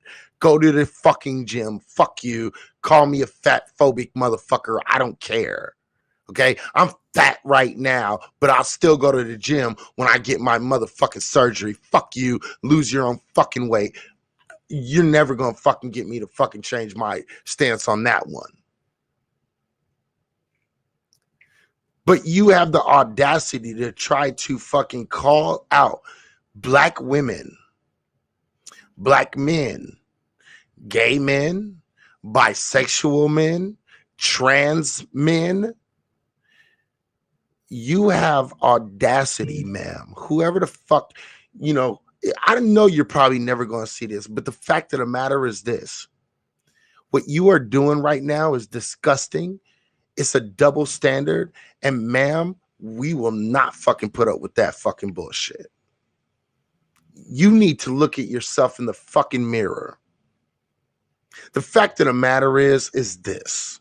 You got a big fucking head. You look like a fucking man, and you're mad that motherfucking people won't get at you. And if you weren't so mad about motherfuckers calling you out for the shit that you did, and you had all these dudes in your fucking, you want to be talking about this right now. You know what you would be saying right now? You know what? It's like, we just have to make sure that people are truly not transphobic. But you're trying to act as if everyone is transphobic, including LGBT groups. And you're wrong. You're trying to play a victim.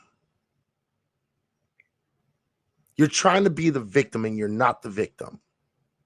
Let's continue real quick because I want to get through this because I want to let her say some shit that's going to fucking incriminate herself even more. Listen. Heterosexual men who like us. You shame them. So own it. Stop playing the victim. They don't motherfucking give a shit who fucks with you as long as they're not fucking with them at the same time because they're worried about STIs and STDs.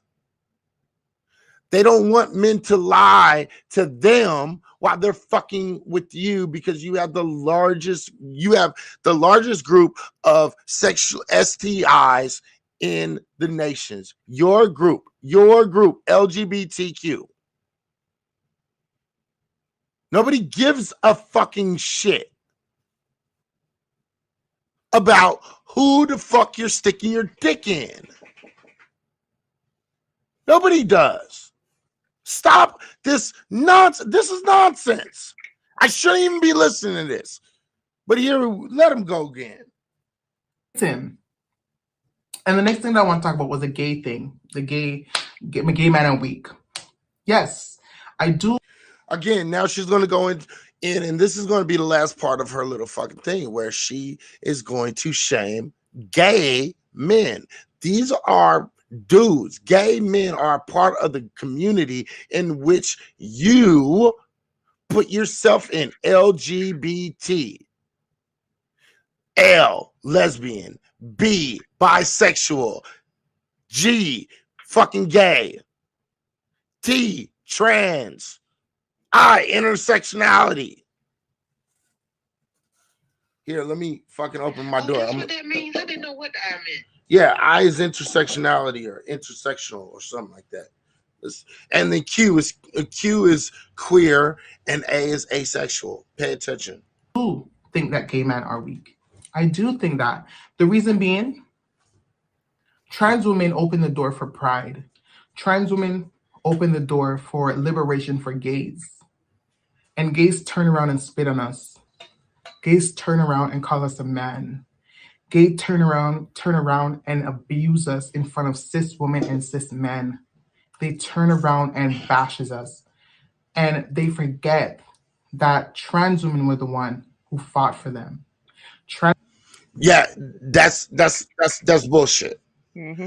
No, it was a gay drag queen.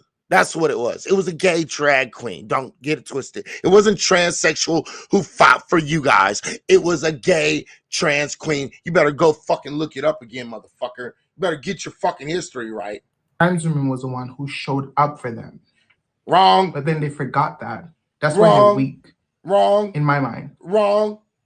And am I speaking to all gay men? You're not speaking to any gay men because the fact of the matter is you're fucking wrong. That's what it is. You're wrong. Applies to you, it applies to you. If it doesn't apply to you, move on. Same for Black women. If it applies to you. No, you know what? It applies to all Black women. You know why? Because you're sitting around here calling them all black bitches. Fuck you. All right, have a good coffee run. The fact of the matter is, when you sit around talking about you black biological bitches, no. And if a person doesn't want to be with you, the person doesn't want to be with you. Like, what? The fact of the matter, listen, at the end of the day, see, again, it's like I can sit here and I could talk about white people in a generalization, right? The fact of the matter is Black women have been the biggest supporters of gay and fucking trans rights in this fucking country. Fuck you, suck my dick. Black women have had the backs of LGBT people more than they've had the backs of Black fucking men.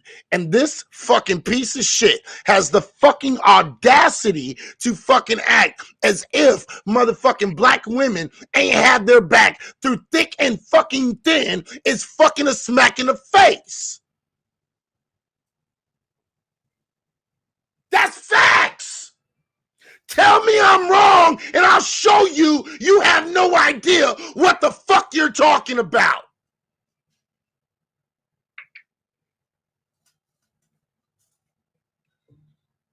Fuck out of here. Applies to you. If it doesn't apply to you, move on.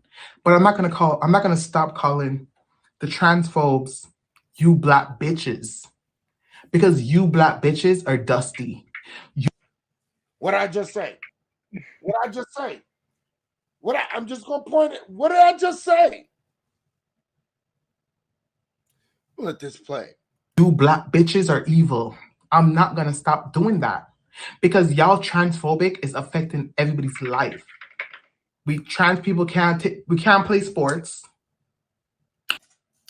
Make your own sports. We can't use the bathroom. You got your own fucking bathrooms and you got your unisex bathrooms, you lying piece of shit. I have gone in both bathrooms whenever I needed, if I need to go, I need to go. Like what is this bathroom bullshit? Yeah, I didn't hear the last thing she said. Hold on 1 second. Hold on. Bitches. Because you black bitches are dusty. You black bitches are evil. I'm not gonna stop doing that. Because y'all transphobic is affecting everybody's life. We trans people can't play sports. That's a lie. Bathroom. Lie. We can't go in regular spaces. Lies. All of these are lies. Lies, lies, lies, lies, lies. Lies. All of them are lies. You can't play sports. Motherfucker, you're in sports. You're quite literally, there's a broad in the motherfucking UFC right now, or not in the UFC, but she's in mixed martial arts that's beating the fuck out of fucking regular fucking women as a trans woman.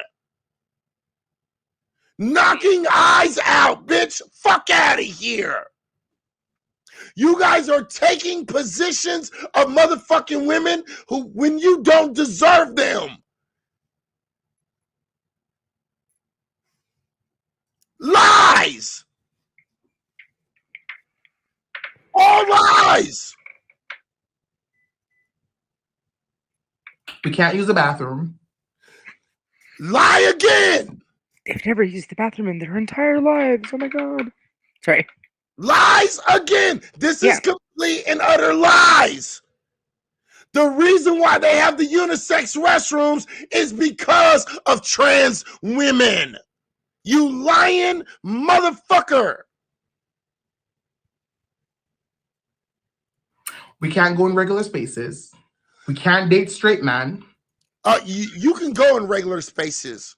The thing is, you don't like to go in regular spaces because you can't compete with real women. Here, let me say that shit again. Maybe y'all don't. There's going to be some people that don't like me saying this shit, but oh well, life's a bitch, suck my dick. The fact of the matter is, y'all don't go where regular women are because you guys lose when it comes down to shit. You can't pull a motherfucking nigga because niggas want biological women. You're losing when you're put up in a situation. This is not about a LOL. I want y'all to understand this shit. If you have a man who says, I am straight, and he has a choice between a trans woman and a motherfucking biological woman, who is he going to choose, even if the biological woman is a fat ass? He's going to choose the fat ass. That's just what it is. You get the scraps. You don't like that? Too bad. You get the scraps, and you get the scraps that are so drunk. You get the scraps that just want to bust a nut. You get the scraps that understand that you are easy access. Fuck you. Don't get in your feelings because you fucking allow motherfuckers to use you and abuse you because you don't understand fucking your worth because you're too confused about who the fuck you are. And someone not wanting to be with you does not make someone transphobic. That's facts. We can't identify how we want to. We can't have identity. See, again, all this bullshit. Listen. You black bitches Listen. are evil. I'm not gonna stop. And I'm rewinding this shit because it's important. Is affecting everybody's life. We trans people we can't play sports. We already went through that. We can't use the bathroom. We already went through that. We can't go in regular spaces. We went through that. We can't date straight man. We went through that. We can't identify how we want to. No, you can identify as whatever the fuck you want to because everybody fucking calls you exactly what the fuck they want to call you. Guess what? At the end of the day, I've been calling you this young woman, this trans woman, this woman, this whole fucking time. I was even checked on it by somebody earlier in the comments saying you're acknowledging her for acknowledging him for who he's trying to act like he wants to be. So fuck you. You can be whoever the fuck you want. Shut up. That's a lie. We can't have identity. You can't have your own identity. You guys have quite literally destroyed the identity of everyone. You have quite literally, listen, okay. Okay. For all my people in here that was born before, I don't know, before 1990, can I get a 1 in the room? Before 1990. Can I get a 1 in a room? Before 1990, if you were born before 1990, put a 1 in the room, please.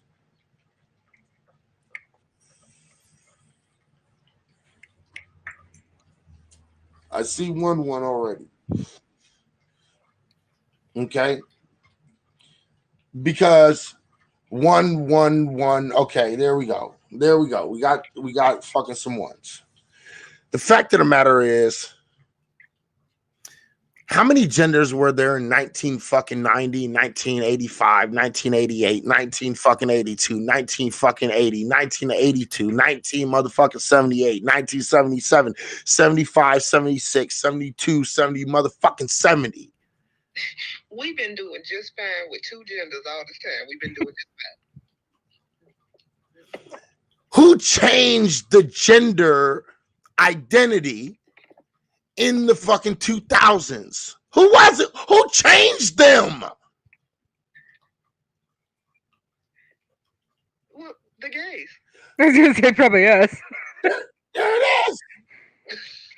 How many genders do we have right now? How many people know? I think there's it's over 100.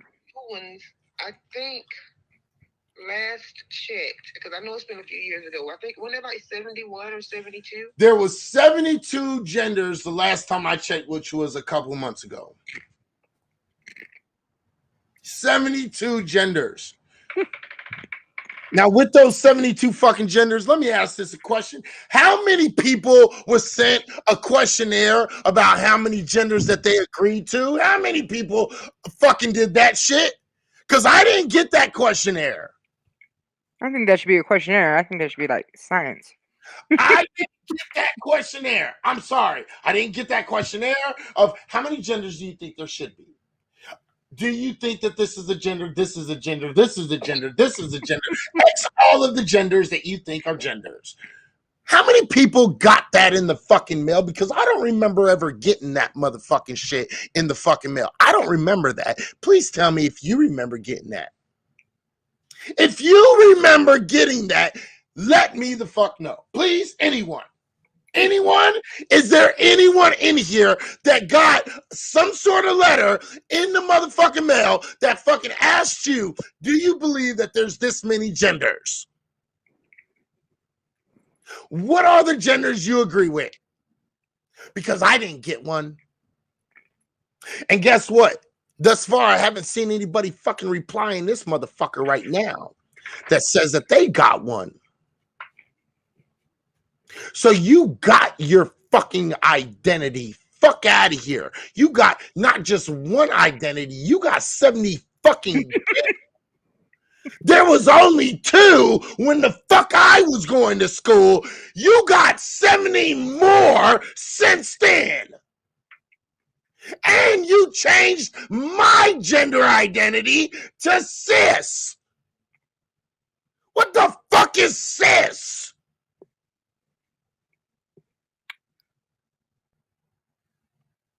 Last time I checked, I was a straight heterosexual black male.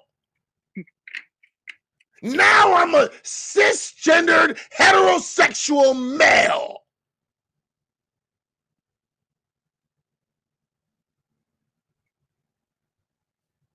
You don't have your fucking own identity. Motherfucker, you're right. You have 72 of them motherfuckers.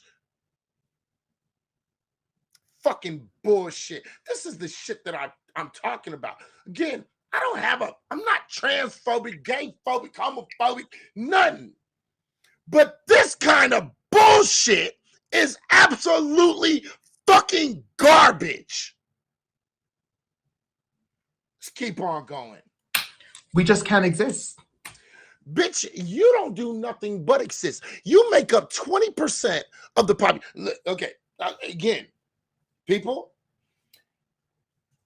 in the last 2-3 weeks, there was an article that just came out just recently. It said 1 of 5 people are part of the LGBTQIA community. How many people saw that article? If you saw that article, put a 1 in the room. If you didn't, don't worry about it, put a 2 in the room. But the fact of the matter is you can look this shit the fuck up.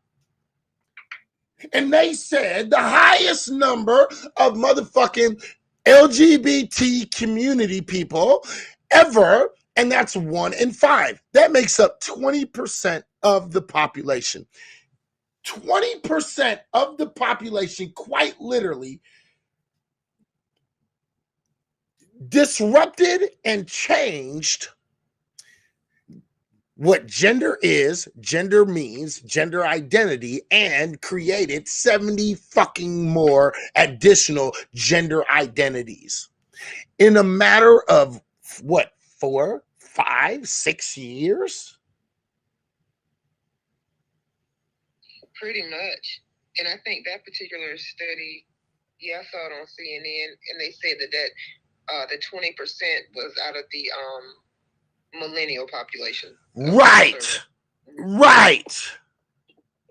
So you not gonna sit here and tell me, oh, I can't exist. Bitch, you have more rights than motherfucking black people right now. Kiss my natural black ass. You can take your motherfucking Jamaican fucking ass somewhere the fuck else. Are you serious?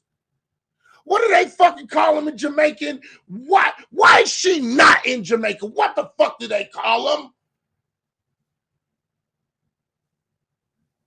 They call them Bati boys. Get your Bati boy ass over from around here. Bati boy. Get the fuck out of here, you fucking Bati boy.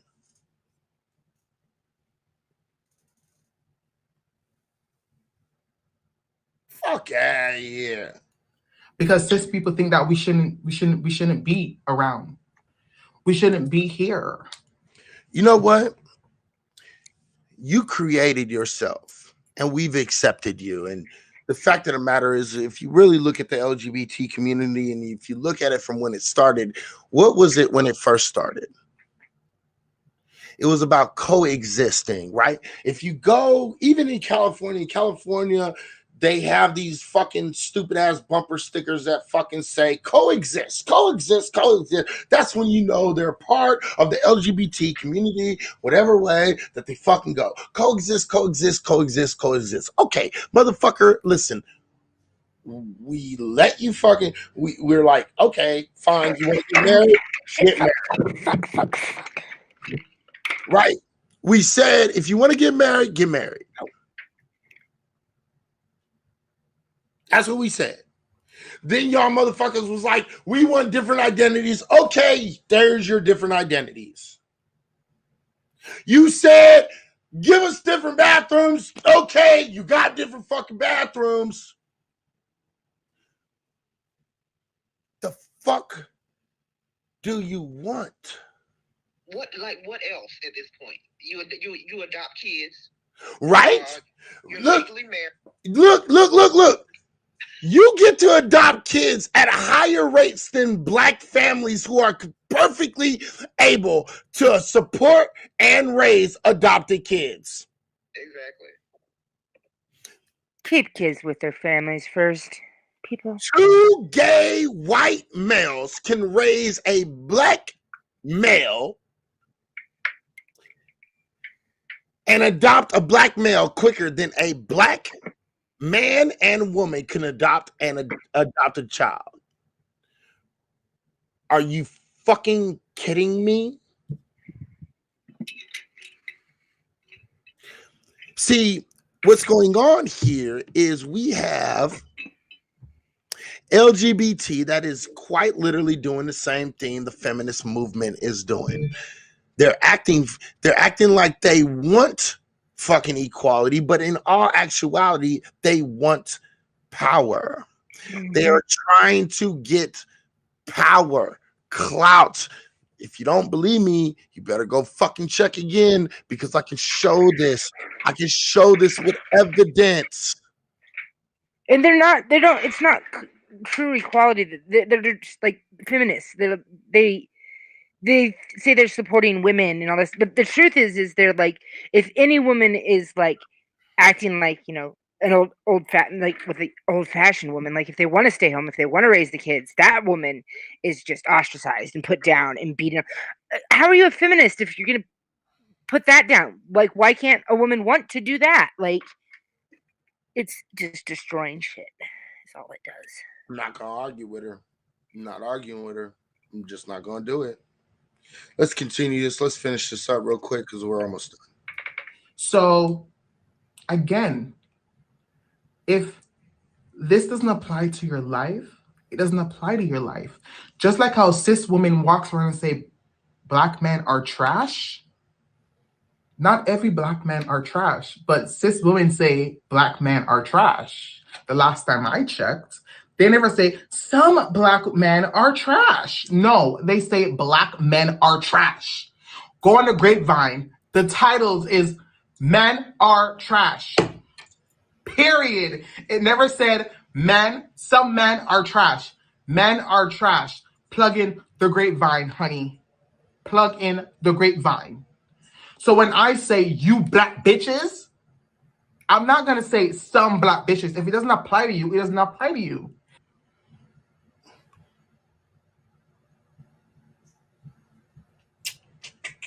Look here. See, I've gotten to this point where I'm at that point of I'm like at that fed up moment. And so what I'm trying to do is I'm trying to fucking hold my tongue so I don't say any kind of disrespectful shit.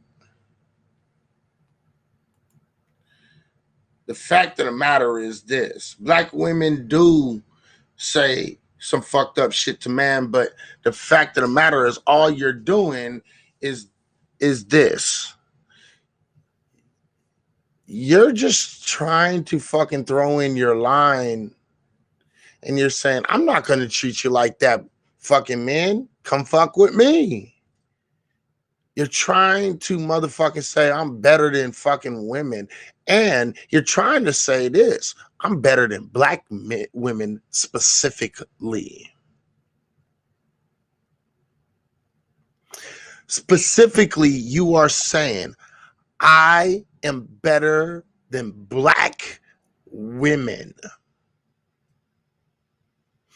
And in code, she's saying I am better than American black women. Black women, where are you at? Where are you at? Remember when them white boys was on in Virginia State, I think it was, or Virginia University, and they were saying Jews will not replace us. Remember that shit? Y'all remember this shit? Oh, yeah. Y'all should be fucking in marching lines talking about trans will not replace us. You should. You should. You should be there doing that shit. But the fact of the matter is black women have too much motherfucking dignity for that. Well, I was thinking that they, what was that we were talking about? And I said that the women needed to be protesting. I think that was about the sports. It was about the sports. Yeah, and I was saying that that particular group of women that play college and professional sports, they should be out protesting. They really should. Right. And a black woman, a young black woman, actually just went to the Supreme Court and sued, saying that trans women should not be participating in women's sports. Oh, she did. Good for her. Good for her. And this is why black women, you are being demonized. I want you to understand this, because white women want to do it. White women said, no, we're not doing that one. But you know what? A black woman said, I'm going to do this shit. You see? And I hope she wins. And here's the thing. Listen, I don't care if trans people do sports. As a matter of fact, I think if trans people want to fucking compete in sports, more power to them. I just think that trans people should do their own sports. Meaning, we have a men's division, we have a women's division. Okay, now let's have a trans division. Well, why can't they just come play with y'all? Excuse me? Why can't they just come play with y'all? Play with the men? Why can't they, instead of separating them into men and women, do like they do in like a boxing, like do it by like maybe a weight division, or have like certain limits set up that, then you're in this category and all these people. Because if you just do trans, you're gonna have one person in the category and they automatically win. Well, because okay, here's the thing. Trans women can compete against women and beat women. Trans women cannot compete against men and win.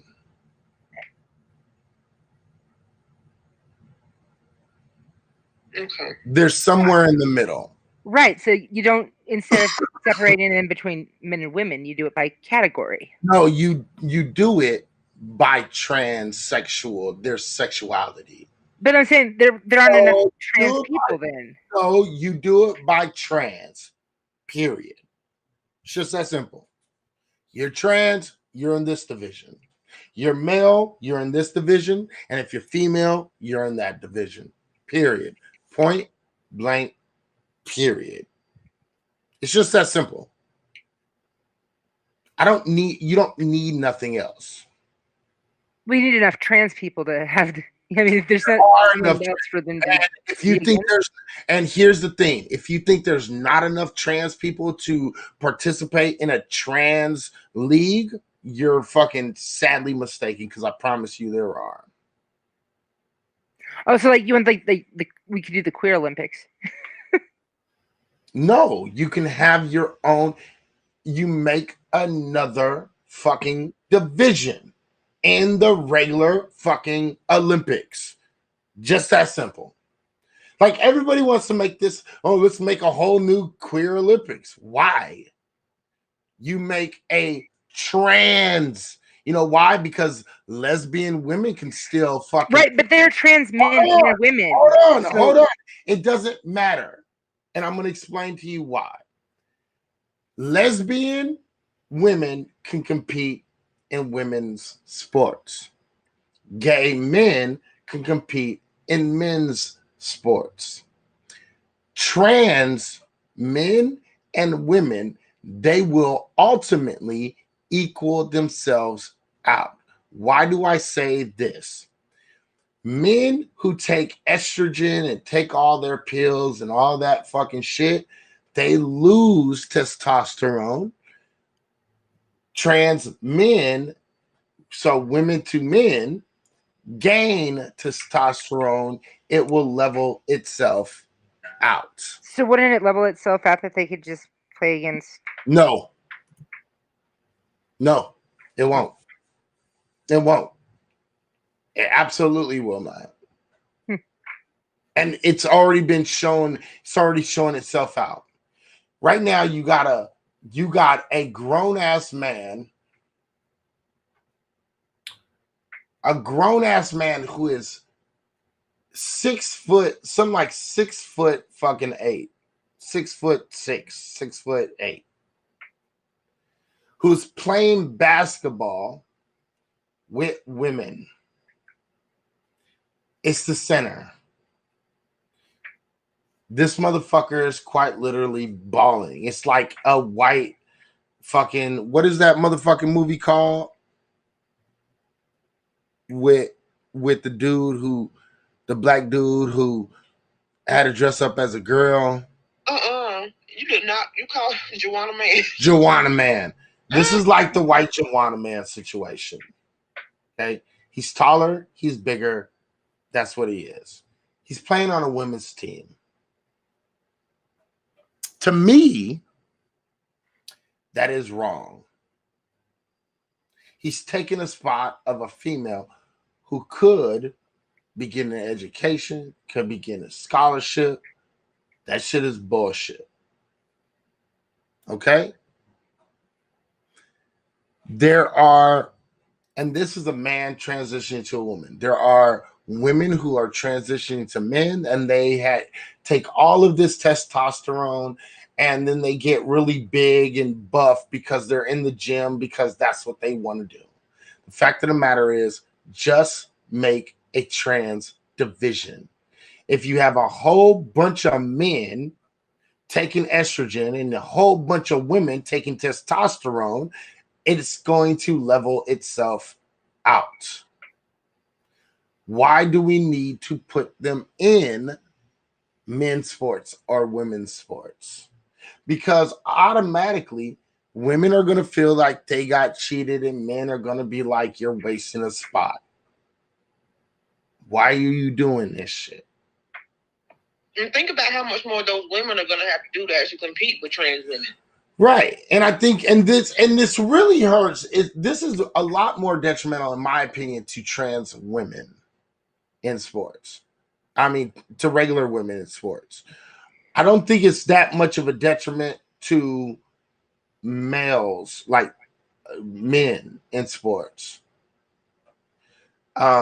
Because I don't care how much testosterone you're taking. I don't think you're ever going to be able to compete on a man's level, even as a trans male. Right, because your body and everything is still going to be like, if you're smaller in stature, testosterone isn't going to like give you height. Right, you're just not going to be able to. You're not used to the body in which you're in. Right. A man has had his whole life to deal with the body in which he's in. And so just make a trans division. Now, if you want to make that a trans women's division and a trans male division, that's on you too. I don't care. I don't care if you do that. But make a trans division. That's I'm sick of looking and listening to this person. Okay, I'm almost done. We're almost done. Let me finish. And I think that's just fair.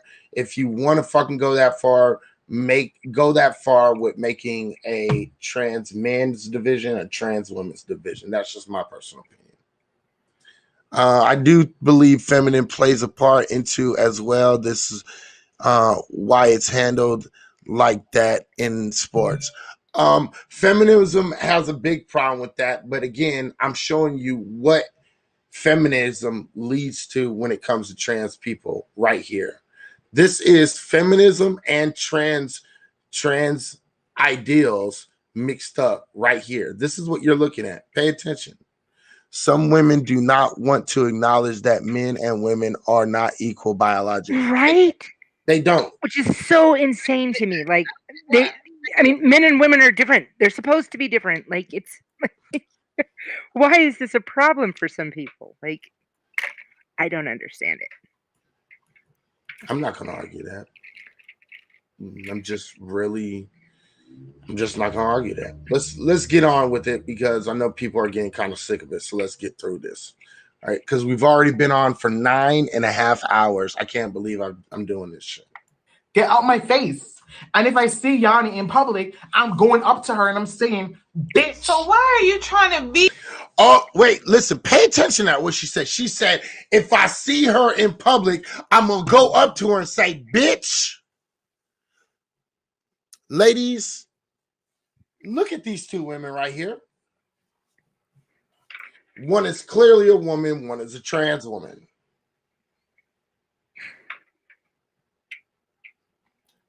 Is that fucking domestic assault from the opposite sex or the same sex? It's just assault. It is just assault, but the problem is this. Men who assault women get larger charges and longer time in prison. They do. Rather than women who assault other women. Well, I mean, can we just be honest? A lot of the, I don't know because I'm not out there like that to see it that much anymore. I don't like go out to the clubs and stuff that much. But I know here it was like nothing for like gay men and trans men to want to fight women. It's like it's not a thing. Right. I don't know what that is. Do you think that shit is normal? It's not normal at all because you're still a man. Right. Exactly. And that's my ultimate point. Okay. That's my ultimate point. Be us like this. I don't understand how a trans woman who is trying to pass as a black woman is bashing and belittling the number one thing she is trying to imitate. Why?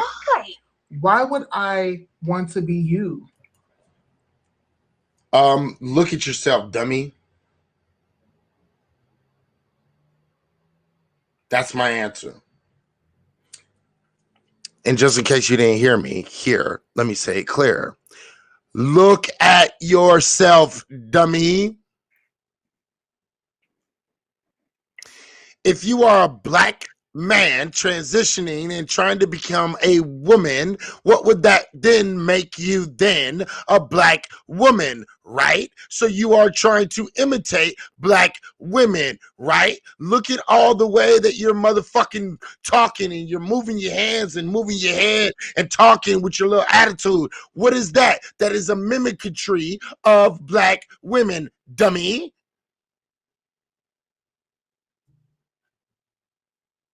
Her point stands. Your point fails. When I could be me. You're not you, though. Why would I want to be you when I can be me? But you're not you, because if you wanted to be you, you wanted to fucking try to act like you're something else. You're not you. That's the transphobia that we're talking about. You going around saying, oh, she's talking all this shit about black women, black cis women, but she wants to be us. That's not transphobia. That's just the truth. Look at your movements. Look at your gestures. Look at how you're talking. Look how you look. You are mimicking black women. And you are mimicking the worst features of black women. Period. That is transphobic. Because no, that's called realism. Sorry, try again. Wrong.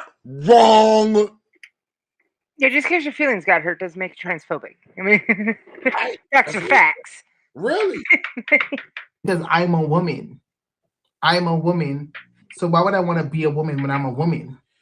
Why would I want to be a woman if I'm a woman? You're not, though, and you know you're not. That's why you're making this really lame, bad argument. The thing is look, if you want to be looked at as a woman, that's cool, that's fine. I don't really mind. I don't really give two shits. You know what I mean? At the end of the day, if you want to be called a woman, I'll call you a fucking woman. But the fact of the matter is, you are literally transitioning from a male to a female. You are transitioning from a male to a woman. Why would I want to be like you? Because that's your imitation. That's where you're imitating everything that you're acting from. The fact is, you'll still have an X and Y chromosome, and it won't. Fact. You don't say that to cis women, but you say that to trans women. But I don't say it to cis women because cis women, regular fucking cis straight women, are not trying to act like women. They are women. That's why. That's why. It's pretty simple in my book. I you know, and you can call me all the transphobic as you want. I don't care about this shit. The fact of the matter is, I don't say it to fucking cis straight women because they are women.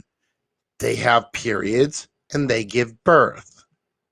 They didn't have to change their anatomy into who they wanted to be. That's why nobody fucking says nothing to them. You are quite literally changing who you were born as. You're copying. Try again. then you say, oh, I'm not transphobic. This is what I'm talking about. And I'm not transphobic. Now what? What you gonna do? This is what I'm talking about when it comes to trans women dealing with cis women. Cis women have to say, oh, you're trying to be me.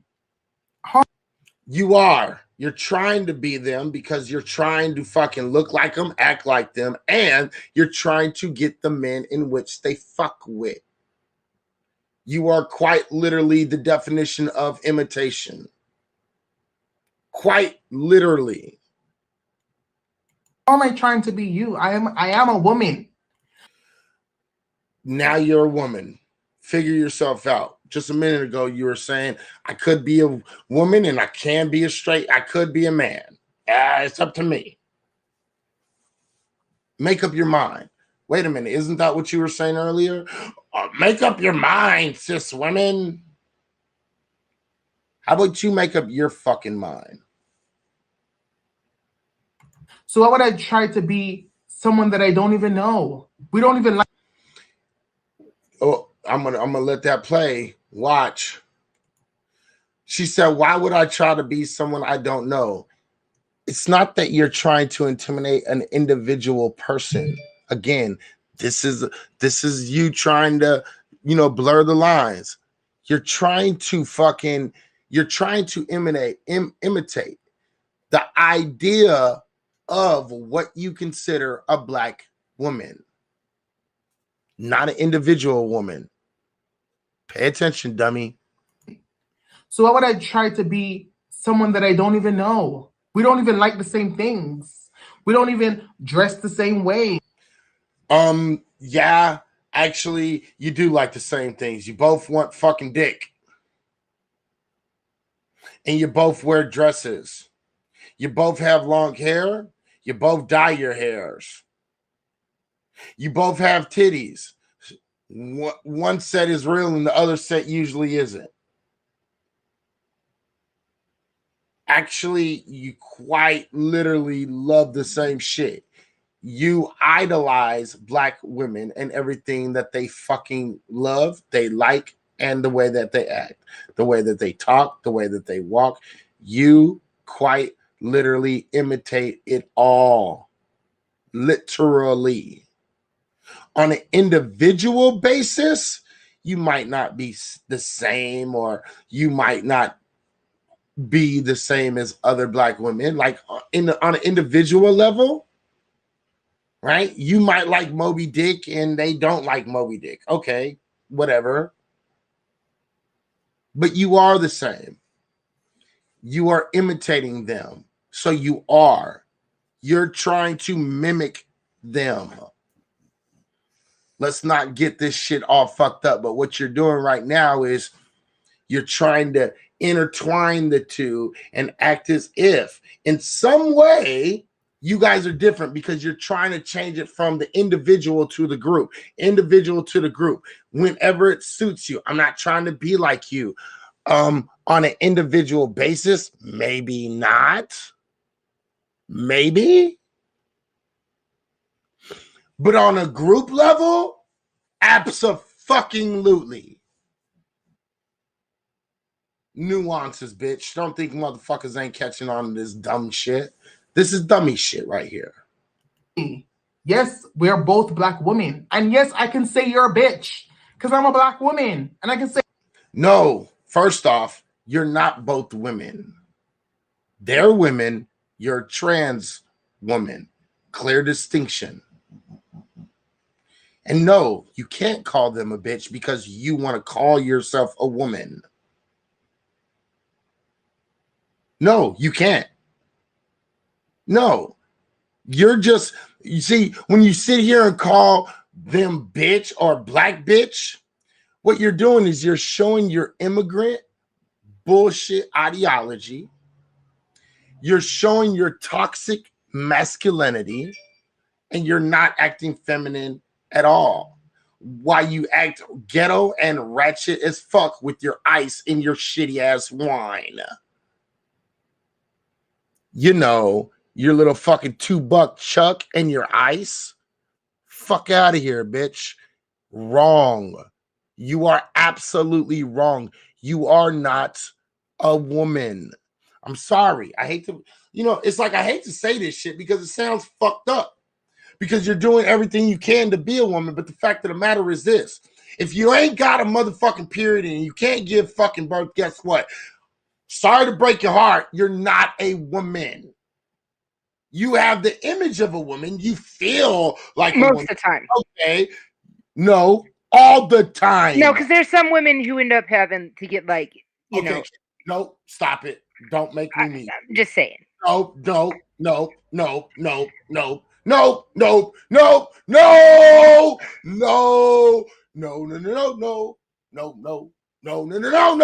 So a woman who has cancer that ends up getting her uterus removed, who doesn't have a period and can't have babies, isn't a woman? She is a woman. Thank you. Because her body was created to do it. Right. Okay.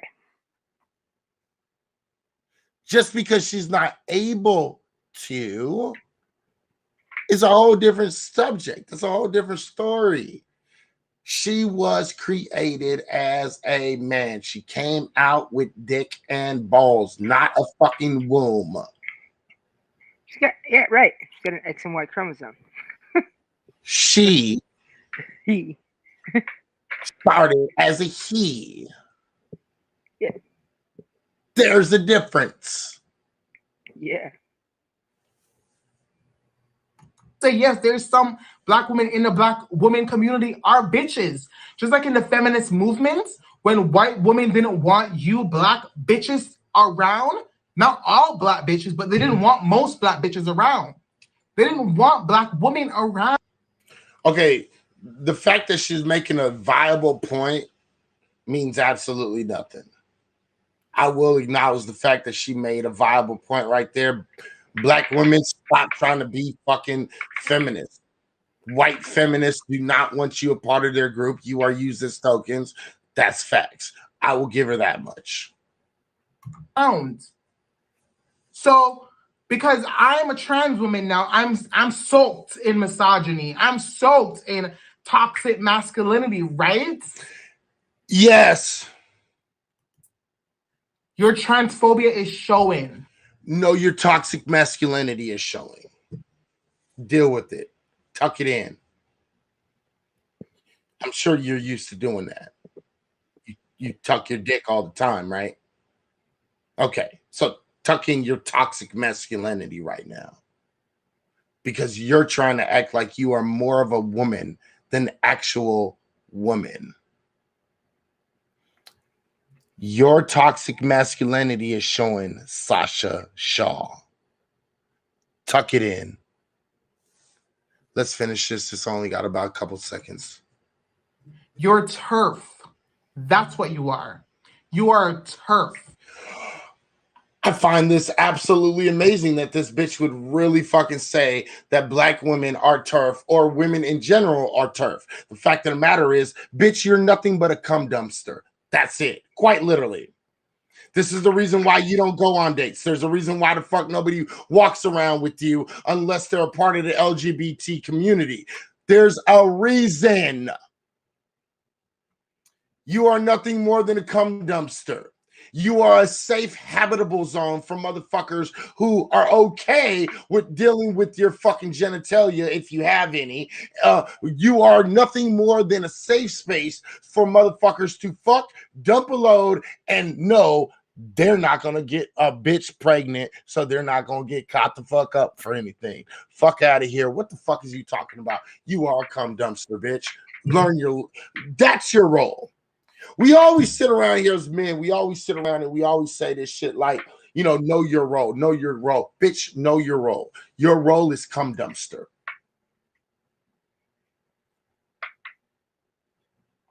That's your role. Your role is cum dumpster. And just because you've gotten a little bit better of hiding the fact that you started out as a him and you turned into a her, doesn't make you anything less than a cum dumpster. Know your role. Swallow some nut and be happy and shut the fuck up. Trans women are women. After surgery, I guess. So don't pick and choose when we want to be a woman for you. No, you're sort of a woman. You have the aesthetics of a woman. That doesn't make you a woman. Try again. You. And the snap, because you know how black women are, and the snaps from 1980s, I guess. So, Shatira. Yeah. How you feel about those two videos that we just seen? And I know we're going on 10 hours right now. Let me know how you feel about this video and this woman and the way that she's trying to push an agenda. Explain, tell me how this works for you. I mean, well, for me, on a personal level, I think she's a pathetic individual.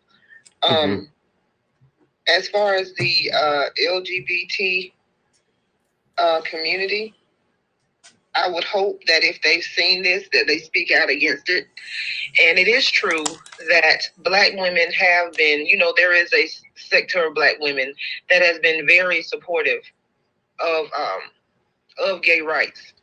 Mm-hmm. And it's like this huge slap in the face. It's like I just can't believe she even had the nerve to get up there and say that for one. And I feel like it's like black women already get kind of blamed for a bunch of stuff anyway. Mm-hmm. And so I really did not appreciate her, coming up and saying that we are really out here in a conspiracy with black men to kill people. It was just like it was just completely disrespectful. But let's make sure we get it right, because she didn't say it was a conspiracy with black men. It was quite literally black women telling black men to kill trans women. Right. I'm just saying, yeah, man. Go on and pop the trailer real quick. That's what it literally was. And I've been telling y'all this, and listen, people been trying to fucking get at me, and I've held my stance. I've been doing this shit for about 6 years. Okay. And the fact of the matter is, I've been holding my stance on this shit very, very, very stringently on this. And I've told women, and black women in particular, Y'all falling for the okie doke on this shit. And I just want to say, ladies, if you don't see how you have fallen for the okie doke on this, you are fucking slow as shit and you need to be on the short bus. What does that mean? It may be something that as Black women, as a collective, we need to sit down and rethink. Because, I mean, you know, you may not, after hearing something like that, are you as inclined to speak up for somebody? I'm not. I was never inclined to speak up for anyone. I voted for you motherfuckers to get married. I spoke up. I voted for you, for gay people, lesbians. I voted for bisexual, gay, lesbian to get married. I spoke up for trans to get married and to do what the fuck they want and live the way the fuck they want. I respected the fact that you guys wanted to be acknowledged to be women, and I said she's and her and all that saying, and I gave you the pronouns that you fucking wanted. Right. I gave that. There's nothing more to it. You're not going to tell me I'm transphobic because I check you on your toxic masculinity against Black women. The fact of the matter is, I don't care if you're fucking Black. I don't care if you're white, and I don't give a fucking hot shit if you're fucking trans. You fucking shit on fucking Black women. We got problems, ladies and gentlemen. It's just crazy. We got problems, ladies and gentlemen. Period. Care how you fucking feel about it. You're not gonna shame me into feeling bad. The fact of the matter is, she shit on Black women, quite literally spewing nonsense, saying that Black women are killing trans fucking women. That's a blatant lie. Right. It's a blatant lie. Trans women are. I've been a huge proponent, but I know definitely now I just won't have an opinion. After I watch it, sometimes like, you know what, I really don't give, I really could care less, you know what I'm saying, what the fuck happens. But this is a part of the thing when I was saying how it just feels like the Black members of the LGBT community feel like there should be this red carpet and everybody's just supposed to stop and figure out what they want first, when everybody's kind of all, we in this together. And so we ain't got time to be worried about who you lay down with. That's none of my business. But we can't have this kind of, you know, traitorous thing going on. Right.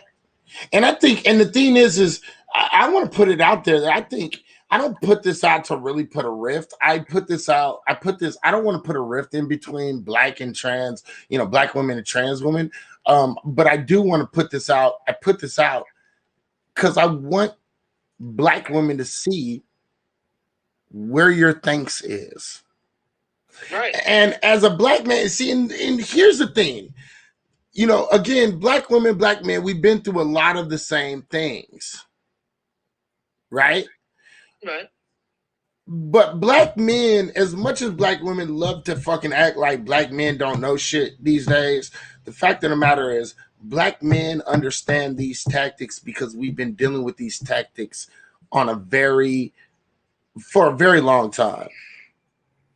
So as a Black man, what I'm saying to Black women is, don't fall for the okie doke. You're falling for the okie doke.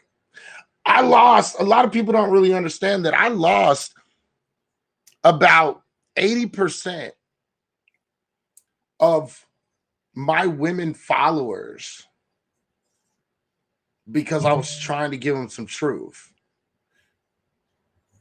Oh, you mean what makes a female a woman? I mean, that wasn't that bad. But like I said, nobody would come up. I did it. It wasn't a big deal. I lost about 80% of my female followers, my female Black followers, because of that type shit. Because I was trying to tell women, watch out. Watch your back. You got to make sure you understand what you're doing. Don't fall for the okie doke. And my prediction is coming true. I showed it to you myself. You have no ally, just like us. The fact of the matter is Black women supported and have supported and still support the LGBTQ community at a fever pitch.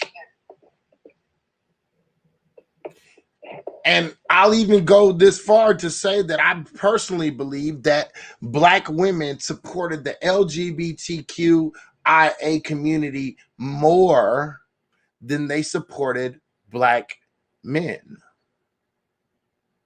in the last probably 30 to 40 years. You know what? I'm not going to say that we supported the LGBTQ community more. I would. Because I feel like we did. I feel like we did support Black men. I feel like all these letters, that community came to a forefront, starting with they've come out and they're all over the place now because of Black Lives Matter. And I get it. I get it. I understand that. But I think that we supported Black men. I think we still support Black men. And I would have to slightly disagree. I think maybe not. It wasn't as pronounced in 30 and 40 years ago. But I think for the last 20 years, 20 to 25 years, I think Black women have supported the LGBT community more than they've supported the Black males. And you're saying just Black women in particular? Just Black women in particular. I do. Yeah, that's not what I see, but I mean, prove me wrong though. I'm actually shocked. I'm shocked. Prove me wrong though. Don't be shocked. Prove me wrong. What if Black women how have Black women supported Black men in the last 25 years more than they've supported the LGBTQ community?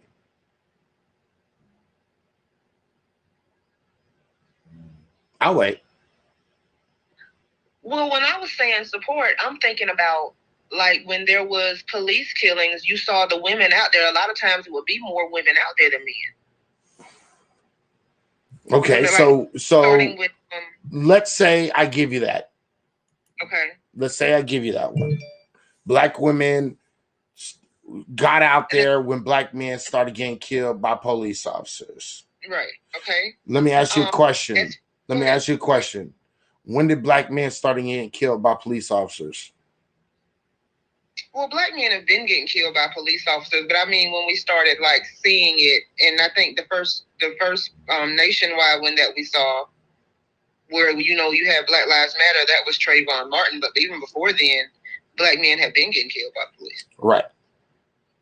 All right. Next one. What's saying, and I'm not even saying that we weren't out there before Trayvon Martin though. Are you sure? Not totally, but I would like to think that we we still were out there when Black men were getting killed. I don't know. I know for sure that I saw Black women out with Trayvon Martin on. I can agree with you from Trayvon Martin to the present. I can agree with you. Okay. Before that, I can't agree with you. Before that, you don't agree. I can't. Okay. I can't. And the reason why is Black men were getting such small respect and such low amounts of support. We were forced as Black men to support ourselves and support each other. And what I mean by that, you can see that at the very first Million Man March. Mm-hmm. But in that very first Million Man March, didn't Black women supported y'all in that? Again, you supported us, but you didn't support us in the numbers that was needed. It wasn't like what we're talking about now. Women came to the forefront. And again, I will give this to Black women. Starting at Trayvon Martin, Tamir Rice, Rakisha Boyd, Sandra Bland, you know what I mean? Mm-hmm. Michael Brown. there was a very much increased support for Black men and supporting Black men. But the reason why you guys started supporting Black men in that magnitude, I would have to say that it was based in the ideal of you would see these young Black men being killed and you saw your children's or your possible children in their faces. Mm-hmm. And you saw the mothers crying and you saw the agony within these mothers. Before that, the number one pusher of the 1994 crime bill was Black women. Mm-hmm. Black women from 1968 all the way to 1993 were kicking Black men to the curb because they were able to take advantage of certain situations in which would enrich their situation and better their situation. Not to say that I don't understand what Black women did. I'm just making the point. Okay, now I get your point. However, isn't it also fair to say that a lot of times now when you start talking about Black women kicking Black men to the curb, you mean are you going to mean that time like maybe late 70s, 80s with the welfare reform? I'm talking from 1968 all the way until 1994. And you think that, I just want to clarify, and you're saying that Black women were kicking Black men to the curb during that time for other governmental, other benefits? Yeah. Is that totally true? I believe it is, and I think I can back it up. Okay. Also, what do we say? What do we say about those households? Because I knew many. What do we say about those households where the law had indicated that a man wasn't living in the home, but you had men sneaking into their homes, women hiding their clothes and their shoes and stuff when they would have inspection? Right. Is it fair to say that Black women were really wanting to be in homes by themselves with the children with no father? That's what Black women wanted. I want to make sure. I'm not going to say that that's initially what they wanted. I truly don't believe, again, and I've said this quite a few times. A lot of people don't like when I say this. I don't think initially you got like Black women went out of their way to do that. Right? Okay. I believe that you as Black women fell for the okie doke.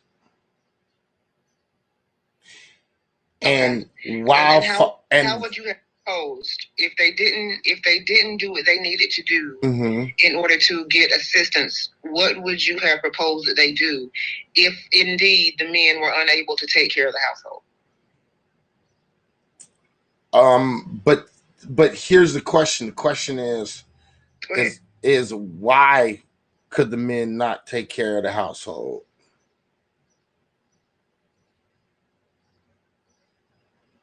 I get that.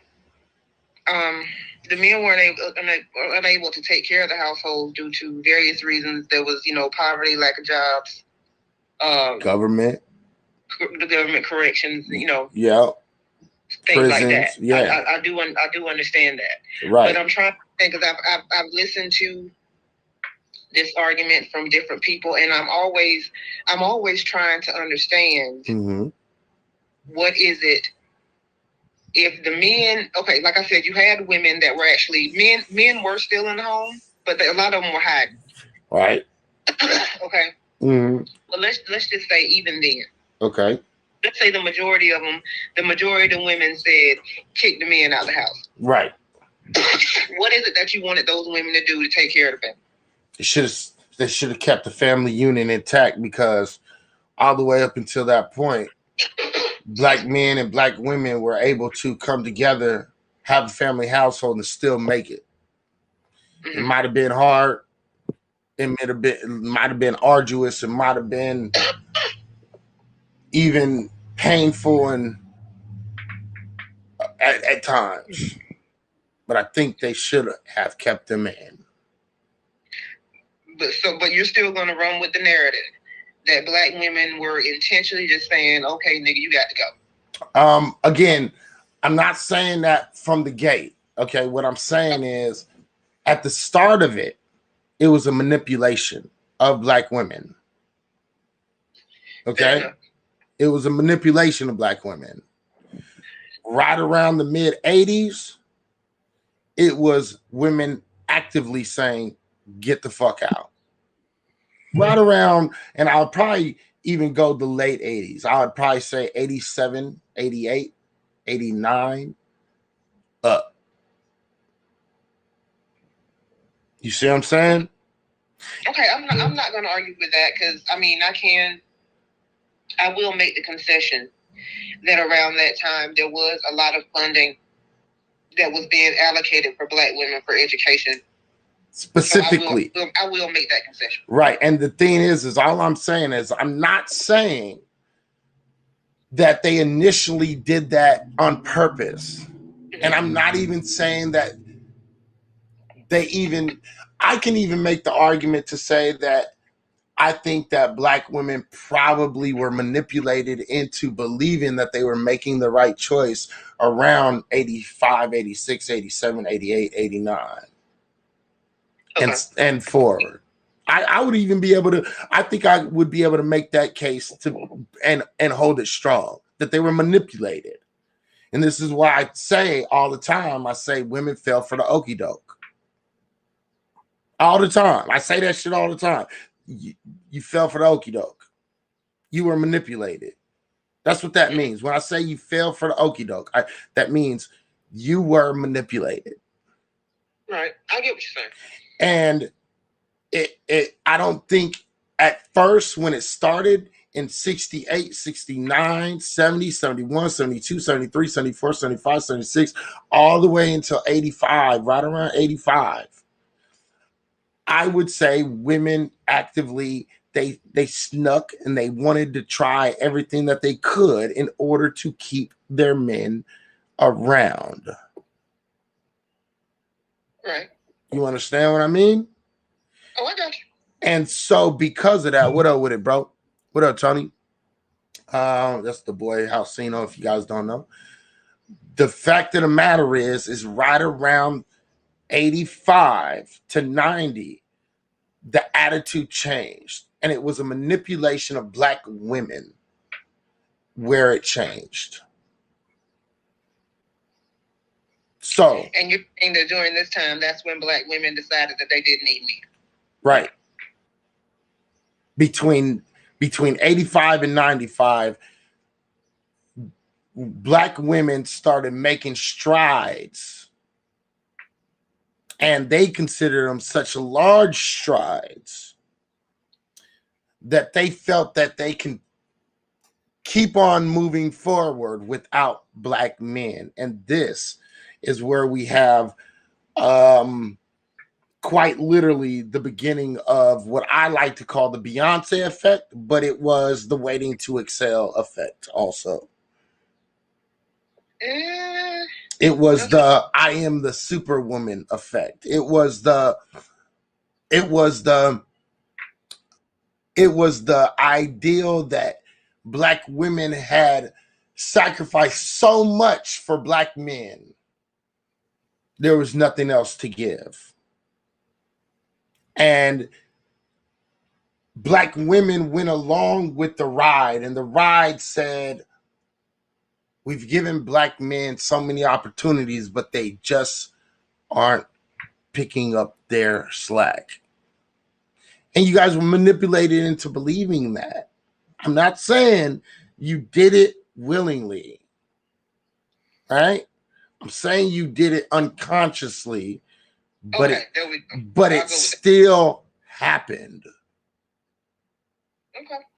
And that is where we're at. And that's the reason why we are at in the place in which we are today.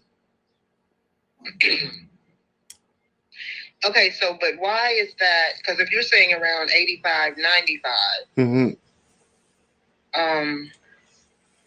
I guess what I'm wondering is if that was our parents, right?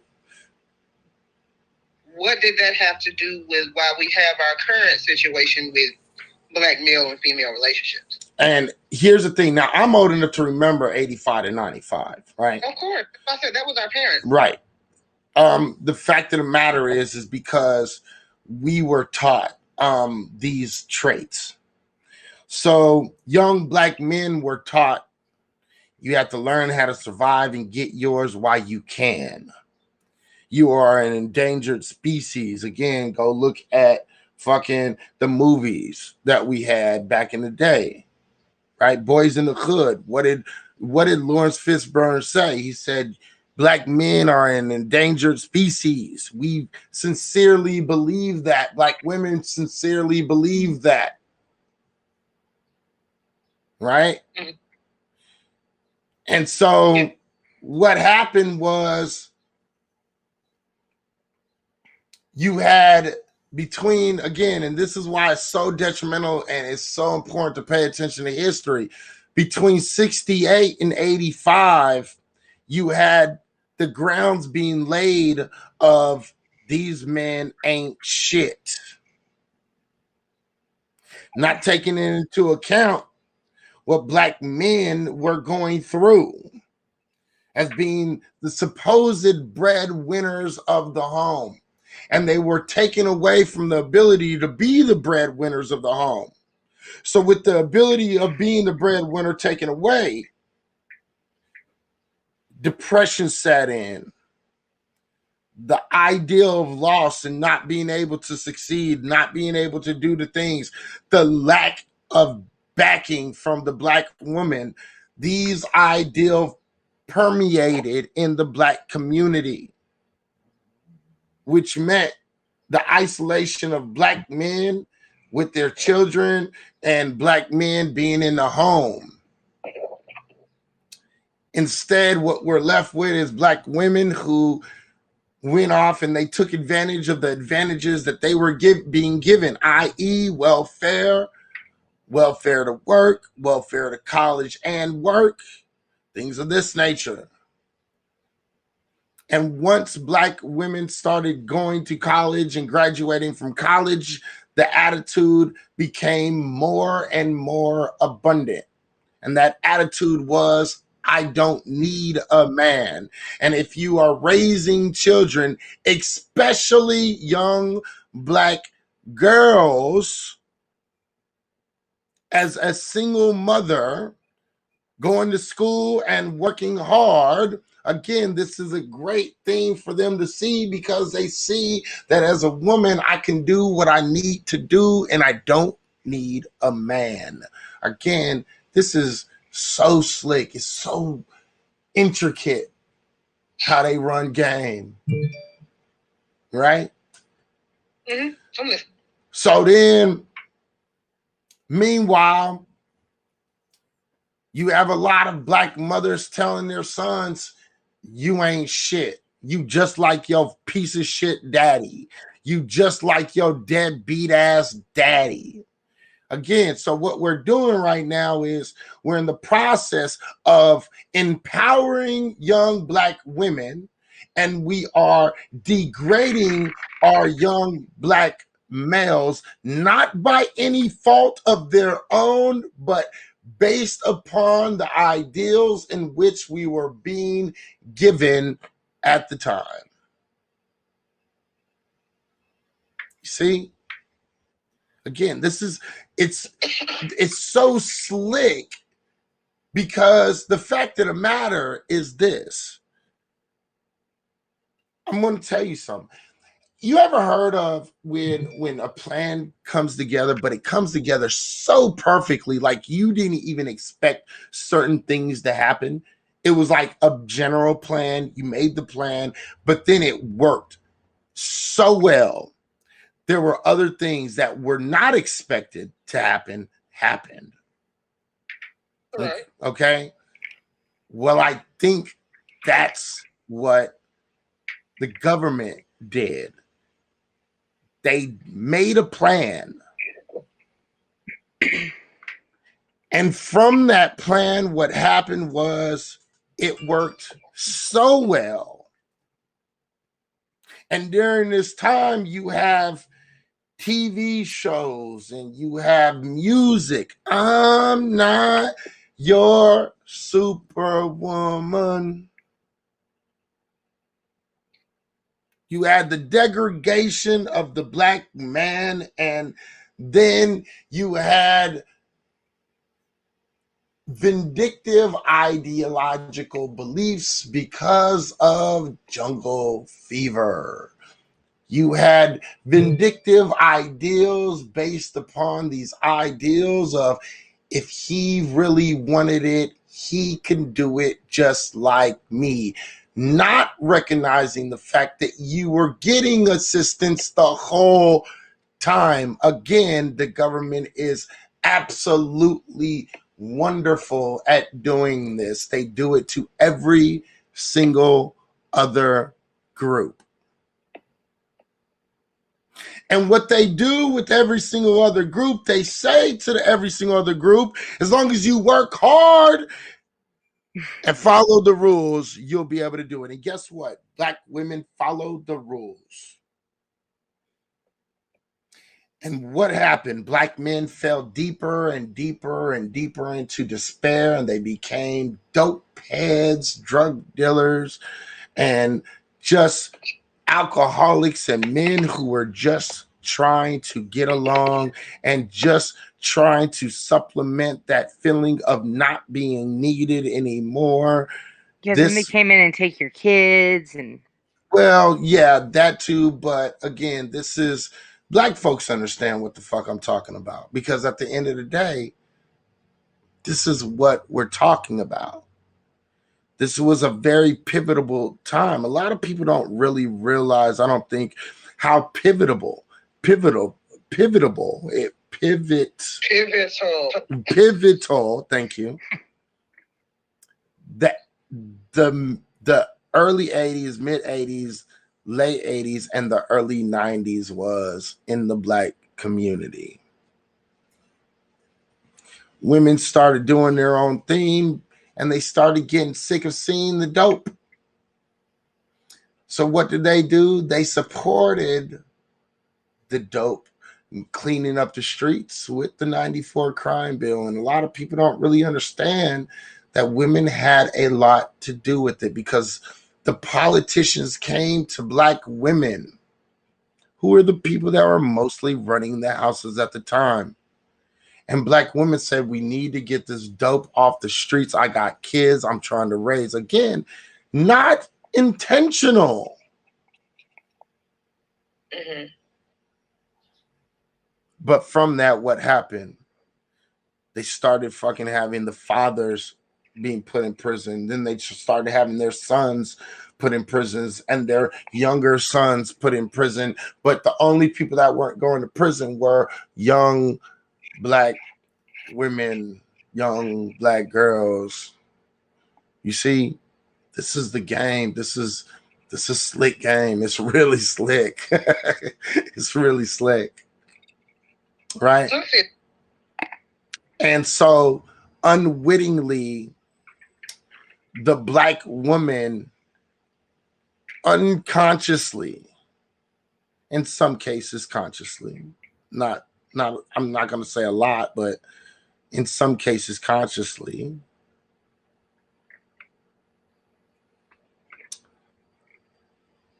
they sentenced the Black man for their failure. And the Black man was sentenced for his failure as a father and as a provider, and they were sentenced to life in prison. Okay, so the question then becomes: surely not all of the Black men were incarcerated during this time. Absolutely. Okay, so not all of them were. True. So what do we say of those that just shirked their responsibility and weren't in the home? I would say that I don't want to give them too much of an out. I really don't. right? Because as Black people, we have always been able to go around and find a way as to do so. Some men just shirk their responsibility, and they have to take responsibility for that. As Black men, they have to do that.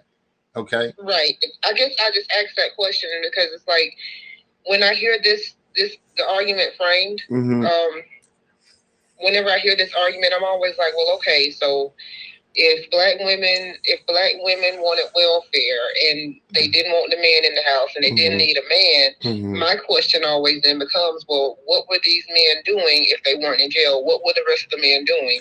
And at what point it's like, okay, I guess I can take some responsibility for it just because I'm a part of the female collective. But I always just wonder what part of our current situation are Black men going to say, well, yeah, we dropped the ball on this. Okay, so I will say that I think in a very large number of cases that the fact of the matter is Black men did drop the ball. I will openly say that some Black men gave up. But I will have to make a caveat that a very large majority of those men did not give up. They were put into a situation and they felt they had to do whatever was needed to be done, i.e., the CIA bringing cocaine and crack cocaine into the Black community. This in turn put a lot of these fathers inside prison, which left these women alone also. Again, we must still take responsibility because our actions are our actions. Absolutely. Okay? But we have to always remember, why did we choose the actions in which we chose to make? And the reason why we chose to make, and proceed with the action that we did is because we were left with no other opportunity.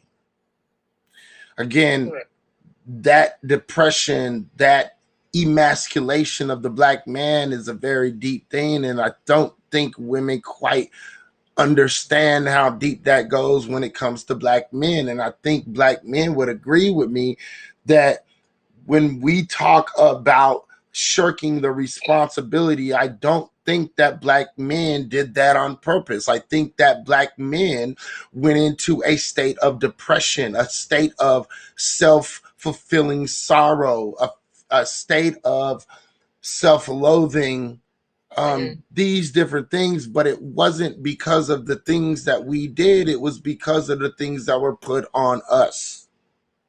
So, but at the same time, you still have to take responsibility, right?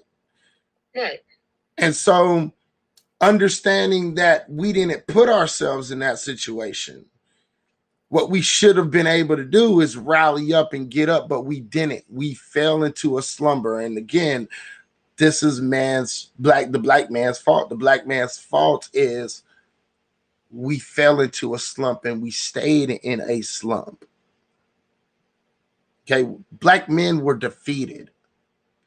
And you have to understand that defeated attitude was deep. We're talking 1900, 1910, 1920, 1930, 1940, 1950, 60, 70 even. We're talking about a system that was literally going out of its way in order to quite literally destroy the Black man. This is 70 years of straight digging and shitting on Black men. And I think that's where the loss between Black men and Black women came, because they didn't understand. And the reason why they didn't understand is because Black men understood, and we got to understand the lifestyle that we had at the time. The man went out, no matter what race you were. We're talking about the man went out. The man went out to do the work. He worked, he provided, he paid the bills, and the children were able to go out and do better, learn better, and get better. Right? Yeah, that's true. But black men were beat, and the black man was beat up for 60, 70 years. Bad, deep, hard. And I don't think that women really understood how deeply that beating was. I think at times, even black men don't understand how deep that beating was. Right? Oh, absolutely. And the thing is that I am empathetic to that.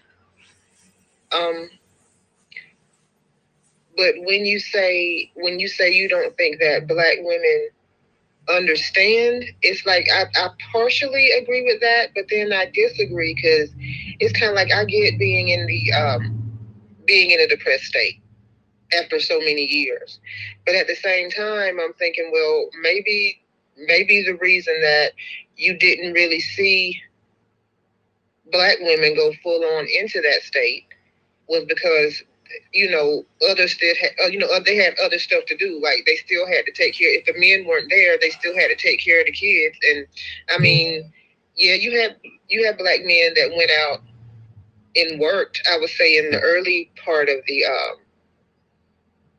that stayed home. Mm-hmm. And I would say that would be in the earlier part of the 1900s. Mm-hmm. But I would say after around probably around 50 onward, that women were always working, especially black women. Well, I would actually beg to differ. I would say women didn't start working until right around 1965 to 68, to between 65 and 70. Okay, I'm gonna say we was always working. Whether it was, whether we were a housekeeper, whether we did laundry, we had some kind of work. Right, and I don't deny that. You did work, but the primary bills of the household did not fall on your shoulders. Oh no, yeah, I'm not saying that, but I guess my main point was just to say that I think that the reason you didn't see that same depressed state in the black female population is because they were running the household. And that's probably why you didn't see that same depressed state. It doesn't mean that they weren't in it, though. Okay, and I think that's the thing, and that's where I think the differentiation comes from, because if you look back into those days, right, 1900, 1910, 20, 30, 40, 50, right, even up to 60, right, women had secondary jobs, but they were not the primary jobs. The primary job was always on the man. Right. And as a man hold pride, right? And so even when the man was a little short on rent, a little short on bills, he kept that shit to himself. It wasn't like you had a disconnection between black men and black women right around the fucking 50s and 60s. And the thing is with that disconnect, we had this level of pride. And this level of pride didn't allow us to really fully articulate to our women what we were going through. And this is why I don't think black women understood, right? And right around the time that black men wanted to really start, letting black women know, they was like, nah, I'm fed up. And by then you were, as black women, starting to get and gain ground due to the things that were being put in place for women at that time. See what I'm saying? So we missed each other. Okay. We're at one level. You guys are on another level. We're on the decline. You guys are on the rise, and we missed each other. Okay, well, it seems like they should have, Our parents should have got together. Our parents and grandparents. Mm-hmm. Or at least that at those two age groups should have been able to work past that shit. And I think they did, and they tried. Working and you ain't got no job yet, y'all got to make it work. And here's the thing, I think they did all the way until right around the 60s. I really do. I truly do. I truly believe, even like to the early 70s, I really think that black men and black women really tried their hardest to go and stay together and went out of their way. And this is the reason why when black men left the home, because black women were able to get benefits as long as the husband wasn't at home. Mm-hmm. That's where you're going to see a lot of disconnect. Right. And as women, and again, this is a thing as we're talking about all people. I'm not, again, this is not just a black man, black man, black woman thing, right? This is the way it is. Okay. Look at the other groups. All the other groups rised after the civil rights time. All of them. The one group that fell was black folks. And why? Because black folks became stagnant. They became stagnant because you have primarily women taking care of the household. Black men were either in prison, homeless, giving up, beat up, not just gave up at the time. Mm. Black men did not have the support of black women. And with this, what comes is black women started taking the attitude of other immigrants in the United States at the time, which was, I'm going to take advantage of this if they're going to give it to me. See, and this is the key component. And from that inability to communicate between black man and black woman, also came a sort of jealousy, maybe.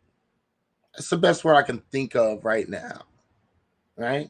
It's probably the best word I can think of as of right now to explain the position.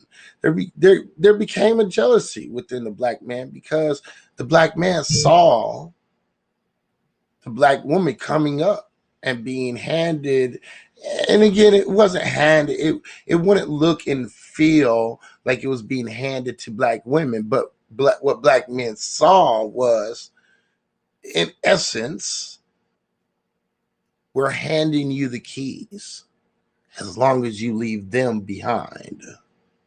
And this is what black men saw. This is how they felt. And this was another lesson that black men had to sit down and think about and had to conserve in their head and put in their head and say, I'm not worth shit. I can't take care of my kids and can't take care of my family. I'm homeless. I'm drinking. I'm a piece of shit.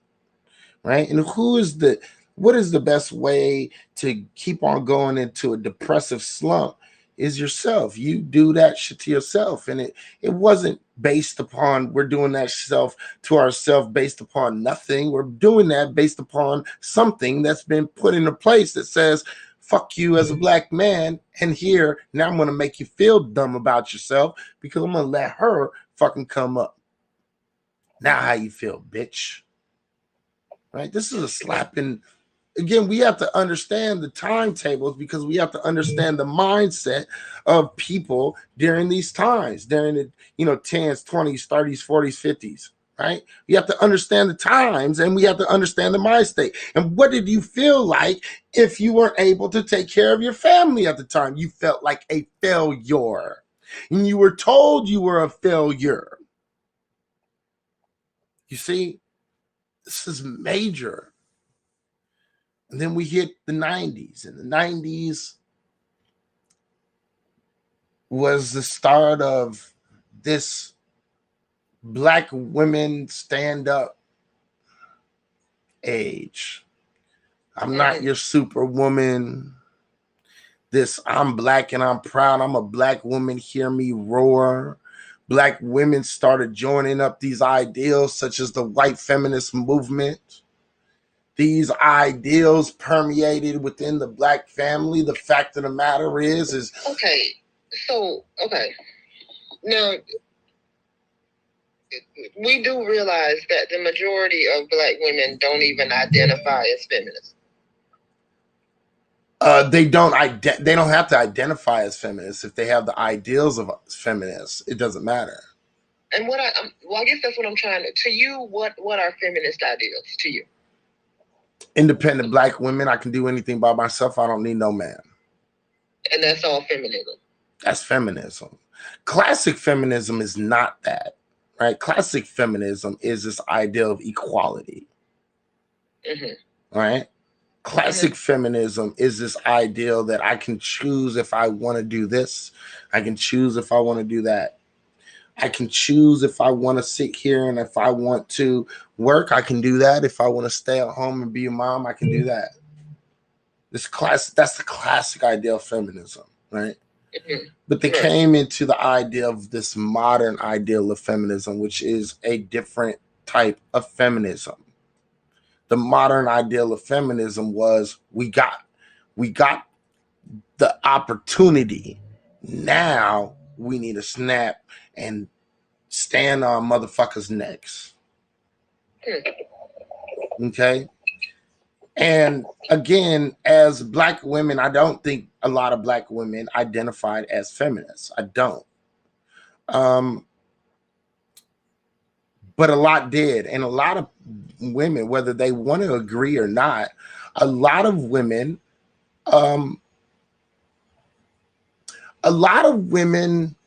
agreed with the ideals of feminism, whether they wanted to sit here and say, right, I don't agree with that. I'm not with the feminist shit, right? Feminist shit, right? They would still, some of the ideas would make them feel right. And again, you can look at this, taking it into action very quickly. Let's look at Cooley High. Let's look at, the movies that were being put out. And let's look at the music that was put out. Hey, didn't want to interrupt. I have to run. All right, sweetheart. All right. Have a great day, Eleanor. Thank you for coming in. I appreciate you helping me out. Come back and you look at these ideals, right? These ideals are very serious ideals where, they say I'm the backbone of men, and I've always had the back of men, and I'm this and I'm that, and I am woman, hear me roar, hear me out. I can do anything a man can do, and I can do it better. Okay. These ideals were very, very significant in the rise of modern feminism as we see it today. You start seeing, these ideals permeated inside the movies, and you see them permeating inside the ideals of the TV shows and shit that in which they was watching at the time. Okay. The whole Waiting to Exhales and the fucking, the color purples and the, all this shit. This shit is the real shit. And a lot of people don't really remember this because it was so subtle. But it was very empowering to women at the same time, right? It was very subtle, but it was very empowering to women. Okay, so I would ask you, to you, what would female empowerment? What is that to you? Like, what does it look like? What does female empowerment look to me? Because I'm trying to get a better gauge on it, because you said, these things were very empowering to women, and I'm trying to figure out what part of that empowerment of the woman for you was a bad thing. So you're just saying that the independence, right? What it was an ideal of independence. It was an extreme. It wasn't just independence. It was an extreme independence. Okay. Yeah, I just wanted to understand. You understand? Like, independence, I don't think is really a bad thing. I think independence for women is a beautiful thing, right? But it was this extreme independence. I got you. Right? I got you. And I can remember when Color Purple came out. I was really young. You were too. So I remember it, but you know, as far as all of the social implications of that movie, you know, I wasn't even aware at the time. Right. And the thing is go watch the movie and then think about when that movie came out and then watch that shit. And that would have been around like what, 85? Right around 85. Yeah. Go watch the implications of that movie. Go watch it around that time and take the idea of your mind right around that time. We're talking about the influx of drugs, right? In the Black community, we're talking about Black men leaving the home and never coming back, going to get a pack of cigarettes and never coming back type shit, right?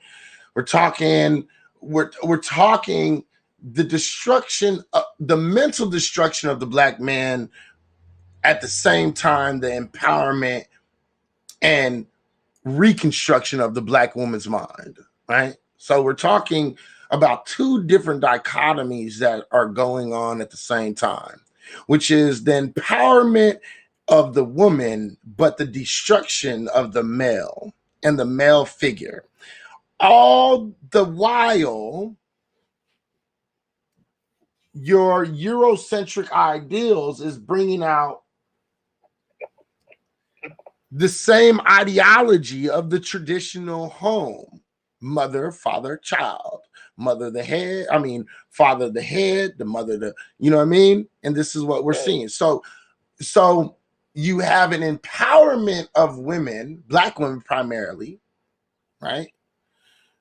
But you have a emasculation of men, Black men primarily. But you have the empowerment of white male, right? And the individualism of the white woman. Okay. And so this dichotomy is being brought forth to us clearly. Look at the TV shows, right? Family Ties, motherfucking, all these fucking shows on TV. You see white families, right? You have the mother, the father, the child, and the mother and the father are both successful, working together, right? Right. In the Black community, what you actually have is you don't see mothers nor fathers. And then when you see mothers as hardworking women, but they're probably not taking care of their kids very well, but you see them out there working and this is what they have to do. But they're also pushing the narrative of the missing Black father and the piece of shit, low-life Black father, right? So you have a lot of things that are working at the same time, but they're working in part opposite of each other.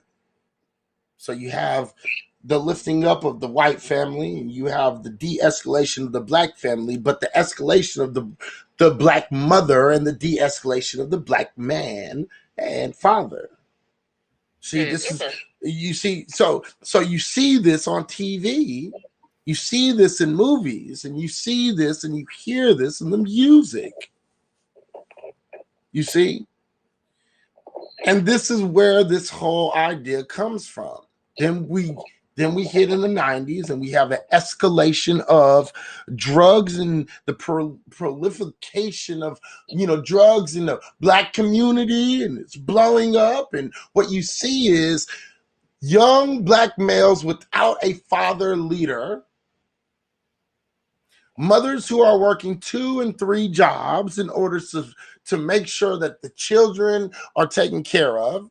You see the welfare to work situation going on, and you see the young man, the young Black male, falling into the same devices as their father. Now, their father probably was dope heads by this time, but the sons are saying to themselves, I'm not going to be nothing like him, but I'm going to make sure I help my mama, because my mama can't barely keep food in the house. She working 2 jobs. She can barely pay the bills. She can barely pay rent. So what they do, they go outside and then they go outside and they start selling dope. They quit school. Again, the degradation of the black boy turning into a man. Because this is the ideal of what a man is supposed to do, right? The man is supposed to, again, we're still in this mind state of black man is supposed to take care of the family, black woman, she's supposed to be there, you know what I mean? Because this is what we're seeing on TV. This is how we see it working out on TV for the white families.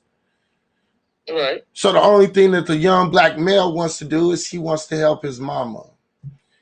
He feels that it is his responsibility to be the man of the house. He feels that it is his responsibility to get out there and go out there and get it no matter what. Even though the black mother is telling him, no, you go to school. But what he sees instead is his black father who has given up, and he sees his black mother who is struggling. Right. You see?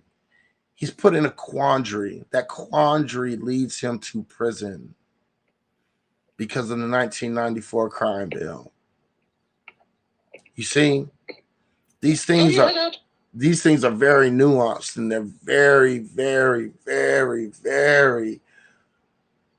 Oh man, they're hard. They're hard to deal with, and I remember these times personally because I was that dude. I was that young man selling dope because my mama was working 2 jobs, right? Right. I was that dude. And then when I started going to jail, what did my mama do? My mama sent me down to my daddy's house. And, you know, once I seen my daddy was out here working his ass off. I got a little bit better of a compass.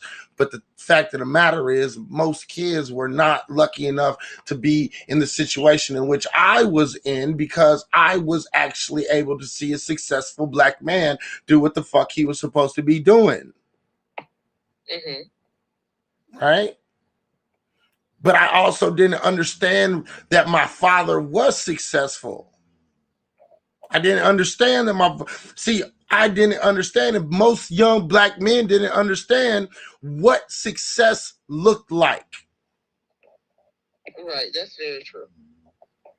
So the black men who weren't as fortunate as me in order to have a truly successful black father like raise them, what they end up seeing is they see the niggas out there on the block, and what are they doing? They're riding the BMWs and the foreigns and all this shit. And you saw it, the rise of the dope game during the 80s and permeated all the way into the 90s. And you saw the pimps and the drug dealers and you said, them niggas is making money. Right. And the choice became then, do I want to make $3.25 an hour? Or do I want to make 100, 200, 300, 500, 1,000 a day? Right. And because there was no father inside most of these young black men's households, they didn't have a father like I had that said, nah, that's not the way you go. See, I chose to do what I did. I didn't need to. I chose to. Because I wanted to be my own man. I had a hard head. Now, me with the father that was successful, that had his home, had multiple cars, had a church, taking care of everything, right? I was so hard-headed that I still went out and sold drugs. So imagine how hard it was for the black mother to keep the young black man going in the right direction. See how all this shit combines to be in such a detriment to the black family and the black community? They only had the black mother to tell them you don't do that shit while she's up at night crying herself to sleep because she can't pay the power bill and the power's about to go off. And in order for her to play the game of fucking, we're going to get it taken care of, she had to keep the straight face, but yet at the same time, the power would be off for the next 2 days, and there was no way to cook the food. There was no TV. There was no power. All you had was, if you was lucky, you had hot water, but you had nothing else. You didn't have paper to do your homework. You didn't have pencils to do your homework. You didn't have none of that shit. See, these things is a mental fuck on a child. This is fucking, this is why young black kids had to grow up faster, right? This is why most of the black kids that we're talking about right now were latchkey kids. And this is why the fuck most of these kids, you know, they didn't see their mama at all for a whole week until mama had some time off, because mama didn't get off at 10 till 10. And the fact of the matter is, you were supposed to be at bed by 9, 9:30, 8:30 if you was really a part of a strict household. You see? Then you wake up to go to the bathroom, and you go out to the right near the front room, and you go to the bathroom right next to the front room. And what do? You see your mama sitting out there crying, stressing. You can call back in if you want. Call back. Stressing, right? Mama's stressing. She's going through it. She doesn't know what to do. And as a young man of 13, 14, 15 years old, you feel it's my responsibility to help my mama get this money. Call back in if you want. Call back in. I got you. Right? So we're talking about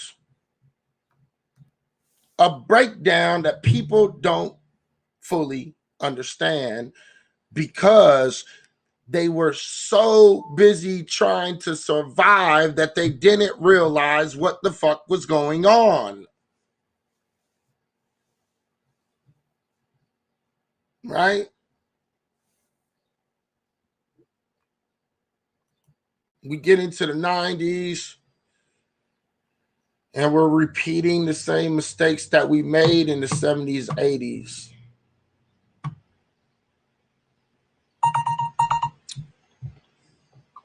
So welcome back. Thank you for calling back. No problem. So we see the repetition, we see the folly, but as black people, we don't see the way out. And you gotta remember that even the black woman didn't see a way out until she started getting a way out. And how does she get a way out? The way she got a way out is by going to school, going to work, and then going to the second job. And then it started slowly putting itself together. And this is what a lot of people like to call pulling yourselves up by the bootstraps. Right. What do we do like?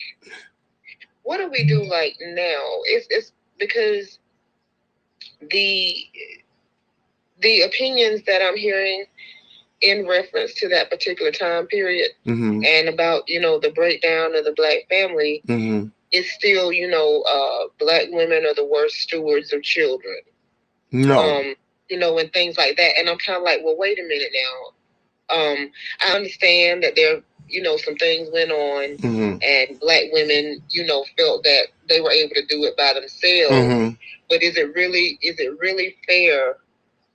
Is it really fair to condemn the single black mother? You see what I'm saying? Yes and no. Primarily no, but there is a little bit of responsibility that needs to be taken by the black mother, because the black mother started getting a little bit of an ego. And we see that even today. Because, again, a lot of people don't really understand this, but the fact of the matter is when you are raised in a single home, right? You got your mother, and this goes for women. Again, I need women to pay attention to this because this is what we're talking about, right? when you have a single mother, what you end up having also is you're raising single children. Now, again, this might have been unintentional, okay? But it happened nonetheless. And Black women complaining about Black men, justifiably or not, was what the young ladies, the young Black women heard and saw. The pain and the stress that their mothers were in, and they identify with their mothers. Remember, we're talking about young Black women, right? Who would see the woman who she wanted to be like. Okay? Young Black men idolize their fathers. Young Black women idolize their mothers.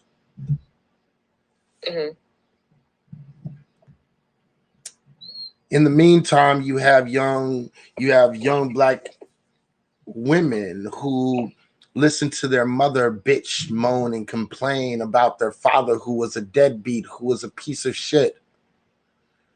These small little things are very major things. These form the ideals in the mind of the people that come up behind us. So when we sit around and we talk, and this is why I'm so big about, if you're a single mother, don't ever disrespect the father in front of your children. You do that shit in private. Don't do that shit around your kids, because it is a destruction. It is wrong. No matter how much you hate your significant other, whether you're a mother or a father, you don't ever talk bad about the other parent. Oh, I agree with that.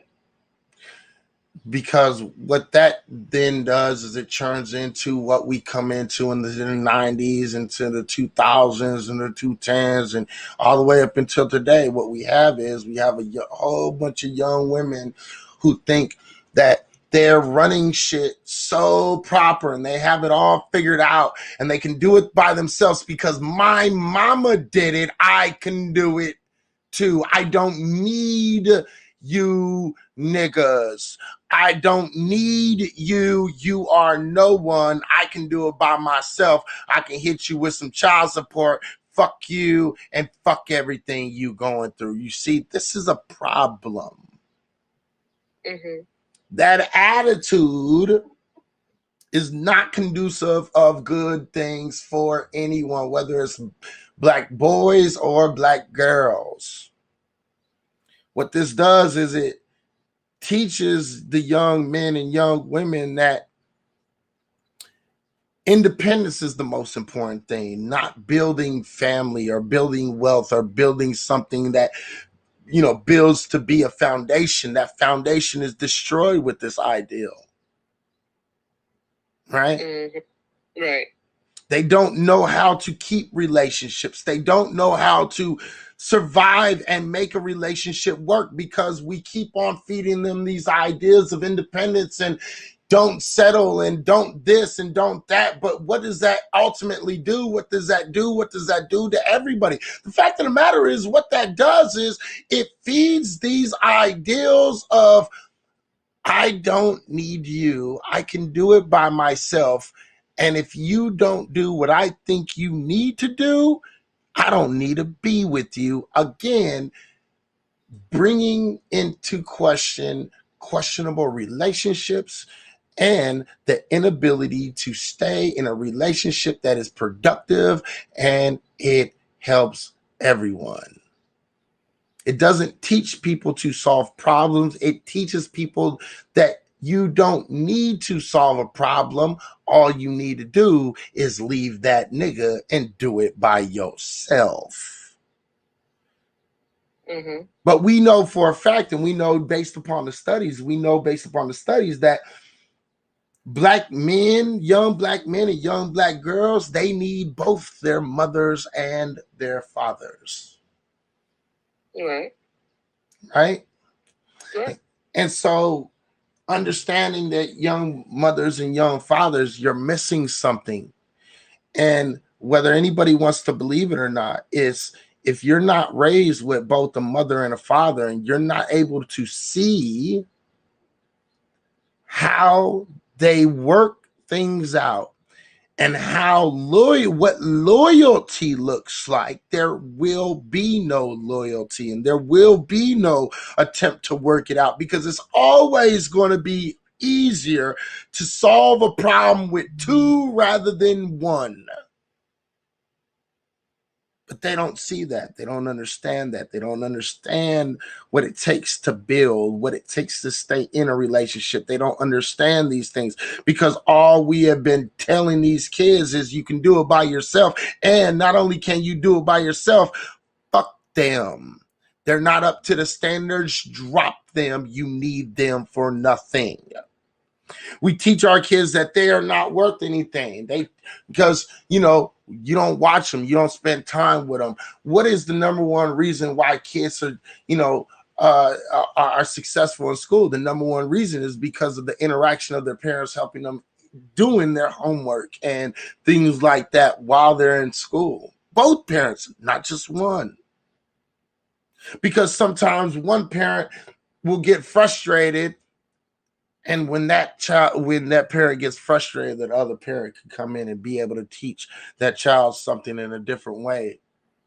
This shows the child that there are multiple ways. Number one, there's multiple ways to learn. This shows the child that you have to work with people. This shows you teamwork. See, the thing is what we've built is an island of a whole bunch of young kids who think that they don't need anyone and they don't need to work with anybody because they got it themselves. I can agree with that. Which is a detriment to the Black community as a whole, because if you have a whole bunch of niggas trying to be independent and a whole bunch of females being independent, but everybody fighting and bickering amongst themselves, the fact of the matter is we're not building the Black community, we're building fucking individualism. Well, that's what's going on. Yeah, that's kind of my point. Gotcha. You understand? You build individualism, you don't gain. I say that because look at all the other groups. Right? Right. Look at the Latino community. Look at the Middle Eastern community. Look at the Asian community. Look at the white community.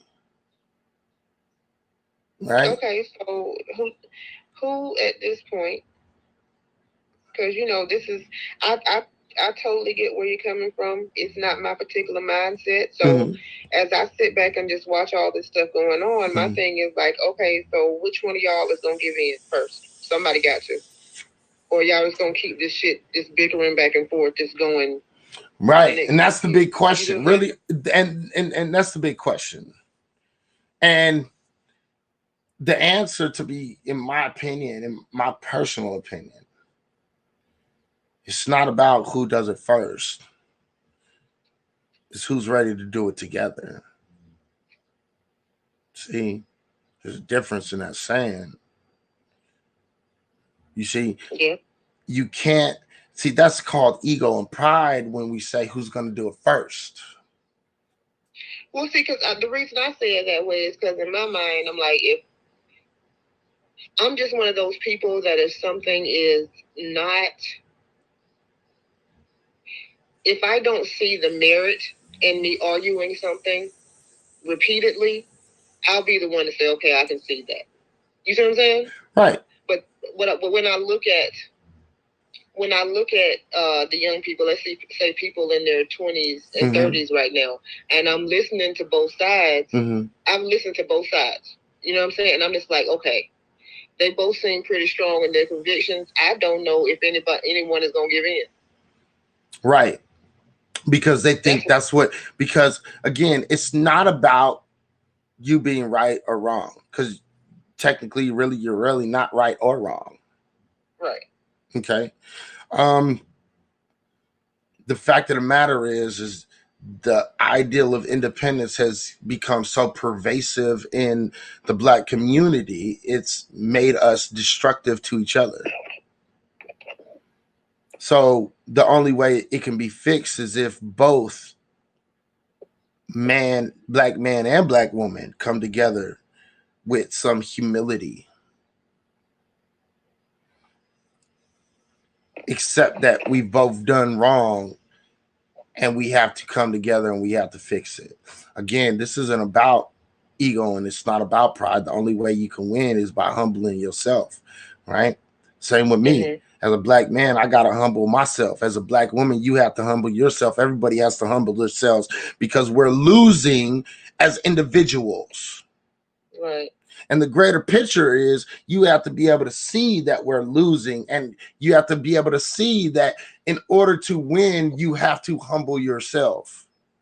The problem is we don't teach humble attitudes anymore. That's not what we teach. We teach independence. We teach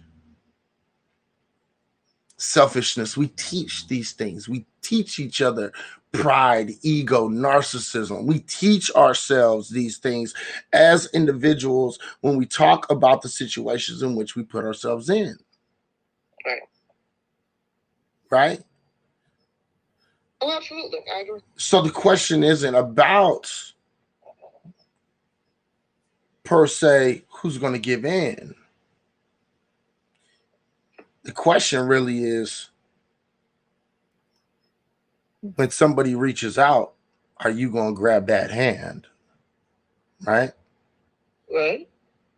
And that's about humility. That's the question, really. Right? And that's really the question. Will the figurative olive branch be extended? Right. And that's the humility, right? Because it takes humility to be the first person to put out the hand. And it takes also humility to grab the hand. Right. Right? It takes both. It takes humility on both sides to understand the greater good of who we are as people, who we are as individuals, who we are as a group, who we are as, a collective group as Black people and all the things that we've came through. See, the thing is I see the destruction of the Black family as a major, major problem in our world today, but it's not a destruction that we created. It's a destruction that was created for us, but we're still falling in the trap. See, it doesn't matter really who the fuck did and created the trap. All that matters is that we're falling into the trap. Recognizing the trap and then recognizing a way to get the fuck out of the trap before we're absolutely stuck is the key. And so the key ultimately turns into, are we going to help each other save each other? Or are we going to just get stuck in this motherfucking hole? This is true. So that's the deeper part of this. That's the thing. And I can't be sure, and I don't know if that is possible. I don't know if we've become too narcissistic and too egotistical and too selfish to do what is necessary in order to pull ourselves out of a hole. And, a lot of people say things like, well, all we can do is do it one family at a time. And I get that. It makes sense. And it makes sense because if you do it, then the next person will do it and the next person will do it, right? And they'll see and people will be inspired and blase, blase, blase, blase. But the fact of the matter is, if we don't start that shit now. Yeah, we just don't have that kind of time. Right. We might not make it in time. You feel me? So it is imperative that if we start doing these things, we must do these things now. Before the fall of civilization as we fucking know it. Because the thing is white folks created this capitalist system that is doomed to fail, is bound to fail. See, what's going to turn around and make sure that we succeed, because as Black people, we are the moral compass of the United States. We are the moral compass. We are the backbone and the heart of this country, regardless on what anybody wants to believe. Right?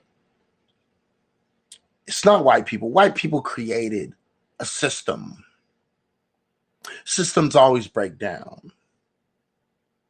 How can you save and make sure that you can change that system, and how to make sure that you can survive and thrive, past where the system is supposed to actually break down, is a matter of if Black folks are ready to fucking do it. Because Black folks are, whether anybody wants to recognize this or not, Black folks are the heart, the soul, the motherfucking backbone of everything in this fucking country.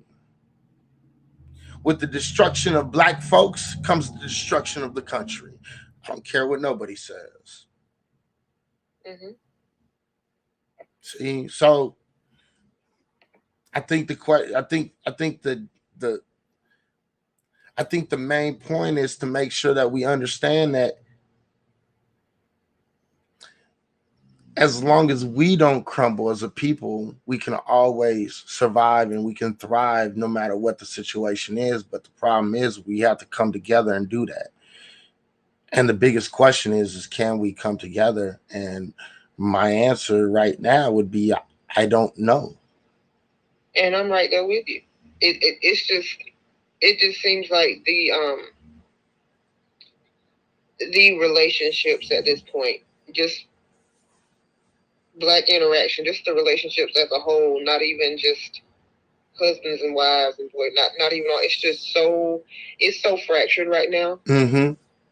And when I actually, for the past couple of years, took a moment just to watch how fractured it was, I was so surprised. I'm like, I didn't even know this was going on. Right. I mean, and you really have to sit down and you have to pay attention and watch it in order to really see how fractured it is. I've been talking about how fractured it is between Black men and Black women. I've been saying this shit. People just was like in their feels, and they wanted to fucking be like, yeah, but we're gonna build it and we're gonna make it right, and Black power and Black love and blah blah blah.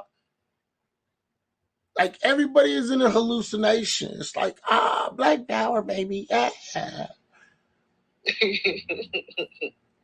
But if you were able to sit down and really look and see how fractured the Black community truly is, you wouldn't be so optimistic. Yeah, it's pretty disconcerting. Absolutely. And I've talked with you about it. I'm like, what the hell is going on? Right. Why I know about this? Right. I did not realize that Black women and Black men could barely even stand each other. I had no idea. Because I've been cool with men. I was like, well, what the hell going on? What's the problem? See? And it just and honestly, it takes a lot. It takes a lot out of somebody to really be able to get that point across to the general public, because people don't want to. I mean, if you listen to what we're talking about, it is a little depressing, right? But it doesn't have to. What did I tell you? Was that last week? I was like, I really wish I didn't know. I wish I didn't know. Because once I started watching it, it was just like I couldn't stop watching it, and then next thing I know, I was like, oh my God, this is horrible. Right. And so the thing is it's really depressing, right? But the only way to confront it and get in front of it is to actually sit back, look, and then actively really trying to actively make a change. And I don't know if people are ready to actively make that change. I just don't. Well, I mean, is it even on us though at this point? I mean, we're both 40. You know what I'm saying, for the most part. So it's like, right now it's kind of, I feel like however our age group on is, that's just what they're going to be. Isn't that fair to say?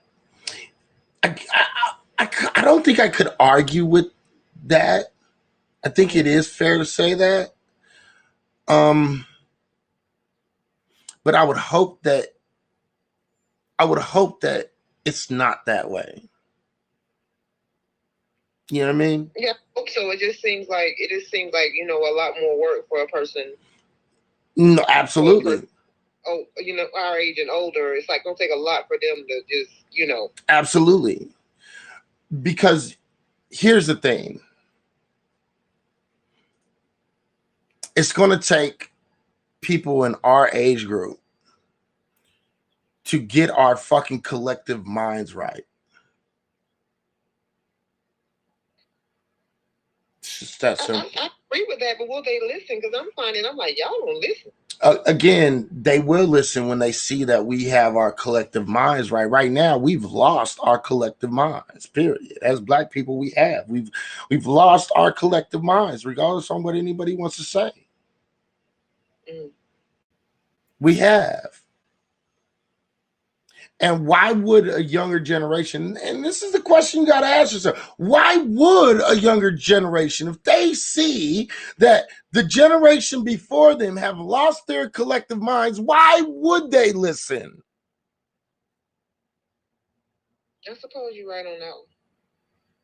So the only way they would listen is if we got our fucking minds right.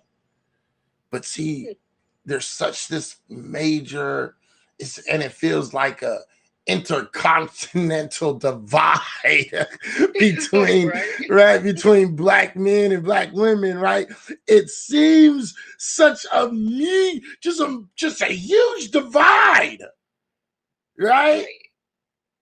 How is that ever going to come back together? I really don't know at this point. If anybody has any ideas, I would love to hear them.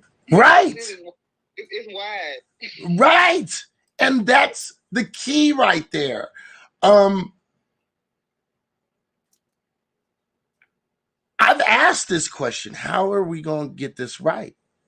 I've told people many times on Periscope, on fucking everything, on Facebook and everything. How are we going to fix our collective minds? Can anybody help me out? I don't have all the answers. Right?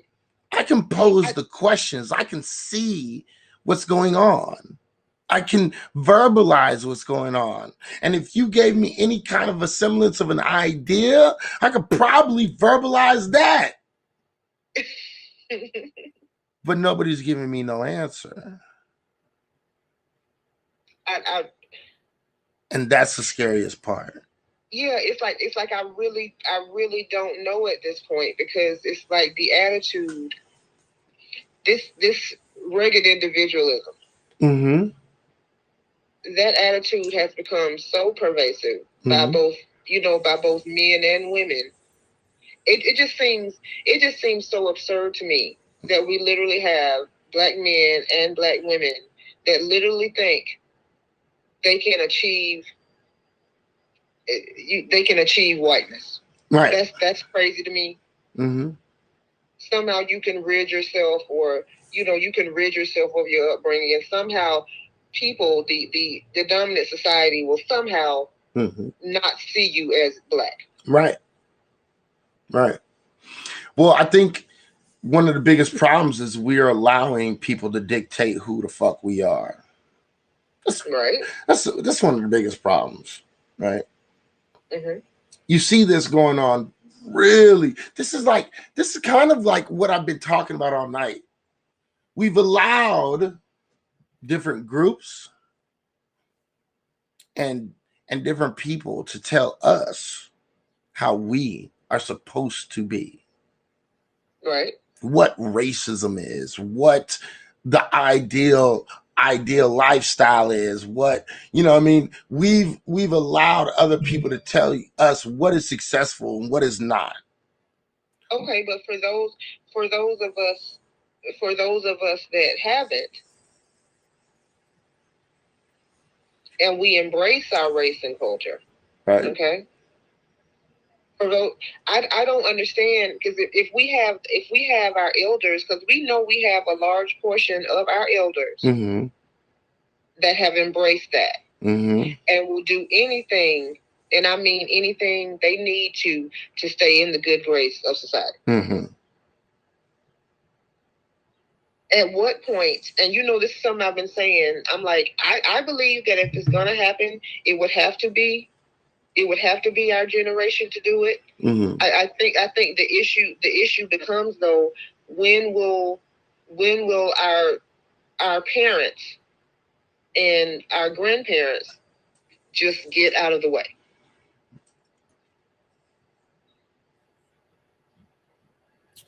And they won't, and they won't until they die. Because I think that what they bred was this, it's like this unhealthy, and most people wouldn't like to call it fear, but I feel like our parents and grandparents put this fear, this fear of being other, as it relates to American society. They inbred it inside of us. Right. And this is the reason why we attain to try to be as close to whiteness as possible. Correct. Yeah, absolutely. And you made the comment earlier about Black people being the moral compass, which I've heard before, and I see where you get that from. I'm of the mindset of, why do we need to be the moral compass? Why? No, absolutely. No, and that's a great question, because at the end of the day, we shouldn't have to be. We really shouldn't. Because I don't see anyone else. I didn't see everybody else breaking their neck trying to, do everything fair and square. Yeah. And fair and square hasn't really gotten us anywhere. Right. So what is this fake morality that Black people are trying to uphold, especially older Black people? What it is it's a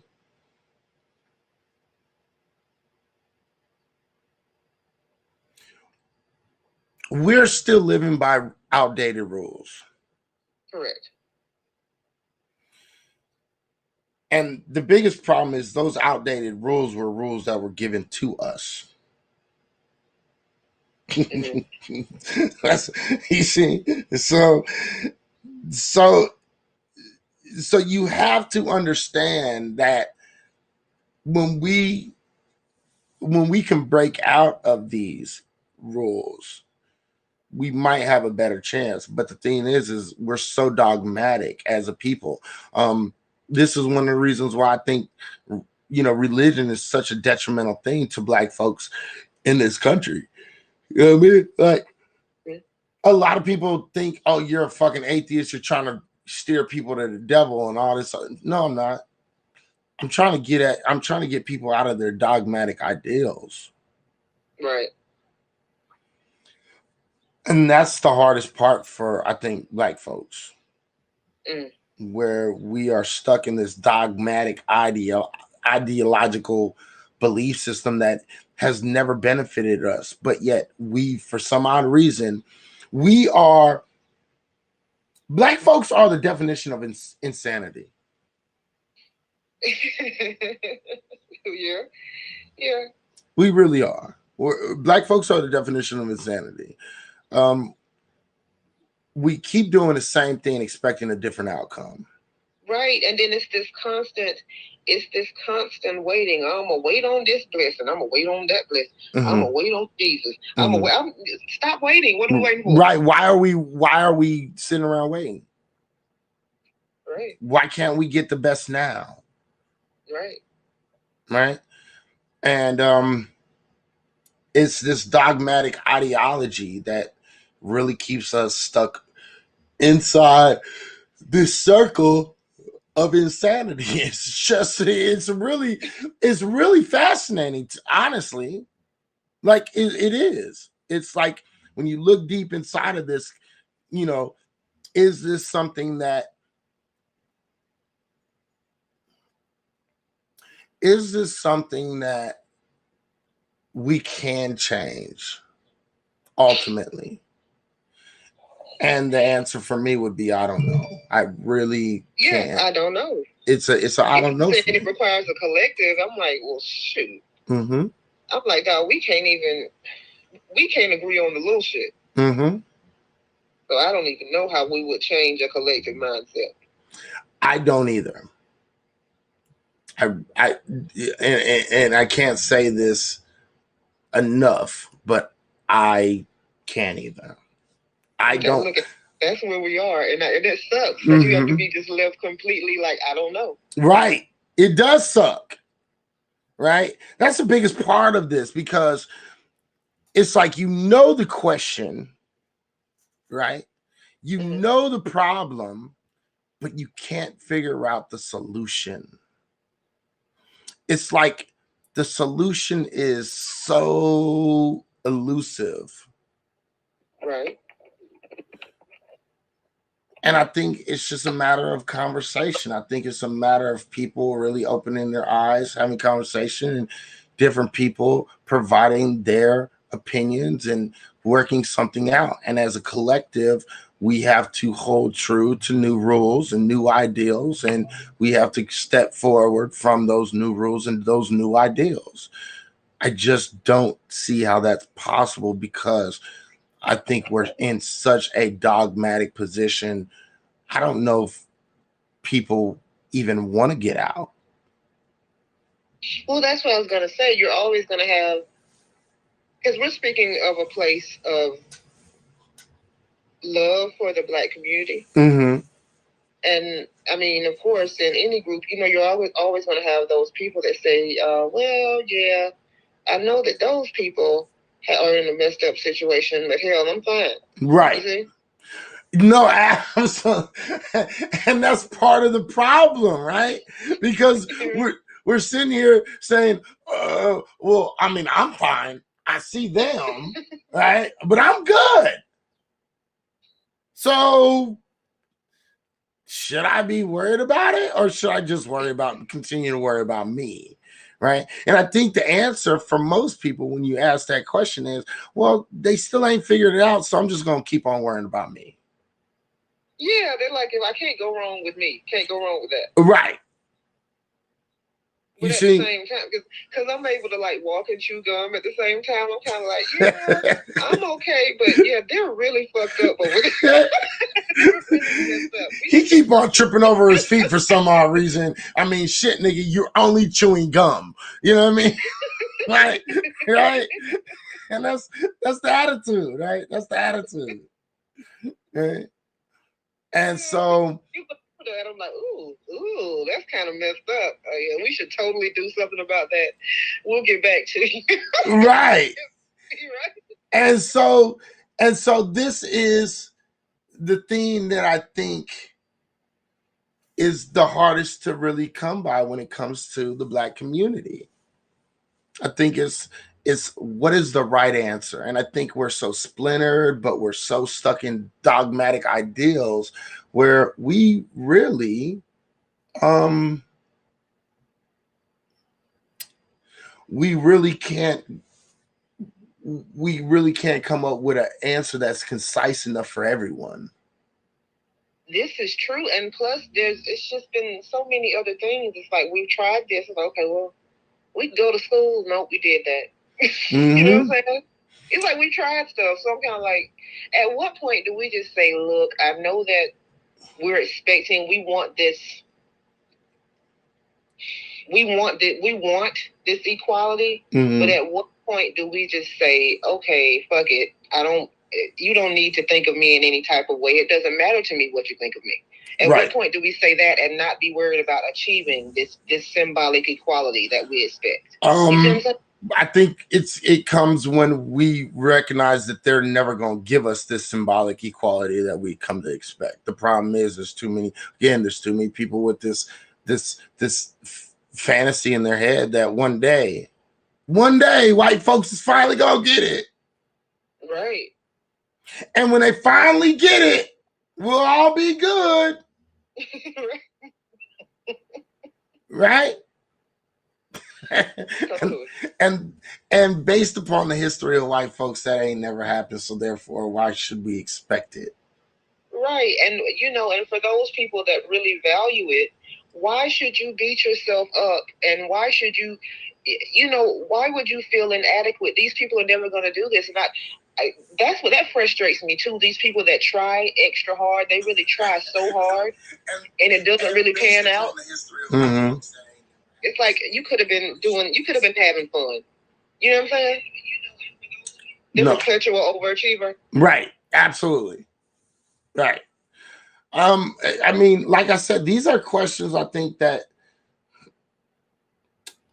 honestly, I think these are the right questions to ask. Right? Yeah. But I am going to say this. I'm not going to lie. Before we get done here, I am going to say this. Yeah. I think one of the biggest problems and one of the biggest hurdles Black folks need to get over is accepting the fact that I think Black folks are cowardly right now. I'm not going to disagree.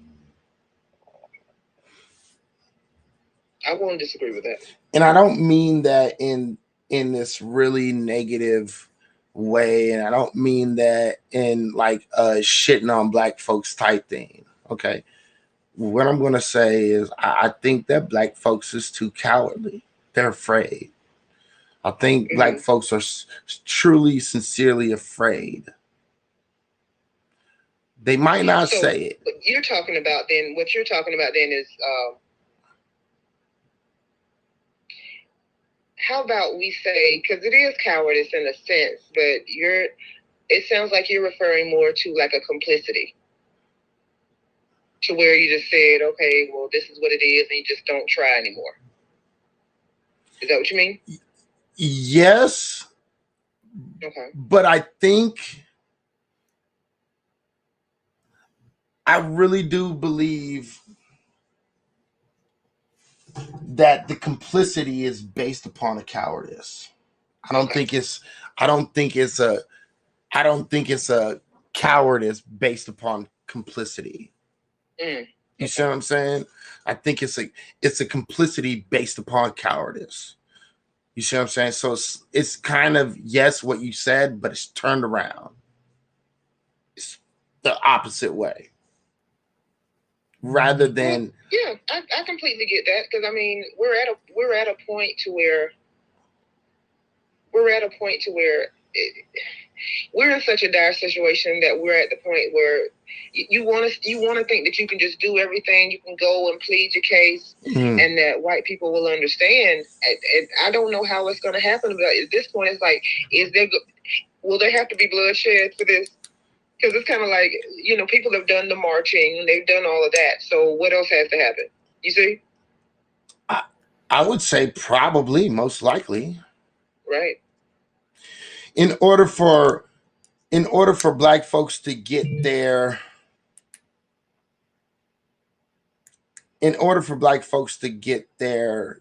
out of their scary attitudes, yeah, I think probably there would probably need to be some bloodshed. I really do. I hate to say that shit, but I think it's just not working. Right. Everything that we're doing is not working at all. You see? And so in order for it to be knocked out of Black folks, in order for Black folks to come to the realization of where we are, I think we'll have to get to that point. It's and the best way I can explain it is this. When you're in a relationship with somebody, right? Whether you love them, you don't love them, but you have a relationship with someone, right? And you're in the middle of a relationship, right? There's certain times that define that relationship. Okay. And one of the times that defines a relationship is when shit is really fucking bad. And how do you overcome it? Right? Right. And when you're in a terrible situation, do you come together or do you split apart? Right? And I think right now, Black folks are at a point where it would take bloodshed in order for us to collectively come back together and fight for what we know is deserved and to do the things that we need to do in order to survive and thrive and, you know, be victorious. So it's like one of those like piss or get off the pot situations. Yeah, it is. Or is piss or get off the pot, or okay, so you've heard people say this shit before. The quickest way for the human race to get together and understand that we're all one people, right, and become one and work together and stop all the bullshit racism and stop all that, the only way that's going to happen is if another group, an alien species, was to come down to Earth and start to invade the planet. We done figured it out, is it? Aliens. Right? Aliens is a key. Right? It's not coward. Okay, so B Johnson said it's not cowardice. We are truly lost at this point, and that's what's taking the fight out of us. Again, I would agree, but I would have to disagree because I do think it's cowardice. How long you been on? I have been on for 11 hours and 35 minutes. This has been one hell of a fucking stream. Like this has been one hell of a fucking stream tonight. You ain't lying. And I didn't even get through everything I wanted to get through. We still got a whole nother half of this conversation, the trans conversation. We got one more half, and the demonization of Black folks by Asian people. Oh yeah, you didn't talk about that. I didn't talk about neither one of them, and I'm not going to be able to talk about neither one of them because I'm going to get off pretty soon, right? Because 12 hours, I think, is a long enough stream. That'll do it. I can't believe I made it that long. Right. Honestly, I'm surprised too. Right? So, thank you. I appreciate it. So, you know, so I am we're going to probably start closing it out right now. But I think what I've laid out, honestly, is a few things that I think is things that we as individuals must really honestly think about. Right? And those things are, where are we going to where are we going to stand and fight? Right? Number one. Mm-hmm. The number two thing is, where are we willing to lay our flag down and die? I.e., meaning when we talk about this LGBT group, are we going to continue to support this group while at the same time they go out of their way to shit on us as a group? Right? Are we going to allow them to keep taking advantage of us as a group? right? And this is a thing that we need to understand with black men and black women. Are we going to keep on coming to the rescue of all these other groups that don't give two shits about us? Are we going to keep on continuing to be the token? Or are we going to tell people to start holding their own nuts? We keep talking about telling people to hold their own nuts. Mm-hmm. But we haven't yet done it. Right? Right. So we have to question ourselves. We have to question our cowardice. We have to question everything that's being put forth in front of us. And we have to be willing to think about these things in a serious manner, in such a serious manner that at the end of the day, people are going to recognize that they cannot take advantage of the black community no more. It's just that simple, right? Yes. Or are we going to allow them to keep on taking advantage of us? No matter how much they're going, because again, understand when you understand this shit and you understand how this shit works the fuck out, you actually understand that we are going to be demonized no matter what the fuck we do. Right. We're going to be demonized regardless. When we as a group, as a collective, as black people sit down and we say, you know what? Yeah, fight your own fights. Mm-hmm. When we tell the LGBT community, yeah, fight your own fight. And we tell the black folks from that LGBT communities, you're welcome back home, but as long as you with them, you with them. Right.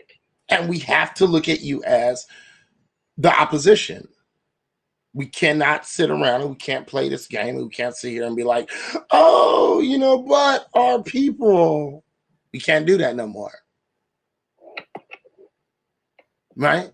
So the fact of the matter is we have to make a decision. Some people are going to have to be pushed to the side. I think at the end of the day, I think we're going to have to make a decision. And guess what? We're going to lose some of our troops to other groups. Mm. But the question you have to ask yourself at the end of the day is this: were they ever really our were they ever our soldiers if they were willing to switch teams? No, and it's better that they're not there anyway. Right. And I think that when we all can come to that understanding that let them leave. Right. Good riddance to bad rubbish. They were dead weight anyway. Mm-hmm. Right. I think we'll be a lot better off and then we'll be able to start making better decisions for us. And I think as a collective, we need to start understanding that we need to generally agree with each other. We don't have to agree with everything. Mm-hmm. But we have to generally agree with each other. Asian folks do it all the time. Look at what the fucking Asian folks are doing right the fuck now, dude. Yep. They got basically the entire world convinced that black men just out here jacking up Asians. Right. And what have they done? All the different Asian groups have came together and said, it doesn't matter if you're Thai, Chinese, Japanese and Chinese people do not get the fuck along. Right? Cambodian, all the Asian groups, they've collected themselves inside this camp in which we call America. And guess what? Them motherfuckers is doing it right. We need to settle our differences and we need to understand that some of the people are going to be left behind. And then from that, we need to stand in allegiance with each other on generalities that we can all agree on. I agree.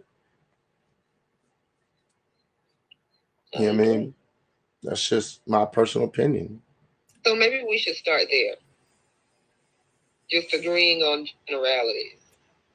And then once we can start getting a general consensus on generalities, then we can try to figure out what's going on with black men and black women. Right. Well, we could start there.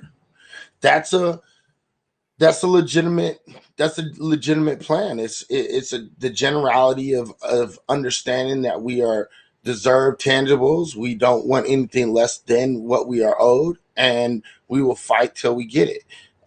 Understand that we should not be, things like I don't think black folks should be Republican or Democrats. I think black folks should keep their religion inside their home. Okay. You that won't go over well. Oh, I know that ain't gonna go over well with black folks at all. I know it won't. That's gonna be one of the biggest major forms of contention with black folks. Right. But in order to actually move in the right direction, in the same direction, we have to do that. Because as black people, we're not a fucking monolith. We don't all believe the same thing. We don't all look the same. We don't all you see what I'm saying? Mm-hmm. So in order for us to be on the same fucking page, we have to be able to put our ideological differences aside. You know what I mean? It would seem that would be, I really don't see the problem that people have with that. Bro, you're still live? Nigga, you in here asking a question, ain't you?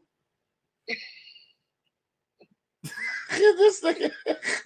Bro, you still live? He's been trolling. Ryan has been trolling all morning. I know, he been trolling. Oh, trolling ass. You know what I mean? But I'm about to get off. I'm about to end it. I've been on. I'm not going to be on here for no longer than 15 more minutes. No longer. Oh yeah, I'm about going. I'm going to sleep as soon as I get off here. Right, because in 15 minutes it will be 12 hours exactly, and this will be that one shit because we went through every single iota, right? Of the trans situation demonizing black women. So we went through it, right? He going hard in the paint today, motherfucker. Sometimes the chat on YouTube is delayed. I get you. I am going hard in the paint tonight, man. I think it's I told you it was trigger warning, bro. I think I'm gonna do trigger warning every week. I like trigger warning. Yeah, I think I'm gonna do it. There should be a whole lot of stuff that was as triggering as this broad, though. Yeah. She was hella triggered. I wanted to fight her. Right, real shit. I think I might do trigger warning once a week. Reality check virtual radio trigger warning every Tuesday or Wednesday. I don't know yet. I'm gonna figure it out. You know what I mean? I think I'm gonna do it. Trigger warning Tuesdays would be a good thing. But Wednesday might, it might work out better on Wednesday. But I think I might do it on Tuesdays. I think I'm going to try to do it on Tuesdays. So, yeah. Yeah, I think I might do a trigger warning, trigger warning. I might try to do it on Tuesdays. Trigger warning Tuesdays. That trans man was triggered, man. I'm proud of I thought. Like real shit. Wow, is a fucking nut for that one. Okay, I am gonna bring her back and hit that big bitch in her knee.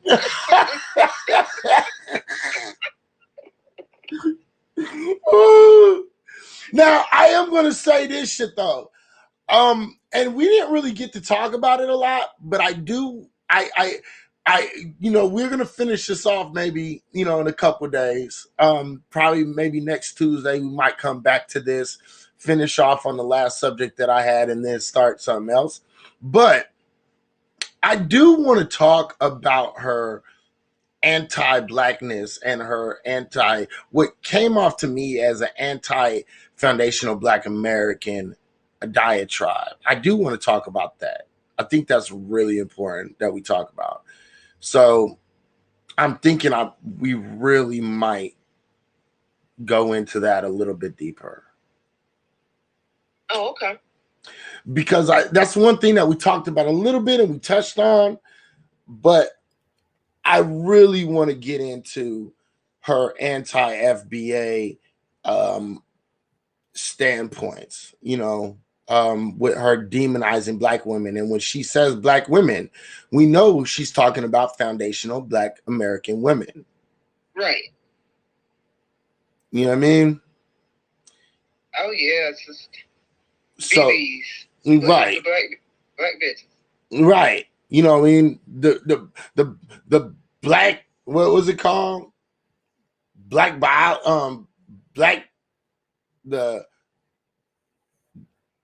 bio Black bitch or some shit like that. I don't know what the fuck that bitch was saying. What, Black bitches? Yeah. Biological Black bitches. Yeah, biological Black bitches. The BBCs. Right. BBBs. Where the C came from? Because we know where your mind is right now. Okay. She about to go to bed and she thinking about some dick right now. All righty. Well, we know where Shatira's mind's at. Okay. We know where Shatira's mind is. All right. So 11 hours and 59 minutes. All right. I think we've came close enough to 12 hours. I was trying to push it I wanted to do right at 12, right? But I'm tired. Fuck this shit. I'm tired. I'm really, really tired. And honestly, I really do think that this might get tagged in. Yeah, I think I had a couple of bombs out there I threw out there. Right. You know what I mean? So, and that's cool. I don't mind. I really don't. So is she affiliated with Red Pill or the fringe element of the manosphere? Actually, when me and Shatira, when me and Shatira actually started talking about this a couple days ago, Shatira, you actually said that shit, didn't you? Yeah, I said she sounds like she listens to the manosphere. And I can name a couple of them. She sounds like she listens to that, maybe like that mad bus driver dude that's on that whole SYSBM thing. Mm-hmm. Or maybe somebody like I'm trying to think of somebody who uses that term, the BBB. There's a few of them that use that, but I immediately thought of SYSBM because they're the ones that say, the Western Black woman is basically POS. She's a piece of shit. You know what I'm saying? Right. She knows. See Rob saying, "Yup, she knows exactly what I'm talking about." I be seeing Rob creeping through the YouTube street. You know what I mean? Rob is out here doing the most right now. But I ain't mad at him. If you guys ain't checked it out, go check out Black Light Revelations and Black Light Revelations 2. Black Light Revelations 2 has more followers and it has better views, better view numbers on his motherfucking shit. You know what I mean? Oh, he mentioned Expose the Manosphere. I actually sent you a link to one of his videos. Did you watch it? I mean, I might have. You probably have to resend that shit. Yeah. I mean, I'm sure I probably got it at one point, but probably forgot about it. It wasn't probably that big of a deal to me. Yeah, it was. You know what I mean? Because, like, I've already said this shit many times. Like, there's certain things a part of the manosphere I just don't agree with. And there's certain things about a part of the manosphere that I do agree with. There's certain things that primarily I stick to what Kevin Samuel says, right? What he talks about, and his argument strictly for shit, not the people who watch him, not the people who follow him, not what they say, not all the way. You know what I mean? I'm talking about strictly what he says, and I stick to what he says about certain. I wouldn't dare say nothing about St. Kevin. Huh? You know, I wouldn't dare say nothing about St. Kevin. Right. You know what? All right, then, smart ass. Okay. And if you guys didn't catch that, that was absolute total sarcasm. Okay. That was total and utter sarcasm. Oh, no, not St. Kevin. Oh, no, not St. Kevin. You asshole. All righty. All righty. Let me see. She is the real one. She rocks with the real motherfuckers on YouTube. Gotta give her that internet street cred. Yes, I'll give her internet street cred because I don't have that much time on my hands.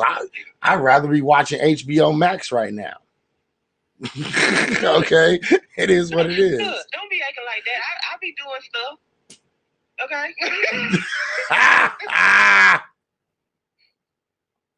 I be doing stuff. I be doing stuff. That's why I told you. I was like, oh, you finna be on YouTube? I was like, well, shoot, hold on. Watch your hashtag. Don't get in no shit. Look, and you know what? I'm going to have to fix my camera because my shit looks like my shit is all uneven and shit, but I promise you my shit is even as fuck. But it looks like it's not. So I'm going to have to fix my camera. Because it looks sideways. What does it look like? It just looks like this side. No, it looks like this side is shorter than this side. I thought you said I thought you was talking about something in the background. Yeah, I was looking at that while you was talking earlier. I seen your lineup was real high on one side. Yeah, it looks like it, but it's really not though. See, it's really not. It's just this camera view. Okay, and I'm gonna stand on that. I don't give two shits about what anybody says. I'm gonna stand on that because my shit was lined the fuck up right today. So suck my dick. It's not wrong. You know what I mean? I was looking though. Look, I'm just fucking with you. Right. I wasn't gonna say nothing